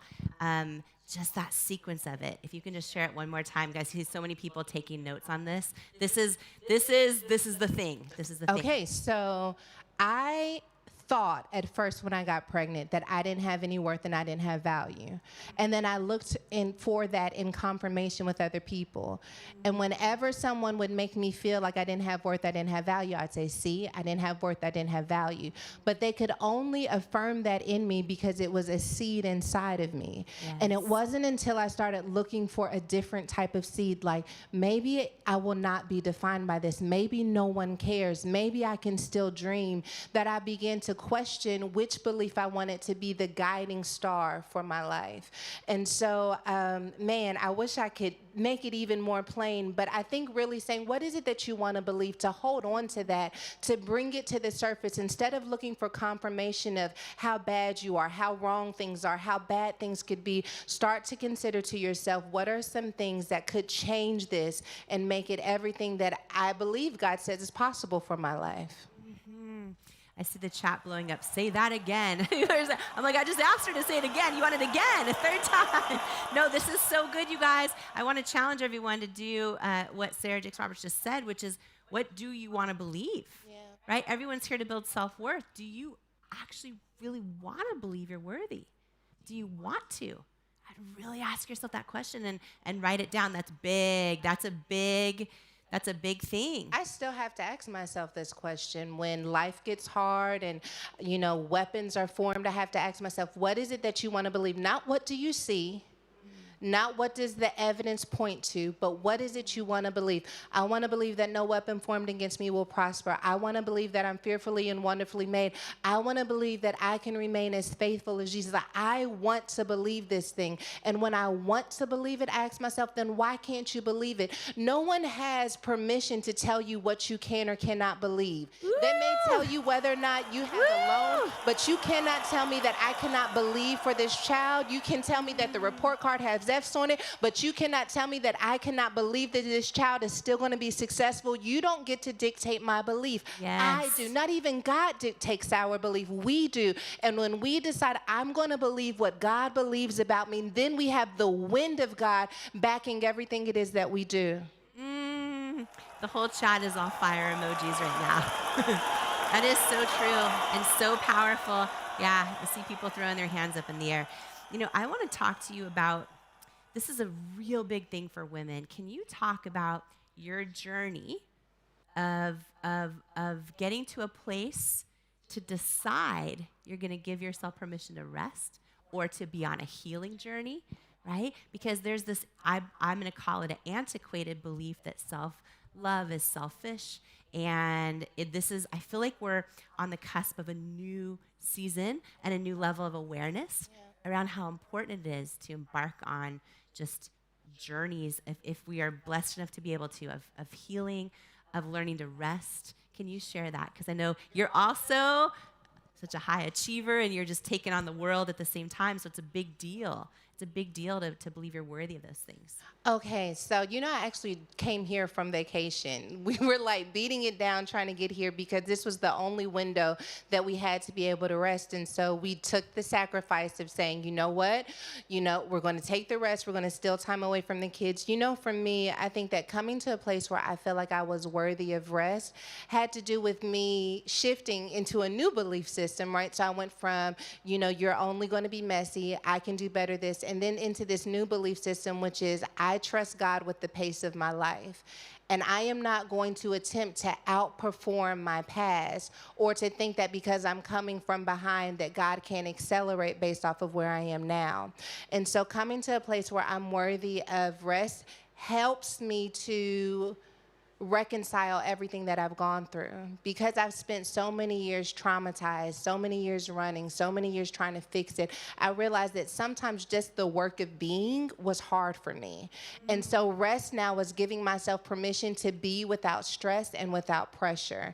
And I have to believe that I'm safe enough to rest. in my soul, in my spirit, that I'm safe enough to rest, that while I'm resting, the kids are going to be taken care of, the husband is going to be taken care of. Sometimes we're resting together and our marriage is taken care of, but I cannot bring my best to anything I do unless I'm willing to say, hey, I need help so that I can rest. That is so beautiful. I'm looking at you while seeing people literally throwing their arms up in the air, like all on the screens behind. This is a big thing. This is a big thing, and I feel like a lot of us have seen generations before us not give themselves permission to rest. You know what I will say? A little bit goes a long way too, because sometimes rest for me is getting in the car, getting a Starbucks drink, and sitting in the parking lot, breathing in and out. You know what I mean? Sometimes we think if I can't take 18 days away from this house, then I'm never going to get rest. But to allow yourself pockets of stillness so that you can make it through the day, 10 minutes in my closet in the morning does a world of good for me. Allow yourself pockets of rest so that you can show up for your day, and then assess everything you're signed up for. Sometimes people are always saying, God will never put more on you than you can bear. That is nowhere in Scripture. Sometimes we put more things on ourselves than we can bear, and God is just sitting up there like, I gave you strength for the mission, but you're out here spending the strength on something else. Qualify how much of what I am doing is something that I am called to do, that I must do, and how much of it is me just making sure that the people around me don't think that I've changed and that they can always count on me, because you are a person too. Okay. I see people snapping arms up in the air. This is really, really good. This is really good. You know, I think when you add those two things together as well, what do you want to believe, and what you do want to believe is true for you, right? And do you actually want to believe that you are worthy of rest, and that you know, have you had your experience with setting boundaries? Because I think part of taking rest and creating space requires boundaries, and especially for all the people pleasers, which is the majority of all of us, it can be a scary thing to set a boundary. We can worry, we would rather betray ourselves than, displease someone else. And so how have you grown that skill set in your life to be okay doing that? Well, I didn't want to set boundaries because I was afraid of how it would affect the person who was on the other end of that boundary. Yeah. So I had to set boundaries in baby steps. And part of me setting boundaries was no longer volunteering to do things that no one asked me to do. So I had to set a boundary for myself. So if someone was like, oh gosh, I wish I had dinner tonight, I'll be like, I'll make you dinner. I was signing up to do things that no one asked me to do. Like, oh, I wish I had help moving. Sometimes what we need to say is, I will pray that some help comes along the way, instead of saying, let me see how I can rearrange my schedule to be there for you when you don't have capacity. Yes. And so when I learned to set boundaries for myself, what I signed up for, what I was capable of doing, it made it easier for me to set boundaries for other people. And I will say this, anyone who gets upset with you for setting a boundary is not someone who could do life with you long term. I have some incredible friends, and when I set boundaries with them, I tell them like, hey, I really wish that I could, but right now I'm just so tired. I just don't have the money. Whatever that truth is, like, I can set a boundary and still be compassionate. And if you get upset with that, then there's no space for me to be human, only a robot in this relationship. And maybe you should get a robot and not a friend, because you see, that was... Okay. How many of y'all see why she sells out stadiums? Right? How many of you see why she sells out stadiums? Sarah Jakes Roberts, thank you. I love you. Thank you for your friendship. Thank you for being here. Can we put our hands together for Sarah Jakes Roberts?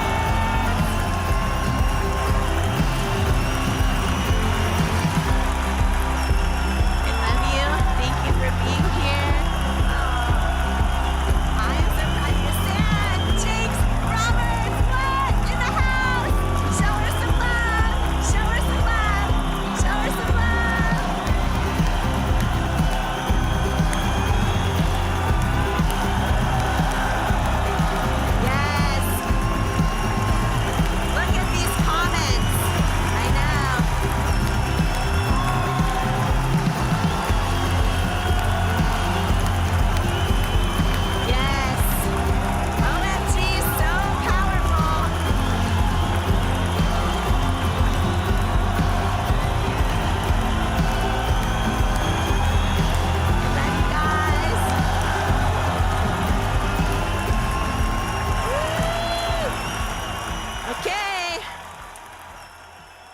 What a day.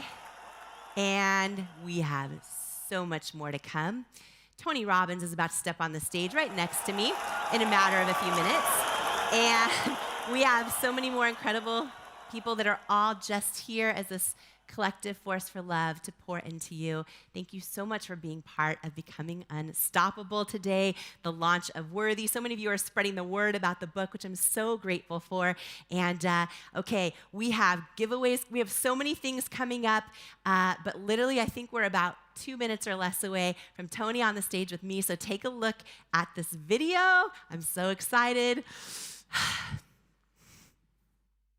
I am so excited for this book.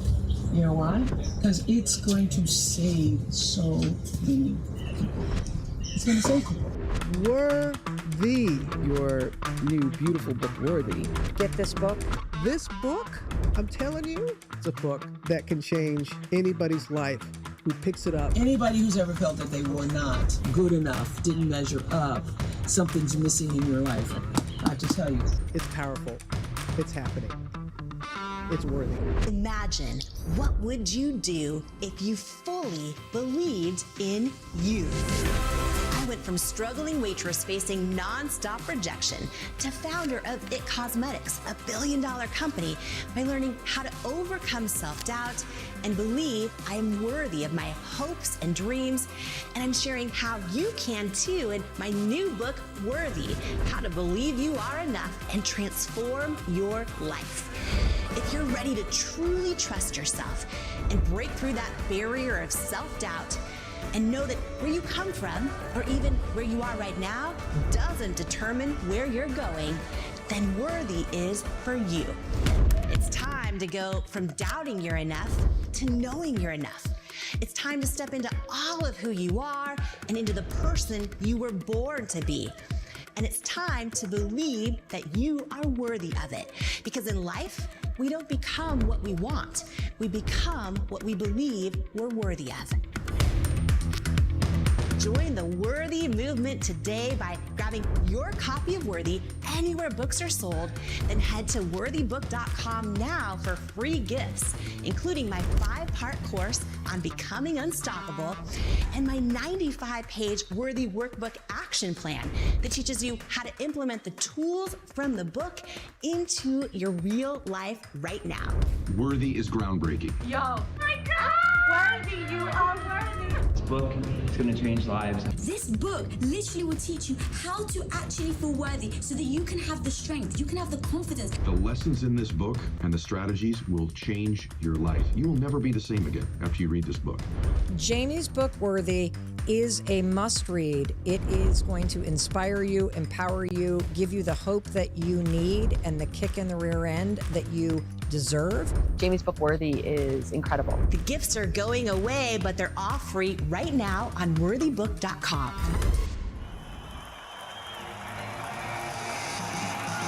Becoming unstoppable! Who's excited?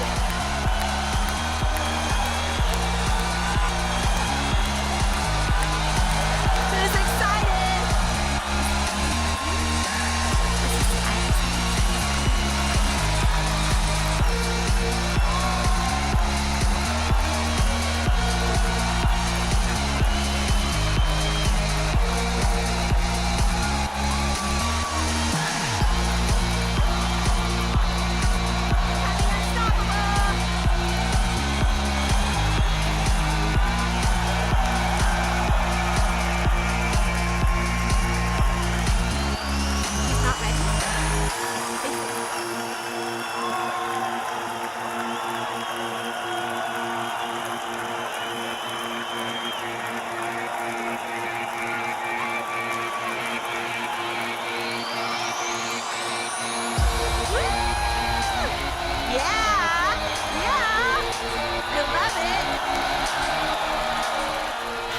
Okay, y'all, get ready.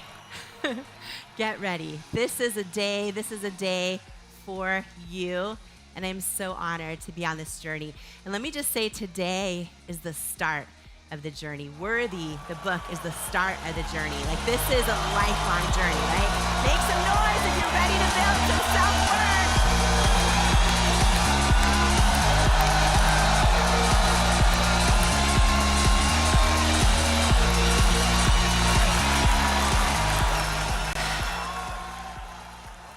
Tony Robbins needs no introduction, but let me just say a few words anyway, because today is such a beautiful full circle moment. See, there is a story I share in Worthy the book about how I was in a place in my life in my 20s where I didn't know how to love myself, and I had saved my tip money from waitressing, and I bought a ticket to sit in the very back row of a Tony Robbins event. And it was that day that I made the decision that my past failures, my past mistakes didn't have to determine my future possibilities. And so today, to have him speaking live at this event is such a full circle moment and a reminder that all things are possible in our lives. So Tony Robbins is a global entrepreneur, investor, #1 New York Times best-selling author. His book just hit #1 this week, in fact. He's a philanthropist and the world's #1 life and business strategist. He's inspired, empowered, and served more than 50 million people in over 195 countries. He's also my dear friend, and today he's going to be talking about overcoming limiting beliefs and that lie that we so easily believe. It's an entire chapter in Worthy, that lie that labels are permanent. So he is about to walk out right here on this stage with you and me, but right before he does, take a look at this video. I've always been fascinated by that force that shapes human beings. Who am I and what am I here to give? You are a catalyst for getting other people to change the way they think about themselves. He's the #1 life and business strategist on the planet, peak performance expert, New York Times best-selling author. He's changed millions of lives. #1 best-selling author whose books and seminars have helped inspire people and transform their lives. People around the world have attended one of his live events. It's just showing people that so many things in your life you think are difficult or impossible are actually easy if you put yourself in the right state of mind. I was looking at the list of people that you have helped. Bill Clinton, Princess Diana, Mikhail Gorbachev, Mother Teresa, Nelson Mandela, Quincy Jones. What do all these people have in common with one another? They all were coached by Tony Robbins, who helped condition the mind, also think through how to get to places that are unimaginable. Forbes magazine just named him 100 most influential, powerful people in global finance. Forbes top 100 celebrity ranking, top 6 business leaders in the world. I could go on and on and on. Business is a spiritual game, that it's about how do you add more value, how do you do more for others than anybody else in the marketplace. That's how you dominate. I came away with, it's not about motivation as much as it is allowing people to tap into what's already there, like a catalyst. And every person in this room who's achieved anything, we've had that hunger. The question is, where's your hunger now? I get the phone call when the athlete's melting down on, in the middle of a sporting event. You've got to do something right now to turn them around. Top man, Tony, it's not just words, you know what I mean? There's action in there, and there's structure in what he's saying. And it's just given me more passion and more focus and more drive. Tony Robbins allows those people who want to continue to climb mountains to climb them. Mr. Robbins inspired me a lot to just never lose my soul and always be myself, because the human body can give out on you, but your soul isn't forever. If you want to change your state and you want to change your results, this is where you do it. You taught me that life was happening for me, not to me. And that has been my guiding force through many challenges in my life. So when something horrible happens, and I take it and I turn it around, and everything changes. I have been attending Tony Robbins seminars since I was 15 years old, and I really attribute a lot of my success to those techniques that I learned when I was 15 years old. What I love about Tony is he's found out the thing he loves to do, and that is helping people. There's an unbelievable gift in life that comes when you can step outside of yourself, no matter what your problems are, and find a way to help somebody else who's got a more challenging time than yourself. People forget what a little bit of caring can do for, to inspire or to move somebody, and that's what I think changes people's lives. All change happens with a choice. Put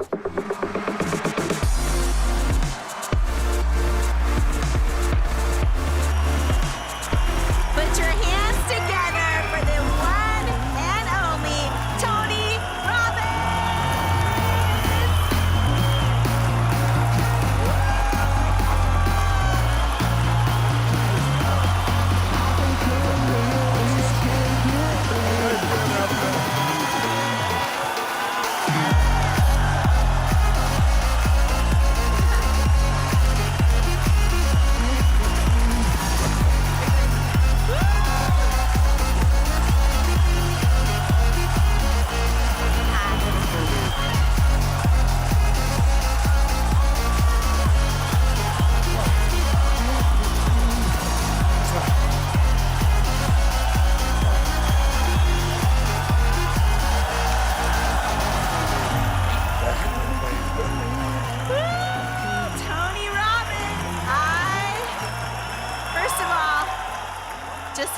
surgery.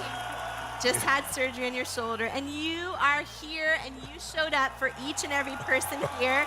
Can you guys give so much love for being here live with me today?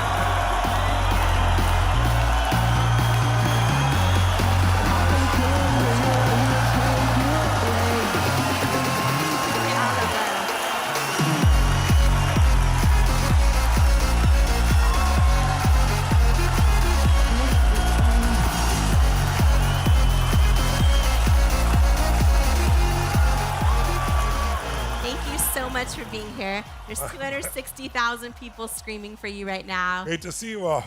Welcome to my other home. How you guys liking our digs here?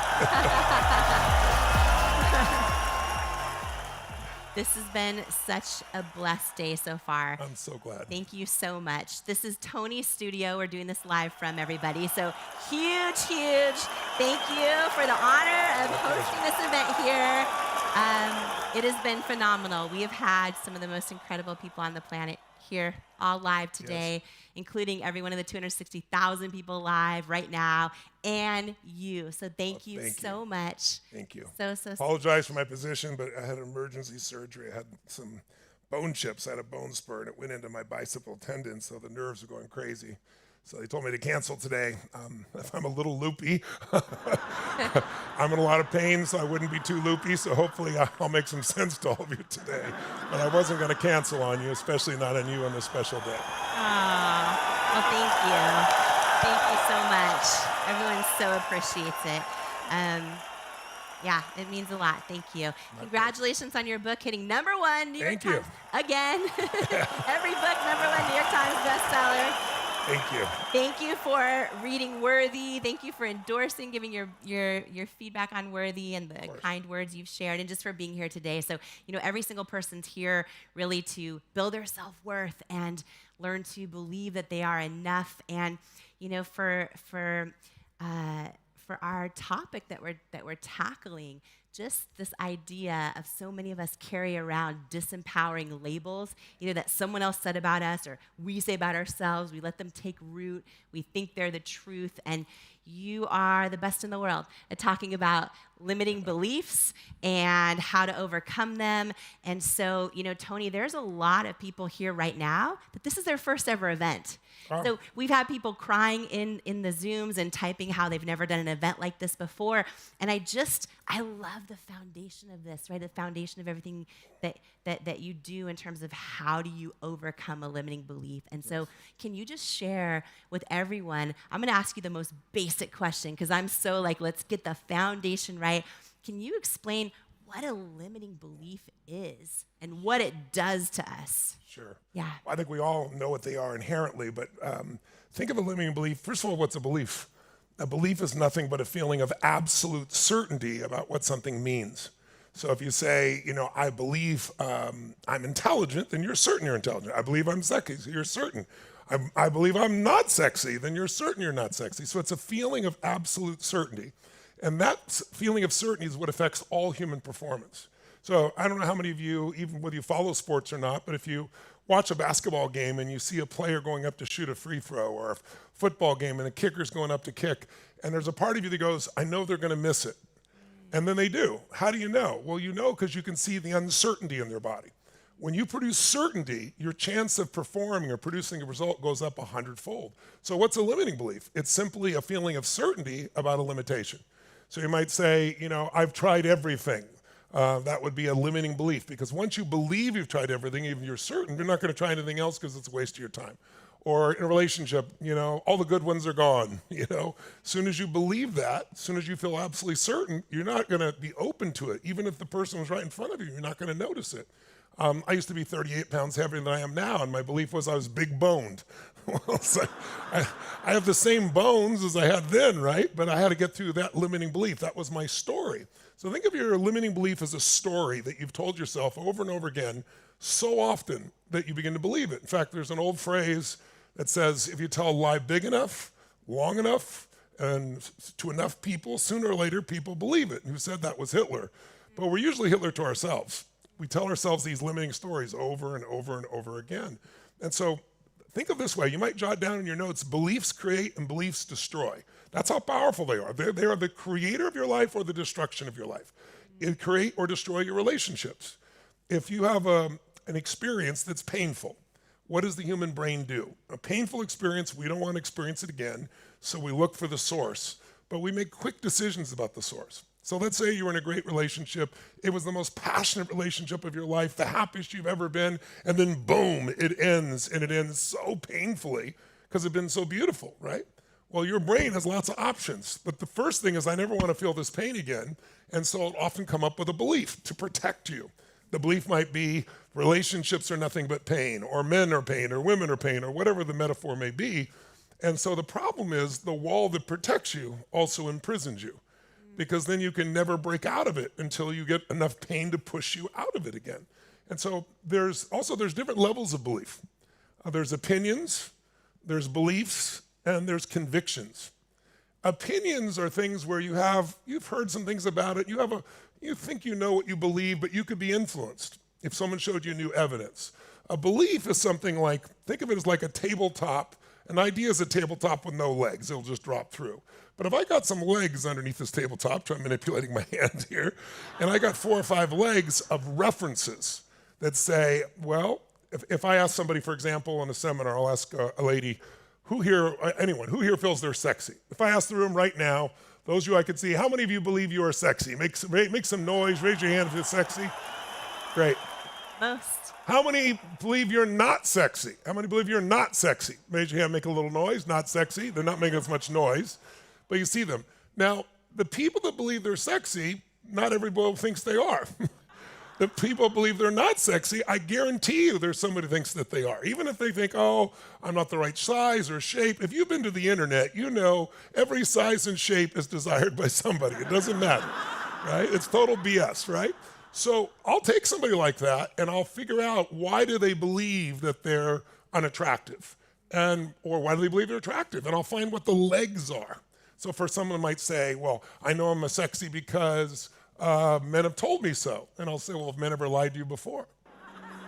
And they go, what? So the way in which you get rid of a belief is you start to question it. You can't keep a belief if you produce doubt. But the problem is most of us question our beliefs. We doubt our beliefs and, believe our doubts. And so what we have to do is figure out what they are. So convictions are something that someone would rather die than give up. Like, this is what I believe no matter what. Those are harder. Those are people who've got tree trunks. But if you sweep the legs, imagine if I can take out the legs, if I can make the legs shaky, all of a sudden you're open to something new. Another metaphor would be, I don't know how many of you are old enough to remember listening to music on CDs, but we also on CDs, if you remember that, you have the CD and you pop it in and you'd hear this music because there's a pattern on the CD. Well, if you have a CD in your brain, a belief you already have, and I try to put a new belief inside, it's not going to work. I got to pop out the old one, take out a needle and go back and forth, back and forth, back and forth across it. And if you ever scratch one of those CDs, if you're old enough to remember that, you try to play it, it won't play. So now you're willing to reject it and you're open to something new. So we have to uncover what are the limiting beliefs. And sometimes you're not even aware of them. They're more unconscious in nature. I'm curious, how many of you out there have some beliefs that intellectually you know better, but emotionally they still limit you? Make some noise if you can relate to that out there, right? So it isn't just intellectual, it's somewhat conditioned in our nervous system. This is going to be a big question, but again, you're the best in the world at teaching this. How do we overcome a limiting belief? Well, the first key is to become aware that it's a limiting belief, obviously, to catch it. And as you know, I do a whole seminar where I do this whole day. One of the days is on this. It's that powerful. It's that important. But I can give it to you this way, because sometimes you don't even know 100% what the belief is. It's more like a feeling. You can't articulate it completely. But I'll give you an example. How many of you out there, our brains link pain and pleasure to things, okay? Whatever we associate enough pleasure to, you're going to move towards. Whatever we associate enough pain to, you're going to move away from. What's hard is when you link pain and pleasure to the same thing. So if I say marriage, for some people, yay. Other people, they're real quiet. Other people, negative emotion, right? Well, if you link lots of negative, you're going to avoid it. If you link lots of pleasure, you're going to move towards it. Well, think if you want to change something and you're addicted to it, and that's what it is. A belief is an addiction. You've told yourself this over and over again. It's a mental habit, right? The only way you're going to stop it is link enough pain to it. So how many of you out there have ever had a food or an alcohol that you used to love, absolutely love, and then one day you had an experience where you will never even think of drinking that alcohol or having that food again? Who's had an experience like this? Make some noise if you know what I'm talking about, right? So that doesn't take any willpower, does it? I always tell people willpower, I got a lot of willpower, I bet all of you do too. But there's a limit to willpower. What you have to do is change your conditioning. And that's what I do like in a day-long process. But here's the essence of it. How did you change in one day from loving that alcohol to hating it, or loving that food to hating it? Well, you had an experience that was so painful that what went inside you probably came out a variety of areas of your body simultaneously. It was extremely unpleasant, and your brain linked, oh my God, how many of you, even the smell of that alcohol or the smell of that food, you can't even stand anymore to this day? Make some noise if you can relate to that, right? So no one has to work now on not thinking about that food or not wanting that food. You're not having to use willpower for that food. So most of what I do is conditioning. So what I get people to do, for example, and I know you've been through it many times, the Dickens pattern. And one of my seminars called Unleash the Power Within, we do about a half a day, and we find the 3 most limiting beliefs of your life. And people have to dig. What is it? And when I tell them, when they come up with the 3, what's below that? And one of the deepest ones is the one you're addressing here very often for people is like, I'm not worthy, I'm not enough, I'll never be enough. And so then what we do is we go through and we find what are the negative consequences in the past. Think of like if you saw the original movie or read the original story, of the Dickens process. I call it based on the Dickens story, right? Where here's this guy that doesn't want to change. He believes things. He believes he needs to be mean in order to be successful because his dear friend died on him and screwed him out of a bunch of money in his mind. And so now he's going to be tight and mean. But his whole life changes in one night. How? 3 neuroassociative conditioning specialists show up at his house. 3 ghosts show up at his house, and what do? They came from the past and get him to feel all the pain of what these beliefs have cost him, this way of living. Then they take him through the pain of the present. Then they take him to the future where literally he can't take it anymore. And then all of a sudden he wakes up and he's got a chance to change it all and he's willing to do it. That's called leverage. The only way you change is if you find strong enough reasons to. People will hang on to their pain and their limiting beliefs until they find something they value more. I've worked with moms, for example, that unfortunately have lost their children, let's say to a drunk driver. And they live in pain until one day they make a shift and decide, no, if I stay in this pain, my other children feel like they're not enough. They deserve all of my love. They deserve to feel this. And I need to honor my child. And so one of those women I worked with was the woman who started Mothers Against Drunk Driving, MAD. And so all of a sudden now she doesn't have pain when she thinks about her daughter. She has a purpose, right? And so she gave up, but she had to find something she valued more. She valued her other children's happiness more than her own. She would have stayed unhappy for herself, but that she valued more. You got to find something you value more than your pain, more than your problem. You have to have strong enough reasons. I always tell people, reasons come first, answers come second. If you got strong enough reasons to change, you can change anything. If you said you can't stop smoking cigarettes, and I come along with a gun and you believe I'm in the mafia, and I say, I'm gonna kill you, but first I'm gonna kill your children in front of you. If you smoke 1 cigarette, you think you could stop? Yeah, 0 question. So write down this in your notes if you would. Change is never a matter of ability. Change is never a matter of ability. It's always a matter of motivation or reasons. If you got strong enough reasons, you can change anything. But what most people do is their problem is their drug. The biggest drug in the world is not cocaine, it's not alcohol, it's not, pot, it's problems. Because we all have a fear that we're not enough. Everybody has that fear. It's inborn. And in some area, we're not enough. You may not be feeling it this moment. And if we're not enough, we're afraid we won't be loved. And so that's a huge fear. So we come up with a reason why it's okay. It's just because I have ADHD. It's just because I went through this bad relationship. It's just because I was abused. All those things may be true, but that's not why you're not in a relationship. You're not in a relationship because you're scared. And you would have come up with another reason otherwise. Limiting beliefs are a story you create to deal with your fear. And if you want a great life, you have to take on something called courage. Every one of us has it. Faith and courage.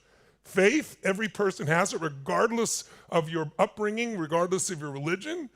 Think about it. If you drive a car down a street with nothing but a yellow line dividing you from crazy people on the other side who are driving 65 miles an hour towards you, and you know, every single day in every city in the world, somebody crosses that line. They fall asleep, they're drunk, they're texting, and they kill someone. Happens every day. So how do you get up and leave your house? Faith. Faith is, I have no reason to believe this, but I've decided to, because the alternative is stay home and have no life.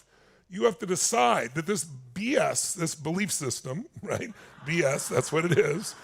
It's got to go. Not another day, not another hour. You draw the line in the sand. And that's what you did when you went to that seminar so many years ago. I sure did. Yep. I sure did. Now we're here. Now we're here. Okay. I want to ask you this: why? And you're saying it's virtually everyone. Why do so many men, women, all of us struggle with feeling unworthy? Well, I was burnt with that question early on because I used to say, what are you afraid of? Who here has a fear? I'll ask your audience. Who here has a fear of rejection? Raise your hand, make a little noise. Fear of rejection. Who's got a fear of failure? Fear of failure. Who's got a fear of success? Who's got a fear of success and failure? Okay, you guys are screwed. We're not going any further. But what happens is I dug in all these fears. I found as I went deeper and deeper, like what's behind that fear, I got to there's two primary fears for all humans. All humans. I've dealt with the most successful human beings in the world, presidents of countries, top entertainers, business people, and the most challenged, kids in prison, you name it. We all have two fears. The fear number one is that we're not enough. And the deeper fear is if we're not enough, we won't be loved. Because love is the oxygen of the soul. And why is that? I was like, why are human beings wired this way? Because I work with people in 193 countries, every country in the world. I've worked with the most successful and found that, more unsuccessful and found the same things. And what I began to realize is if you look around and you study all animals, not just humans, you'll see that we are unique in one way. Our dependency on another for our survival is the longest period of time of any animals in the animal kingdom except primates. They're the same as us. So what does that mean? Well, some animals are born and they're in an egg and they never see their mother or father. They're born, they wake up, and the egg hatches and they're on their own from day one. But God, the universe, whatever you prefer, I prefer God, but whatever you prefer, God of the universe provided them with some form of evolutionary advantage. They either have some coloration that allows them to hide, or they have special claws to protect themselves. They have some advantage that they can, if they fight for it, they'll be able to hopefully survive. Well, if you think about that, there are other creatures that are born and they will not survive unless their parents are there for a period of time. A bird is born, guess what? The nest is already made for you. You didn't do it, thank God. Someone goes out and gets you your food, but how long does it last? 2 weeks, and then get your ass out and fly, right? But we as humans, how long are we dependent? Well, if a baby is born in the forest by themselves, a human baby, it's going to die. Our advantage is love. Our advantage is our capacity to care for one another. And we have it because we need it to survive for a longer period of time. So if you take a baby and say 2 weeks from now, kick them out, do it on your own, they're going to die. But we have something else, and what is it? Love, and it shows up in every mother on earth, because every mother loves their child, even though they look like a lizard when they're born, right?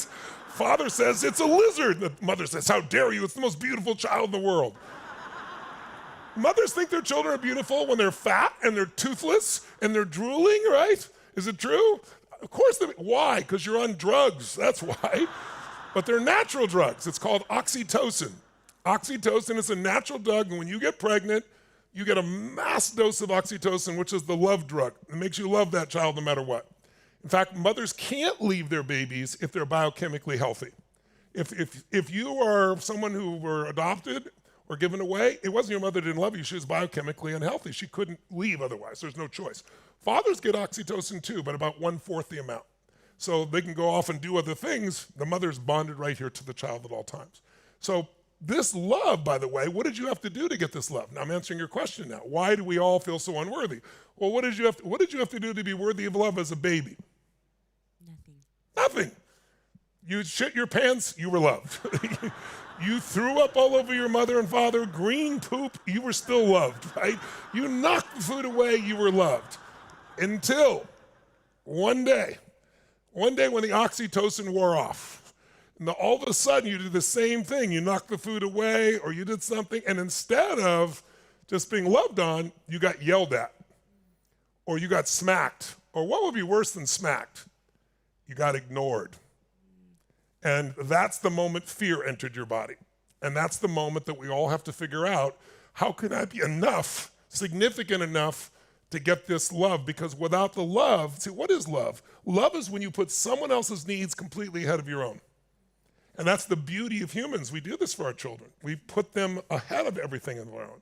But guess what? When the oxytocin wears off, now it's like, I got to earn it. And so that fear, that desire to be loved unconditionally no matter what, to be worthy by doing nothing, we all have it because we had it at one time and it was taken from us. So then I asked myself an interesting question. I don't know the answer to this. I'm telling you my hallucination. I think the reason it's taken from us is we'd be selfish bastards if we felt worthy every moment. There are some people that really think their shit doesn't stink, no pun intended. And how many of you want to be around that person, right? It's like, I think it was taken from us because we're meant to then grow. We're meant to do something more. Life is about, what are we here to give? It's not what we're here to get. It's not that I'm so worthy. It's become worthy by doing something worthy. That's my view of things. And so I think why we have it is the way we're conditioned. What we can do about it is we can decide to become worthy. That, I think, is the real secret. How do we do that? Well, it comes by stopping the delusion that says I should just feel worthy. I mean, you've already seen it yourself. How did you become worthy, really? I've seen your path. You worked your tail off. People told you what you couldn't do, but you had something you wanted to serve more than yourself. It wasn't really about you being worthy, honey.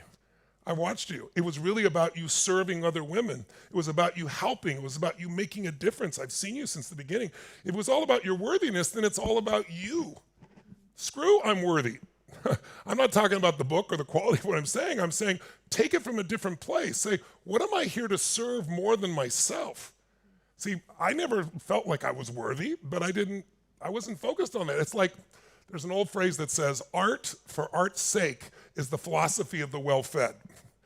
For you to have enough time to be worried about your worthiness shows how wealthy you've grown up in a culture where you have time to think about this. You're not having to figure out how to survive. But I personally came from the place of survival, and it's like I had to take care of my brother and my sister. They're 5 and 7 years younger. I had to, protect them from my mom, who was a beautiful soul, but when she drank alcohol and did, prescription drugs, she became very violent. And so I had to become really a practical psychologist. And then I've had to figure out how to support my family. And then so my whole thing was, I need to focus on what am I going to do to make things better. And nobody's worthy. I'll give you an example. And again, I'm using sports examples, and I know we have more ladies in the room, but I know a lot of, how many of you are familiar with the NBA? Follow somebody like the Warriors, anybody? So I'm fortunate to own pieces of a variety of sports teams, and the Warriors is one of them, and I've worked with Steph and the team for some time. And if you know Steph Curry, the greatest three-point shooter in history. And if you watch him, he makes it look so easy. He chews on it like Bugs Bunny on his mouthpiece. He shoots the ball, and a lot of times he shoots and he doesn't even wait. He turns and walks, starts running down the court. He already knows. He doesn't wait to see it be made. So you go, wow, he's a genius. Oh my God, he's amazing.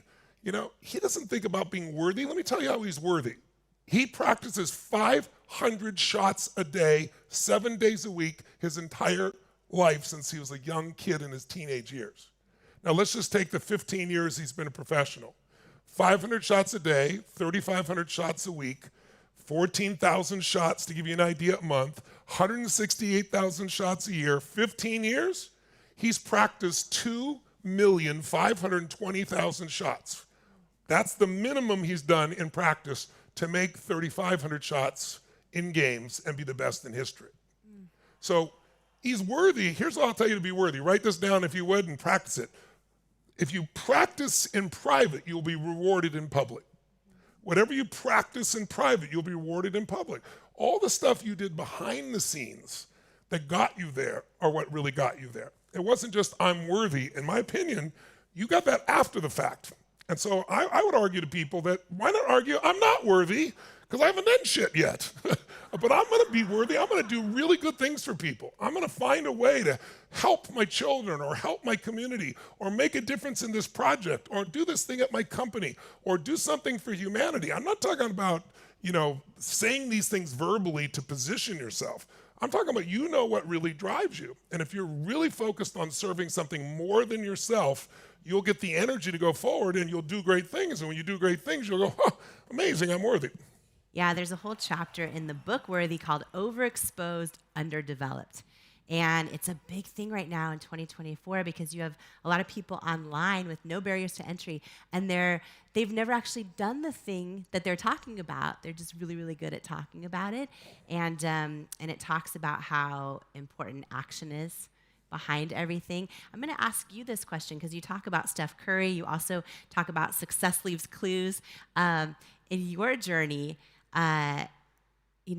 speaking to millions and millions of people, impacting over 50 million people in over 195 countries, and you talk about his journey of all the shots and the free throws and this and the that. Can you just share just a little bit inside the life of Tony Robbins? Because when you're explaining the discipline of Steph Curry, I'm thinking about the discipline of your life and the reps that you put in and how laser focused you are on everything that you're doing. Can you share with everyone a little bit of insight into that? Because you always say success leaves clues, and I think it's fascinating. So you're talking about like my daily practices, or you're talking about how I started, or? All of it. All of it. All of it. I think you're the one, I would say, of anybody I know, you are so focused and clear about and intentional about how you spend every second. Well, I don't know if it's every second, that might be an exaggeration, but when people ask my wife, what's something about Tony that no one knows, she goes, how hard he prepares. Yeah. So I over-prepare for everything. Yeah. And the reason is, it's like, again, that's how, I don't think of it as worthy, that's how I'm fully prepared, that's how I'm certain. I don't take it for granted. At this stage of my life, I could get up with my pinky and just do whatever I need to do, but my practice is to over-deliver, because when I get out there, I want to make sure that the time I have with people actually has a chance to help them change their life.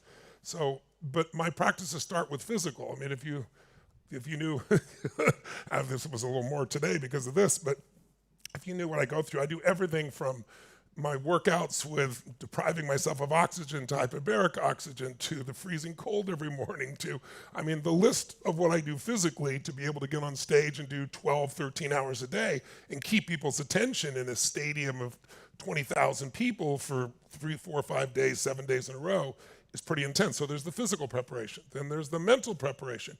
Then there's just the constantly growing part, so that it's like, I really believe that if you really want to be happy, there's only one key to happiness: progress. Progress equals happiness. If you are not where you want to be physically, mentally, emotionally, in your relationship, and you just do what's hard, you figure out what you want and you do what's hard, you make a little bit of progress, you're not there yet, but you keep making progress every day, you're going to be happy. And think about this. How many of you have ever achieved a goal and then you worked so hard at it, and then you got there, and then your brain went, is this all there is? Who's had this experience? Make some noise if you have, right?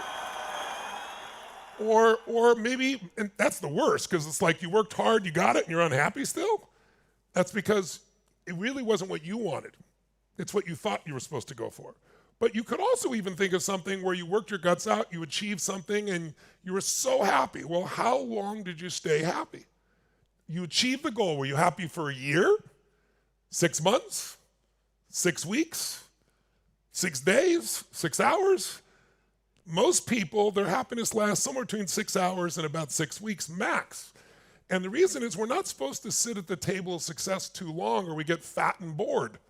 It's like we're designed as human beings, everything on earth grows or it dies. Everything in the universe grows or dies. And everything in the universe, this isn't my rule, it's the rule of the universe, contributes in some way or evolution eliminates it.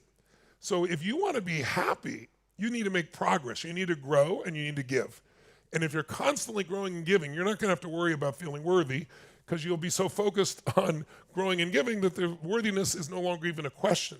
This is a question only because you haven't done anything. And here's the problem today. We, as a culture, have taught people that everyone's equal, and we're not. We're equal as souls, but we're not equal in our understanding. We're not equal in our skills. We're not equal in our abilities. So we can become equal, but we don't start out that way. It requires discipline and focus. So I remember I was interviewing, I'll leave it private for the person, but a president of a country, and there were a lot of people in the room, and this is during Brexit. And I might as well tell you, it's Tony Blair. And because it won't make sense otherwise. And someone asked the question about Brexit, about what was happening, between Europe and Britain. And so he gave his opinion. And this person stood up and says, well, I disagree with you completely, and I don't think you have an idea of what you're talking about. And they went on and on and on. This person had never done anything in their entire life in government or business. And he said, well, I was prime minister for 8 years, right? Today, because of social media, we think because you have access to a megaphone that everyone's equal. And some people just yell a lot and get a lot of attention, but that doesn't mean they're skilled. And so I would argue that we don't need to all be worthy of everything. We become worthy by going what I would call the hero's journey. I can give you the short version of the hero's journey. Every great story of humanity is the story of the hero. And the hero can be a man or a woman, doesn't matter who. It's anyone who has a life that's kind of going along a certain way, and then something happens that jolts you, that calls you to go on the adventure to discover who you really are. You took that call. You've continued to take that call. It's one of the reasons I love and respect you so much. And you call other people. You show them how to do that by your example. So what does that look like? Well, it might be a divorce. It might be an empty nest. Your children have grown up and now you're trying to figure out what to do. It might be, my gosh, I've done this for years and I'm the best in the world at it, but I'm bored at it now. It's not fulfilling. It might be a health issue. Something happens that distorts or pushes you out of your comfort zone. And so if you're using a simplistic example, you could say, you have somebody in Star Wars, and you have a young man who dreams of going on an adventure, and then his parents are killed, and so he's got to figure out what to do. And all of a sudden, this princess shows up and calls him to come on an adventure. Was he worthy? He didn't think he was worthy. He didn't know if he was worthy. He didn't care. He just knew he had to go on the adventure. And when you go on the adventure, here's what's going to happen. You're going to find lots of things you're unworthy at. You're going to find lots of other things you're not skilled at, you're not good at. And if you only do things because you're confident and you feel good, you won't do most of the things that are necessary. You do them because you need to. You do them because they're part of your spiritual development. They're part of your growth. And so when you go on the journey, you'll face challenges, but you'll also meet mentors along the way. You'll meet people that can be the Obi-Wan for you, the people that can give you some insights. Yoda telling you, here's how you should look at things. I can't do this. I don't believe it. Well, that's why you fail, right? And you learn along the way. And then the next step is you got to tell yourself the truth. Most people don't. You have to face and tell yourself the truth about the gap between where you are and where you want to be. So you can't just say, I'm a little overweight. No, I'm 16 pounds of fat, and I want to eliminate that. Unless you can be honest and sincere, the truth will set you free, but a lack of clarity will not.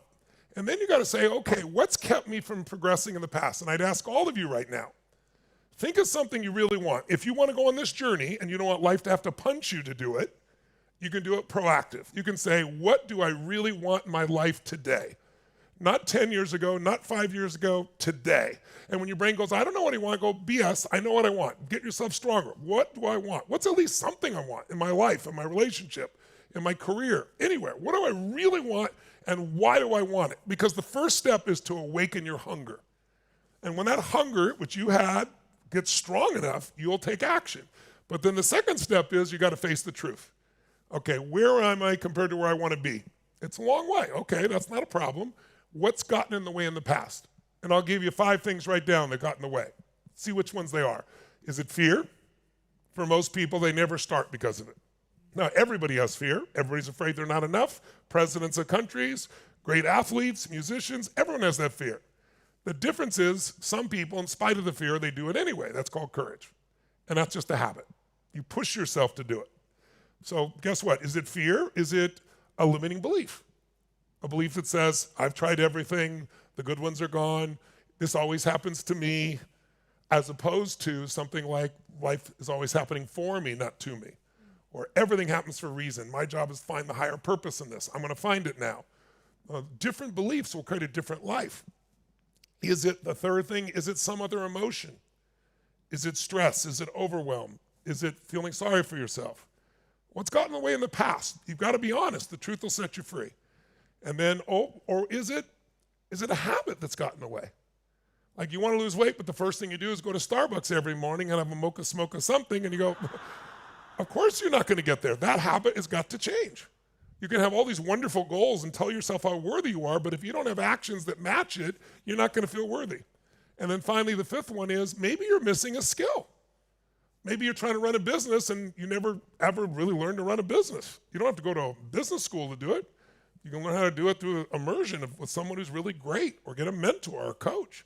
But maybe you don't know how to do budgets. Maybe you're not sure how to lose weight, and you need to have someone come show you how to work out in the most effective way, so you're not working your guts out and making no progress. So those are the 5 things that get in the way. So once I know what I want, I go on the journey by telling myself the truth, then I get a map. The map is really giving myself a massive action plan. And I don't try to do a perfect map. It's just, what are the initial things I can do that would really matter? And then you got to do the most important thing most people don't do. You got to do what's hard.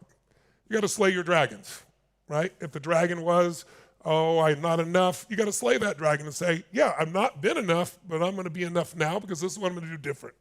And you take that action. And then the rest of the steps are pretty easy. You come up with a daily practice, you keep measuring, you celebrate your victories, and you move up. And then what happens is you become the hero of your own life, so you can come home now to the people you love and you have something to give them.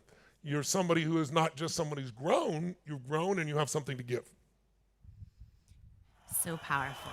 Is that helpful? Powerful, for sure.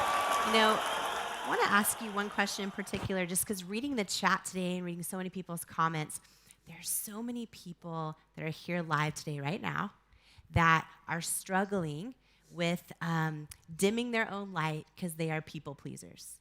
What do you say to that, and how do you overcome it? I used to do the same thing. I grew up very poor financially, and I had 4 different fathers, and we were always broke. The reason, I've provided 1 billion meals now, 100 million meals a year for the last 8 years. Thank you very much. And now I'm working on 100 billion meals is because I know what it's like to be hungry, right?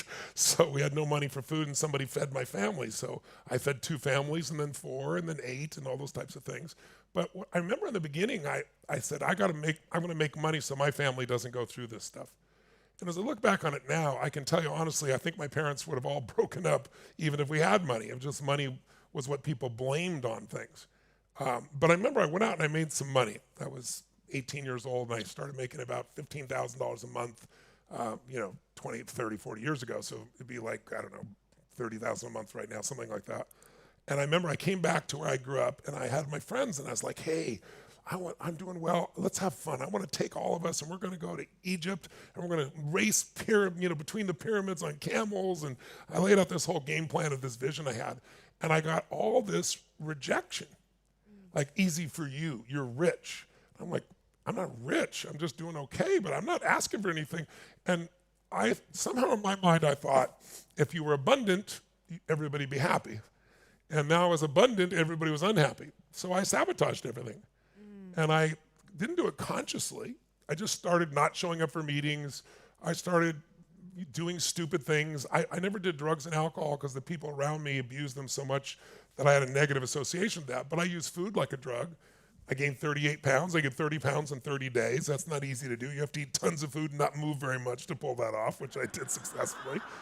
And so I got to the point where I felt like total dirt, because if I was bright, then people wouldn't love me. So you got to keep just certain below that certain level. And then one day I came home and I was driving my 260Z Datsun, I remember, in the car, and I ran out of gas.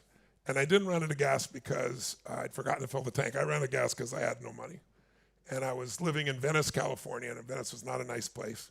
And I pulled along the side of Pacific Coast Highway and parked and prayed they wouldn't tow my car, because that had happened once before and I didn't have the money to pay for the tow. And every day it's in there, the price gets higher. And so I locked the car, walked home, I remember walking up the stairs in my little apartment, 2516 Pacific Avenue, apartment 3A. I've been back to see it a few times.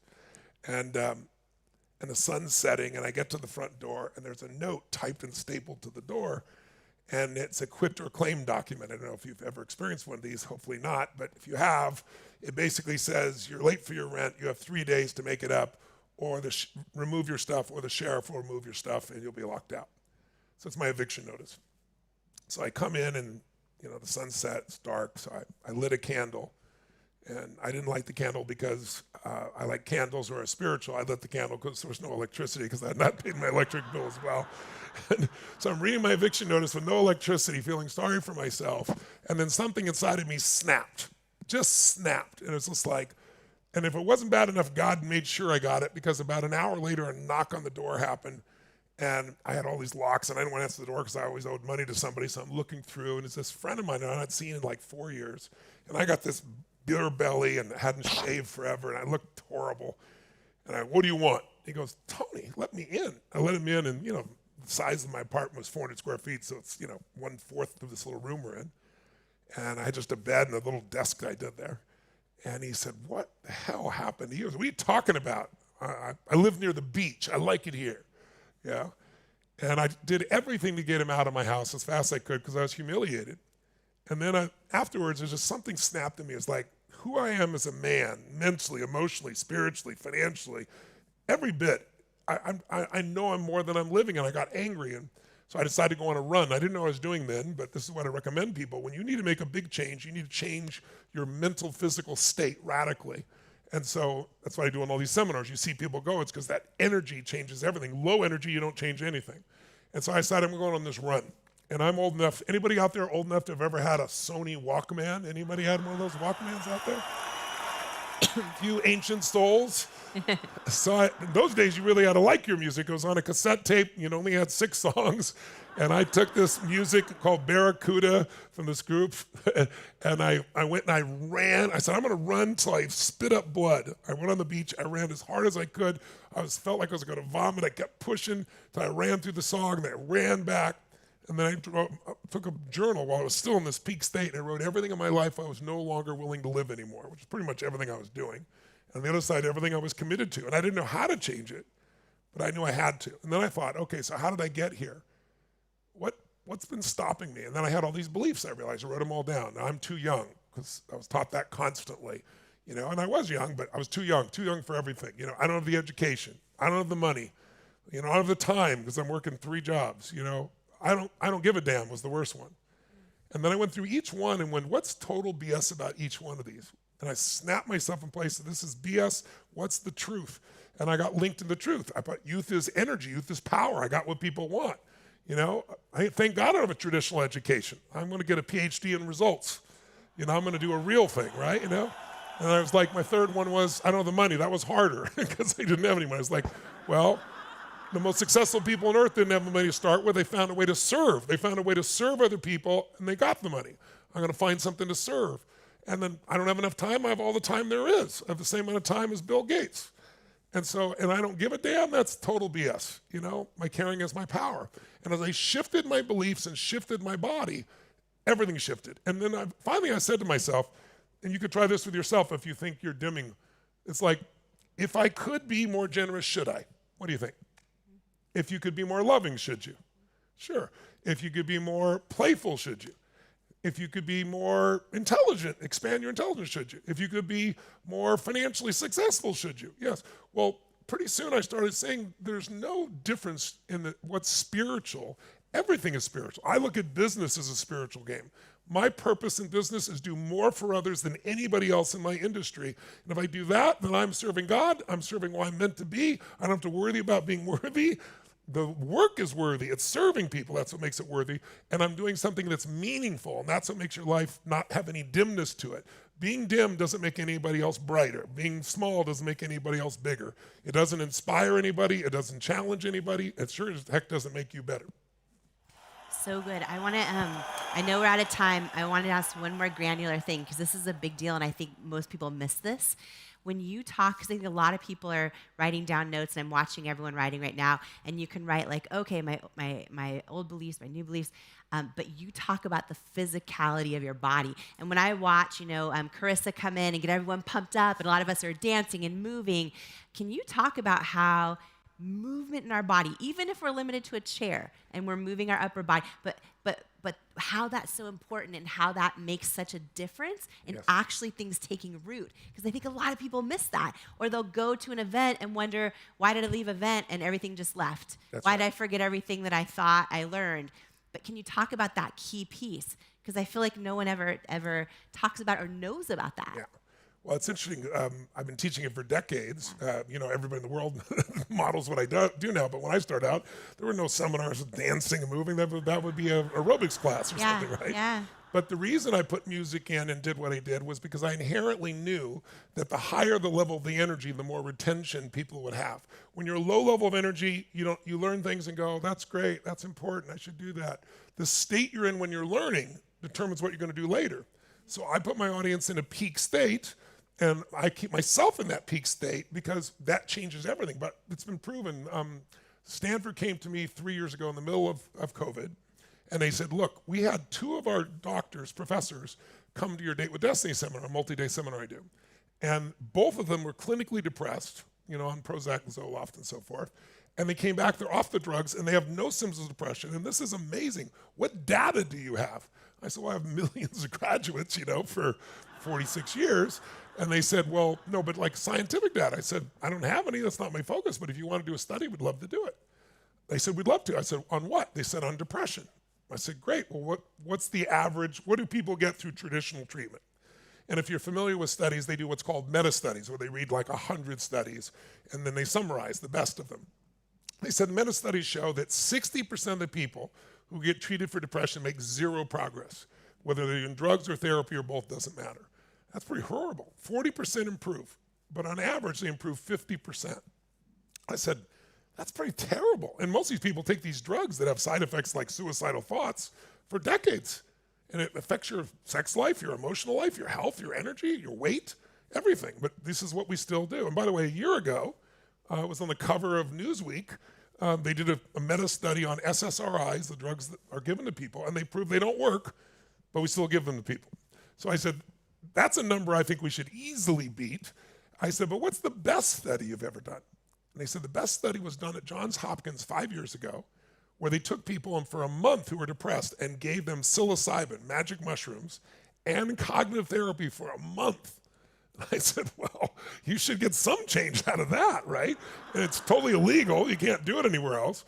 And so they said it was the greatest result they'd ever measured in the history of psychiatry. 6 weeks after the treatment, they had 54% of the people had no symptoms, depression, zero. The most successful thing that's ever been done, but there's no follow-up because it's not legal in most states, right? I said, well, let's compare that to us. No drugs, no month, 5 days. And I'm really proud to tell you that the numbers were so great, they were afraid of being canceled. So they sent the numbers out blind to 3 other organizations before they published it in the Journal of Psychiatry, and they did last year. 100% of the people after 5 days had absolutely no symptoms of depression whatsoever, but it's even better. 17% of the people went in with suicidal ideation, constantly thinking about committing suicide or attempting suicide.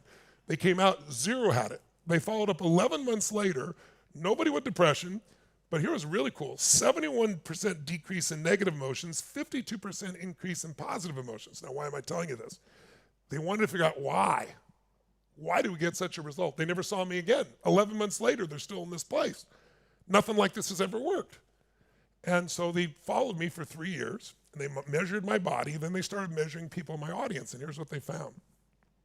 When I go to speak, I get in a certain state. I'm not usually sitting like this, usually using more of myself, but I go in this certain state, and they can measure it biochemically. They had me wear this device. It's $60,000. It measures everything, heart rate variability and so forth.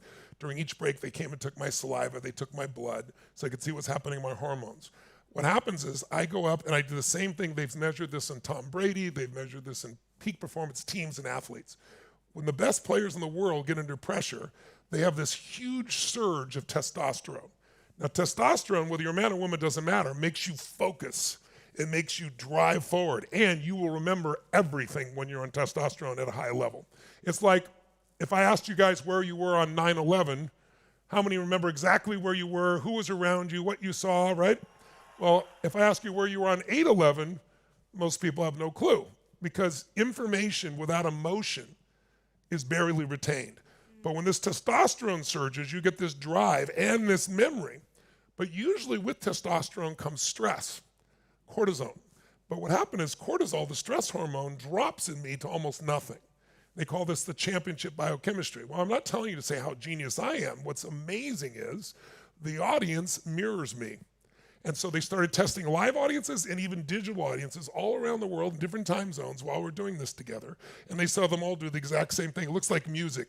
We all go up into this peak state, the testosterone drops, and people make these changes in this state, and they're retained. And they're retained a year later. They're retained 2 years later. So now they're doing a 1-year study on quiet quitting, because so many people are unhappy in their work. And they showed a turnaround that in the first 5 days, 4 years of shutdowns turned around in 5 days. More, in other words, higher engagement than they ever had before. And now they're going to reveal the 12 months, but it looked like it's pretty phenomenal. So it's biochemical. So emotion is created by motion. The way you move changes the way you feel, including your face. We have 37 different muscles in our face. For most people, this is the largest area of unemployment in the country, right? They do the same looks over and over again, so they have the same feelings over and over again. But when I get you to move and do things for multiple days in a row, 10, 12 hours a day, and you thought, you couldn't sit in the seminar for 2 hours, I'm gonna take you for 10 or 12, why? Because you're having such a good time and because we're using your body. A minute feels like eternity when you're not enjoying yourself. 10 hours goes by and it feels like nothing when you're in the flow. But I do want to say one more thing, which is I've had plenty of experiences of not feeling worthy. I want you to understand that. The worst experiences were handled when I made a significant change. A lot of worthiness has to do with scarcity, like having enough, being enough, things of that nature. And I can remember vividly, I was working for this man, Jim Rohn, who was my personal development teacher, and I went to work for him speaking, and in the first few months, I outstripped everybody, outsold everybody. I did these speeches, and because I didn't care, I wasn't doing it for the money, I just wanted to change lives, and I wanted them to hear Jim Rohn, I knew he would change them. And then gradually, some things happened, some people dropped out, didn't follow through, some people bounced their checks, and so the company thought maybe I was manipulating the numbers to make money or something, and they didn't pay me for 3 months. And I was broke. I had no money, and I was still working. But in that lousy state, I was not performing very well. And I was driving on this freeway called the 57 freeway in Southern California, and I was driving to a city called Pomona around midnight, driving home from Orange County to LA where I was living, and my little Volkswagen. And I was feeling so sorry for myself and angry and sad, completely unworthy. And then I was asking myself, what happened? Like I was on such a roll. What happened? What's wrong? What am I missing? And I'll never forget, I pulled over the side of the road on the freeway. It's midnight, there's nobody there, just literally pulled over. And I used to keep these hardbound journals. And I opened this journal, on one page, I still have the journal, I wrote in one giant phrase, "The secret to living is giving." And then I started crying. And the crying it wasn't sad tears as much as it was grace tears. It was like, okay, when I started, it was all about giving. Now I'm focused on what I'm not getting. And it's a miserable life. That's not who I am. So I started to turn things around, and I did well. But, I was in business, and you learn by mistakes when you're brand new in business. And then I find myself with no money and no food, and I'm living in Venice. And I remember this one day I woke up, and I got to pay my rent, and I don't have any money. I have about $23, $24, I don't know, $25, whatever it was, and some change. I don't know what I'm going to eat. And so I decided I have got to come up with a unique plan to survive. So I'm going to go to an all-you-can-eat taco bar. I'm going to load up for the winter. And I decided to leave my car there because the place I was going to was only 3 miles. I'll walk there. I wanted to walk to a place in Marina del Rey in Southern California. There's a place called El Torito. It was right on the water. The yachts are going by, and I'm totally broke. I figured I'm going to visualize a different life, and I'm going to load myself up and survive for $5.95. And I'm leaving the car at home because I can't afford to pay for the parking too. I can't waste the money. So I went there, sat down and loaded my plate up this high and ate everything I possibly could until I was totally satiated. I was like, okay, this is going to last me for a couple of days. And I was just sitting there looking out at all these people having this great life, the door opened, and the door to the restaurant was in this direction. So I saw the door open, and there was a beautiful woman, breathtakingly beautiful woman. I couldn't help but notice. And then, like a dumb guy, I was like, whoa, well, is there a guy with her? As if I had a chance, right? And unfortunately, there was a guy with her, and he was about this tall. It was clearly her son. And he's in a 3-piece suit, and he held the door for her. And he went and he pulled the chair out for her. And then when he was talking to his mom, he was like right there looking at her eyes. And I was moved. I don't know what it was. I don't know if it was my own loss of relationship with my mom. I don't know what it was, but I just was so moved by this little boy. And so I got up and I paid the bill and put the last bit of money in my pocket. Probably had $19 left, something like that. And I walked up, and the woman's back was to me. I didn't look at her. I went to the little boy and I went to shake his hand. I said, hi. I said, I'm Tony. And he looked up and goes, I'm Joseph. I said, Joseph? I said, I just want you to know you're a class act. I said, I watched how you held that door for your lady. I saw how you pulled out the chair for her. I see how you're totally present for her and taking her lunch like this. And he goes, well, she's my mom. And I said, that's even more impressive. He goes, well, I'm not taking her lunch because I'm only 8. I don't have a job yet. And I had no plan. I just simultaneously, I just said, yes, you are. And I reached in my pocket and I took all the money I had in the world, which $19 and some change, and dropped it on the table in front of him. And his eyes got big as garbage can covers. And he goes, I can't take that. And I said, sure you can. He said, how come? I said, because I'm bigger than you are. And he laughed and I laughed. I didn't look at the lady. That wasn't my purpose. And I floated out of the building and looked for my car and realized they didn't have one. The car wasn't there. And so then I looked like a stupid white guy skipping all the way home. I was like high as the kite, and I had no money. No money for food, no money to feed anything, no money for anything. But I had no fear for the first time. No worthiness issues, no anything. And I went home that night. I had no plan. I was not stressed. I went to sleep. I woke up the next morning. I was not stressed. I had no food. I had no money. And then the snail mail came. In those days, we didn't have email, right? So, and I'm not wanting to open these things. This is all bills. And I see one little note that's personal, so I open it up. And it's a letter from a friend of mine that I'd loaned $1,200 to about 2 years before, when I didn't have $1,200, but he needed it so bad. And I'd been chasing him for 3 months and couldn't even get a phone call back.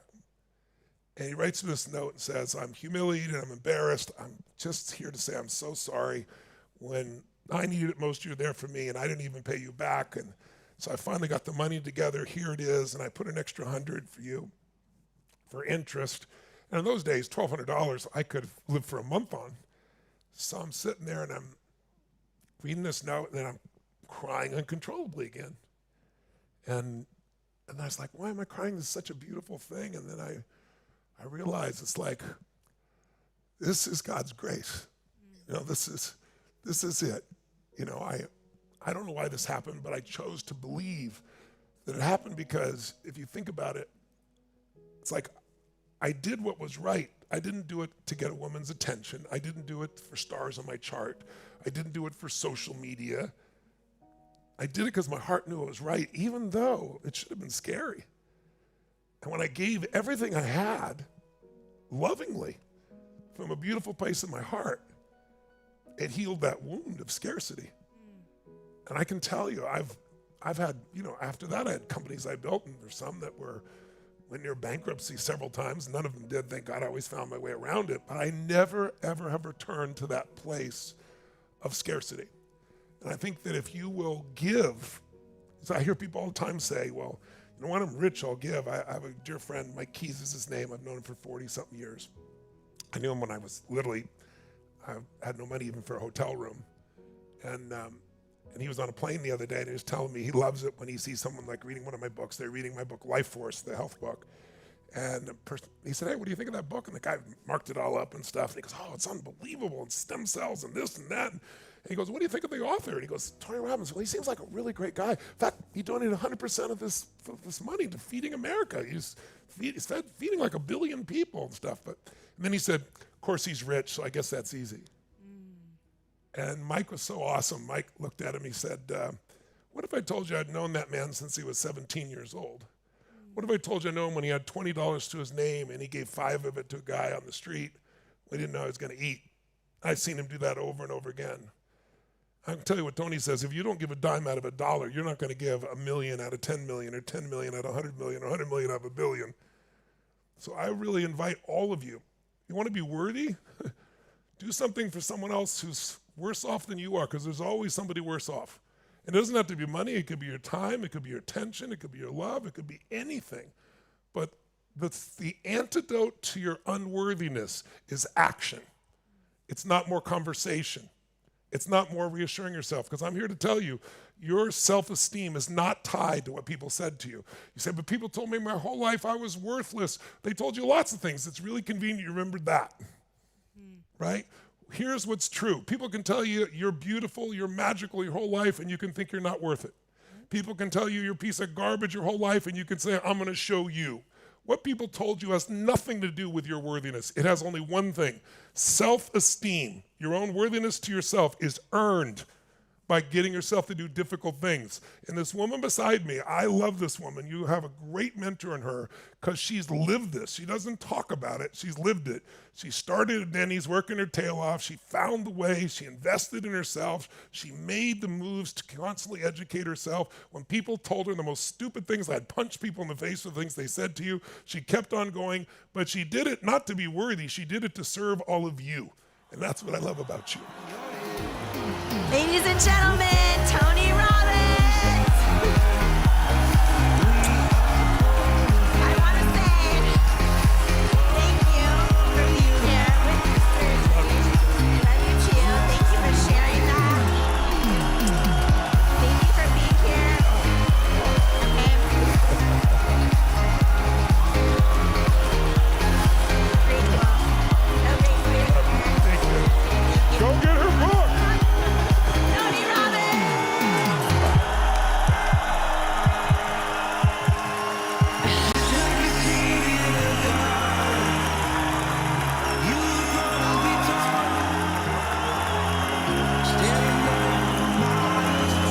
Give Tony some love. Really? Sure?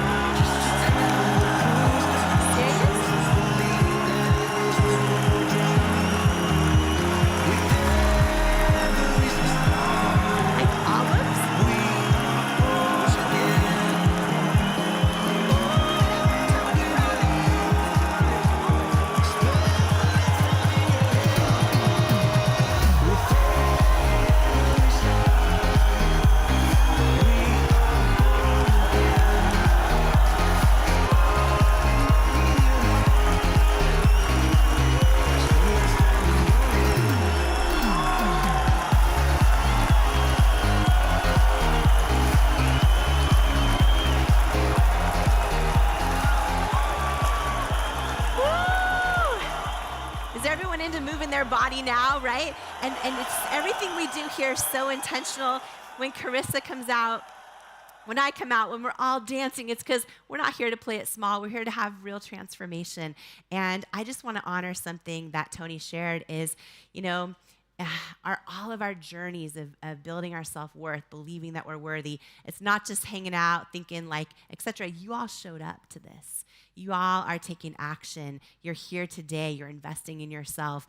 And I just want to read what Tony wrote about worthy. He said, powerful and transformative. If you want to believe you're enough, love yourself, transform your life, Jamie's got your book and she's got your back. I'm reading it right off the back. And I just want to share that with you and say thank you so much. You guys, when I'm holding this for a reason, I have to show you something. Oh wait, can you open it back up really fast? When I learned that Tony had just had surgery, I was like, oh, no. Like, I was thinking he's not coming. And he is so committed to serving. It's literally his life, like his whole life. You know what I mean? And so he's here to pour into everyone. So I just want to one more time give him a huge round of applause. We've had this event booked for a year, and he's like, I'm going to be there. So big round of applause for Tony Robbins. Thank you so much.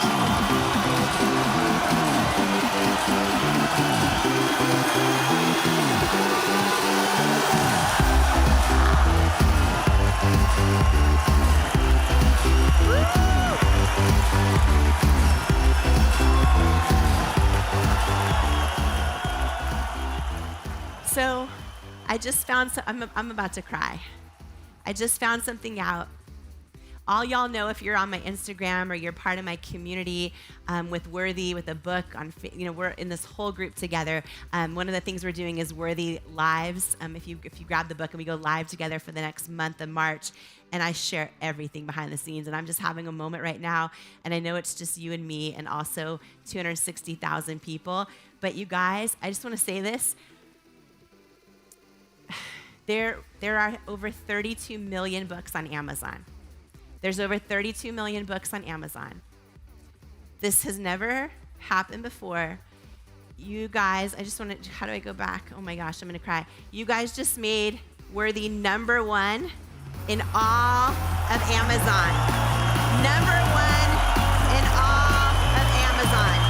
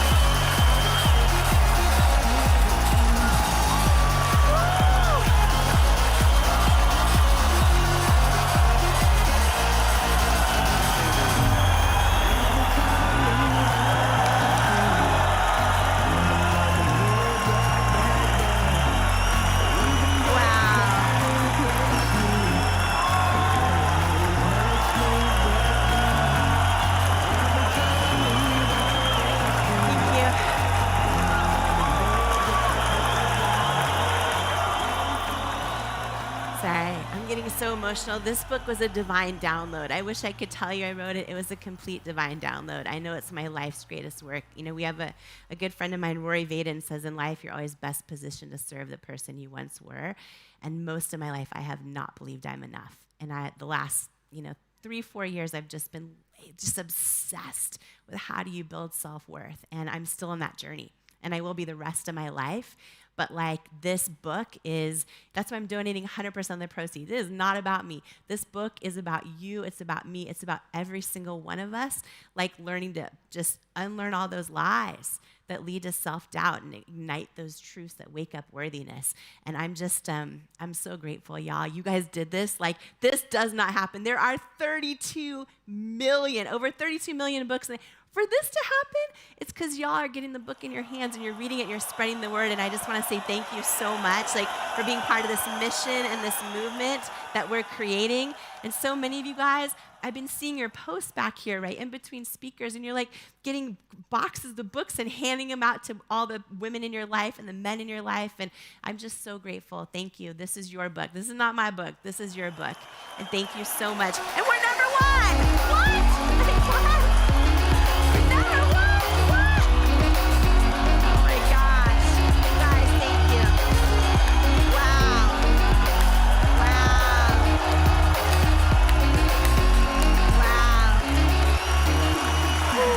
Okay, I say we celebrate with a bunch of giveaways, because I love a great giveaway. Today, we're giving away 3 $1,000 Airbnb gift cards. We have Audible gift cards. We have AirPods. We have Valencia Key jewelry. We have Fit Kitty cultures. Oh my gosh, it's the best. Okay, so here's what we're going to do. Carissa's going to come back up. We're going to do some giveaways. All you have to do to qualify for the giveaway, every time you chat and enter the chat, you guys are blowing the chat up. So if you're on YouTube, just make sure you hit the subscribe button, chat away, and that's it. Everyone's picked at random. Thank you so much for playing full out. Y'all, we're just getting started today. If I tell you what's coming up, you're going to freak out. This event is all for you. We've been working so hard on it for the past year plus. And here, if you're just joining, here's a really quick video. And then Carissa's going to be right here with some giveaways. And I'm so excited. Thank you guys so much. I am so excited for this book. You know why? Because it's going to save so many people. It's going to save people. Worthy, your new beautiful book, Worthy. Get this book. This book, I'm telling you, it's a book that can change anybody's life who picks it up. Anybody who's ever felt that they were not good enough, didn't measure up, something's missing in your life. I have to tell you. It's powerful. It's happening. It's worthy. Imagine, what would you do if you fully believed in you? I went from struggling waitress facing nonstop rejection to founder of IT Cosmetics, a billion-dollar company, by learning how to overcome self-doubt and believe I am worthy of my hopes and dreams. And I'm sharing how you can too in my new book, Worthy: How to Believe You Are Enough and Transform Your Life. If you're ready to truly trust yourself and break through that barrier of self-doubt, and know that where you come from, or even where you are right now, doesn't determine where you're going, then Worthy is for you. It's time to go from doubting you're enough to knowing you're enough. It's time to step into all of who you are and into the person you were born to be. And it's time to believe that you are worthy of it. Because in life, we don't become what we want. We become what we believe we're worthy of. Join the Worthy movement today by grabbing your copy of Worthy anywhere books are sold.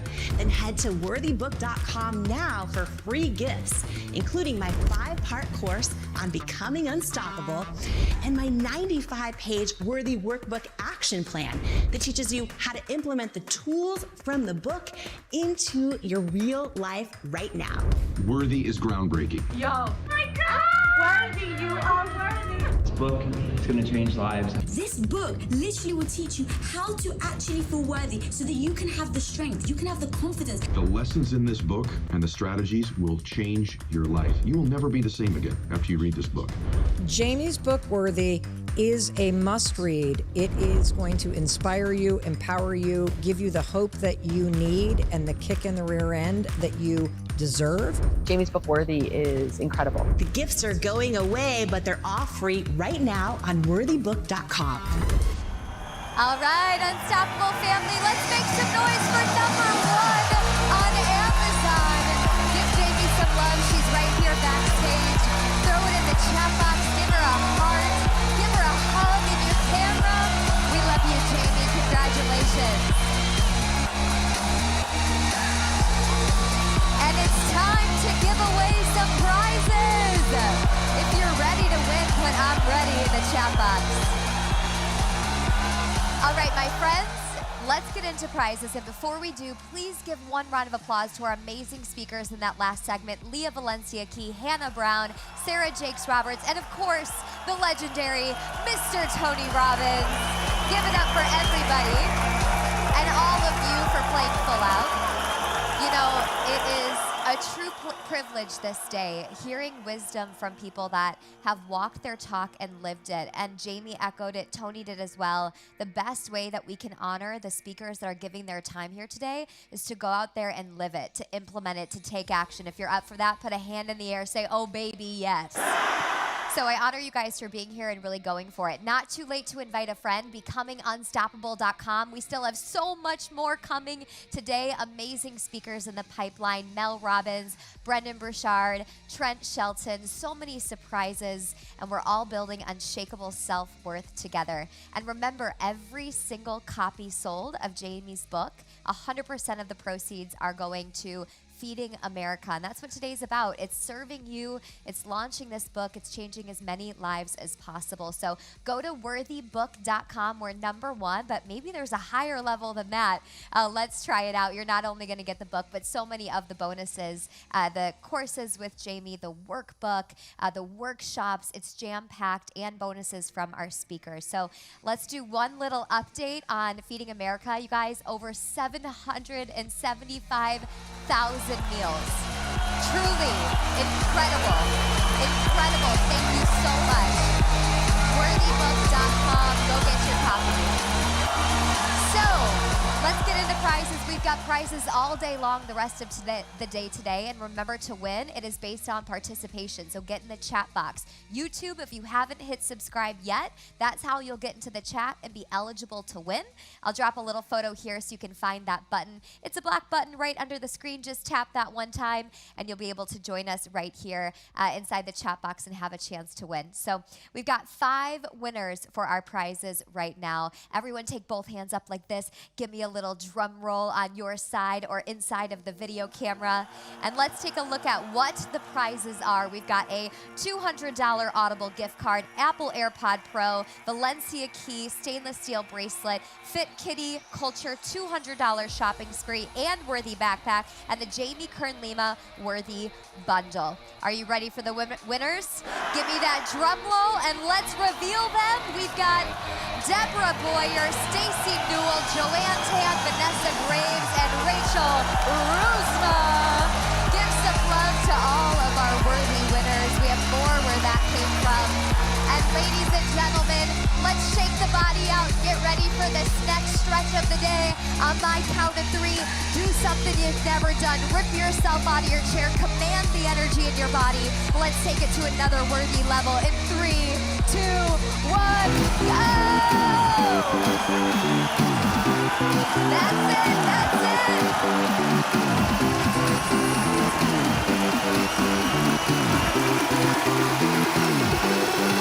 And let's bring back to the stage Jamie Kern Lima.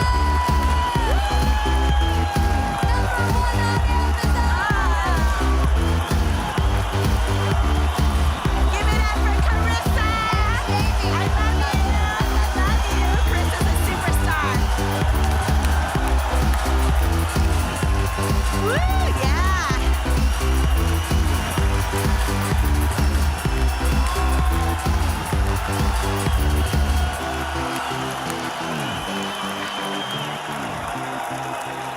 Whew, what a day so far, and we are just getting started. Again, I just want to honor you and thank you for being part of this day all together, this collective force for good. And I believe at my core, I don't just believe, I know each and every one of us is fully worthy. We're fully worthy. We're born that way. I believe our Creator made us that way, and I believe that we learn a whole lot of lies that lead us to believing we are not. And I think that this journey of returning to the power that's in us and the belief that we have in ourselves is so, so, so important. When you look at the data right now, you look at, 80% of women don't believe they're enough. 73% of men feel inadequate and not enough. 75% of female executives deal with imposter syndrome. 91% of girls and women don't love their bodies. So the time for change has come, because when we don't believe we are worthy of things, when we don't believe we're worthy, we'll sabotage them. We'll do all the things, right? And I believe through and through that our self-worth is our ceiling, and that's in every area of life. Another surprise, Matthew Hussey! Oh my goodness, you guys, Matthew Hussey! Put your hands together! There's Matthew Hussey! Wow! Hi! Hello, you guys, Matthew Hussey. Oh my gosh, okay. If you're new to Matthew Hussey's work, I know a lot of you are freaking out, so you already know who he is and you love him. But he's a New York Times bestselling author, speaker, coach specializing in confidence and relational intelligence. His YouTube channel, oh my gosh, his YouTube channel is #1 in the world for love life advice. Right? He has over 500 million views. He's also host of the podcast Love Life with Matthew Hussey. And we just had Worthy on the show this week. You'll have to check it out. It's so, so great. And he's also writer of the brand new book coming out soon called Love Life, which I am so excited about. So, Matthew, thank you for being here. Oh my gosh. Oh my gosh. Jamie, congratulations.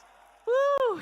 What a day. What a day. What a day. This is such a blessing. Jamie, congratulations. This is unbelievable. Honestly, I'm watching you react in real time to what's happening in your life and your book, and it's stunning. Oh, well, thank you. I'm so, so grateful. I'm grateful for my friends who are just world changers, who are showing up like you to pour into every single person here. We have over 260,000 people part of this event, and we're just all coming together as this collective force for good. And while you're here, do you have a minute? I know you stopped by. Do you have a minute? Can I ask you a couple of things? Because you are like next level with stuff that so many of us deal with when it comes to self-love versus how we love others versus our relationships. Do you have a minute, Matthew, for me to ask you a couple questions? I'd love to. Yeah, of course. Okay, good. Okay, I have to say, you guys, in my book, and this isn't even one of the things I'm going to ask you, but Matthew Hussey once said, a lot of us say like, oh,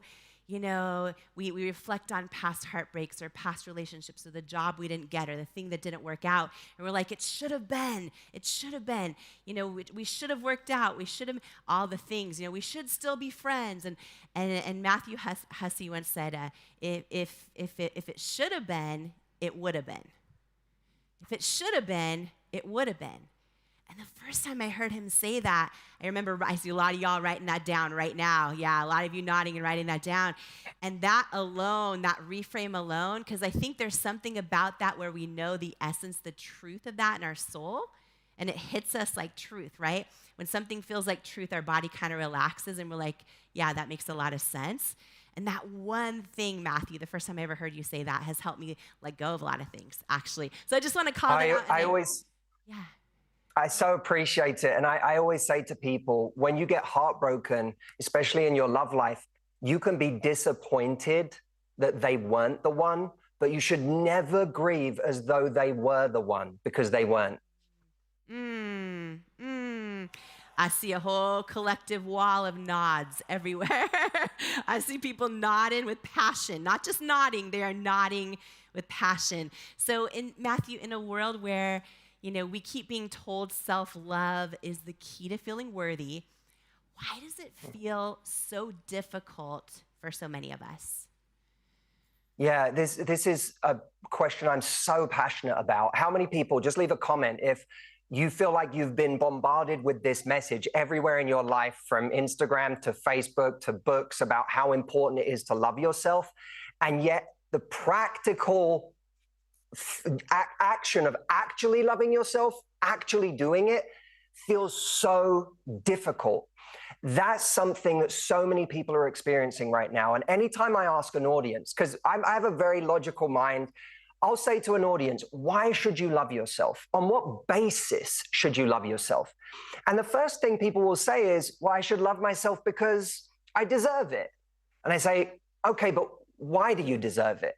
And I'm not pushing to be difficult. I'm pushing because if their brain can't figure that out, then they'll never love themselves. It'll just be a platitude. So I say, why do you deserve it? And people will start saying, well, and they'll start listing traits. Like, I'm kind, I'm a good person, I'm empathetic, I'm good, I do a lot for my family. And I say, okay, that's great, but what about the days where you're not those things?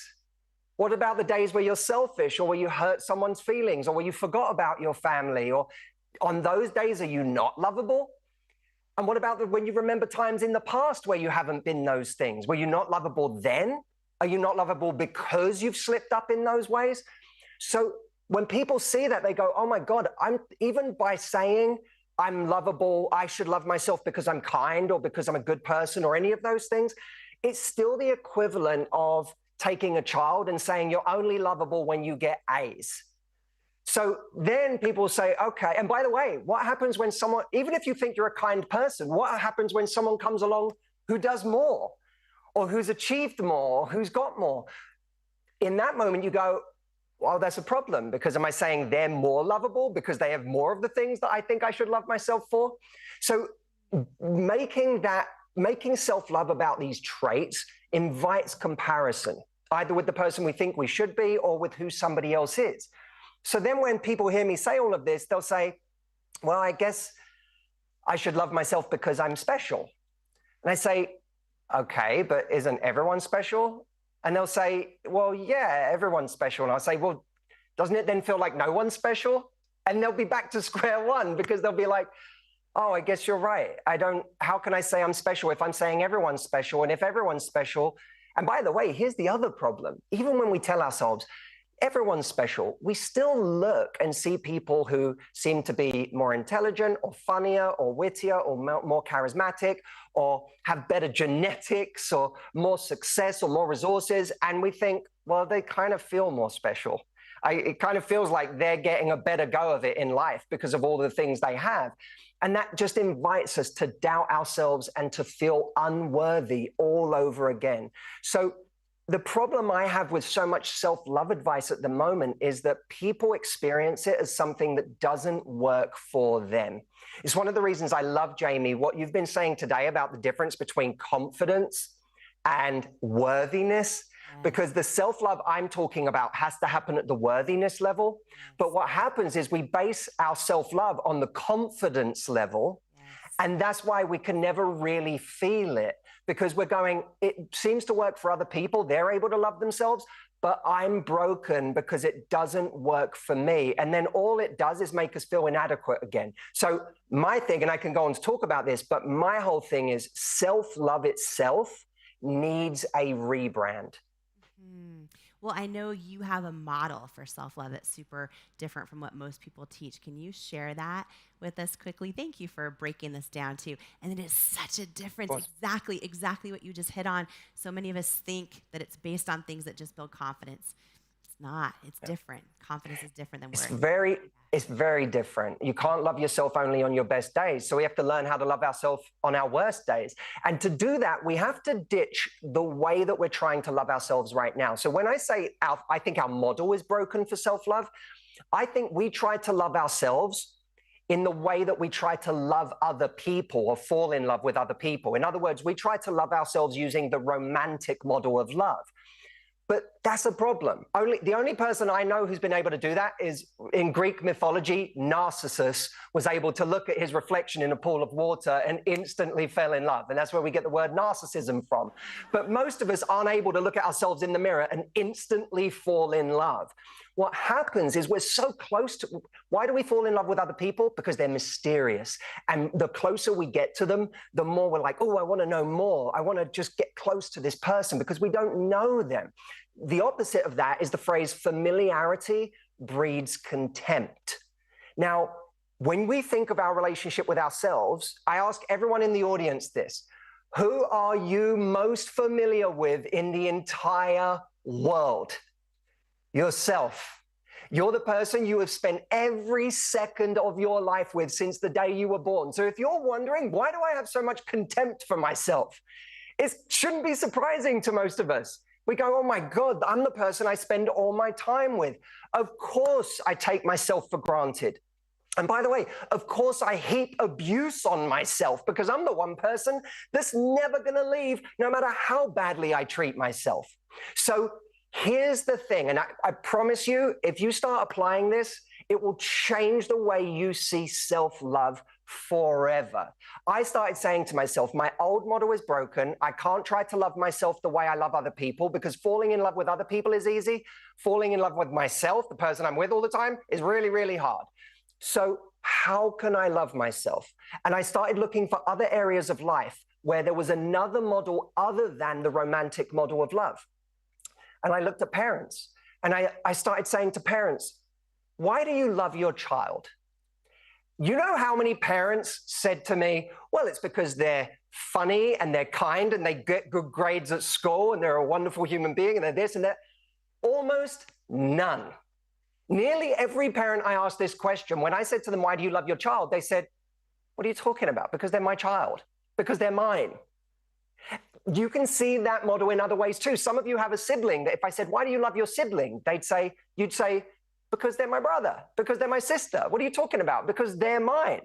Some of you feel like that about a pet.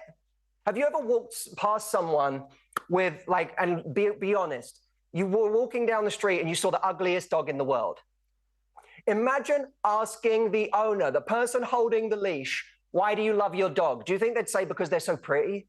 No, they go, I love my dog because it's my dog. What are you talking about? Now, what if you said to that person, hey, I've got a better dog. Do you want to exchange it? What if you said to a parent, I've got a kid who gets better grades. Do you want to exchange them? Parents would look at you like you were an insane person. So here's the clue to self-love. The way that a parent says, I love my child because they're mine, the way that a person loves their pet because it's my dog, it's my cat, what are you talking about? That's how we have to love ourselves. Out of 8 billion people on this earth, the only person who is responsible for you is you. You had parents who took care of you until the day that it was your job to take care of yourself, and they may have done a bad job, they may have done a good job, but ultimately there was a moment where it became our job, where we had one job: take care of our human. Imagine someone saying to you, the next time someone says to you, why do you love yourself? Look at them with a crazy look and be like, what are you talking about? Because I'm mine. I'm my human. It has nothing to do with what I have or what I'm good at or how good looking I am or how I compare to anyone else. It's that I'm my human. And since we don't get to exchange that human for another human, comparison is irrelevant with anyone else. The only thing that matters is how well am I taking care of this human? And that means changing love in the context of self-love from a noun, that's to say love is a feeling. No. The love we have for ourselves has to stop being seen as a feeling. It has to start being seen as an action, as an approach. Taking care of myself, encouraging myself, standing up for myself. And you don't need, by the way, this is the crazy part, you don't need to like yourself right now in order to love yourself. Loving yourself comes first. And in the same way that a parent will know this, the benefits of raising a child often come later. That child doesn't recognize how many amazing things you've done for them until later on, and the relationship gets sweeter with every realization. That's how self-love is too. Imagine that right now you're raising a teenager. Even if you're 60 years old watching this, I might be raising a teenager who's not going to appreciate today the things I'm doing for this person today. But over time, the way I love myself is going to make me like myself. And that might even turn into a feeling that I come to treasure. So that's the difference. And I'll just wrap up with this. No one watching this right now, and it blows my mind, Jamie, that you have 250,000 people watching this right now. No one needs any other reason to love themselves other than this one reason. You are yours. You are your human. You are the person that has custody of you. And your only job in this life is to take care of that human being as well as you possibly can and give that human the best life you can possibly give them. And next time you find yourself beating yourself up, being mean to yourself, giving yourself just horrible words in your mind, I want you to tell yourself, what are you doing? You had one job. You had one job. Love this human. And then start loving that human today. Not as a feeling, but as an action. Good. That's how I think about it, Jamie, anyway. Everyone is typing in the chat, you're yours. You're yours. Matthew, thank you. Everyone put your hands together for Matthew Hussey. Big love in the chat. Matthew, thank you so much. It was so good. Jamie. Good job, Matthew. Mind blown. Love you, Matthew. You are worthy, Matthew. Thank you so much. Thank you so much. Woo! Okay. We have a jam-packed day because, again, we didn't come here to make it through. We came here to make it count. And I am so excited to introduce you to our next speaker, another person who sells out stadiums every single day. In fact, today he sold out a stadium. Yesterday, the day before, he's on a sold-out stadium tour right now, coming into us live. Stephen Furtick is a New York Times best-selling author, Grammy Award winner, global sensation, pastor of Elevation. I see people freaking out right now. Elevation Church. He and his wife Holly are also my dear friends, and today he's going to help you become unstoppable, doing the new you. And we are going to be talking to him live, and I believe we have a little video to play. Yes, we do. Okay, check this out, and then he's coming with us live right now. Take off the way you've been thinking about it. Take off the story you've been telling yourself. I can't stay where I am, like I am. Do the new you. When you feel stuck and paralyzed and discouraged, you have to learn to do the new you. The one God knew, the one that people don't always see. That's who I'm gonna be one day when. And God's like, that's who you already are. That's who you always were. That's what I created you to be. Imagine yourself free. God knows that you. Imagine yourself whole. God knows that you. You haven't even met your best self yet. Ooh, you haven't even met your best self yet. Can we welcome to Becoming Unstoppable, Stephen Furtick! Woo! Stephen! Everyone going crazy for you. Woo! Look at that. Oh, it's a party in here. There are 260,000 people live with you and me right now. And I just, first of all, you do very few things. And for you to be here live with us is such a blessing. It is such a gift. Thank you so much. I know you're on a sold-out stadium tour right now, literally every single day. I think it's Taylor Well, I was going to say, I know I look like I'm broadcasting from a closet. We're in the tour bus. We're in Columbus, Ohio, so... You're in your tour bus right now? Yeah, but I had to be a part of this, Jamie. This is amazing. The book is amazing. Worthy is amazing. The message, what you're doing today. Thank you for including me. So grateful to include you. And let me just right off the top say congratulations now for another New York Times bestselling book that you have out called Do the New You, which I'm so excited about. And I want to ask you, a lot of people here today are here to embark on a self-worth journey, and you say it's time to do the new you, not just to do you, but to do the new you, the unique and powerful person you were created to be. So Stephen Furtick, how do we do that? Okay, so first of all, put the phrase in the chat just to get it really right in front of you. Do the new you. And let me first of all explain what I think is the problem with doing you, just doing you, which is kind of something you say to people almost like, okay, well, I would never wear that, but do you? If you want to wear it, wear it. It's fine. And I think the problem when you say that on a larger scale, do you, or even the phrase that we have, just live your truth. Of course, I believe in living your truth, but sometimes what you call your truth is actually a trap. Because it's not the truth about you, it's just the you have experienced so far. And so then we take an experience and we let it become a belief and we call it a truth. And then we become limited in the version of ourself we've experienced so far. And then we say, I'm just doing me. This is just who I am. This is just how I am. Okay. So that's a trap to say, I'm just doing me. This is all I am. This is all I'll ever be. This is how I've always been. That's just the way I am. If that means you're going to express yourself, your worthy self, the self that you truly are, then great. But for a lot of us, it's an excuse for us to stay stuck in the self that we've met. And I don't really believe that most of us have met our best selves yet.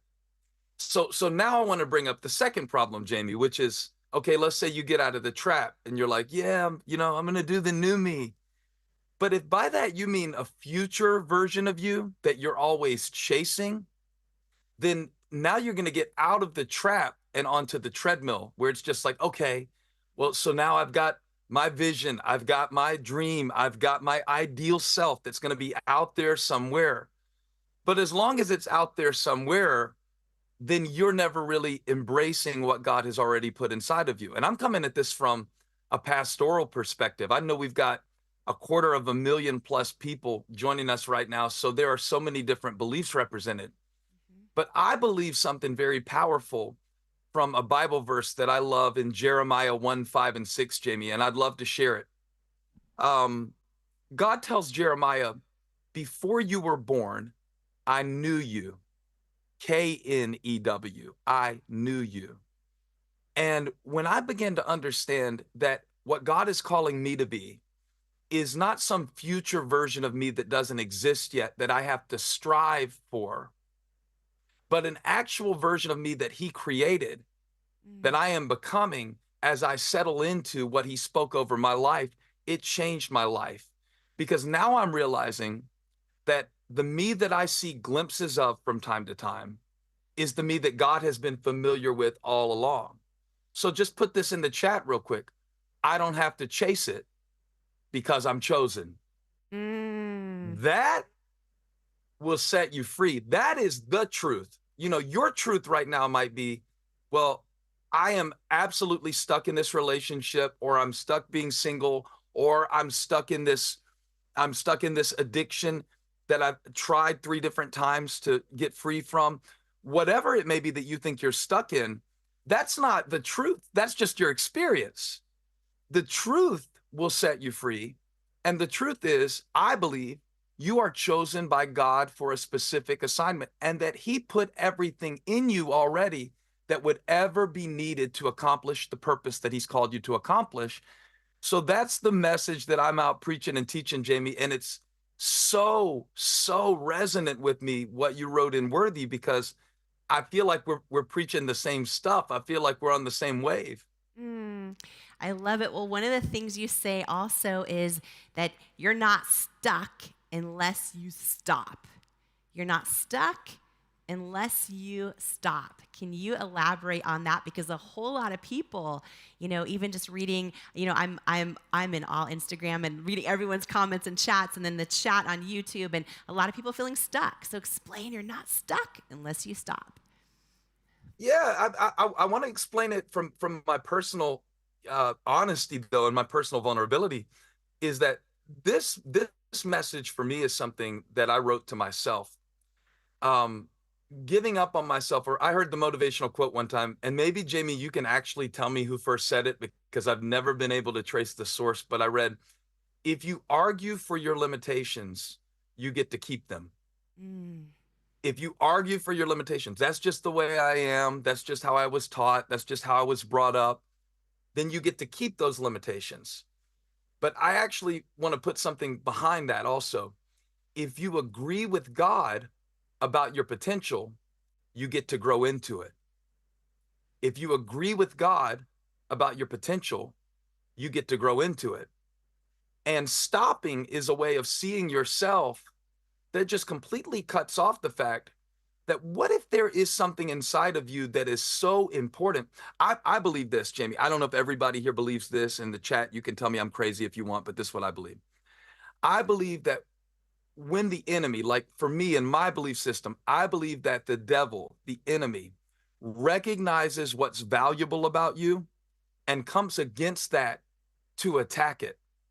And the more significant your gift is, the greater the attack will be. So some of you that are feeling the most stuck, some of you that are feeling the greatest battles with insecurity, some of you are in a season of your life right now, and maybe you're going, why is all this happening to me at once? Why is everything falling apart on me? Why am I falling apart? Why am I always fighting this? Why is it always so hard for me? And you have taken that as a sign maybe that there's something wrong with you. I would actually flip it and say, it's a sign that God has put something so great inside of you. What is in you is so great, the enemy actually senses it, and he's doing everything that he can to stop you from growing into it. So for everybody who's been in a state of depression, discouragement, heavy anxiety, confusion, darkness, stumbling around, don't know what next step to take, you're taking that as a sign that it's over. I take it as a sign that there is something so amazing just ahead for you, that the enemy is doing everything he can to stop you from walking into it. So I want you to put this in the chat right now as a declaration of faith. I'm not stuck unless I stop. And Jamie, if I were preaching right now, I'd have everybody high five your neighbor and say, don't stop. Don't All right. stop. Everyone from Because home right now, what's in say to you is too yourself, don't significant. stop. Yeah, say to yourself right now, High five yourself. don't stop.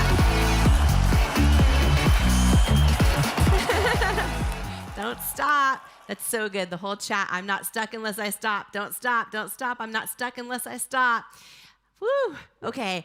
So good. So good. I believe that. I have to tell you, even prepping for this event, this has been a year of work to pull this together. The things that have happened today with you, Stephen, with Oprah Live, Ellen Live, Robin Roberts, Tony, all of these people all coming in live. Can you please just say my name in the same sentence as Oprah again, just for my ego's sake? I like that a lot. With Oprah, with Ellen, it's been an amazing day. Oh my gosh, Maria Shriver, everybody, Robin Roberts, and we're like only halfway done. This is a day, but I have found exactly what you said, that sometimes when I feel like I'm in this space where I just know something's supposed to be so great, and then just something will come against it. You know what I mean? And it's just this like thing that goes back and forth, that energy. So thank you for sharing that. You know, right now, like I opened the day talking about how, you know, when you look at the data, 80% of women don't feel they're enough, and 73% of men feel inadequate and not enough. And for the person watching right now who doesn't feel they're enough, what do you say to that? And do you ever struggle with that? Well, I don't feel like I am enough for everything that's coming in my life. Like, in just a couple of hours, I'm going to go out and minister to thousands of people and share the message that's on my heart. And right now I'm talking with you, and it's intimidating. You know, honestly, they were like, hey, Jamie's almost ready for you to get on. She's finishing with Tony Robbins, and no pressure, you know, just follow that. It'd be great though. You'll be great. It would be impossible for me to not have moments where I feel like I'm not enough. But God gave me this phrase that I think might help you too, and I want you to put it in the chat. Just put this phrase, enough for now. Enough for now. I really love this one quote that says that, you know, God has promised us his strength for today and his hope for tomorrow, but he did not give you strength for tomorrow. He gave you strength for today. And so the idea that God gives us our daily bread, that really comforts me, because I realize that as I step in front of this camera in this hostage-looking tour bus situation to speak to 250,000 people, that God is going to give me the exact words that I need to touch you where you are, because he cares about you. And he sees the situation that you've been worried about. He sees the situation that you've been crying about.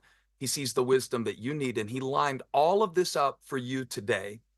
And you had to be here. It was an appointment for you to be here, to hear from all of the amazing speakers that Jamie has put together. You had to be here today because there's something that is being deposited in you today for what you don't know that you're going to face tomorrow. But the trick is that it becomes enough as you use it. So you never get in this situation where you say, well, I have enough to accomplish what I'm going to accomplish in the next month. No, I have enough to accomplish what is in front of me right now. And then when I'm in the next thing, I'll have enough for the next thing, and the next thing, and the next thing. But I only ever have to have enough for now. And when you project too far out, you know, you start thinking about, well, all these hypothetical situations, or what if this happens? God isn't going to give you enough for your what if. He's going to give you enough for what is. Enough for now. And I would wonder, a lot of us that are stressed about what we're going through, are we really stressed about what we're going through now? Or are we stressed about what we think we're going to go through next? So the idea that I am enough is foundational, but also that it is enough. Your gift is enough. Your wisdom is enough. Your experience is enough. And when it needs to be more, it will grow, but it's enough for now. Woo! Drop a heart in the chat if you feel that. A lot of people nodding. I think you, I feel like I'm seeing the weight lifting off of people as you say those words. That is big. That is really, really big. Thank you for sharing that. That is big. You know, can you tell us too, Stephen, about how our joy is our job? Our joy is our job. Yeah, it's one of the 6 mindsets I put in my book. It was a realization. One time I played a game with the kids. I have 3 kids, and my wife, Holly, is, you know, like just very much a better person than me in every way. But specifically, I was asking all of our kids, who's the happiest person you know? And none of them said me. And I was offended by that. But I began to realize that a lot of times in my life, I put the responsibility on other people to make me happy. Or I say things like, they put me in a bad mood. So the mindset that they put me in the bad mood, what did they do? Did they pick you up and carry you to a bad mood? How did they transport you into a bad mood? So I'm trying to get the message across, and I know this is a part of believing that you're enough and believing that you're worthy, is to own your emotions. And I really like the mantra, my joy is my job. You know, if my joy comes from God, if my joy comes from being present in him and content in him, then the world can't take it away. Then inconvenience can't take it away. So I want you to put this in the chat. Just say, if the world didn't give it, the world can't take it away. And that's the kind of joy we want you to walk in. Me and Jamie and all of these speakers, the kind of joy that trauma can't strip, because it didn't come from experience. It came from within. It came from God. The kind of joy that disappointment can't diminish, because it came from within. It came from God. And the moment that you own that responsibility, God begins to strengthen you from the inside out. Woo! Okay, so I have to ask you this, because there are people who maybe have had an experience in their past where they felt like God showed up for them, and they felt like, but then they feel like it's been a whole long time since that's happened. There might be people that maybe have given up on their faith. And I have to tell you, I had the gift. There is a new song that just came out. Stephen, you know what I'm going to say. I was sitting. We should sing it. We should duet it right here. Jamie Kern Lima, drop a feature right now. No, we should write a song about worthy is what we should do, because I'm telling you right now, that would be, this song though, first of all, if I sang, I would do it. I sang you happy birthday. You know how I cannot hit a key. It's on your. I was so honored. No, it was perfect pitch. I committed is what I did. I committed to singing. But I was sitting there at Elevation, and and this is just for anybody that who feels like they've had a miracle in the past, but it's been a whole lot of time has gone by since you've seen a miracle in your life. And I remember you talking about how if God told the sun when to rise, and it did, he will again. He will again, right? And if he told the sea where to split, and it did, he will again. And the whole song is about miracle after miracle, and it's about having that faith that if something happened, if God showed up for you in the past, and maybe you feel like it's been a while, that it will happen again. Can you talk about the inspiration for that right now? Because that is, and I will say it with you if you want to do it. You know the words better than me, but it is so good. Every time, even coming out to this event, I sang that song. Because I'm like, I got to have that kind of faith, right? That like, if I'm here, he's going to show up for me, and this is going to be exactly what someone at home right now needs to hear in their life. And I just want to ask you this question, because I just have it. It's not even scripted, but I just have it in my heart that there's someone watching us right now that maybe, you know, faith hasn't been part of their life for a while, and maybe they actually want it to be, maybe for the first time ever, or for the first time in a long time, and they kind of want to ignite that faith. And this song is just so powerful. Can you share just a little bit about the words? I'm going to pray YouTube doesn't stop us because we can't air any music on it. So I'm going to pray that. But can you talk about that, Stephen, and just the inspiration behind it, and how if he did a miracle, he will again? Yeah, and what we'll do, we'll make a little virtual choir here at the Worthy Live event. We'll have a 250,000 person virtual choir. Let's so do it. I just want you to put this in the chat. Say, he will again. He will again. He will again. And I want you to get that in your spirit and your heart, because you have seen God come through before.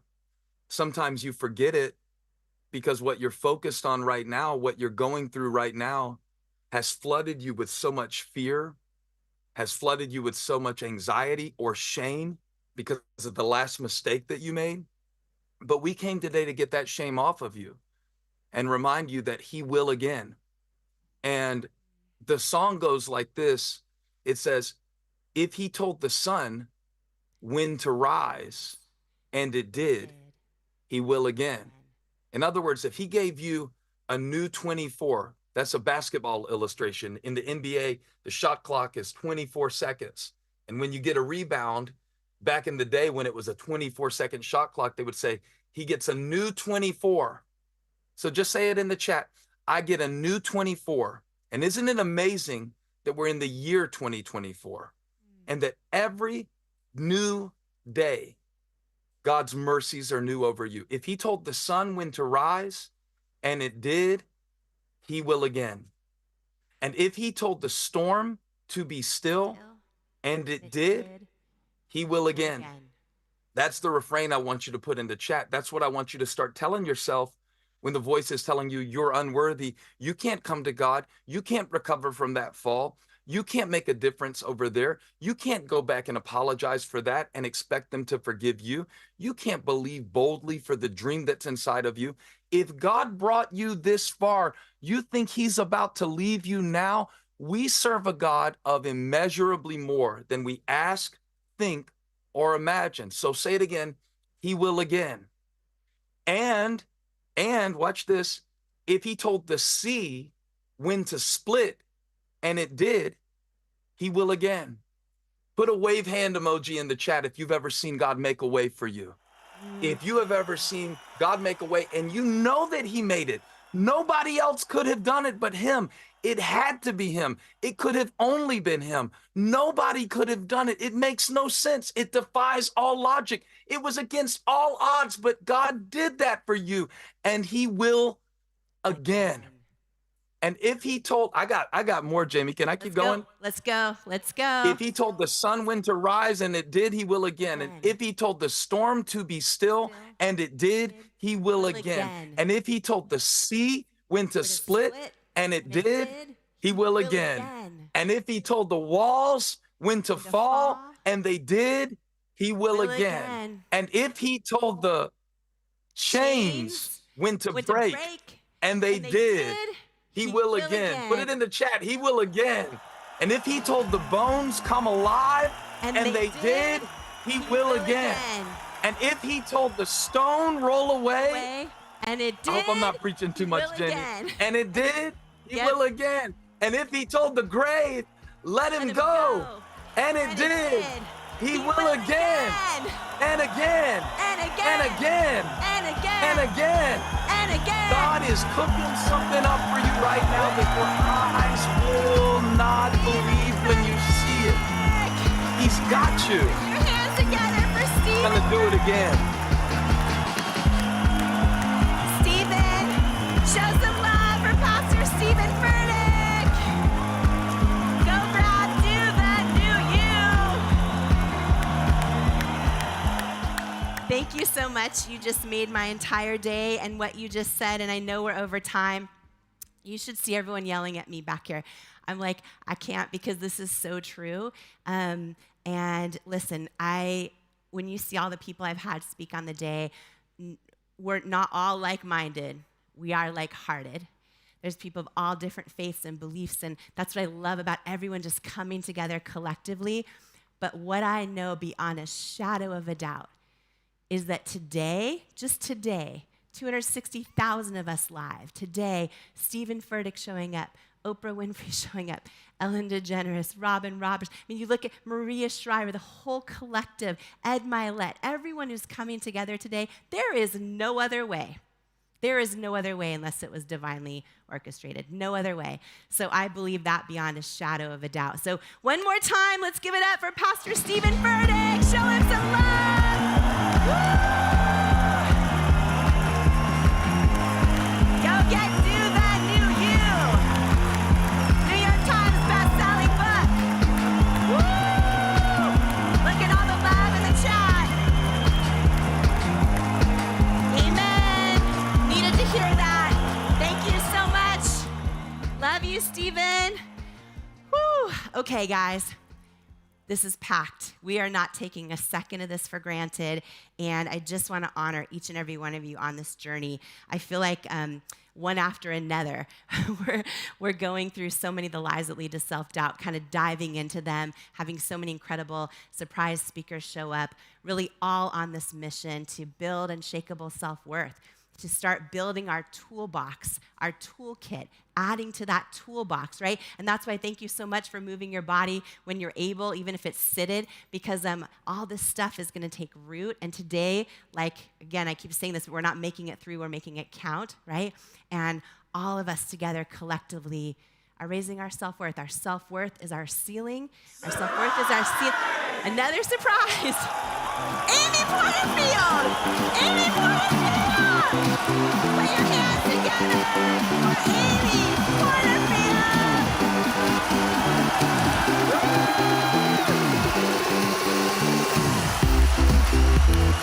Yes! I love you, my friend. All the love for Amy Porterfield. A lot of you love her. If you're new to her, she's a New York Times bestselling author. She is a podcast host, entrepreneur, and helps you bet on yourself. Amy, thank you for stopping by. Hi. Amy, I'm so happy to be here, and this has been electric. The energy is incredible. Thank you so much for allowing me to be here with you today. Oh my gosh, I'm so excited that you popped by. Thank you. Well, here's the thing is, you are known for teaching everyone, I was going to say women, but everyone, how do you bet on yourself, right? And this is so powerful, Amy, because there are so many people here, whether it's they want to raise their hand and share their idea at work. They want to tell the person that they want to be more than just friends. They want to stop working in a business and start working on their own business. But this fear of like, well, wait a minute, maybe I'm not enough. I don't know if I can bet on myself. It's at the core message of your community is to bet on yourself. So what does that look like when you bet on yourself? Oh, I love this question. Betting on yourself means that you begin to believe that you and only you are capable of creating a life beyond your wildest dreams. For years and years, I allowed other people's opinions of me to be my validation. I would look around and think, do you like me? Did I talk too much? Was I too much? Are you going to invite me to the room? And if they liked me and they invited me, then I felt like I was worthy. But when they didn't like me, I took that in even more. So betting on yourself means that you're going to let that go. You're going to go with your gut, that inner knowing. You're going to believe in your opinion, your thoughts more than other people's, and you're going to take action even when you do not have all the answers. You know when a racehorse is in a race and they have blinders on? I believe that betting on yourself means that you have blinders on. You can't look left or right. You can't look at what someone's doing or what someone thinks about you. You only look ahead. That's so, so powerful. And I know, and that's hard to do, but that's super, super clear. And it can be a struggle to bet on yourself when you feel stuck or you're not sure of the best move, right? So when you're stuck and you feel overwhelmed, what are some things you can do to sort of step into your power and bet on yourself? Okay, so when you're stuck and overwhelmed, what happens is you tend to show up with desperate energy. You start to be someone you're not, say things that you don't really mean, but you think will make you fit in, say things that will make you be more liked, and all of a sudden you look in the mirror and think, I don't even know who I am anymore. So in order to get unstuck, because when you're stuck and you're overwhelmed, you're on the sidelines. You're not moving forward. You're not getting in the game. So I've got 3 steps, and I want you all to write this down because these are 3 steps to make today super actionable, everything that you've learned. So the first step is that you have to reframe your thoughts. I want you to hear this clearly. You are not responsible for your first thought, but you are responsible for choosing a new thought that will serve you. So you've got to choose a different thought. When you start to look for external validation from strangers online, from people in your life that might not believe in you as much as you need them to, from anything that's not internal, you have to reframe your thought and choose a new thought. And I'm going to give you one. I want you to put this in the comments so everyone remembers this. Everything that is meant for me will find me. Now that is a God knowing, a universe knowing, whatever it is for you, but you have to believe that everything that is meant for me will find me. Now, step number 2, after you reframe your thought, you choose a new one. You don't believe the first thought you think. Step 2 is you have to take imperfect action. Someone that bets on themselves takes imperfect action. You don't know if it's going to work. You don't know if you're making the right move, but imperfect action gets you to the next step. And I believe that action creates clarity. So you won't know what to do or how to do it unless you get the ball rolling. So step number 2 is take imperfect action. Do the next best right move that you think, I'm going to go with my gut and I'm just going to figure it out. And then step number 3 is you have to choose a new identity. We've been talking about this all day long, but how do you really choose a new identity? Well, I believe you've got to journal. And here's a journal prompt. Who do I want to be? How do I want to show up? And what do I want out of my life? Who do I want to be? How do I want to show up? And what do I want out of my life? And if you journal that, the step 3, shifting the identity, is every day act as though you are that person today. What habits do they have? What time do they wake up in the morning? How do they address a challenge? How do they show up when they're very scared to do so? You have to act as if you are already that person. It makes all the difference. So those are your 3 steps that you've got to take. Will you repeat that? So I know you repeated it twice, and I see people writing rapidly. Like everyone is so into this right now. Can you just say that one more time, those 3 steps for everyone that just needs to get them down really clear? Yes. Number 1, you're going to reframe your thoughts. Yes. You're not going to believe everything you think. You're going to choose a new thought. My thought I want you to choose is, everything that is meant for me will find me. Mm-hmm. Number 2, you're going to take imperfect action. Action creates clarity. It doesn't need to get you to where you want to go. It just needs to get you moving forward. You'll figure it out. And step number 3 is to shift your identity. Show up as the person you want to be.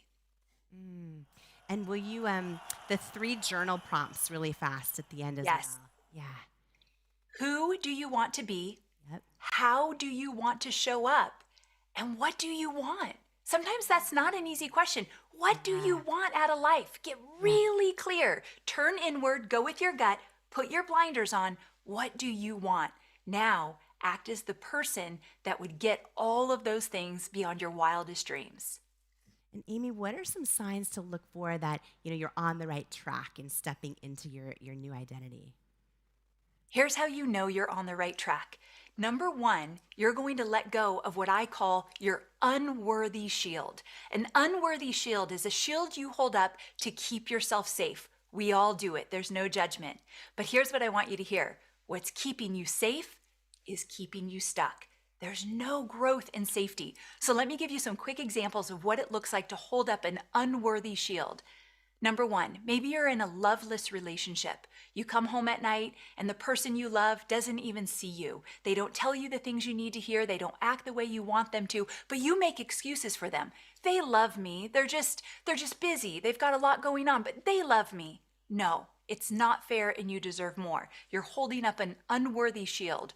Or maybe you want to quit that 9-to-5 job and become your own boss, but you trudge to work every day or you get on those Zoom calls and you're miserable. You're underpaid, underappreciated, and you are invisible at that job. But you keep going to it every day because you tell yourself, well, it's risky to leave my job. This economy, no way. And other people tell you it's risky too. Remember, if you watched Oprah, She left Baltimore to go to Chicago even when everyone but her two best friends said, do not do it. Go with your gut. Let go of the unworthy shield. Here's another one. Maybe you're too afraid of what everybody else thinks. So many, many years ago, I used to work for Tony Robbins, and I left that job. It was an amazing job. Tony, I attribute so much of my success to what he taught me, but I was ready to go out on my own. So I went out on my own and I started my online business, and I started to record a bunch of videos for YouTube. I'd record the videos, edit the videos, and then leave them on my computer. And one day my husband said, "Where are all these videos you've created?" And I said, "I'm so afraid what Tony Robbins is going to think of my YouTube videos." And he said, "Babe, I love you so much, but Tony Robbins is building an empire, helping hundreds of thousands of people. I don't think he really cares what your YouTube videos look like." And it was an ego check, but it's a reminder to all of us that we think everyone's watching, everyone's judging. They are not. And even if they were, other people's opinions of you do not matter. So if your unworthy shield is, oh my gosh, everyone's looking, let it go, put your blinders on, and bet on yourself. Woo! Bet on yourself. Everyone write bet on yourself in the chat. And give us some love for my friend, my amazing friend, Amy Porterfield.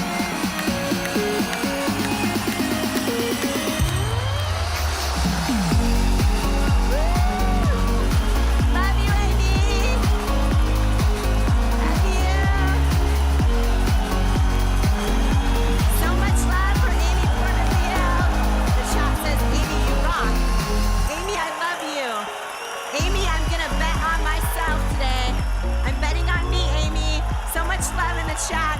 Amy, thank you so much. I love you, my friend. Thank you. Okay. Woo! I'm so excited for this. Y'all get a Kleenex for what's about to come. Okay, let me just my warning. Okay. Mallory Ervin. Yeah, everyone's going wild already. If you know, you know. If you know, you know. And you're about to know if you don't know. Such a blessing. I just love every person that's here today, and it's such an honor to share them with you, and especially if maybe you're new to them. But we're all in this together. So Mallory Ervin is a small-town girl turned internet superstar. She grew up on a farm in Kentucky, the oldest of 23 first cousins, destined for big things. She's a best-selling author and online mega influencer. Through her podcast, YouTube, and social media platforms, she not only inspires millions, she's also the founder of Living Fully Co., where you can get the best sweatshirts on the planet, and her new pajama and lifestyle company, In My Sundays. She's also my dear friend, and she is going to be here to talk about the topic from Worthy the book on overcoming perfectionism and how your past does not determine your future. I am so excited for you to hear from her. She's coming right out on the stage right now, but before she does, take a look at this quick video. I've lived quite a few different types of lives in my time on Earth so far. I've lived the good girl, the addict, the public figure, the mom. I almost won Miss America, the epitome of what a polished, put-together woman looks like. And then I almost lost my life to substance abuse, driven by my insatiable pursuit of perfection. In none of those scenarios was I living fully. And ultimately, I was forced to make a choice about the life I truly wanted to live. And it's that choice that I made then and continue to make every day of my life. It took my brokenness to have a breakthrough. By exchanging the belief that a legacy is something we leave behind for the truth that we are living it right here and now, we step into our ability to live fully. Now, I'm no longer in pursuit of big things, but a big life. Living fully is about choosing the best version of our life. It's still okay for you to get to a place where your life comes apart and you're just as worthy of a comeback. Woo! Put your hands together for my amazing friend, Mallory Ervin.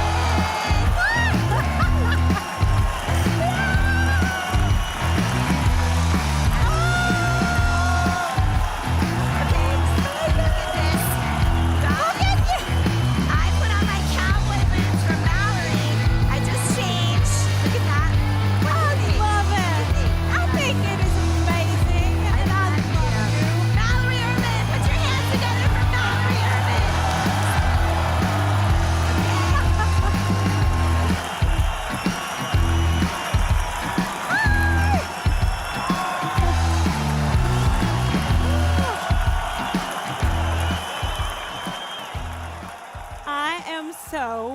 excited to be here, seeing all of your faces. This is so amazing.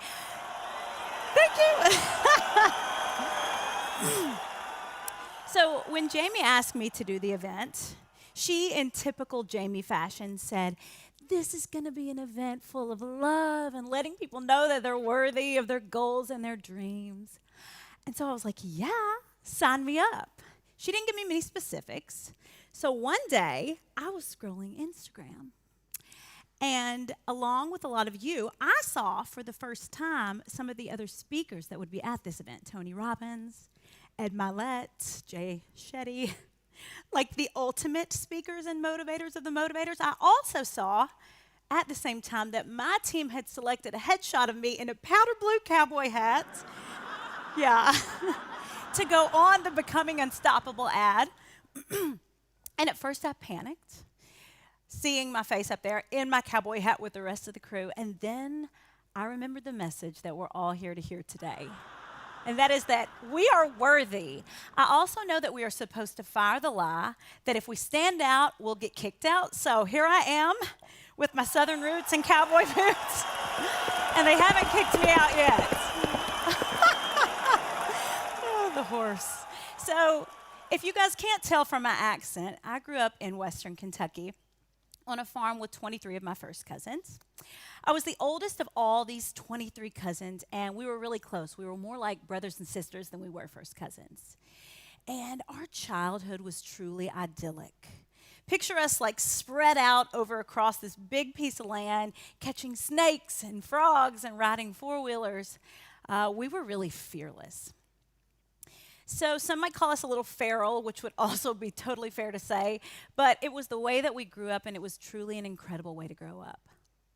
So in the middle of this massive family farm was the heartbeat of our family, and that was my grandpa, Pawpaw Bud.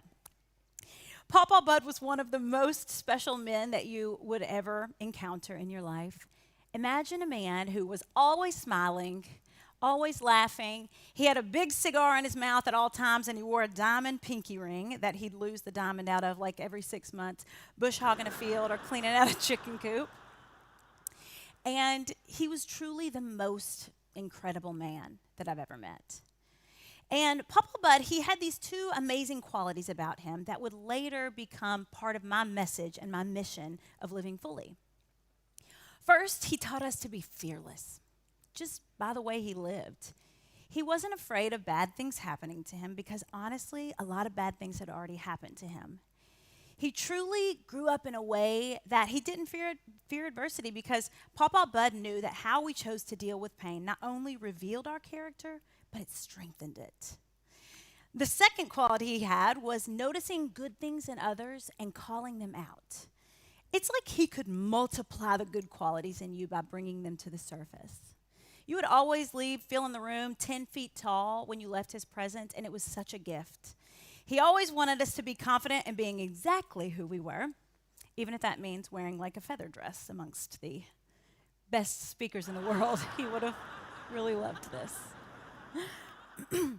So my grandpa noticed in me something as a little girl. He noticed my love of singing, and he encouraged me at a really early age. So Pawpaw Bud would take me from our little tiny town in Kentucky all the way to Nashville, Tennessee for voice lessons every Wednesday after school with my grandma. And then he would take me all the way to places like Houston, Texas to record demos and CDs that he would then let me sell at Bud's Country Corner. So we had this little grocery store, liquor store, and pawn shop on our little country corner. And all 23 of us cousins worked there. Now, some of my other cousins had to do the harder labor like mopping floors and restocking cigarette shelves, which I know is highly controversial, but it was a different day and time. But he would let me sell my CDs to the farmers and the coal miners that would come into Bud's Country Corner. So he just really fostered this gift in me from a young age. And it took me really far from this small farming community in Kentucky onto some much larger stages. So I went from singing at every county fair, wedding, and funeral in my hometown to some bigger opportunities, like opening for country music bands in the summer, singing for NBA playoff games, the national anthem. I continued to record albums. I went on to win Miss Kentucky in 2009, and I was a runner-up. Thanks. I was a runner-up in Miss America in 2010. And more opportunities came my way. I got to be on 3 seasons of The Amazing Race with my dad, and I went on to host travel shows abroad, and it was one success after another. And around that time, I began to adopt the mindset that I had to outdo my last achievement. And during this time, I had some of my biggest spotlight moments of my life. But I also started having some of my worst days. Because as time passed, and when my success started to slow down and eventually stop, and the opportunities slowed, I felt like I wasn't living up to what other people expected me to do next. As Jamie would say, my self-confidence, it was at the highest due to all my external achievements. But when they were all stripped away, my self-worth was almost nothing at all. On the outside, I was shining bright with all of these achievements, and on the inside, I was really starting to suffer. Early on in my success, I needed some help to keep up this additional pace, so I walked into a doctor's office and said, you know, I really need some help to keep going. And they prescribed me a medication that I didn't really need to help me keep going during the day. And then eventually, I couldn't sleep. So I went back and I said, you know, I can't sleep anymore at night. And they prescribed me a medication to sleep. And just like that, I was on the pharmaceutical equivalent of uppers and downers. Add in dependence on alcohol, and well, 2 years passed, and this medication that once felt like a flame of nonstop energy, it threatened to be a wildfire that was going to burn my entire life to the ground. Because while the opportunities stopped, the dependence on that medication didn't. And ultimately, this led me to spiraling out of control. In the spring of 2014, I was admitted into a treatment center for my dependence on alcohol and prescription medication. And I was the furthest cry from that happy girl growing up with her cousins on a farm in Kentucky. I thought to myself, how in the world did I get here? It happens so slowly, though, doesn't it? And then you get to a place where you're almost unrecognizable, even to yourself. But life has a funny way of ushering us into our destiny. So when I entered into that treatment facility, I was still in a little bit of denial about just how much these external achievements really were tied to my self-worth. I thought, maybe I'll graduate early. I was like, okay, I'll get sober and they'll let me go. I'll go back to my normal life. But as you learn, if you know anything about recovery or treatment, it's never the drugs and alcohol. It's always what was underneath that got you there in the first place. And I stayed there for a long time. And at the end of 5.5 months, I had done some of the most important work of my life. Over my time in treatment, they stripped away every piece of me that I'd been clinging to for dear life.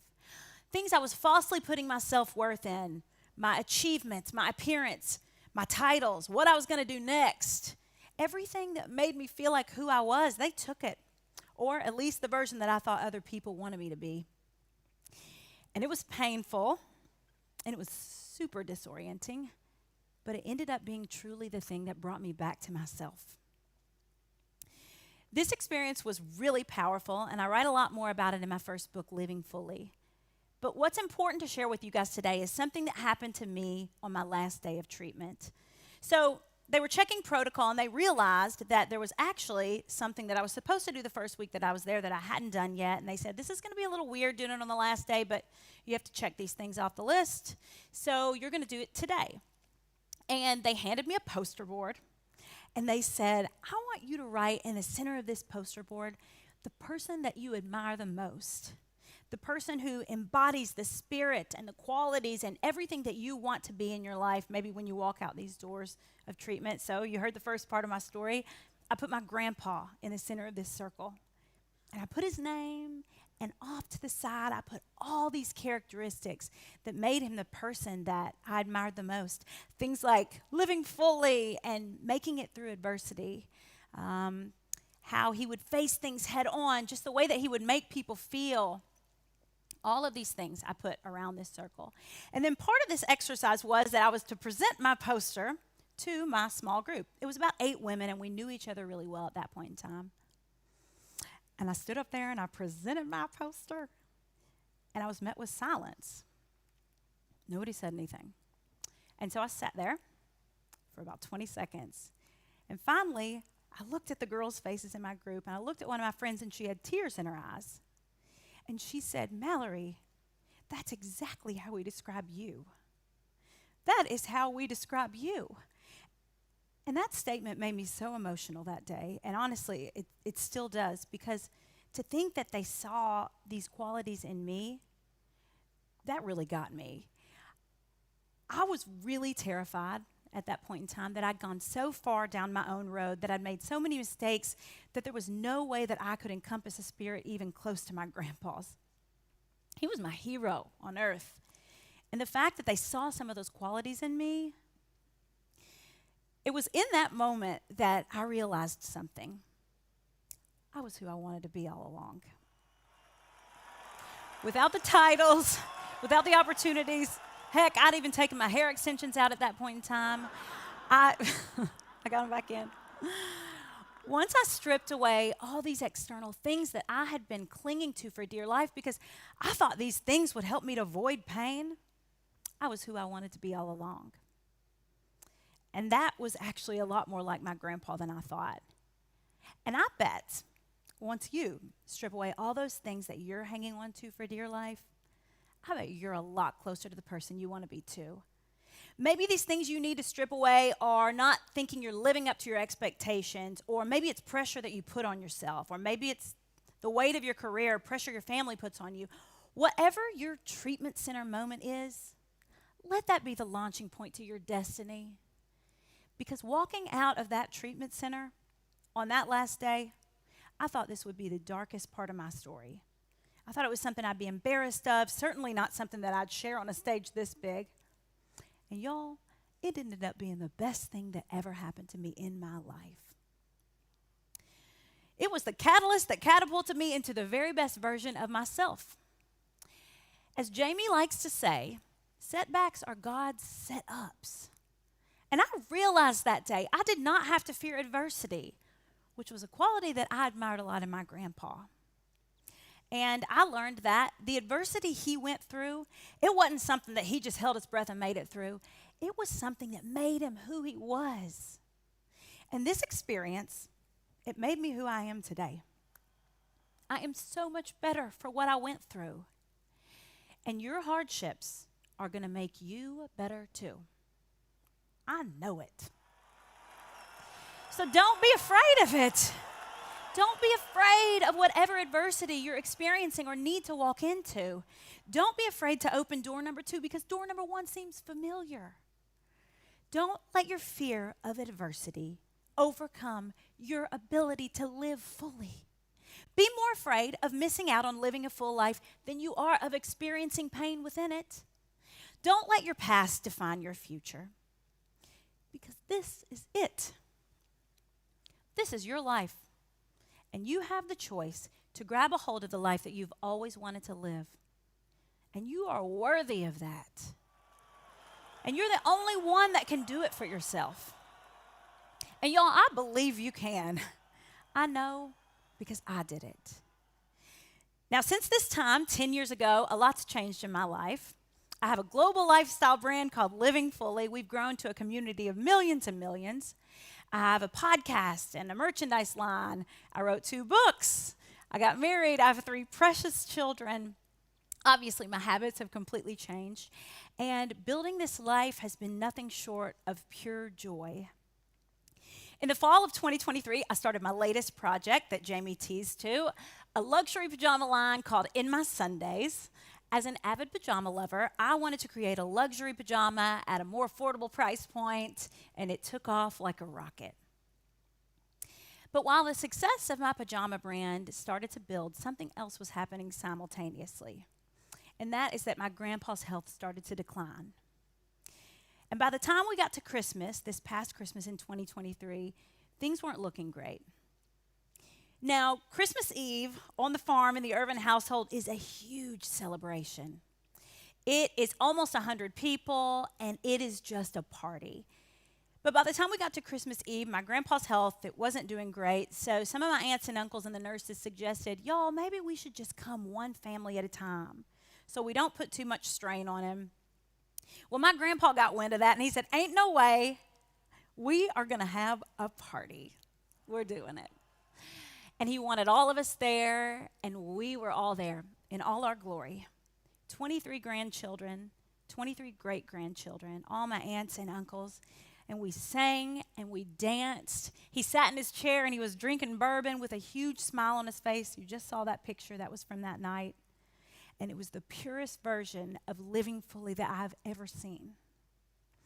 That next day was Christmas Day, and my grandpa, being the avid entrepreneur that he is, he was asking me all about my pajama line. He was asking me about profit margins and the size of my warehouse and all these ideas that he had, including one about putting a nursery in my warehouse in case I ever had to go to the warehouse. I could bring my kids with me. He always loved the fact that I could have my family with me when I was doing what I was doing. And as we were laughing and sharing ideas, he looked at me in the eyes and he put his hand on my arm and he said, Mal, I got so many ideas left in me. I just don't have any more time. My grandpa passed away the next day. And those words he said to me on Christmas Day, it felt like a moment where he was passing on our family legacy in this torch to me in a different way than he'd ever done before. Even until his last moments of his life, he was living life to the absolute fullest. And what he said to me that day, it was such a gift because it reminded me that time is a luxury and the ultimate gift and something that's not a guarantee. And right now, in this moment, you have the gift of time. You can change your life. You also have something that my grandpa didn't have anymore, and that's time. So let my grandfather's legacy be a reminder to you to strive for a full life until the very end, because you can change your life. If you're going through a season of adversity, do not waste your precious gift of time thinking, I've just got to hold my breath and make it through this. Switch your thinking to, I'm going to be made through this, because you aren't just going to make it through this. You're going to be made the person that you're meant to be through this adversity. I know it. And if you're doubting yourself, don't waste your precious gift of time focusing on all that's wrong, and as a result, become a smaller version of yourself.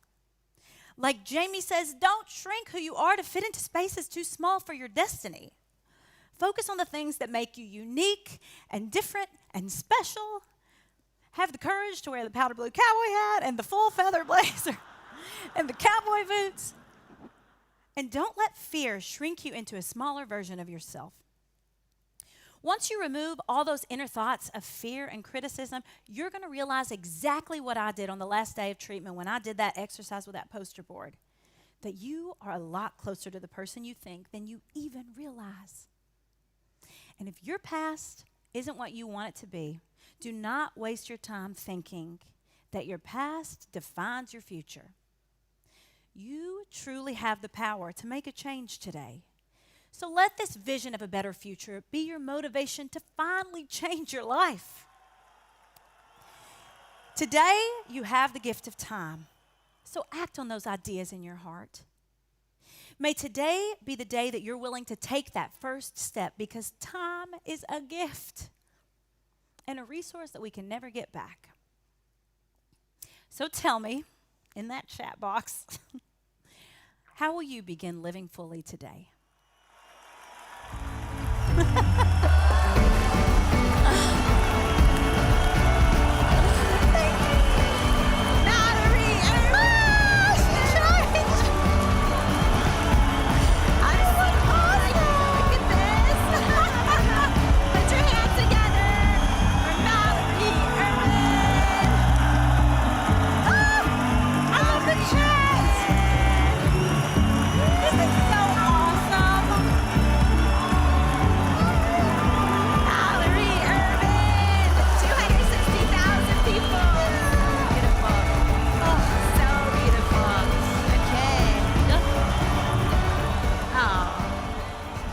Up here crying off our makeup. Sorry I cried. I know.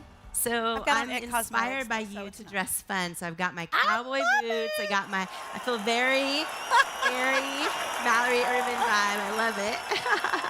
Oh, you look you always look. Thank you so much. Thank you so much for being here. That was so powerful. People are crying backstage.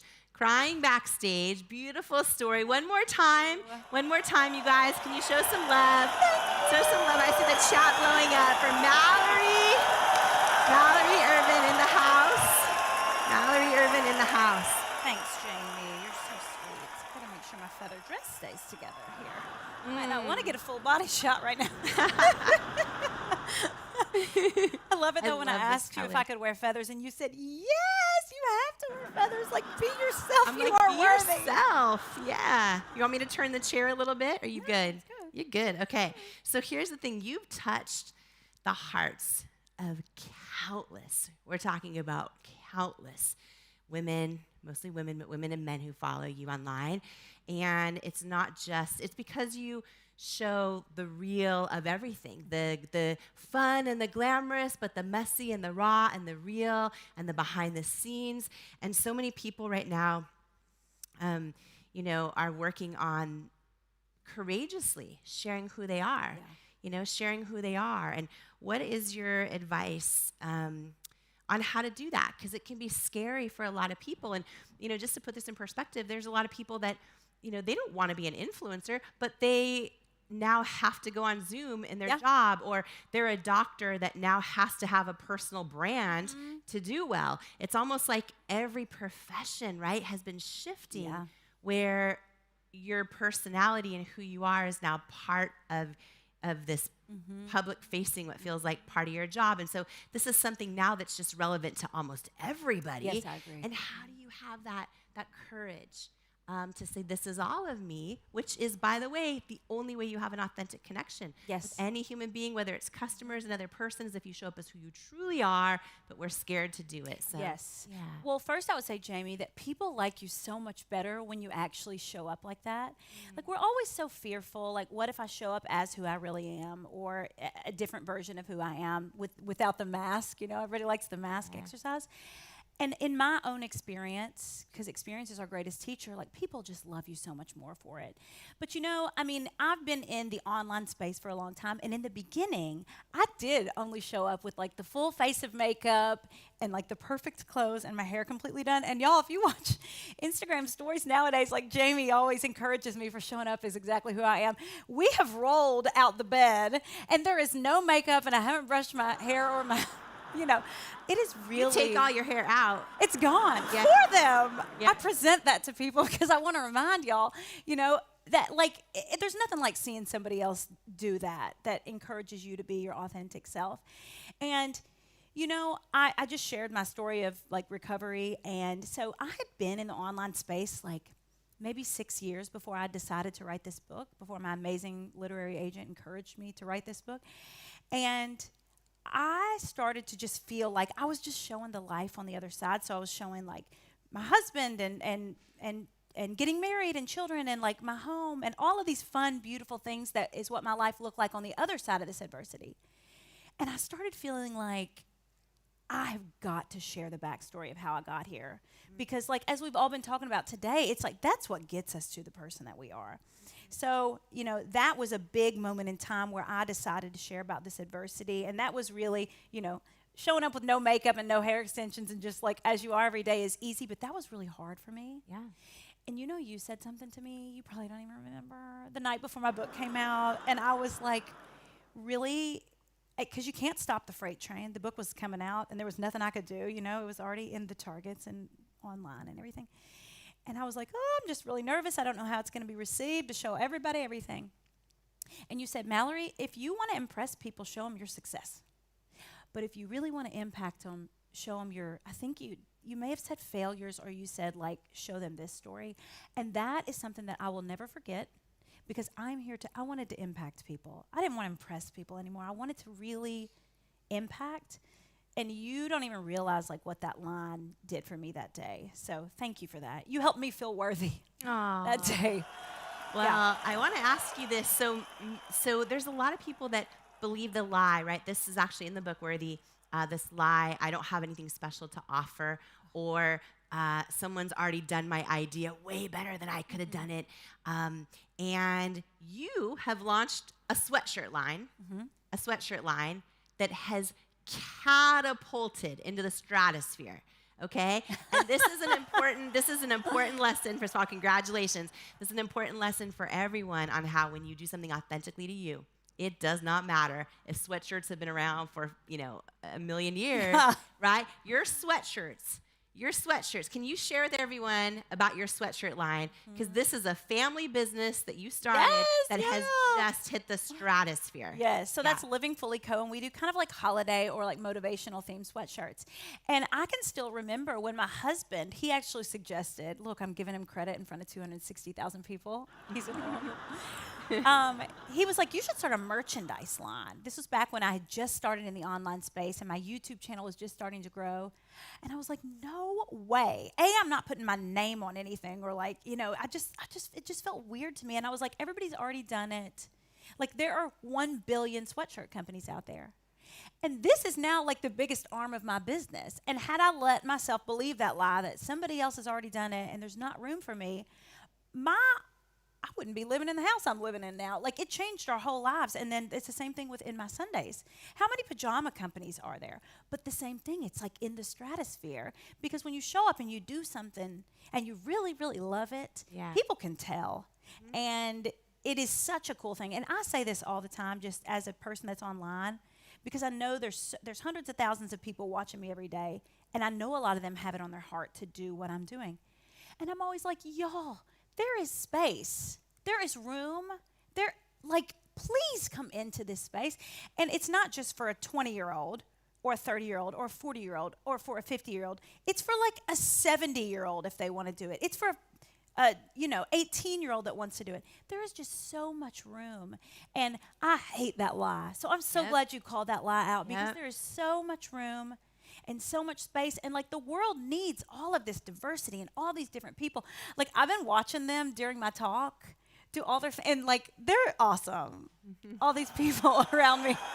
I can imagine that they would be really great stepping into an online space or into their dreams. Like, I know it sounds cliche, but actually, like, you are welcome in this world, and like the world needs that. Yes, and I love this example, and I just want to reiterate it. I always say with IT Cosmetics, like, we came into this crowded space. There's a billion people already doing foundation and concealer, but when you do something authentic to who you truly are, it's never been done before.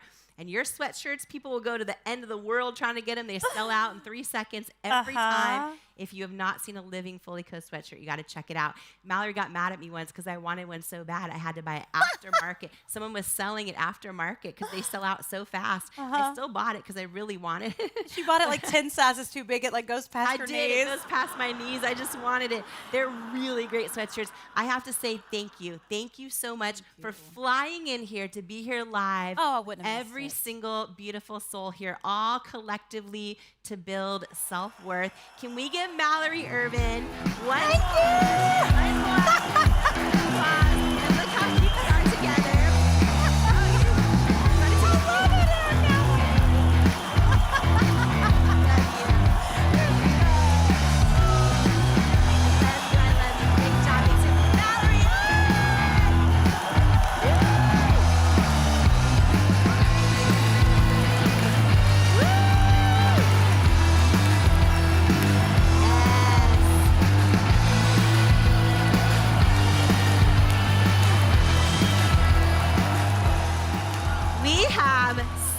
more to come. We have so much more to come. If you're just joining us, we're here for everyone collectively. You're in the right place. If you have some self-doubt to destroy and a destiny to fulfill, you are here at Becoming Unstoppable.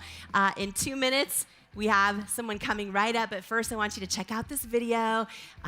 It's the most incredible day. Thank you for being here. There's so much more to come, and check this out. I am so excited for this book. You know why? Because it's going to save so many people. It's going to save them. Worthy. Your new beautiful book, Worthy. Get this book. This book I'm telling you, it's a book that can change anybody's life who picks it up. Anybody who's ever felt that they were not good enough, didn't measure up, something's missing in your life, I have to tell you. It's powerful. It's happening. It's worthy. Imagine, what would you do if you fully believed in you?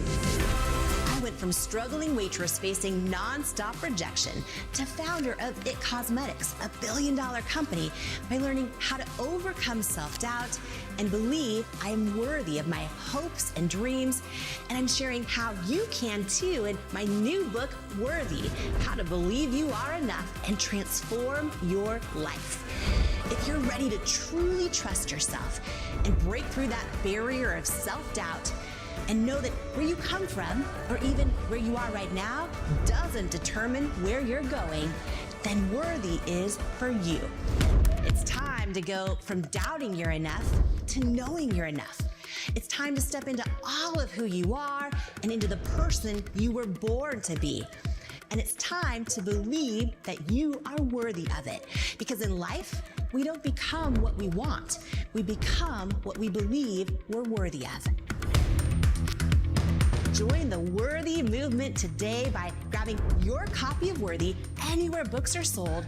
Then head to worthybook.com now for free gifts, including my 5-part course on becoming unstoppable and my 95-page Worthy Workbook action plan that teaches you how to implement the tools from the book into your real life right now. Worthy is groundbreaking. Yo. Oh my God! Worthy, you are worthy. This book is going to change lives. This book literally will teach you how to actually feel worthy so that you can have the strength, you can have the confidence. The lessons in this book and the strategies will change your life. You will never be the same again after you read this book. Jamie's book, Worthy, is a must-read. It is going to inspire you, empower you, give you the hope that you need and the kick in the rear end that you deserve. Jamie's book, Worthy, is incredible. The gifts are going away, but they're all free right now on worthybook.com. Who's ready to become unstoppable? Wherever you are, get through your body. What a day so far. So much to come. And I just want to re-ground everybody in the day. This is a day all about pouring into you. So many of the most incredible thought leaders, icons, titans, speakers from all over the world are here, all live for you. And this has been, honestly, the privilege of a lifetime, to be able to put this together for you, because I just think when we come together to truly build self-worth, like that's what everyone's intention is for. There's not a single speaker that got a penny to be here. They're here because they believe in this mission and they want to pour in and serve each one of you, as do I. So I just want to say thank you so much. And so many of you guys are playing full out in the chat. Oh my gosh, every time you chat, we're doing lots of giveaways, by the way. We have $3,000 Airbnb gift cards coming up, lots more giveaways to come, and you just enter by chatting. That's it. So if you're on YouTube, you want to make sure you hit the subscribe button so you could chat. Everyone in chat on Zoom, YouTube, Facebook, etc., and you're automatically entered. So Carissa's going to be back up soon with some giveaways, and we're just here truly building unshakable self-worth, because at the end of the day, when you build self-worth, it's the one thing that changes everything. You cannot out-succeed your level of self-worth, right? Your self-worth is your ceiling in almost every single area. Surprise? Oh, God! Oh, God! Oh, my gosh! Woo!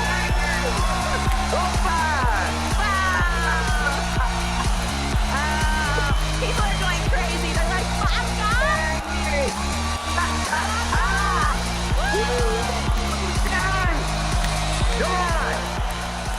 Come on! Oh my gosh! Linda! Thank you so much. Jamie, so good to see you. Oh my gosh, what a fun celebration with you and the whole gang. We over here at Team Goff, we are just so delighted that this book is out. We love you and your beautiful family, and just honored to be part of this celebration. Well, I love you. The party just got so much more fun now that you're here. Everyone's so excited for you. I know most people know who you are, but if you're new to Bob Goff, he is a world changer, New York Times bestselling author, speaker, literally a world changer. Builds schools all over the world, literally changes the world. It's an honor for you to be here. Thank you for popping in. I love you. Oh, yeah. Thank you. Oh, you kidding me? What a chance to be together. It's just like a great big worldwide family of friends. Yes. Do you have time for a couple? Can I ask you a couple of questions since you popped? I do. Come on, bring them. Okay, well, let me just say you're not just a world changer, like fighting for human rights and building schools around the world. You're also one of the most fun people I have ever met. And Bob, so many of us are good at being busy, but somehow we feel like we're not worthy of having fun. So I want to know, how do we learn to have like more fun and believe that we're worthy of it? And really quick, one story, you guys, I just have to tell you this story. The first time I ever met Bob, have you ever met someone and you just walk away and you're like, somehow my life is just better just because I met this person? That is Bob Goff. And I remember after the first time you and I met, you sent me a Mickey Mouse watch. And you Come on, said, I still got mine. Right? And you said, I know that you need to have more fun in your life because I was working way too much. And so Bob Goff, and this is for all the adults out there, because a lot of us, we stop having fun. And we almost, I see a lot of people nodding. How can we believe we're worthy of having more fun? Yeah, sometimes we feel like we're asking for permission to do things we already have permission to do. And so what I want to do is ask these questions like, who are you? Where are you? And what do you want? So think about like, who are you? Not like what your driver's license says or diploma, but actually, who are you? I was a trial lawyer for 30 years. Could you imagine me being a trial lawyer? People would be like, settle the case. Like, but who I was isn't my capabilities. Like sometimes we're actually limited by our capabilities and we miss our calling. And what I love about this idea of worthy is that we're saying, what do you feel like you're called to do? Where are you? It was the first awkward conversation God had with Adam and Eve after the whole, like, it got weird thing. And he wasn't saying like latitude and longitude. He's saying like, where are we? And for so a lot of us, like we failed, we've had a setback. And I think maybe if faith guides your steps, you might be saying so like, where are we now? What happens now? And some of us feel like we don't have permission to have fun anymore, that we have to be in this period. And certainly there's a time of reflection that's important to have. But during that time of reflection, let's ask the third question is, what do you want? I love that. That was what Jesus said. Every blind guy he met, they'd be standing at the counter or skates and they'd say, I'm blind, I'm blind. And Jesus would say, what do you want? And I don't think he was confused. I think it's worth each of us asking, what do we want? That's not selfish, that's strategic. Because once we figure out what we want, then we can start hanging a target on that and start heading in that direction as much as we can. And for some of us, it's going to be a gutsy move. We need to like push out a little deeper. Like we need to just say, okay, this thing that we feel like is out of reach, it's actually within reach. There's 37 miracles Jesus did. It was the fifth one where he finds a boat. It was the first boat checking. He gets in the boat and he pushes out and he tells the guys to push out deeper. And they thought it was a stupid idea. But the next verse says this, they did it anyway. And so I want you to think about, as you're listening, like what would it look like to push out a little bit deeper with this ambition that I have? Maybe putting behind some of the negative self-talk, maybe some of the lies that you told yourself. That's who you were. That ain't who you are. And I love, Jamie, that you're calling out of people, who are you becoming? In our friendship, that's what you've done. You've asked me over and over again, tell me who you're becoming. Well, Bob, what are your tips for learning to build worthiness in life? Yeah, I think once we figure out what we want, we need to like actually not be distracted. Because I think this whole idea of distraction, it comes from a dark place, because I don't think darkness wants to destroy you. That would be one and done. But if they can distract you, that's like, then I'm distracted, then Jamie, you're distracted, and the people you love are distracted. And so think about that. There was a network that wanted to film something up at a place one of our mystery projects that we do together. And they gave me 50 helium balloons, and they said, the final shot in this thing, we want you to take the helium balloons to the top of this 60-foot water tower. And anything with helium balloons, I'm like, I'm in. And so the wind is blowing like 40 miles an hour that day. I'm standing at the bottom of the water tower looking at these little rebar handles, and I'm thinking, how am I going to get up there? And I was thinking for about 5 minutes, I'm like, I'll hold the balloons in my teeth and then climb. Something catches my eye, Jamie. There's a rattlesnake at my feet. And some of us get so distracted making our plans for the future, we aren't where our feet are. And so what I want you to do when you're figuring out who you are, where you are, what you want, in the South, they say, be where your feet are. Know this, that we're reflections of or reactions to the people who've been closest to us. So find out, like, if you have a disproportionate reaction to something, ask yourself, what's that connected to? I mean, why did I really overreact? If you have a weirdly, this underreaction to things, say, why am I underreacting? Let's figure out what that's connected to. And if it's connected to you thinking you need permission to do something you already have permission to, I'd rethink it. What I would do is I'd find a couple voices you can trust, and I would just start saying, I'm going to surround myself with those voices. I'm going to tell you one last thing, Jamie. I teach at Pepperdine Law School, but also at San Quentin. And there was a guy in my class that got out. And he called me when he got out. I was his first phone call. And he said, Bob, I'm out. And I'm like, what are you thinking? Like, he's been in there for the longest time. And he said this, I've got pockets.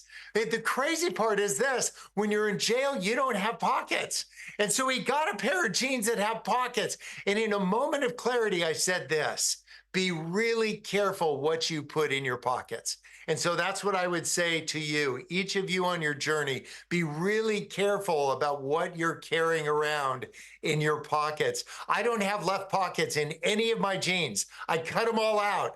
So if I put my keys in my left pocket by mistake, they're gone. And what you need to do is take some of the things in your right pocket that are worth keeping and figure out the things you've been holding on to and move them from your right pocket to your left. You won't even know they're gone. And I think you're a great guide. You've been that in my life, Jamie, pointing me towards the things that I'm going to hang on to and the things that I'm going to get let go of. Thank you so much for that. Thank Such a good analogy. Well, before you go,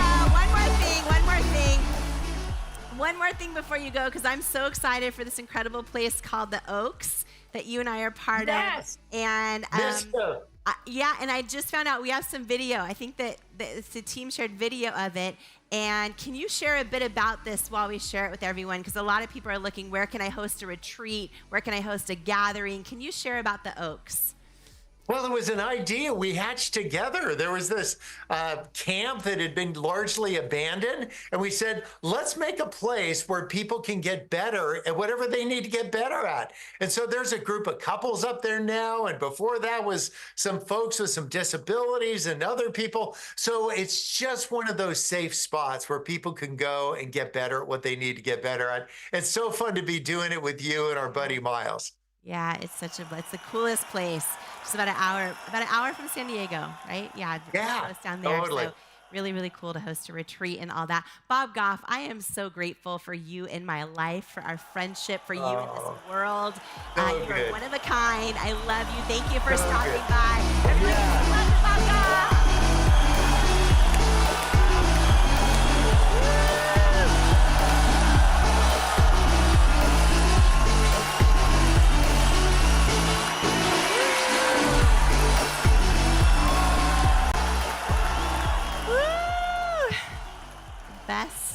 The best people today, the us people.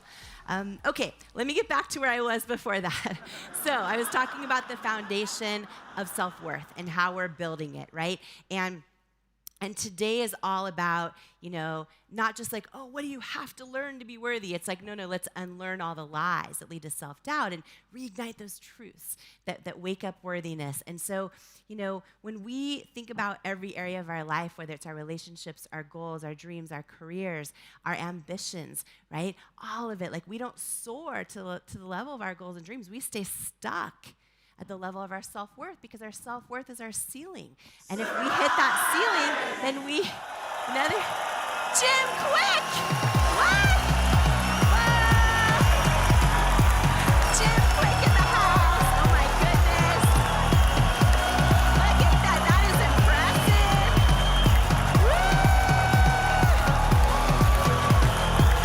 I love you, Jim.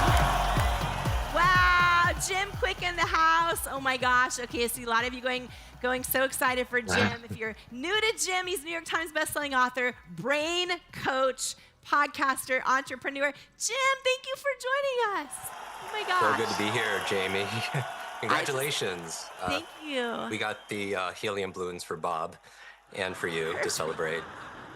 Congratulations on number 1. What an achievement. How does that make you feel?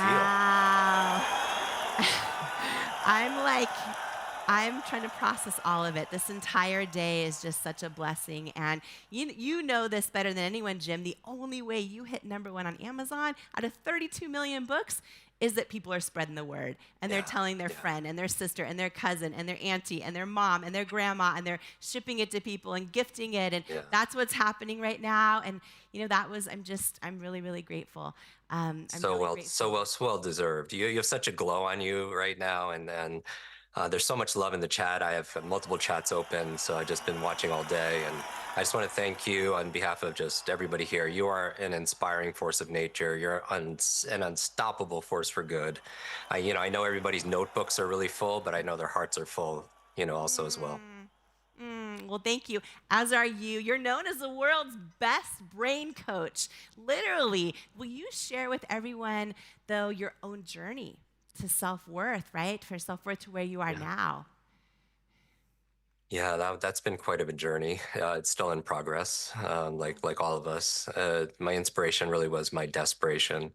Some of the people watching might have seen me on stage where I do these demonstrations where maybe I'll memorize 100 people's names in an audience or do something like that. But I always tell people I don't do this to impress you. I do this to express to you what's possible.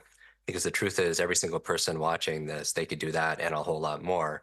And we just weren't taught. The reason I know it's possible is because when I was 5 years old, I was in kindergarten class, and I had an unfortunate accident. I went headfirst into a radiator, kind of a big drop. And because of it, I had this traumatic brain injury that I had learning difficulties. And I had poor focus, a poor memory. I would have these migraines at 5, 6, 7 every single day of my life. And I just thought it was normal. I had these balance sensory issues. It took me 3 years longer just to learn how to read. And that was very embarrassing also. Talk about self-worth. And my superpower back in school was like shrinking down and being invisible, because I never wanted to be called on. I never knew the answers. When I was 9 years old, I remember I was in class and I was being teased pretty harshly, more than any other particular day, because I was slowing down the class, and that was very embarrassing. Really, my self-worth was definitely taking a hit that day. And a teacher came to my defense. She pointed to me in front of the whole class and said, "Leave that kid alone. That's the boy with the broken brain." And all I remember from that was that label that I was broken, because I didn't know that before. And so that became my identity, a big part of it. Every single time I did not well in school, which was all the time, I would say, oh, because I'm broken. Every time I wasn't picked for sports, which was all the time, always the last one that had to go, who was left, I would say, oh, it's because I had the broken brain. And so, it turns out better, over time. But I just want to remind people going through struggles that your struggles can become your strengths. My 2 biggest challenges growing up were learning, and because of it, public speaking. And life has a sense of humor. God has a sense of humor. That's all I do, right? All I do is public speak on this thing called learning. And, you know, I was very fortunate for going through what I went through, because I think adversity could become an advantage. That if someone's struggling right now, you know, that struggle leads to strength, that challenge leads to change. And my heart goes out to you if you're struggling. And I want to just remind you, you inspire people with your grit and your grace. So beautiful. You know, in Worthy, in the book Worthy, we talk about removing disempowering labels that others or ourselves have put on us. And when you talk about the label, the boy with the broken brain, to now being literally one of the most celebrated experts and brain coaches in the entire world, not only by like top experts, but also celebrities. I mean, so many people go to you for this. Can you talk about how labels are not permanent and how we can remove them? And how did you do that in your life, right? To go from something you were labeled the boy with the broken brain to literally being one of the most sought after, not only keynote speakers, but, you know, New York Times bestselling author, but also just expert brain coaches in the world. Yeah. I would say that certainly that label came my limit for a number of reasons. I created a new label for myself recently after I read your book, and it's Worthy. And I actually, because I'm the memory speed reading, you know, brain optimization guy, I created a simple mnemonic after I read it. If it's okay, I'll share it with everybody here.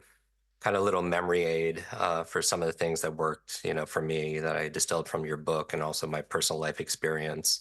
So you could take the word worthy. We could just make it an acronym. All right. So everybody has worthy. You could write this down if you like. I know a lot of people are taking notes. The W is really wellness. And I really think that good mental health starts with good brain health.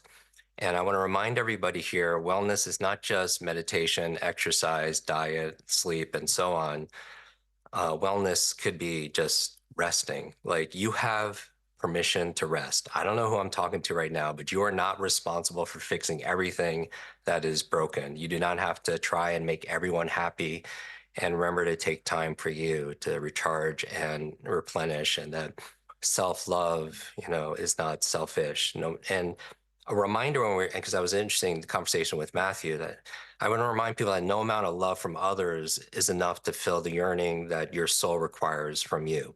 Right. So we have to work daily on being in love with the person in the mirror that's been through so much, but is really, but is still standing, you know, and the moment you start feeling, you know, worthy, you start generating like wealth in every area of your life, because self-worth, like self-respect, self-esteem, starts with the word self, and you can't find it in anybody else. The O in worthy is openness. And what do I mean by that? I think your mind is like a parachute. It only works when it's open. So sometimes we could focus more on being ourselves and growing ourselves, that you don't have time for that self-judgment. But in those moments when you start judging yourself, I would just take a pause and take a breath, and instead just observe yourself instead. Because the former leads to self-doubt, but the latter really leads to self-awareness and self-improvement. So, you know, replacing that judgment with curiosity, because we don't know what we don't know, right? Even with my story, you might not see it today or tomorrow, but so many of us, and it's my wish for everyone here, that you'll look back a few years from now and be absolutely perplexed and maybe in awe on how every little thing added up and brought you somewhere wonderful where you always wanted to be, that you might be grateful for the things that didn't work out, you know, the way you once wanted them to. The R, and I'll go through as fast, is resilience. You know, you study some of the most successful individuals, and you have many here, that the size of the challenge really determines the size of the champion, right?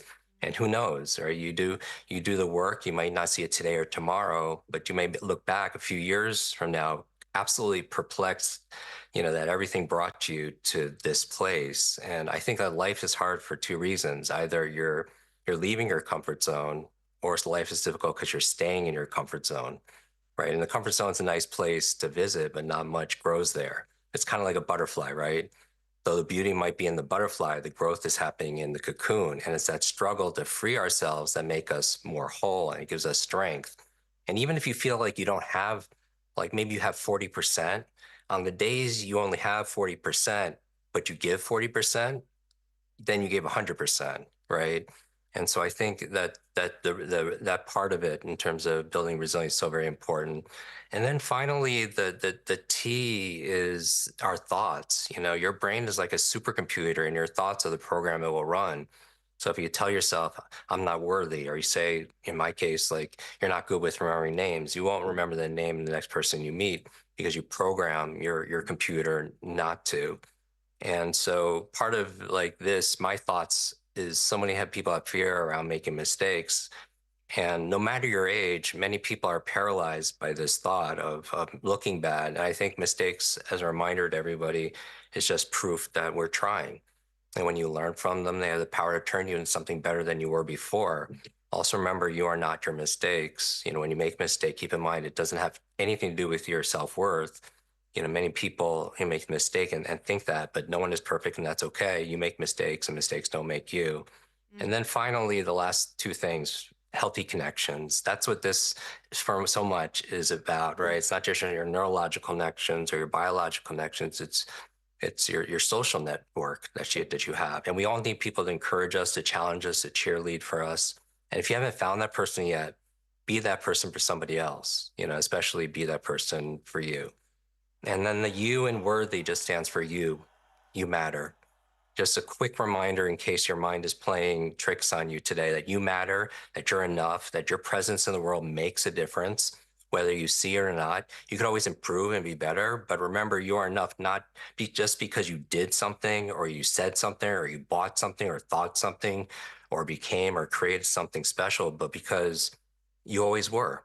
Right. And life might be maybe understood, you know, backwards, but it must be lived forward. So you do the best you can with what you have, and it will absolutely be enough, because there is a world that exists solely because you exist, and it wouldn't be the same without you.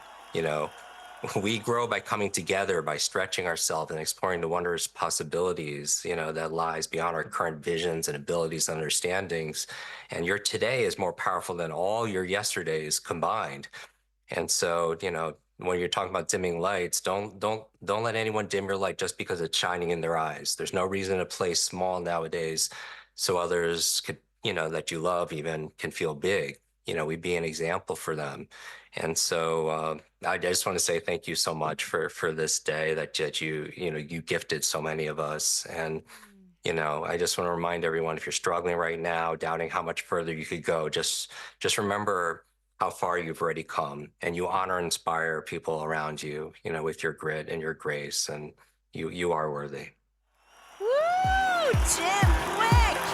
Jim Kwik! I love you. Thank you.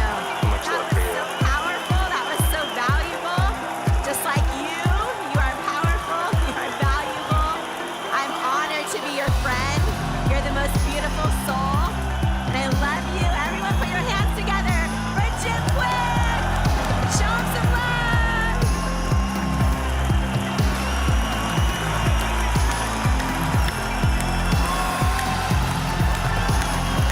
Jim Kwik.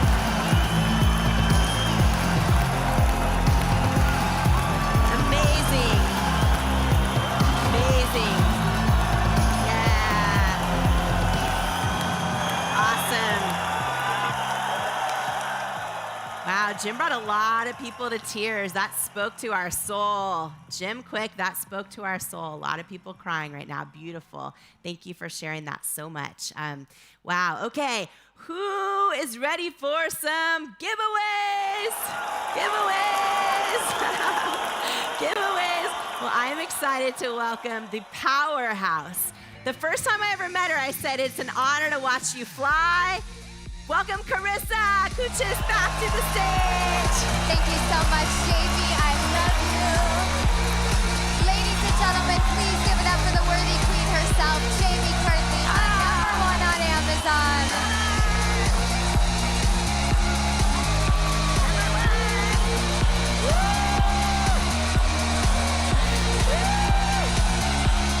You guys are #1. I love you. I love you. And give it up for every single one of you. You've been amazing today. If you are feeling good, put both arms up in the air and say, oh, yes. Well, my friends, it is time for prizes. Before we get into it, I just quickly want to sincerely honor you guys for giving your all today. By a show of hands, whose first event like this? Tuning in today, this is your first time at an event like this. Holy smokes, you're doing amazing. Give a round of applause to everybody. Your energy, your focus, your dedication, going all out for your own life. Let's give it up to our speakers from this last segment. Matthew Hussey, Amy Porterfield, Stephen Furtick, Mallory Irvin, Bob Goff, Jim Quick, and we still got some more.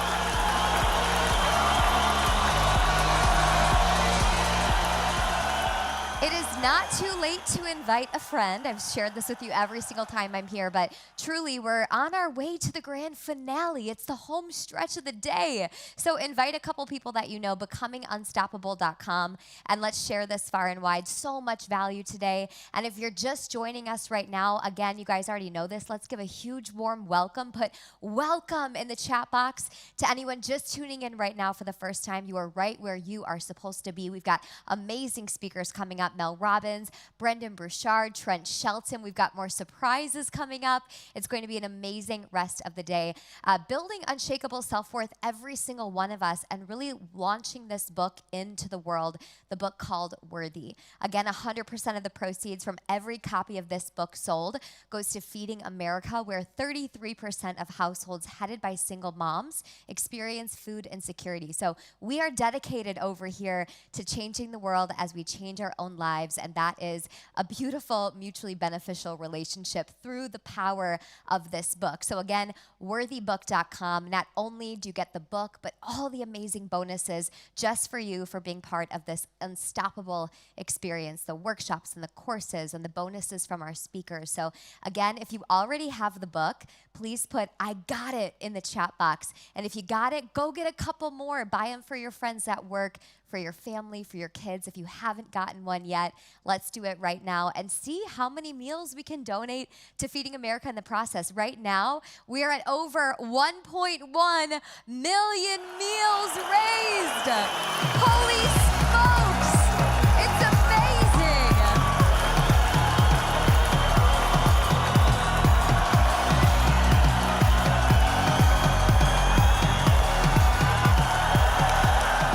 It feels so good to give back in the process as we grow ourselves, and that's really the beauty of experiences like this. So let's get into prizes. Again, these prizes are based on participation. Majority of you are tuning in from YouTube. So if you just got here on YouTube, the way to win is to get into the chat box as much as you possibly can, because our incredible team in the back over here, by the way, let's give it up for the team that made this thing happen. Jamie, the whole team, there's an army making this happen today, an army.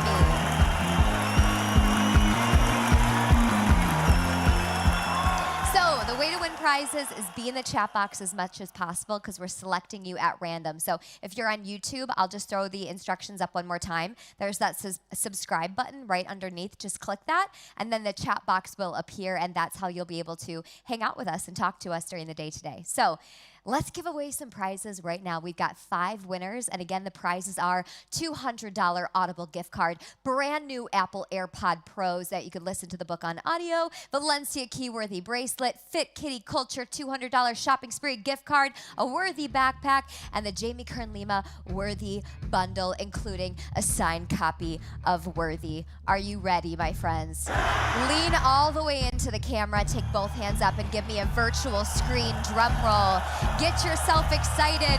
The winners are, bear with me for this first name, Katarzina Zilkowska going home with a $200 Audible gift card.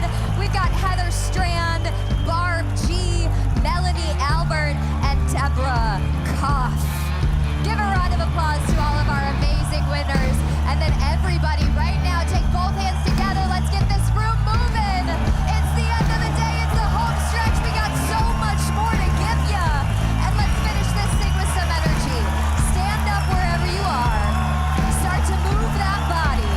Vicky, Sammy, room 6, I see you. Deborah Myers, if you are physically capable, stand up right now. Show us what you got. Come on, my friends. On my count of 3, we're going to shake this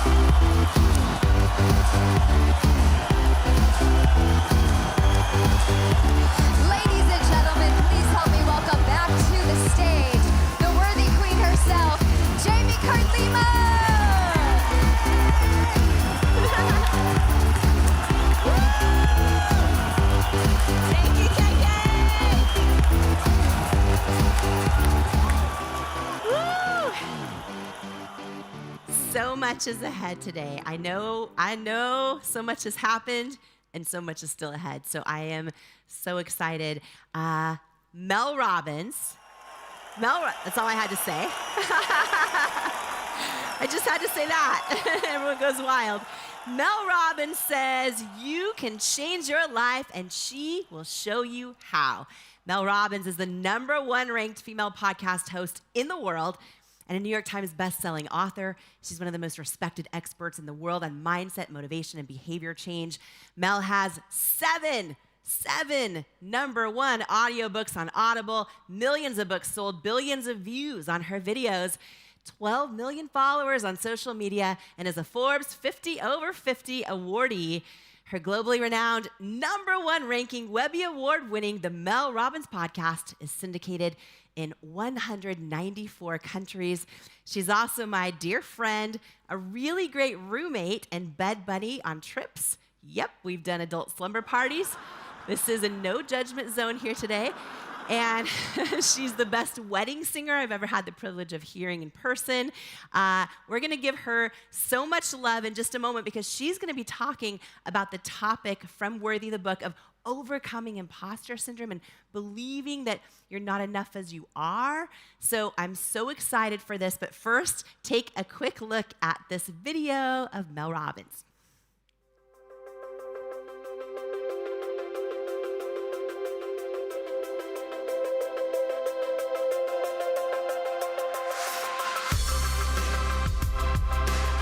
If you change your decisions, you will change everything.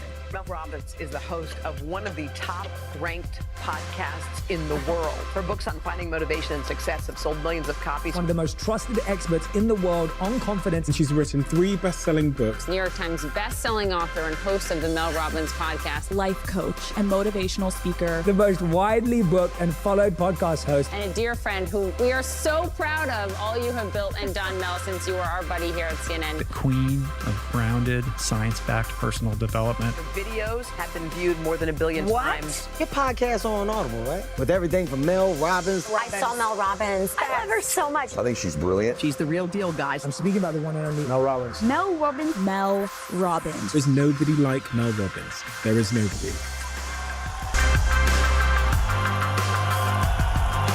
Give a becoming unstoppable welcome to the one and only Mel Robbins.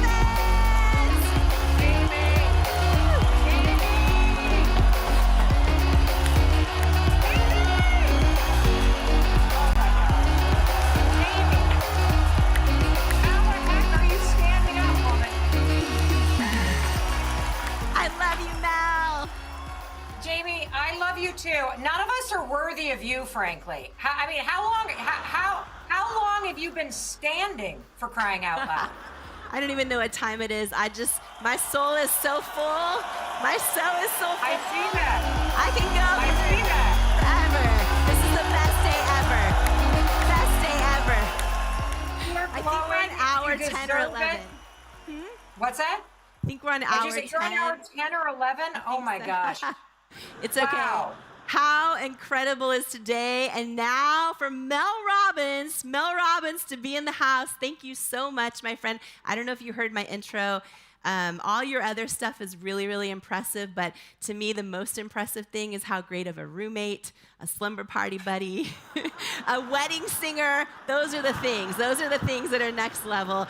But on a serious note, Mel, all of us are here just building unshakable self-worth today. So many of us struggle with imposter syndrome or thinking we're not enough as who we are. And I'm just so honored to hand over the floor to you right now to tee up these lies, knock them down for everybody. I can't think of a better person to do it.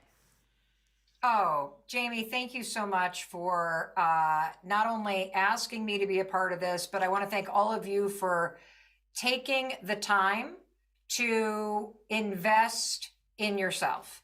And if you have not picked up a copy of Worthy yet, please pick up a copy. Please support Jamie and her mission to help you become the most confident, deserving, worthy version of yourself that you can.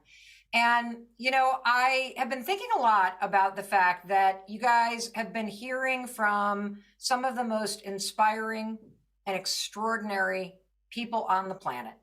And so I thought, well, what after 10 hours could I possibly say? What story could I tell that could possibly inspire you any more than you've already been inspired and empowered by everybody else? And so I thought, I know. I'm going to ask you to hear from somebody you haven't listened to yet today. And that's you. See, the interesting thing about self-worth, being worthy and believing in yourself, is that it's not just about this feeling. It is so much more about the doing. And all of the lies that Jamie writes about in her book, that she tees up and she knocks them down, those are lies that keep you feeling unworthy. And what I have found in my life over and over and over and over again is that the battle with self-confidence, the battle with self-worth, it is actually won day to day by the actions that I take. That when I go up into my mind and I try to do battle with my thoughts, it is a dark and scary place. And so I want to walk you through an exercise, because I am sure, just like Jamie is flying and just like everybody that has been here today is feeling crazy empowered, I am sure you are feeling excited and empowered and just can't believe like what could possibly be unlocked in your life when you tap into a sense of worthiness, when you start to believe in yourself. But I do not want you to leave this extraordinary and life-changing event without knowing what to do. And so that's what we're going to do today. And I'm going to make you turn inward and hear from the one person that is going to be your ally from this moment forward till the day that you die when it comes to building confidence and building worth. Because the fact is, Jamie can build you up. I can build you up.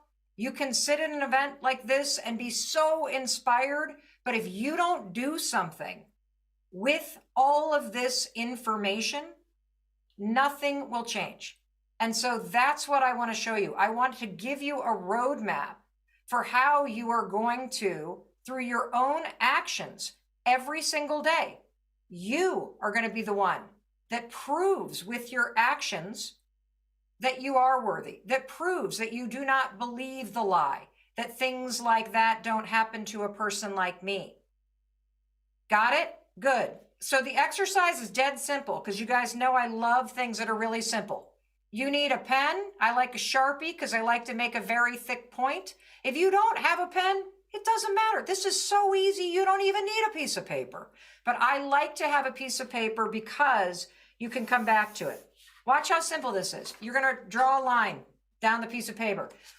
I didn't even do it in the middle. I mean, that's how lame I am tonight right now, guys. I did not even put it down the middle.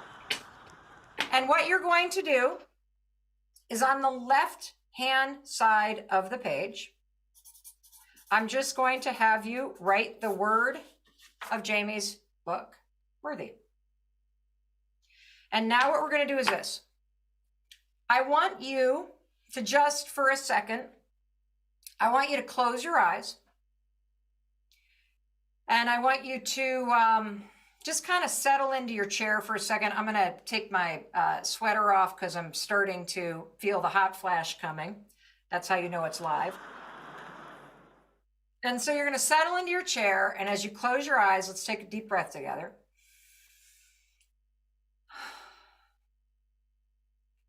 And take as many deep breaths in your nose, out your mouth, in your nose, out your nose. I don't really care how you breathe. Just kind of settle yourself into your chair. And what I want you to do is I want you to time travel. Let's just say a year. It's a year from now. It's 2025. It's the end of February. And you picture yourself as the most confident, full of self-worth version of you.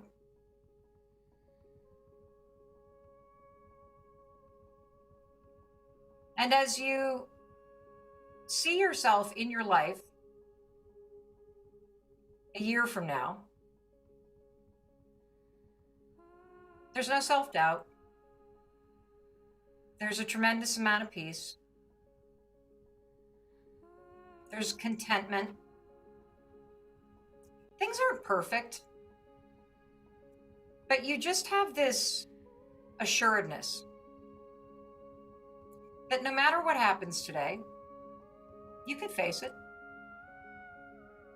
And I want you to picture yourself getting up, getting out of bed. Notice what kind of day it is outside. Where are you? As you walk into the bathroom, you go to wash your face and brush your teeth, I want you to think about the person that you see in the mirror. And when you see him, you just see their eyes and you smile. Yeah, you really like the person you see. See yourself giving them a smile. And I want you to just drift into your day.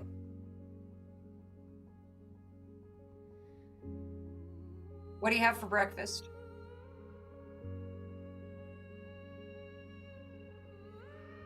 What are you doing first thing in the morning?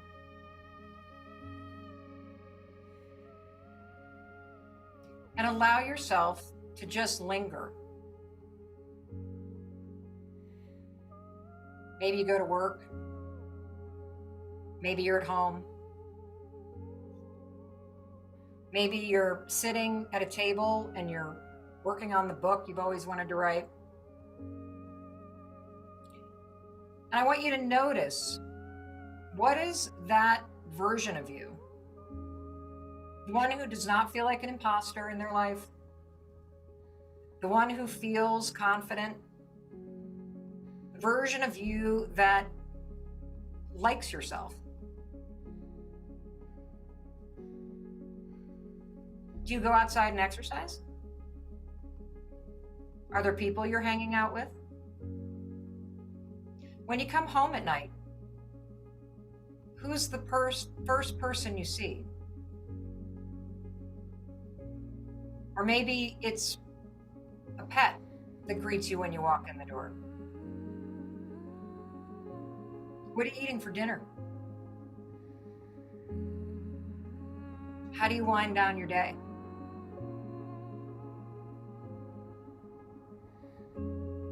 What time do you climb into bed? Just picture yourself in your life. What is the worthy version of you feeling and doing right before you close your eyes and you lay your head down on the pillow and you drift off to sleep? Is there someone next to you? Are you in the bedroom that you sleep in now? Has something changed?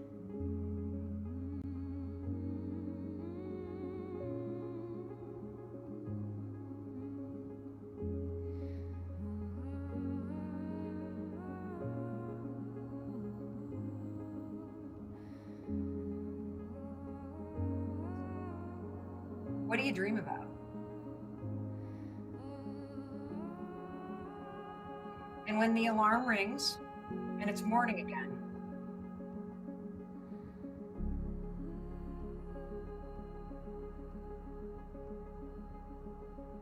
I want you to see yourself opening your eyes and doing it again.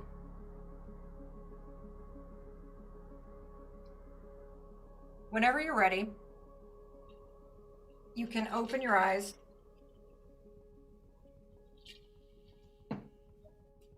Great job, by the way. You know, I love visualization exercises. I was not expecting music, so I was like, oh my God, is that happening in my head? What is happening? I'm really tired right now. I mean, is that like, who did that? I'm really magical if that's what's happening. I love visualizing yourself in the life that you can create in the near future. See, there is a portal in your mind that you can open where you can see yourself going through your day feeling worthy, feeling confident. It is in you.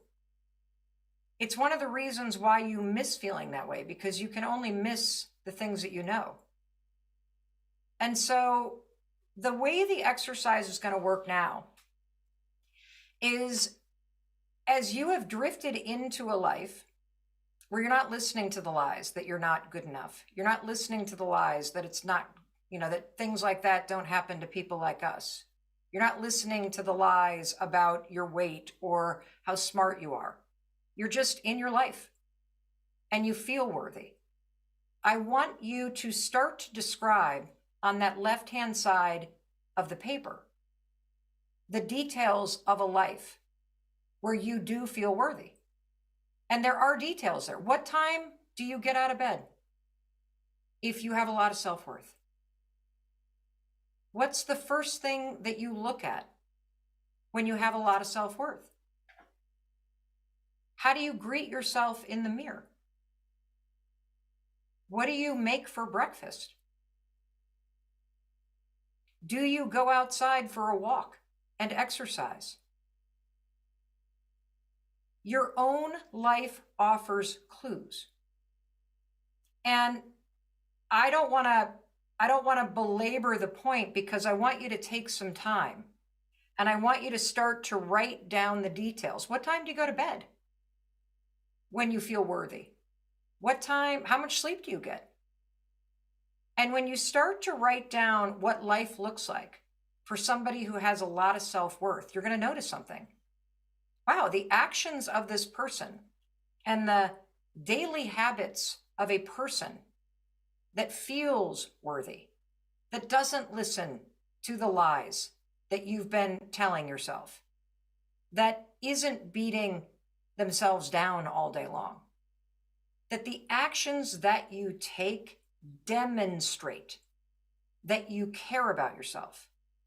They demonstrate that you prioritize your health and your well-being.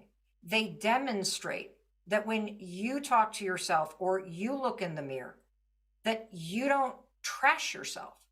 See, so many of us are looking outside of ourselves for worth. And I want you to learn how to get it from yourself. And the fastest way to do that is to override the negative garbage in your mind and the lies that you keep telling yourself that make you feel miserable and stuck. You override those with your actions. Because you can sit there, it's amazing. You can sit there and tell yourself, I'm not a morning person. I've never been able to get out of bed. And yet, isn't it interesting? If you force yourself to get out of bed, your actions prove what you're telling yourself in your mind wrong. If you tell yourself all day long that you're lazy, simply arguing with you, I'm not lazy, I'm actually kind of, no, don't do that. Prove it. And this sounds kind of harsh, but the truth is, the fastest way, and I cannot emphasize this enough, and I know Jamie and I are going to dig into this, but the fastest way for you to start feeling the self-worth that you deserve is to prove it to yourself. And I think it happens faster when you write out the actions of what would it look like. Like if I can imagine my life a year from now, what does the future version of me do in a day from the moment I wake up to the moment I go to bed? And those actions literally show me that I believe I am worthy. I am worthy of a rock solid morning routine where I wake up and I don't pour my attention into social media. How do I know that's true? Because I see myself doing it. I see myself getting up. I see myself not looking at my phone. I see myself actually doing something that makes me feel better, whether it's a gratitude practice or meditation. When I walk into the bathroom, what do I see myself doing?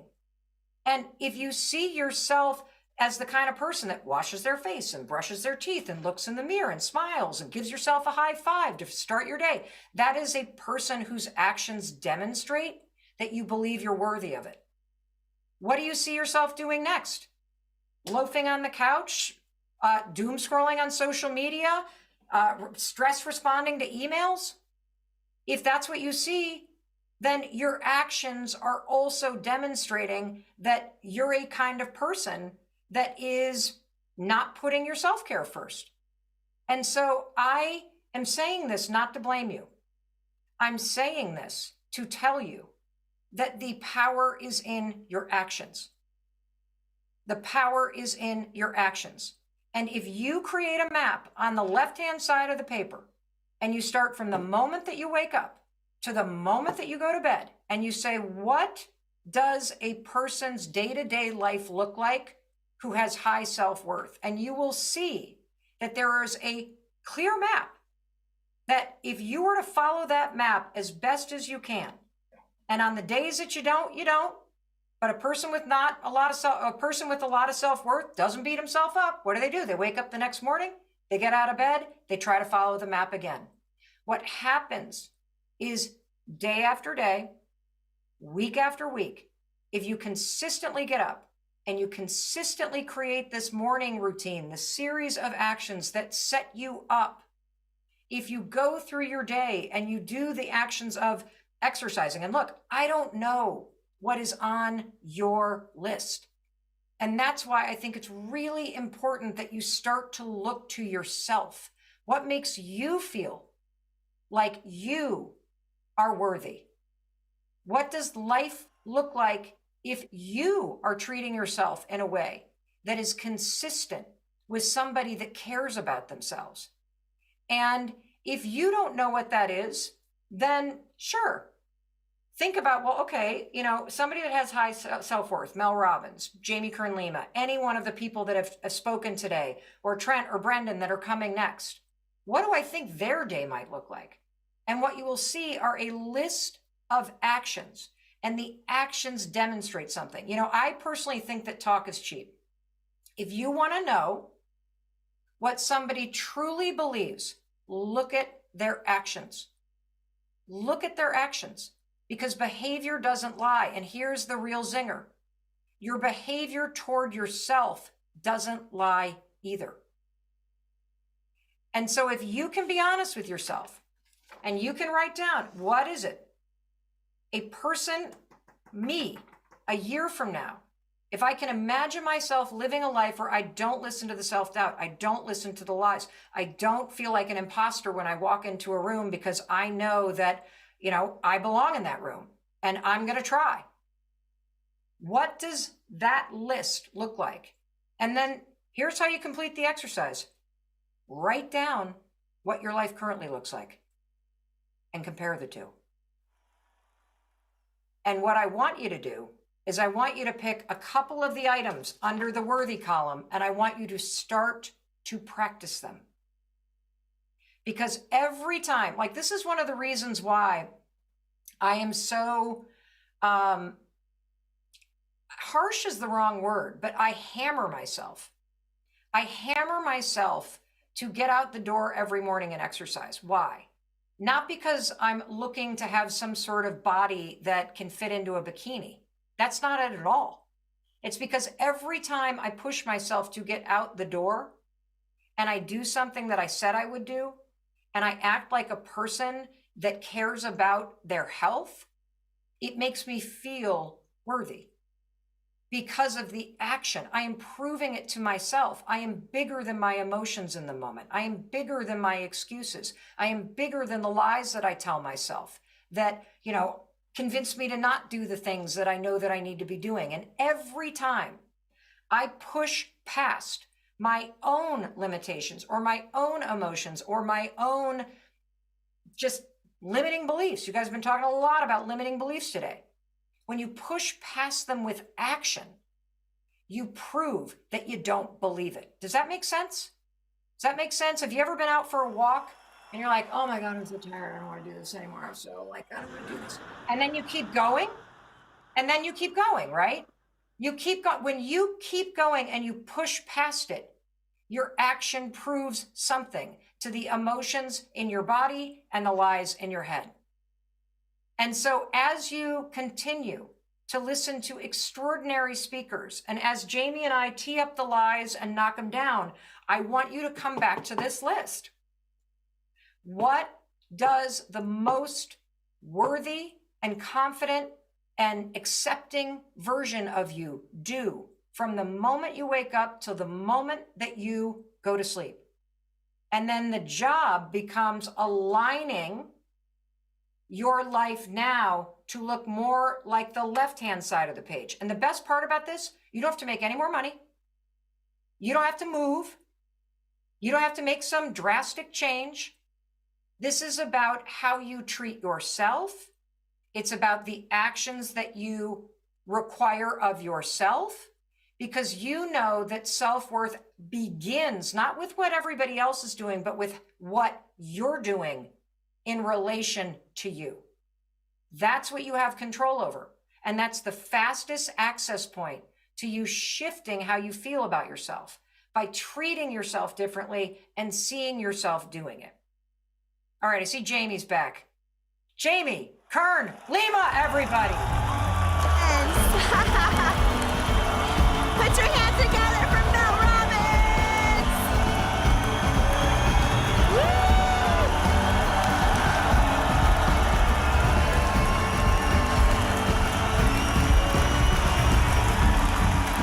By the way, Mel and I just did an episode of the Mel Robbins podcast on the book Worthy that's out this week. You've got to check it out. It's next level. The number of messages I've been seeing on Instagram from people and just, it's incredible. So definitely check that out. And Mel, thank you so much. That's so powerful as always. And I want to ask you, just really quick before you hop off, this whole day so far, and we're still going. We are still going. But, lots of just beautiful takeaways from the day. And,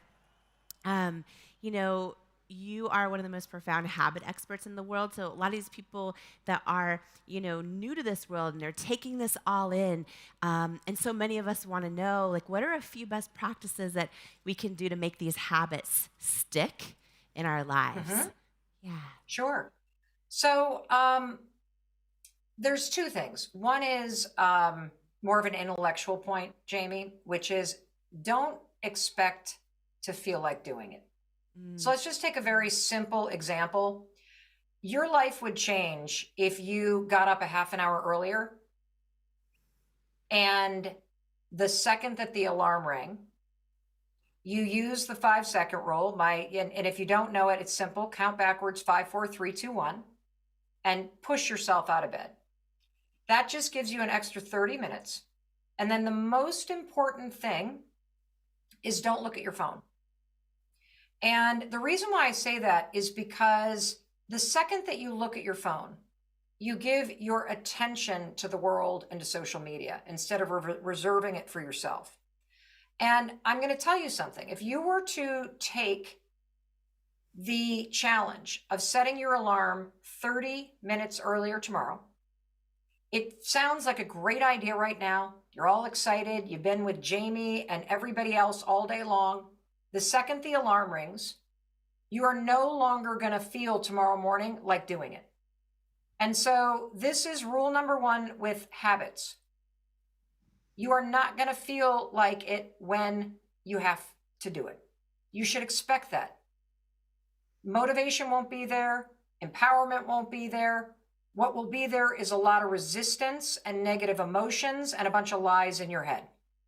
And when you feel all that tomorrow morning, because the alarm is now a half an hour earlier and you don't want to get out of bed, and then you go 5, 4, 3, 2, 1, and you force yourself to do it, you are now applying the formula I just gave you, which is you are proving to yourself that you are bigger than your emotions and bigger than your excuses. and you're proving it to yourself, because the most important thing when it comes to self-worth is how you treat yourself. And if you are the kind of person that wants more self-confidence and stronger self-worth, you got to learn how to do what you said you were going to do, simply because you said you would. And so, rule number one with habits, everybody: do not expect to want to do it, and then do it anyway. So that's number one. Second thing is, I am somebody who absolutely loves Post-it notes. So if you just have a little sticky note or a Post-it note or painter's tape, you know, the kind that you can put on your wall that doesn't rip off the paint when you pull it off. If you have Post-it notes, this is what's called in habit research an environmental trigger. The world's worst thing to do when it comes to behavior change is to try to manage it up here. Because now we are going to be in the land of self-doubt. We're going to be in the land of trying to remember. We're going to be in the land of overwhelm. When you stick what you're supposed to do, whether it's drink more water or get out of bed 30 minutes earlier, or take a break from my phone at 2 o'clock in the afternoon, or go for a 10-minute walk first thing in the morning to get bright light in my eyes and to move my body. When you put it on a Post-it note and stick that Post-it note somewhere that you're going to bump into it, you're now triggering, it's a positive trigger, you to remember to do the thing. Now, let's go back to rule number one. When you see the Post-it note, do you think you're going to want to do it? No. Nope. Especially, like, let's take the walk. Do you know that they did research, Jamie, on habits, where they did this massive experiment where they wanted to know, okay, how long does it take to make a new habit stick? And the habit that they wanted to test in research was getting it to become a habit for somebody to take a simple 10-minute walk after dinner, okay? And that's fairly easy to do, whether you're walking or, you know, you're rolling if you're in a wheelchair, just a 10-minute walk after dinner. And most people think that it takes you 21 days to make a new habit. And when we say make a new habit, all we're saying is that the behavior becomes so automatic that you no longer have any like agita, emotion, or resistance to it. It's just like pouring a glass of water. You don't even think about it. So the researchers found that it took anywhere, get this everybody, from 18 days to 200, and I don't remember it, but it's like 240 days.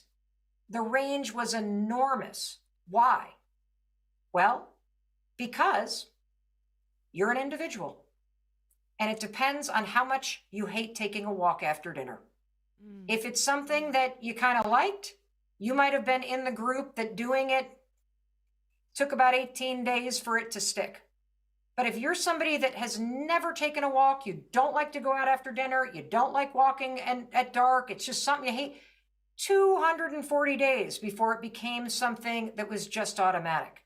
And I'm telling you this because I think, especially in personal development, there's so much hack of this and do that, that we get tricked into thinking that the change is going to be instant. And that's just not how it happens. It is about consistent, confident, and compassionate. And by compassionate, I mean, if you don't do something one day, don't beat yourself up. You're not a robot. So consistent, compassionate action builds confidence and removes your resistance to it. And it also, every time you do it, you prove to yourself that you can count on yourself, that you treat yourself like a kind of person that believes they're worthy of good treatment.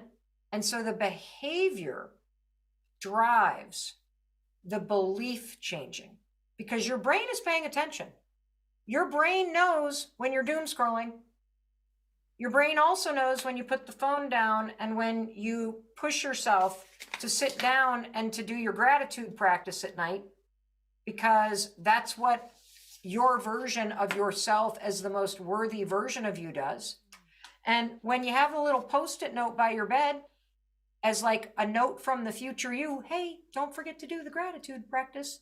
Now you're using the science of environmental triggers to make it easier.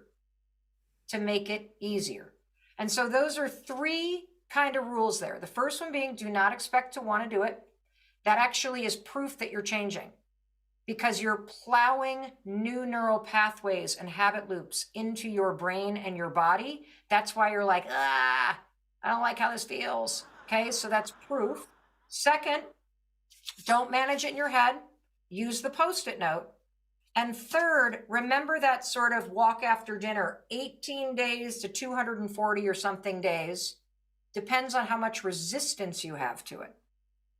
And it's just about the consistent, compassionate action over time. Woo! Mel Robbins! Masterclass. Thank you so much. I am so proud of you. I am so proud of you, Jamie.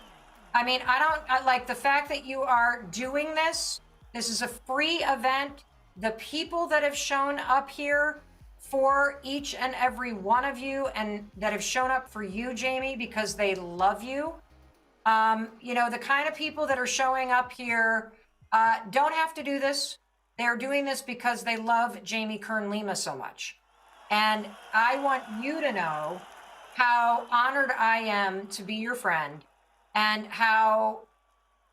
what a gift it is to see you take what you called a divine download and turn it into a book, which you have gifted to the world, and you have also gifted the proceeds.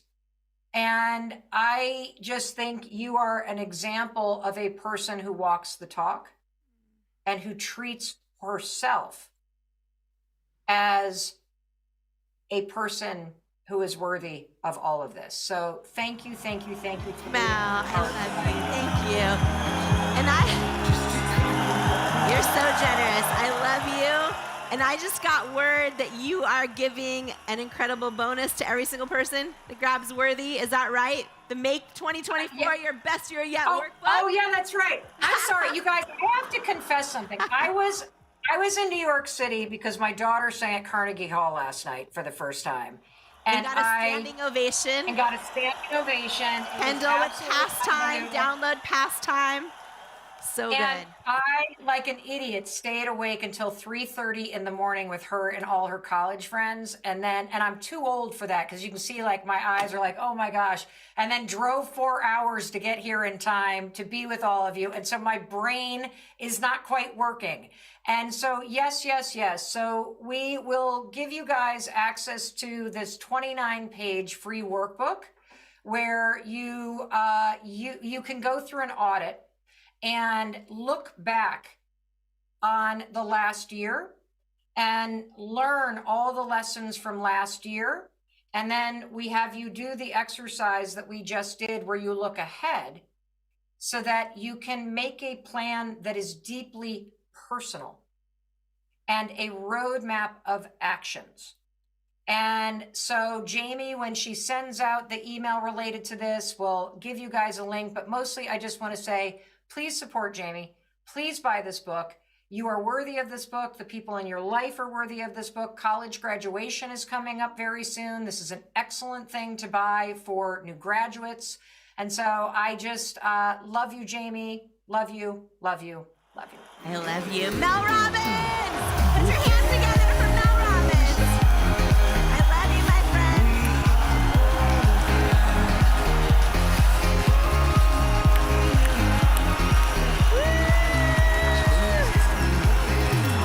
Give Mel love in the chat.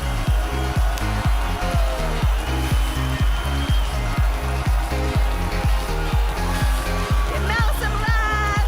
Yes.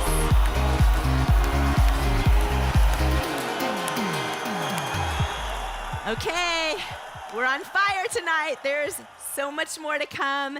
In about 2 minutes, we have our next speaker. It's going to be incredible. First, take a look at this video. I am so excited for this book. You know why? Because it's going to save so many people. It's going to save people. Were your new beautiful book worthy. Get this book. This book, I'm telling you, it's a book that can change anybody's life who picks it up. Anybody who's ever felt that they were not good enough, didn't measure up, something's missing in your life, I have to tell you. It's powerful. It's happening. It's worthy. Imagine, what would you do if you fully believed in you? I went from struggling waitress facing nonstop rejection to founder of IT Cosmetics, a billion-dollar company, by learning how to overcome self-doubt and believe I am worthy of my hopes and dreams. And I'm sharing how you can too in my new book, Worthy: How to Believe You Are Enough and Transform Your Life. If you're ready to truly trust yourself and break through that barrier of self-doubt, and know that where you come from, or even where you are right now, doesn't determine where you're going, then Worthy is for you. It's time to go from doubting you're enough to knowing you're enough. It's time to step into all of who you are and into the person you were born to be. And it's time to believe that you are worthy of it. Because in life, we don't become what we want. We become what we believe we're worthy of.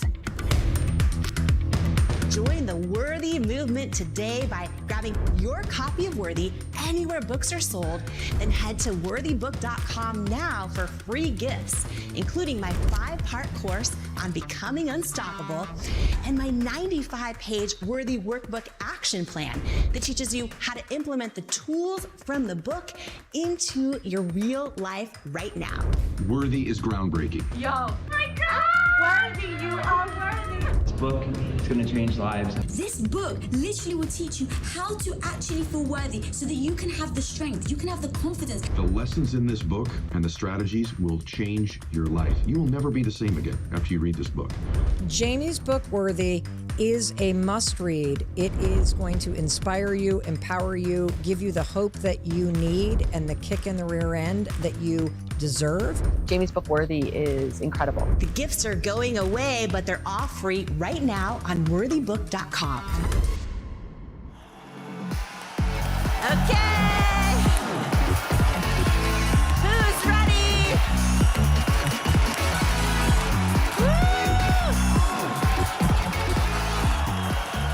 Woo! I'm so excited and fired up for this. Brendon Burchard. Brendon Burchard. Yes. He is the world's #1 high-performance coach, a 3-time New York Times bestselling author, and one of the most watched, quoted, and followed motivational speakers in history. Success Magazine and the Oprah Magazine named him one of the most influential leaders in personal growth. Forbes named him the world's leading high-performance coach. He's also the founder and CEO of Growth Day, the world's #1 personal development platform. So he is going to be diving into the topic from Worthy the book on overcoming the lie, I don't have anything special to offer. So many of us think that. We have those thoughts, and that is a lie. You do. So I'm so excited to welcome him. But before we do, take a look at this quick video on Brendon Burchard.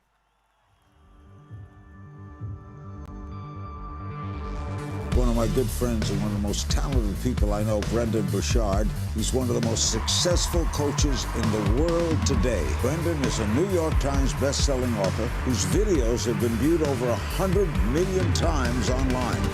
He consults and coaches people like Oprah Winfrey, Ariana Huffington, Usher, and many, many more. He is the top 100 most followed public figures on Facebook with over 10 million fans, 2 million students, myself being one of them, and maybe some of you as well, have taken one of his online courses. And there are tens of thousands of people who have attended his live seminars all around the world. He's smart, he's thoughtful, he's funny, he's authentic, he's truthful, and he's one of the best at what he does in his business. And it is my honor and pleasure to introduce to you Mr. Brendon Burchard, everybody.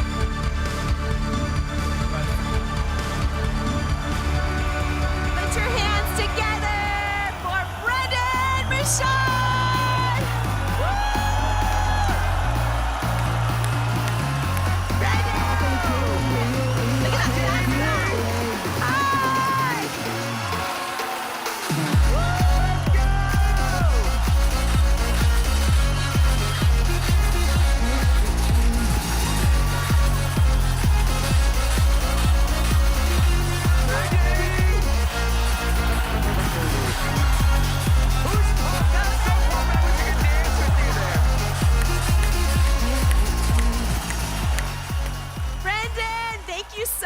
for being here.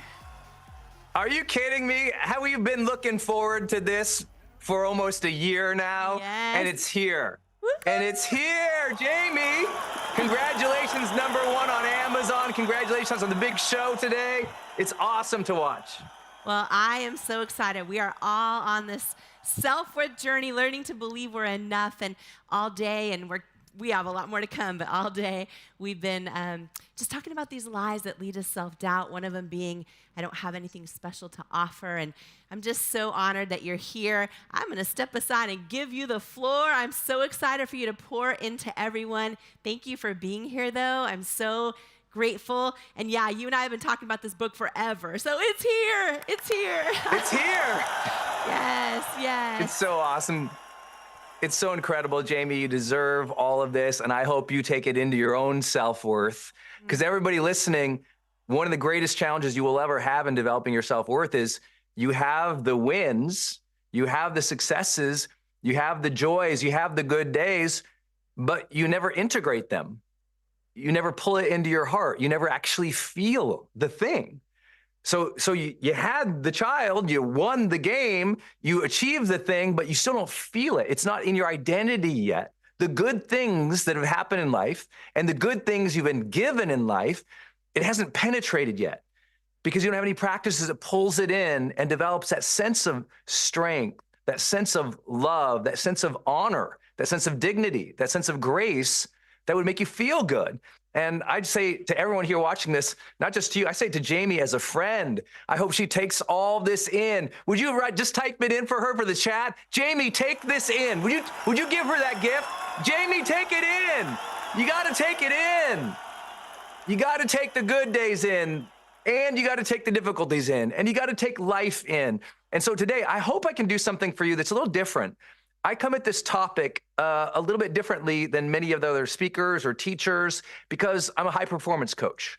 And as a high-performance coach, I look at things with a lot of nuance, and my job is to get you to another level in something. That's always my job, right? It's how do I help you achieve longer-term success while still maintaining your well-being and positive relationships. And I've noticed something missing today that might help kind of click it over for you. So one thing I want to share with is just a framework for worth. And then what I want to show you is give you the levers, like tactical levers that you can do every single day in this area. Because you all know some days you feel good about yourself. Like life is good. You like your outfit. You like your presentation. You like the day. You kind of win the deal. Something happens or goes well with the family. And you're feeling it. And you're feeling great. And you're like, this is awesome. This is life. And then the next day, you suck. And you're just like, nothing goes right. You can't remember where you put the car keys. You bump into something at the store. You offend your spouse. And you're like, yesterday, I was awesome. Today, I suck. Why? And more importantly, why do you feel so bad when that happens? See, the greatest lever in all of self-worth we're going to talk about today is learning to deal with difficult emotions that come up in such a way you stop the self-hate. Your self-worth is so much your self-talk. Your self-worth is so much your self-talk. It's what you say to yourself in challenge, in conflict, in difficulty, when someone makes fun of you, when you feel embarrassed, when something's just going wrong. What do you say to yourself? And what are the emotions that are cultivated from that thought process? So today we're going to give you some levers to overcome that. But here's what I do. Now, forgive me, I'm kind of a dork. I took so many notes on this, but I want to share some cards with you today because I'm more like, if you ever came to my studio, I'm like arts and crafts over here. Anyone else take notes? Like I got construction paper. I got big note cards. I'm such a dork. So I'm going to give you a few insights, and forgive me, I don't know if anyone else has done this. I'm going to throw them in your face a little bit here because I wish I could be there with you, but this might help just a little bit. And I'll share a little bit about my personal story in a moment. But first, I want to give you a framework. I want to help you understand why when you've been listening to everybody today, you're like, yeah, I understand, I'm God's child and I should feel great. I understand I was born and I was that lucky, that lucky connection. Here I am, or the universe is great. Or some people are like, hey, you got to work harder, or you got to take action. And what happens is you hear all this, and worth is still this thing that's floating around. And so what I want to help you understand is worth is not something you have. It is something that is being generating by you, how you perceive three things. Okay? So there's three kinds of worth, and it's why, like, when you have one of them, you don't feel enough because there might be two that are missing. And you check me on this. You've been watching all day. So check me on these three things and see if they relate to you. I made a card on it just so you could get a screen grab of me. If you like to take a screen grab, there's three kinds of worth. Oh, wow, that's a big one. That showed up. Hey, that showed up pretty good. Okay. Yeah, I had no idea. That looks great. Okay, good. So there's three kinds of worth. You've been hearing about them all day, but maybe you didn't understand and maybe it didn't integrate yet. There's innate worth. You've been hearing a lot of people talk about this. You just have worth. You are worthy because you were born, because you're a child of God or the universe, because you lucked out in the great sperm wars. Here you are, right? It's like, okay, there's an innate worth. It's who you are. It's how you feel. It's that you are a human being and you are worthy because of that alone, right? You're a gift. You've been hearing a lot about that type of worth. But a lot of people, they do feel that. They have a great faith in God, or they feel like innately they have human dignity, human rights. They feel innately inside who they are, just how they were built, that there's something good inside. And I'd love for you to all just, while you're here, I know it's silly on Zoom, but I can't see everybody. But if you could just put your hand on your chest right now and say, there's something good inside.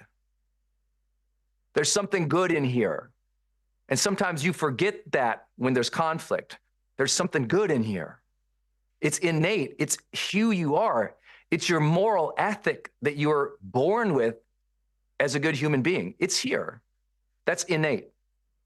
Earned worth is a lot of the conversation today that might have rubbed you wrong or might have been difficult. Earned worth is a lot about what Mel Robbins was just talking about, right? Taking action to move through things. Or you heard Tony talk about this. Tony basically said, hey, this is nice, but this is what the game is. Tony's conversation was all about earned worth. It was about taking action. It was about skill set or mastery or contribution.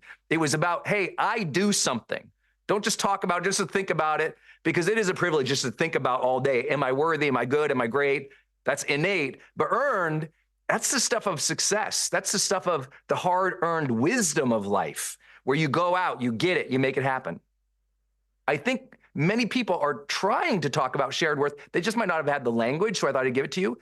There's your sense of shared worth, that you're doing things that are worthy with other people. The false conversation and construct that may happen today or in your own mind is that somehow we get to determine entirely our own worth. But I'm here to share with you that as human beings, we're social beings, and that there's a connection with other people. When there's love, when there's purpose, when there's mission, when there's contribution, when you're doing things with other people, there's a sense of worth that comes in uniquely from that for human beings. It's uniquely from that. Like when you know you're building a great family, or you're working with your team and you hit that flow. These are three different types of it. Is this helpful to everybody? Just so I can see your hands up. You all getting this? Okay, yeah, you're getting this. Which one of these do you have to work on, do you think? In the chat, which one of these do you think could be your aha moment today? Which one of these you're like, okay, I already got that. I feel worthy, Brendan, but I need to do some work. Or you know what? I'm working really hard. I'm earning it. I'm growing. I'm developing mastery, but I feel alone. I don't feel like I have a mission or camaraderie with other people. And that's why, even though I feel good about myself, something's missing.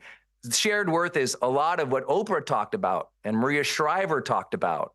It is that sense of being of service to others, caring for other people, living a life where you're giving compassion. Okay, that's enough for the big chart. But I'm curious which one of these you need to work on the most. And make sure you screen grab this, because there's no way, if you don't understand, this is the equation. With each of these things is how you feel each day. And for some of you, it's like a funny equation in that, you know, for some of you, innate's more important. You got to reconnect that. You have no self-love. Some of you earned, you're like, I haven't been taking action. And some of you are like, I'm lonely. I need to connect with other people and do something important again. So it's your equation here is weighted, meaning some of you, this is more important, or this is more important, or this is more important. That's a huge breakthrough for people. Innate worth, earned worth, or shared worth. As soon as you get that, it's like, oh, these are like, I can change that balance. And I'm going to give you 3 levers to change that balance across all of them, but they'll uniquely tie in. And I think this is important because for me personally, like I started my journey more of on the earned worth. You know, I innately didn't feel good at all. Anyone out there kind of grew up in a place or get in a time in your life where you didn't feel good about yourself? Like there was actually self-loathing? I had, you know, so those of you who don't know my story in personal development and what I've done in my career, it started because I was a suicidal young man. I had gone through the breakup with the first woman I ever loved. We were high school sweethearts. And in college, she went outside the relationship. And because my whole identity was tied up in the relationship, when that relationship fell apart, I fell apart. And I fell into deep, deep despair and anger and frustration and sadness and depression, and then suicidal ideation and then suicidal planning, because I didn't know how to deal with the fact that I was alone now, that I didn't feel like I was enough, that innately now I didn't like myself because somebody else didn't love me. You ever been there? You don't like yourself because somebody else doesn't love you. They break up with you and you feel unworthy. You feel unloved. You feel like terrible. And that's what happened to me. And it became a desperate situation. And then unrelated to my suicidal ideation, I was in a car accident.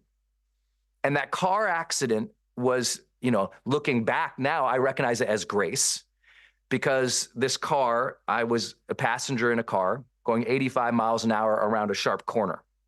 And the car, as we went around that corner, the car flipped off the road several times. I got knocked out.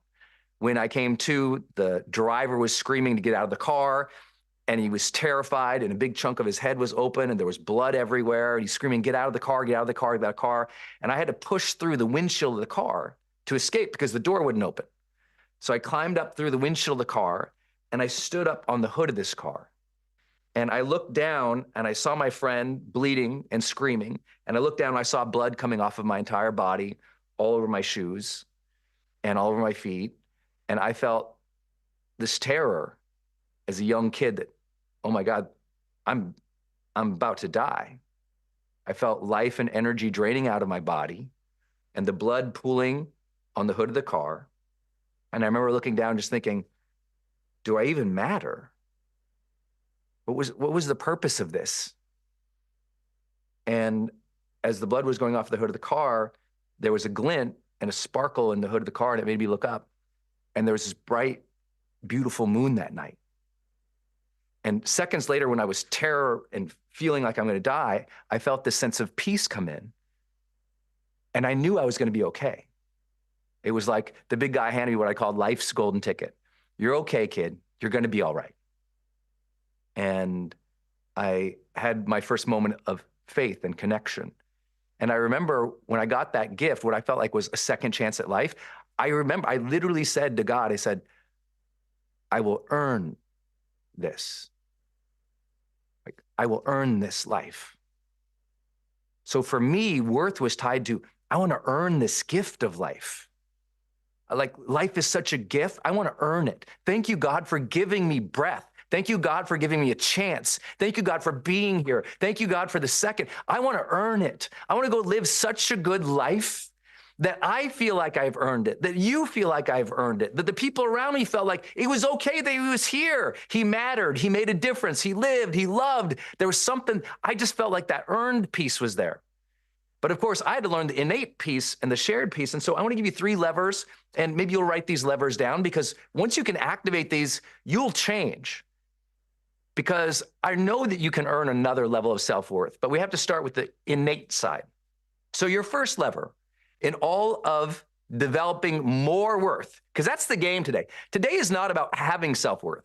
It's about generating more self-worth, right? It's a spectrum. Some days you have it, some days you don't. We want more days to lean to having more self-worth, right? It's fluid, but we want it to feel more consistent and more powerful. We want you to come from a great place of self-worth. It's going to start with self-compassion, which a lot of speakers actually spoke about.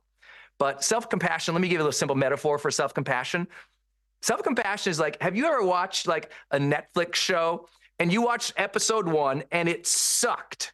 But by episode 4, you were like, this is my show. And suddenly you were an evangelist for the show. You were telling everybody about the show. Like the 4th one, you're like, oh, this is great. You got to watch this.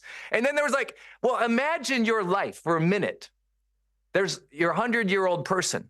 You got 100 episodes. Every year is an episode. Not all those episodes are going to be perfect. Not all those episodes are going to be great. In fact, most of those episodes are going to have conflict and difficulty and challenge. The most important thing, though, is you don't judge the entire life based on one episode.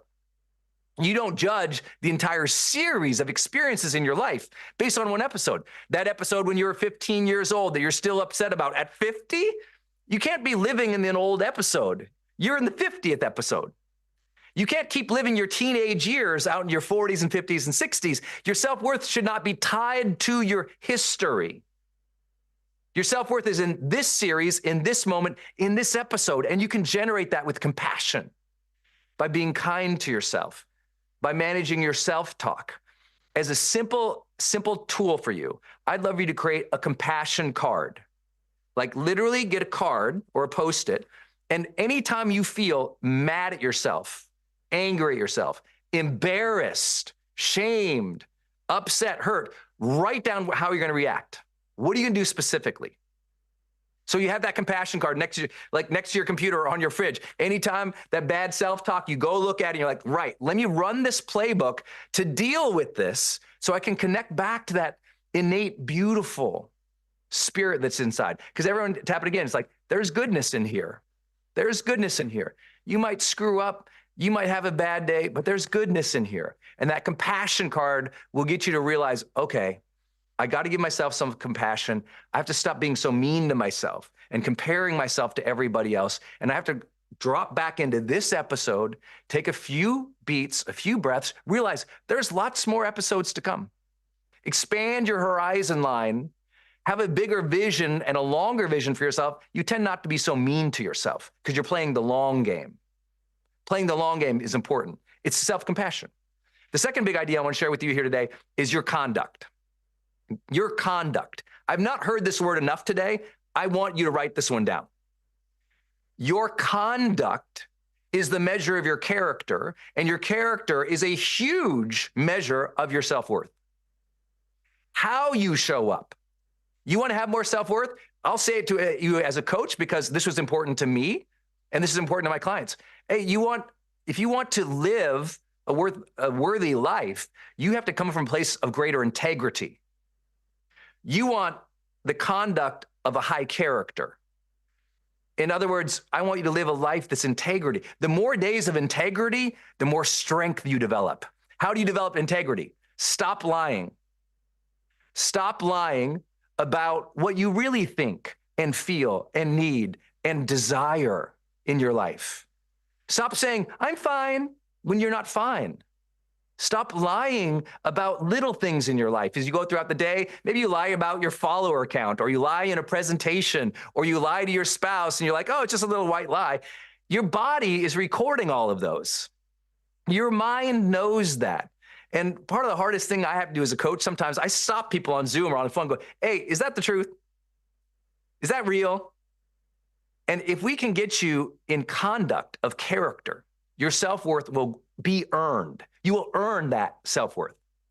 So don't lie so much. Also, stop trying to fix all these limiting beliefs everyone tells you about, and stop trying to chase after fixing all the problems. You want to do something great for your conduct? Amplify the goodness. Grab those strengths. Grab those gifts that you got from God and amplify them, build them up, share them, serve them even more. That's proper conduct. That's coming from the place of your strengths, your gifts, the beauty in you. Amplify that, turn that up. Sometimes you all have such a spotlight on what's wrong with you. I'm here to tell you, by amplifying what's right with you, you will achieve so much more, but you will feel more. How many people want to feel more at this stage of your life? This is the time to feel more. Your conduct each day should be of integrity and amplifying the best of who you are. I tell all my clients, it's about summoning the best of who you are, amplifying the best of who. That's how you develop self-worth. That's the earned part. Each day, summon the best of who you are. Be a person of integrity. Tell the truth. Amplify the good parts of you. It will change everything. And the last piece everyone talked about, you heard a lot of conversation about conscious alignment. Conscious alignment. When Jay talks about purpose, or Maria Shriver talked about service, or Oprah talks about connecting to something higher, or Stephen Furtick, who I love, it talks about his connection and about God. And I want you to understand, it's like your next level of worth isn't just about you. There's a level of purpose or mission or spiritual alignment. Like there's another level of consciousness that's not so concerned about you. And we go from the selfie culture into the service culture. We go from selfie, I'm so obsessed about myself, and we go into service, caring about other people, living a higher conscious life. A higher conscious life is a higher life of faith, or a higher life of purpose, or a higher life of conscientiousness, even if you don't like the faith stuff, right? It's about being more conscious about how you treat other people and being of service to people. These are 3 levers that you can pull anytime. More self-compassion, better conduct, and accessing a higher level of consciousness. If you'll do that, and each day when you don't feel worthy, you go, is it because I'm forgetting the innate self-worth? I'm beautiful as a child of God already? Is it the earned piece? You're like, oh, I need to develop this skill, or I need to get better at this, or is it conscious? I need to connect to something higher than me right now. I need to take the focus off of me and connect to something higher with other people, have a shared purpose with others. You might feel a little different. It might shift you.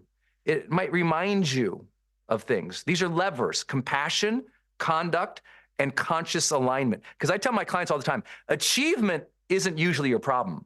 Alignment is. Getting back in alignment of the best of who you are will make you feel even more worthy. And you should do that. I hope you'll go out and earn that level of worth. And you can do that every day. Thanks, everybody. Brandon, thank you, Jamie. I love it, Jamie. Put your hands together for Brendan. Brendan.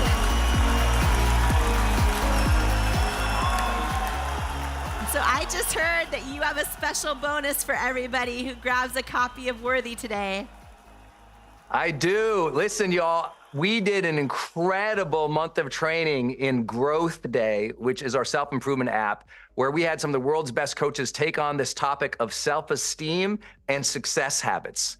Like, how do you summon the best of who you are, but most importantly, feel and operate from the best of who you are and actually get stuff done, make things happen. So it's folks like myself and Ed Milet and others taking on this topic and going way deep in it. We're gonna unlock that class for free for everybody who signs up through Jamie's link to buy her book, and she'll send it out and get you a link into that class. It's awesome. It's a $100 class, and I can't wait for you to watch it. And I hope it really does help you all. I want you to feel so much better because you deserve it, and I know you can build it.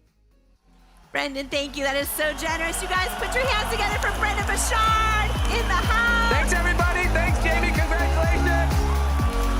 Show Brendan some love. Show him so much love.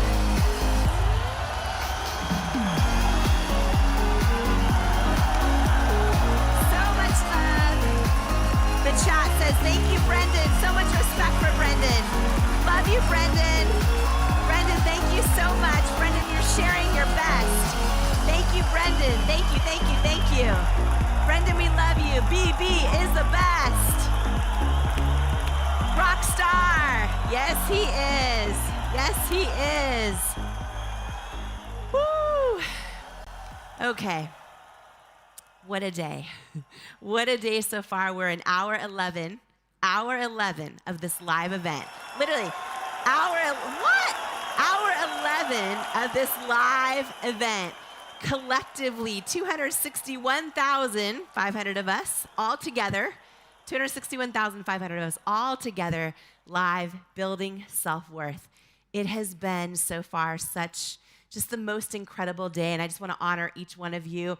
I feel like I see just before me, watching y'all write notes, so many of you crying, so many of you into it, so many of you playing full out, right? Connecting with so many different speakers, and I've always believed this, and I don't mean offense to anyone when I say this, but I've always believed this for myself, that the quickest way to dull myself down is only be around people that are just like me, that believe what I do, that say what I love understanding all different types of people. And I think one of the most beautiful parts today is no one's really like-minded, but we're all like-hearted.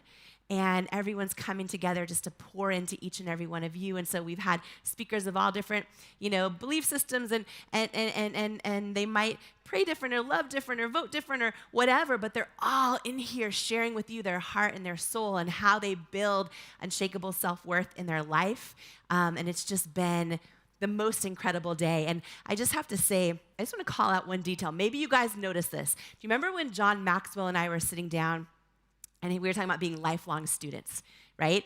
And I want to honor each one of you that's literally on this journey, right? On this journey of living the truest, highest expression of yourself. And Brendan talking just now, I don't know if you noticed this, he started talking about what Maria Shriver said this morning, or something Oprah said when she was live, or Stephen Furtick, right? He's been watching all day. Like, that's the thing is so many of us, right? They say success leaves clues. We're all in this together. And I just want to honor you, because very few people, y'all know, probably if you think of all your friends and family and loved ones, you're probably the one, as Ed Milet puts it, you're probably the one who is like on this journey, right? Whether it's healing or building self-worth. So I just want to honor that. And we talk about so much about how our self-worth is our ceiling, and I feel like I see ceilings raising. Another surprise? Oh, Nicole LaPera! Whoa! Woo! Hello, hello. Wow! Yes! Oh my goodness!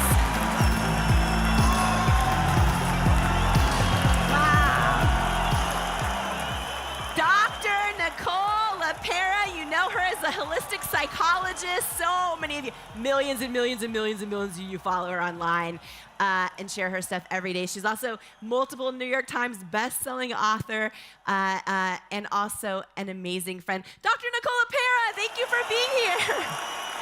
Wow. Oh gosh, Jamie, thank you for having me. I have to say I was quite moved seeing just all of you on the screen, in your presence. I have chills. So thank you for this true honor of being here, not only to support you, but to be here in this beautiful, beautiful community. Well, it's an honor to have you here. And by the way, when you're holding up Worthy, look how good it looks next to How to Be the Love You Seek. How to be, look at that. They go together. Look at that. It's picking up the purple. They look good together. Shine. They sure do. Well, thank you so much for being here. Oh my goodness. First of all, do you have time for a couple questions while you're here? I sure do. I sure do. Okay, good. I just, I still, the numbers are staggering, because most of my life I always felt like I wasn't enough. I always felt like I was unworthy, but I used to feel like I was alone in that, right? And a little over 3 years ago, when I became obsessed with studying self-worth and just looking at the numbers, I'm like, oh my gosh, over 80% of women do not believe they're enough. 73% of men feel inadequate and not enough. Why do you think so many people don't feel worthy? It's so funny. Even just you hearing the timeline of 3 years ago, I have a memory. I think it was the first time I ever met you in person, Jamie, and I was at Lisa Bilyeu's house, and it was you there and Daniel Canty there. And these were people that I had watched, admired, right? Imagined, I think, as many of you probably in attendance here, that they must feel worthy. And the memory is we were sitting around talking, and I was just feeling unworthy of really even being in your presence. And you initiated, and it was right after Believe It came out. And you initiated a conversation where essentially all of us ended up going around this room acknowledging how unworthy we felt. And for me, that was so affirming to some extent, because what I was seeing and hearing was so reflective of course, what I was working with many clients to deal with, their deep-rooted feelings of unworthiness. So now I'm like mind blown. It doesn't seem to matter what we have, what we do, what our title is. All of us feel unworthy. So why is that? And what I come to understand really generally, the way that we think and believe, the things that we believe about ourselves are directly impacted by the things in early childhood that we were made to think or made to believe about ourselves. And of course, Jim Quick, hearing him speak, what did he call himself?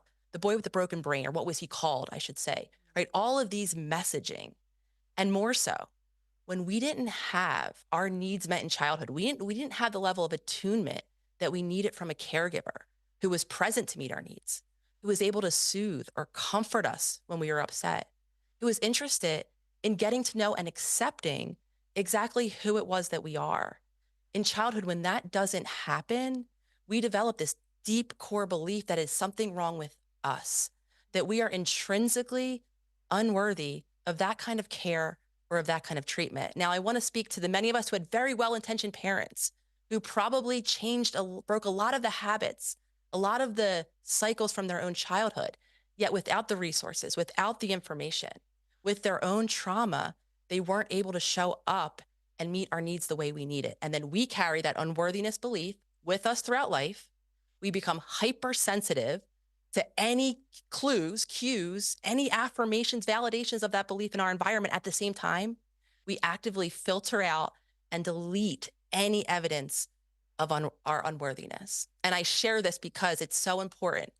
If we become aware, as many of us are, that we do feel deeply unworthy, it's so important to begin to separate our worth from that belief, to understand that that belief isn't reality, so that we can begin the inspirational and empowering journey, of course, of creating worthiness in our lives.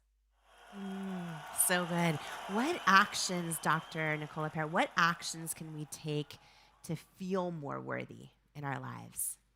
So getting really practical, and I've heard a lot of us speakers here today kind of cite this idea of, right, we need to act in worthiness, act as if we already believe it to be true. So really practically, especially because so much of our lack of worthiness comes from unmet needs. This could be as simple as first thing in the morning, before you even get out of bed, taking a moment to just check in with yourself. It might even be while you're stretching before you even get out of your bed in the morning, and giving yourself that moment of your full attention. That shift in focus does two things.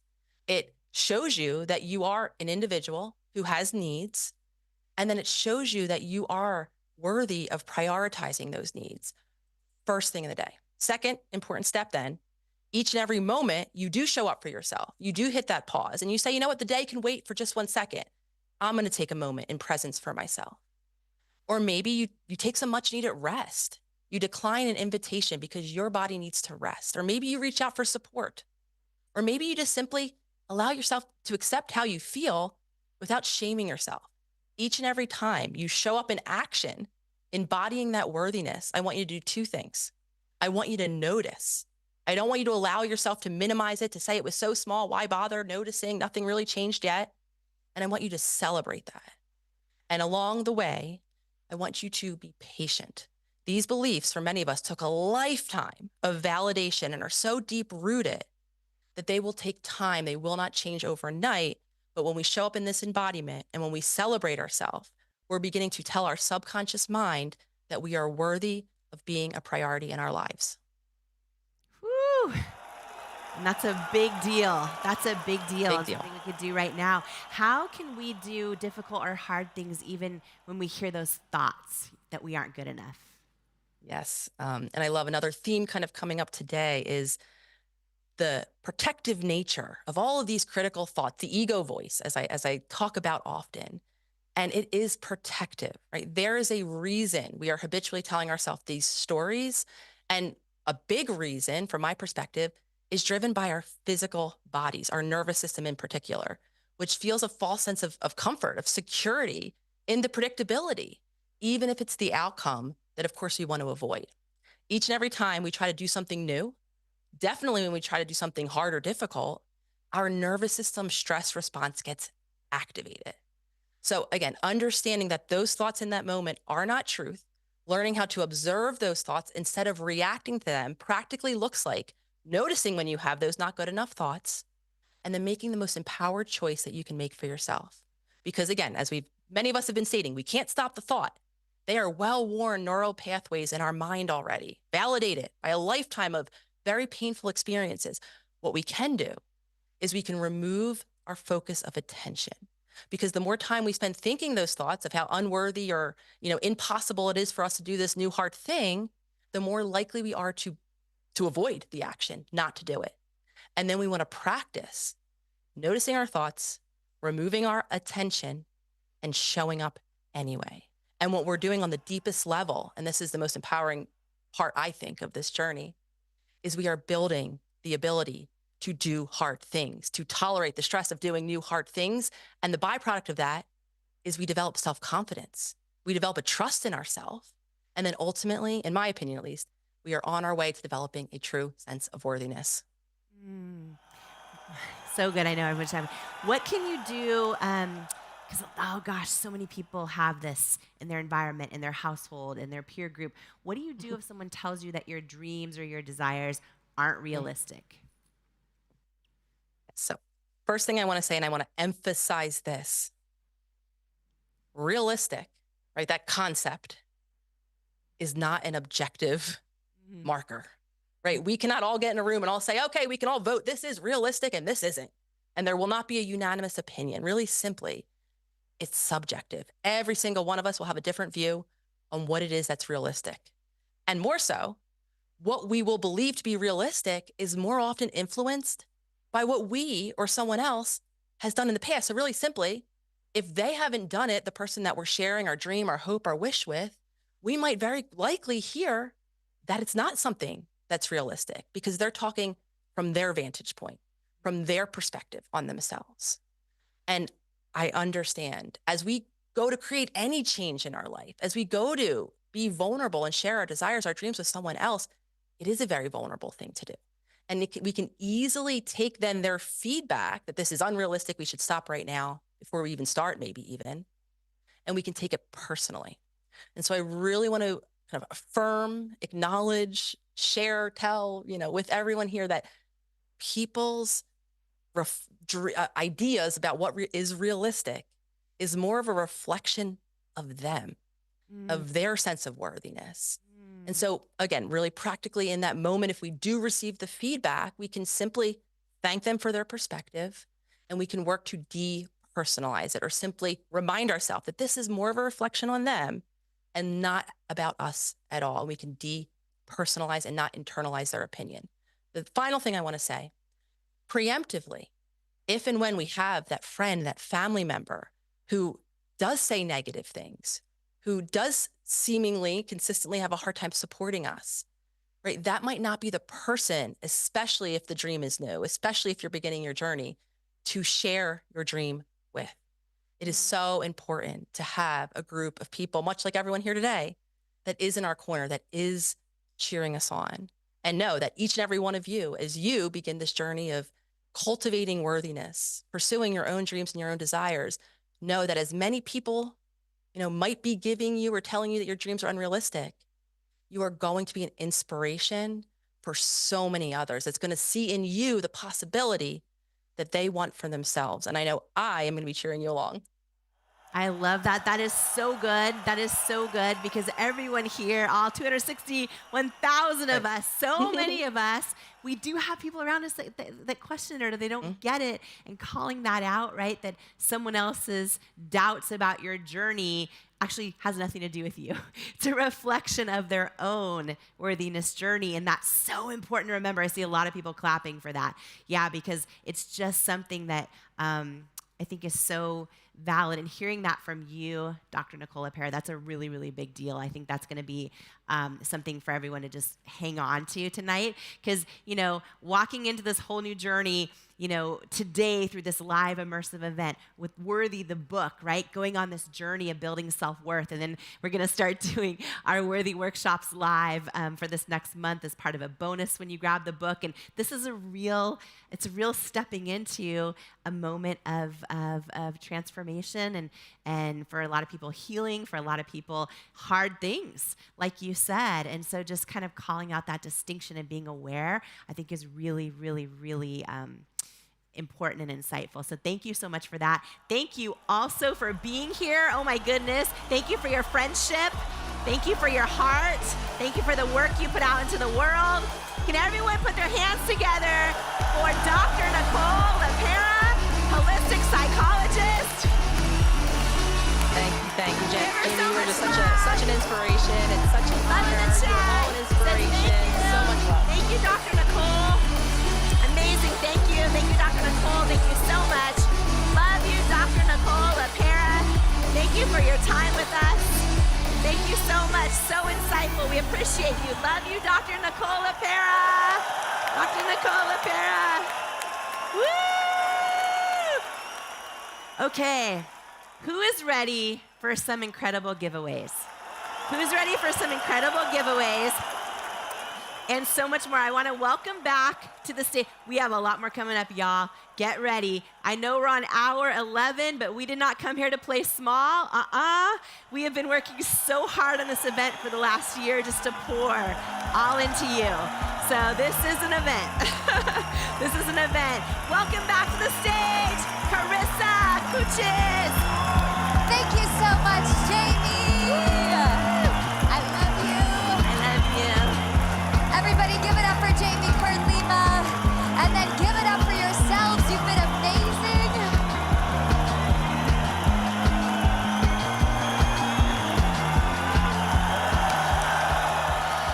All right, Unstoppable family. What an incredible last segment. Please put your hands together for Mel Robbins, for Brendon Burchard, Nicole LePera. Such an amazing day, and like Jamie said, we're not even close to being done yet. We have so much more to go. But at this moment right now, I want to take a moment and just share with you guys what an honor it has been to serve and support you guys today and serve and support Jamie. I got to get an advanced copy of this book, and I want to share with you one of the lines that just touched me the most. And it's on page 66 for those of you that have it, if you want to read along with me. But she says, "Standing all alone authentically is less lonely than standing with others who have no idea who you truly are." And if there's something that touched me so profoundly, it was that inside this book. And if you guys can see, this is my copy, just like completely marked up. It has changed my life in so many ways, and I think that's what's beautiful about the gift of this book is how it can touch us, but can also touch other people. And so at this point of the evening, if you haven't yet thought of someone that you love, that you'd like to share this book with, I want to encourage you to take a moment and really think who in my life could benefit from seeing themselves clearly, from having the ability to love themselves at the deepest level, and giving them the gift of this read. It's $18. That's like 4 cents a day for an entire year. So grab it for yourself if you haven't yet. And if you have, grab it for somebody else that you love. Worthybook.com. Okay, and to everyone that is just joining us, I want to welcome you guys here. You're just in time for one of the most exciting parts of our evening, of our day. Who's ready to keep going, give everything that we have, not leave anything unfelt, unsaid? It's been a miraculous day, and it's not how you start, it's how you finish that counts. So let's give our all. We've got Trent Shelton coming up, and he's one of my absolute favorite speakers.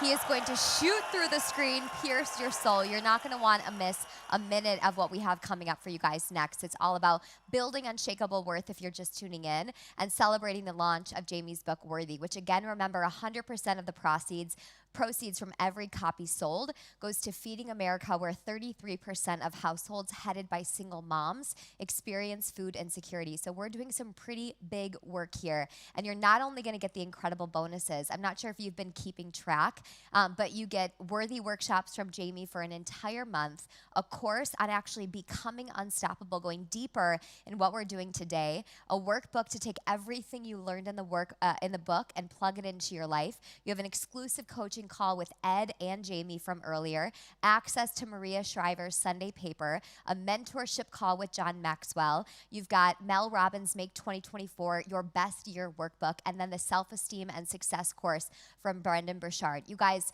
cannot put a price on this. It is absolutely priceless. And if you want to make 2024 your best year ever, take advantage of all of this. Don't just get it and not go for it. Get it tonight and dive in.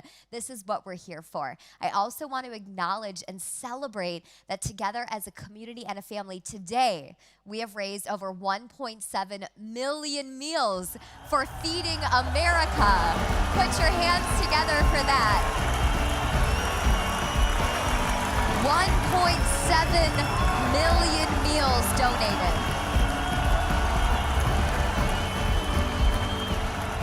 So with that, let's give away some prizes. If you're ready to win a prize, make some noise.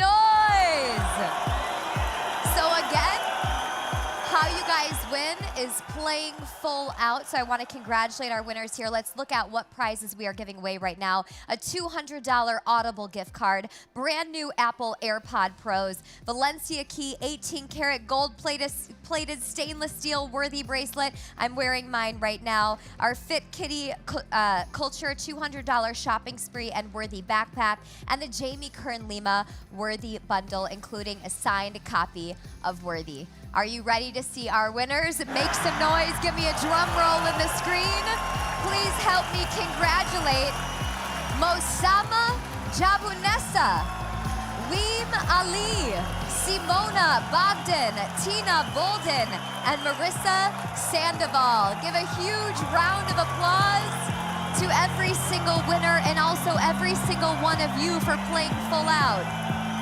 Now, my friends, join me here on the main stage. Take both arms up, stretch them to the ceiling, all the way over to the left side, all the way over to the right side, back up to the center, drop those hands down and say, I am worthy.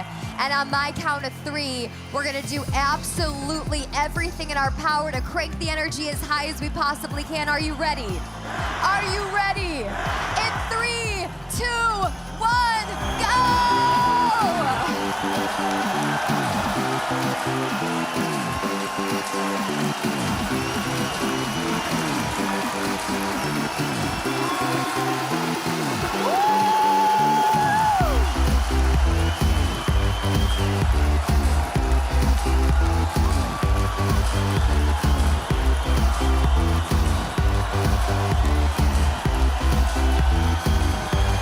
My friends, thank you so much for helping us launch Worthy to the world. Let's give a moment for this beautiful book. Check this out. I am so excited for this book. You know why? Because it's going to save so many people. It's going to save people. Worthy. Your new beautiful book, Worthy. Get this book. This book, I'm telling you, it's a book that can change anybody's life who picks it up. Anybody who's ever felt that they were not good enough, didn't measure up, something's missing in your life, I have to tell you. It's powerful. It's happening. It's worthy. Imagine, what would you do if you fully believed in you? I went from struggling waitress facing non-stop rejection to founder of IT Cosmetics, a billion-dollar company, by learning how to overcome self-doubt and believe I am worthy of my hopes and dreams. And I'm sharing how you can too in my new book, Worthy, How to Believe You Are Enough and Transform Your Life. If you're ready to truly trust yourself and break through that barrier of self-doubt, and know that where you come from, or even where you are right now, doesn't determine where you're going, then Worthy is for you. It's time to go from doubting you're enough to knowing you're enough. It's time to step into all of who you are and into the person you were born to be. And it's time to believe that you are worthy of it. Because in life, we don't become what we want. We become what we believe we're worthy of. Join the Worthy movement today by grabbing your copy of Worthy anywhere books are sold. Then head to worthybook.com now for free gifts, including my 5-part course on becoming unstoppable and my 95-page Worthy workbook action action plan that teaches you how to implement the tools from the book into your real life right now. Worthy is groundbreaking. Yo. My God.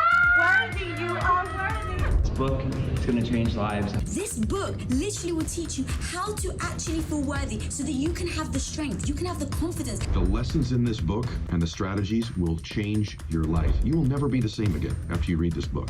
Jamie's book, Worthy, is a must read. It is going to inspire you, empower you, give you the hope that you need and the kick in the rear end that you deserve. Jamie's book, Worthy, is incredible. The gifts are going away, but they're all free right now on worthybook.com.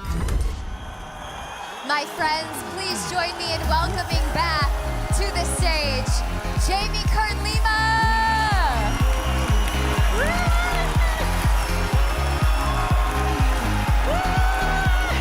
What a day! Look at all your worthy copies. Oh my gosh, wow. Yes.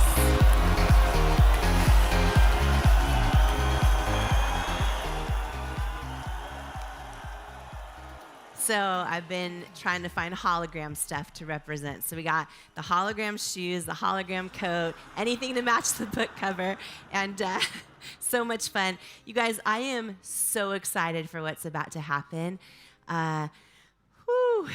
You know when you're in the presence of someone who just speaks to your soul, and you're just like, whoa, whoa. That is what is about to happen. So I am so excited to welcome someone who literally is going to speak to your soul today. He reaches over 60 million people weekly through his hard-hitting video series and soul-filling words. He's a renowned mindset specialist and self-worth mentor. You know, that's my language. He is a former NFL player, host of the podcast Straight Up with Trent Shelton. He's also a New York Times best-selling author of multiple books, and he has a brand new book called Protect Your Peace, which is about 9 unapologetic principles for thriving in a chaotic world. So if right now in your life you are letting things you can't control you, if right now, yeah, I see a lot of you nodding to that one. If right now and you're dealing with anxiety or fear or grief or loss, and you're looking for hope and peace and tools that you can implement in your life right now to get them, I am so glad you are here. You are in the right place. And I know I opened the day a little over 11 hours ago saying that I don't believe there are coincidences. I think if you're here right now, there is something here that is for you today. So I'm so excited for this. My dear friend, Trent Shelton, he travels the world. I know. He travels the world speaking to packed arenas and inspiring audiences with his powerful messages full of wisdom and courage. I feel so beyond blessed and grateful that he is live in the studio, about to walk out here to be with you and me. And in the book Worthy, let me just grab this copy right here. He's going to tackle the lie in here that so many of us have. This lie, I should only be seen when I'm happy, right? How many of y'all can relate? I see a lot of you nodding. I should only be seen when I'm happy. He's also going to go deep on so many other things. I'm so excited to bring him out here. Before I do, take a look at this quick video on Trent Shelton. People, they don't need this facade. They don't need this perfection.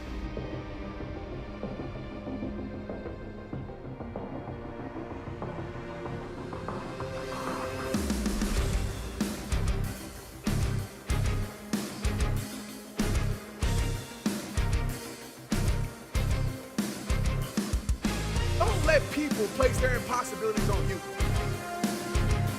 What they couldn't do has nothing to do with what you can do. But I realized this, that there's no strength without pain. So sometimes you have to go through the things you don't want to go through so it can grow you.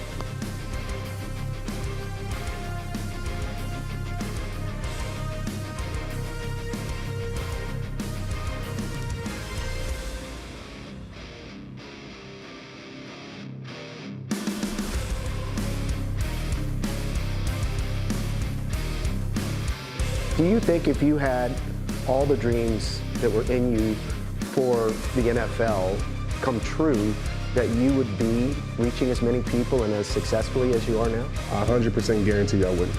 But I tell you right now, I get more thrills, more peace when somebody says, Trent, this message, helped save my life than I ever did running out of the tunnel with 50, 60,000 people screaming your name.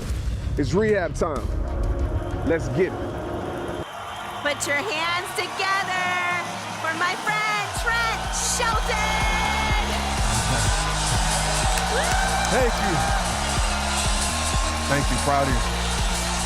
Trent Shelton. Give it up for Jamie. How y'all doing? How y'all feeling? We feeling good? Get out your seats. Let me feel y'all's energy through the screen. How y'all feeling? Light up the chat. Put some fire emojis. Let me see how y'all feeling. How you doing? I see you, Jacqueline. I see you, Lori. I see you, Kelly. I need some more energy. I know it's late, but it's not too late to know your worth, right? I need some energy. Come on. There we go. Yeah. I love it. I love it. What up, Deborah? I see you. All right. Let's get into this.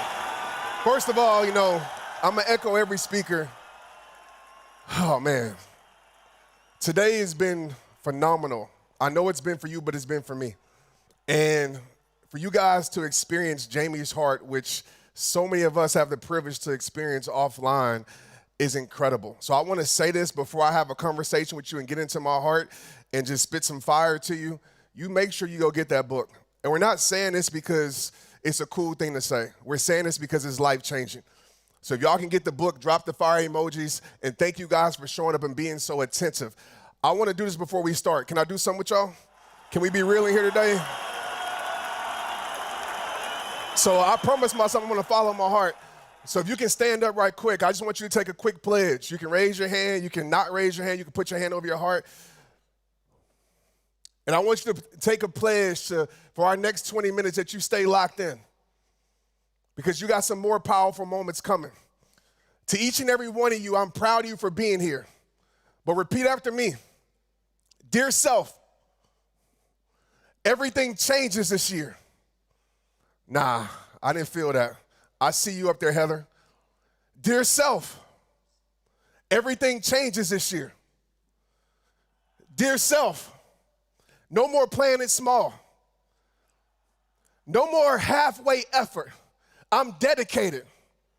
I'm dedicated. I'm dedicated to giving my all. Dear self, unapologetically, I'm about to go get the life that's meant for me. I said, dear self, Amanda, I see you. Unapologetically, I'm about to go get the life that's made for me. I'm worthy. I'm worthy. I'm worthy. I'm worthy. I'm worthy. I'm worthy. And I will be, I must be, I have to be the hero in my story. Dear self, I'm proud of you. I want you to believe that with all your soul. That's a commitment that you have to make to yourself, because Mel Robbins said it best. It's easy to be motivated, it's easy to be inspired, it's easy to type in the chat, but you got to get serious about your life. And I'm bringing this unapologetic energy because I know how special and how big this moment is. I know what it feels like to be on the other side of the screen and needing a breakthrough, needing a change. And I want to tell you right now, you are one decision away from a breakthrough. Your breakthrough is coming. Your change is coming. Your next level is coming, but you got to believe it. You have to believe it. And I want to ask you a question really quick. And this question is simply this. What's going to make it real for you? And I want you to go internal right now. What's going to make it real for you? What's going to make this be not just another year of talking about it, typing about it, not just another year of showing up to incredible events, but what's going to make this year the year? What's going to make this year your year? The year where you meet the greatest you.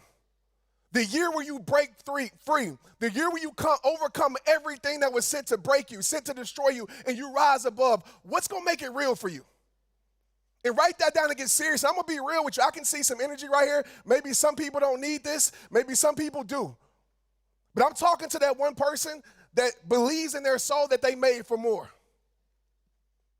But they're questioning their worth. They're questioning their self-esteem because of everything that they've been through. They feel like they have to be perfect. And I'm going to just say this. You can write this down. You don't have to be perfect. Don't let social media lie to you. Don't let this world lie to you. You don't have to be perfect to live in purpose. Do you hear me? You don't have to be perfect to live in purpose. I'll be the first one to admit there's imperfections beneath this surface. But 15 years ago, I made up my mind that I'm not here to be perfect. I'm here to be real. You weren't born to be perfect, my friend. You were born to be real. You were born to give your greatest self to this world. You were given worth at birth, period. And when you understand that and you don't allow anything to take that away from you, that's when you walk into your power. But again, that question I want to ask you, what's going to make it real for you this year? Where you get to February of next year and you say, you know what? I actually did it. I actually followed through, because a lot of people talk it, a lot of people type it, but a lot of people don't make that change. And all you're witnessing with people on this stage, I promise you, they're normal people. I promise you. They just decided to go for it. Messy, imperfect, not figuring it out. They decided to go for it because their mission was big enough. If I ask you this question, I'm going to ask you a lot of questions. This is about you. What's the reason why you want to do what you do? What's your mission?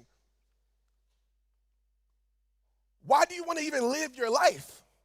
And I know that question seems simple, but no, a lot of people don't know, and they don't understand, and they don't stand on that with their principles.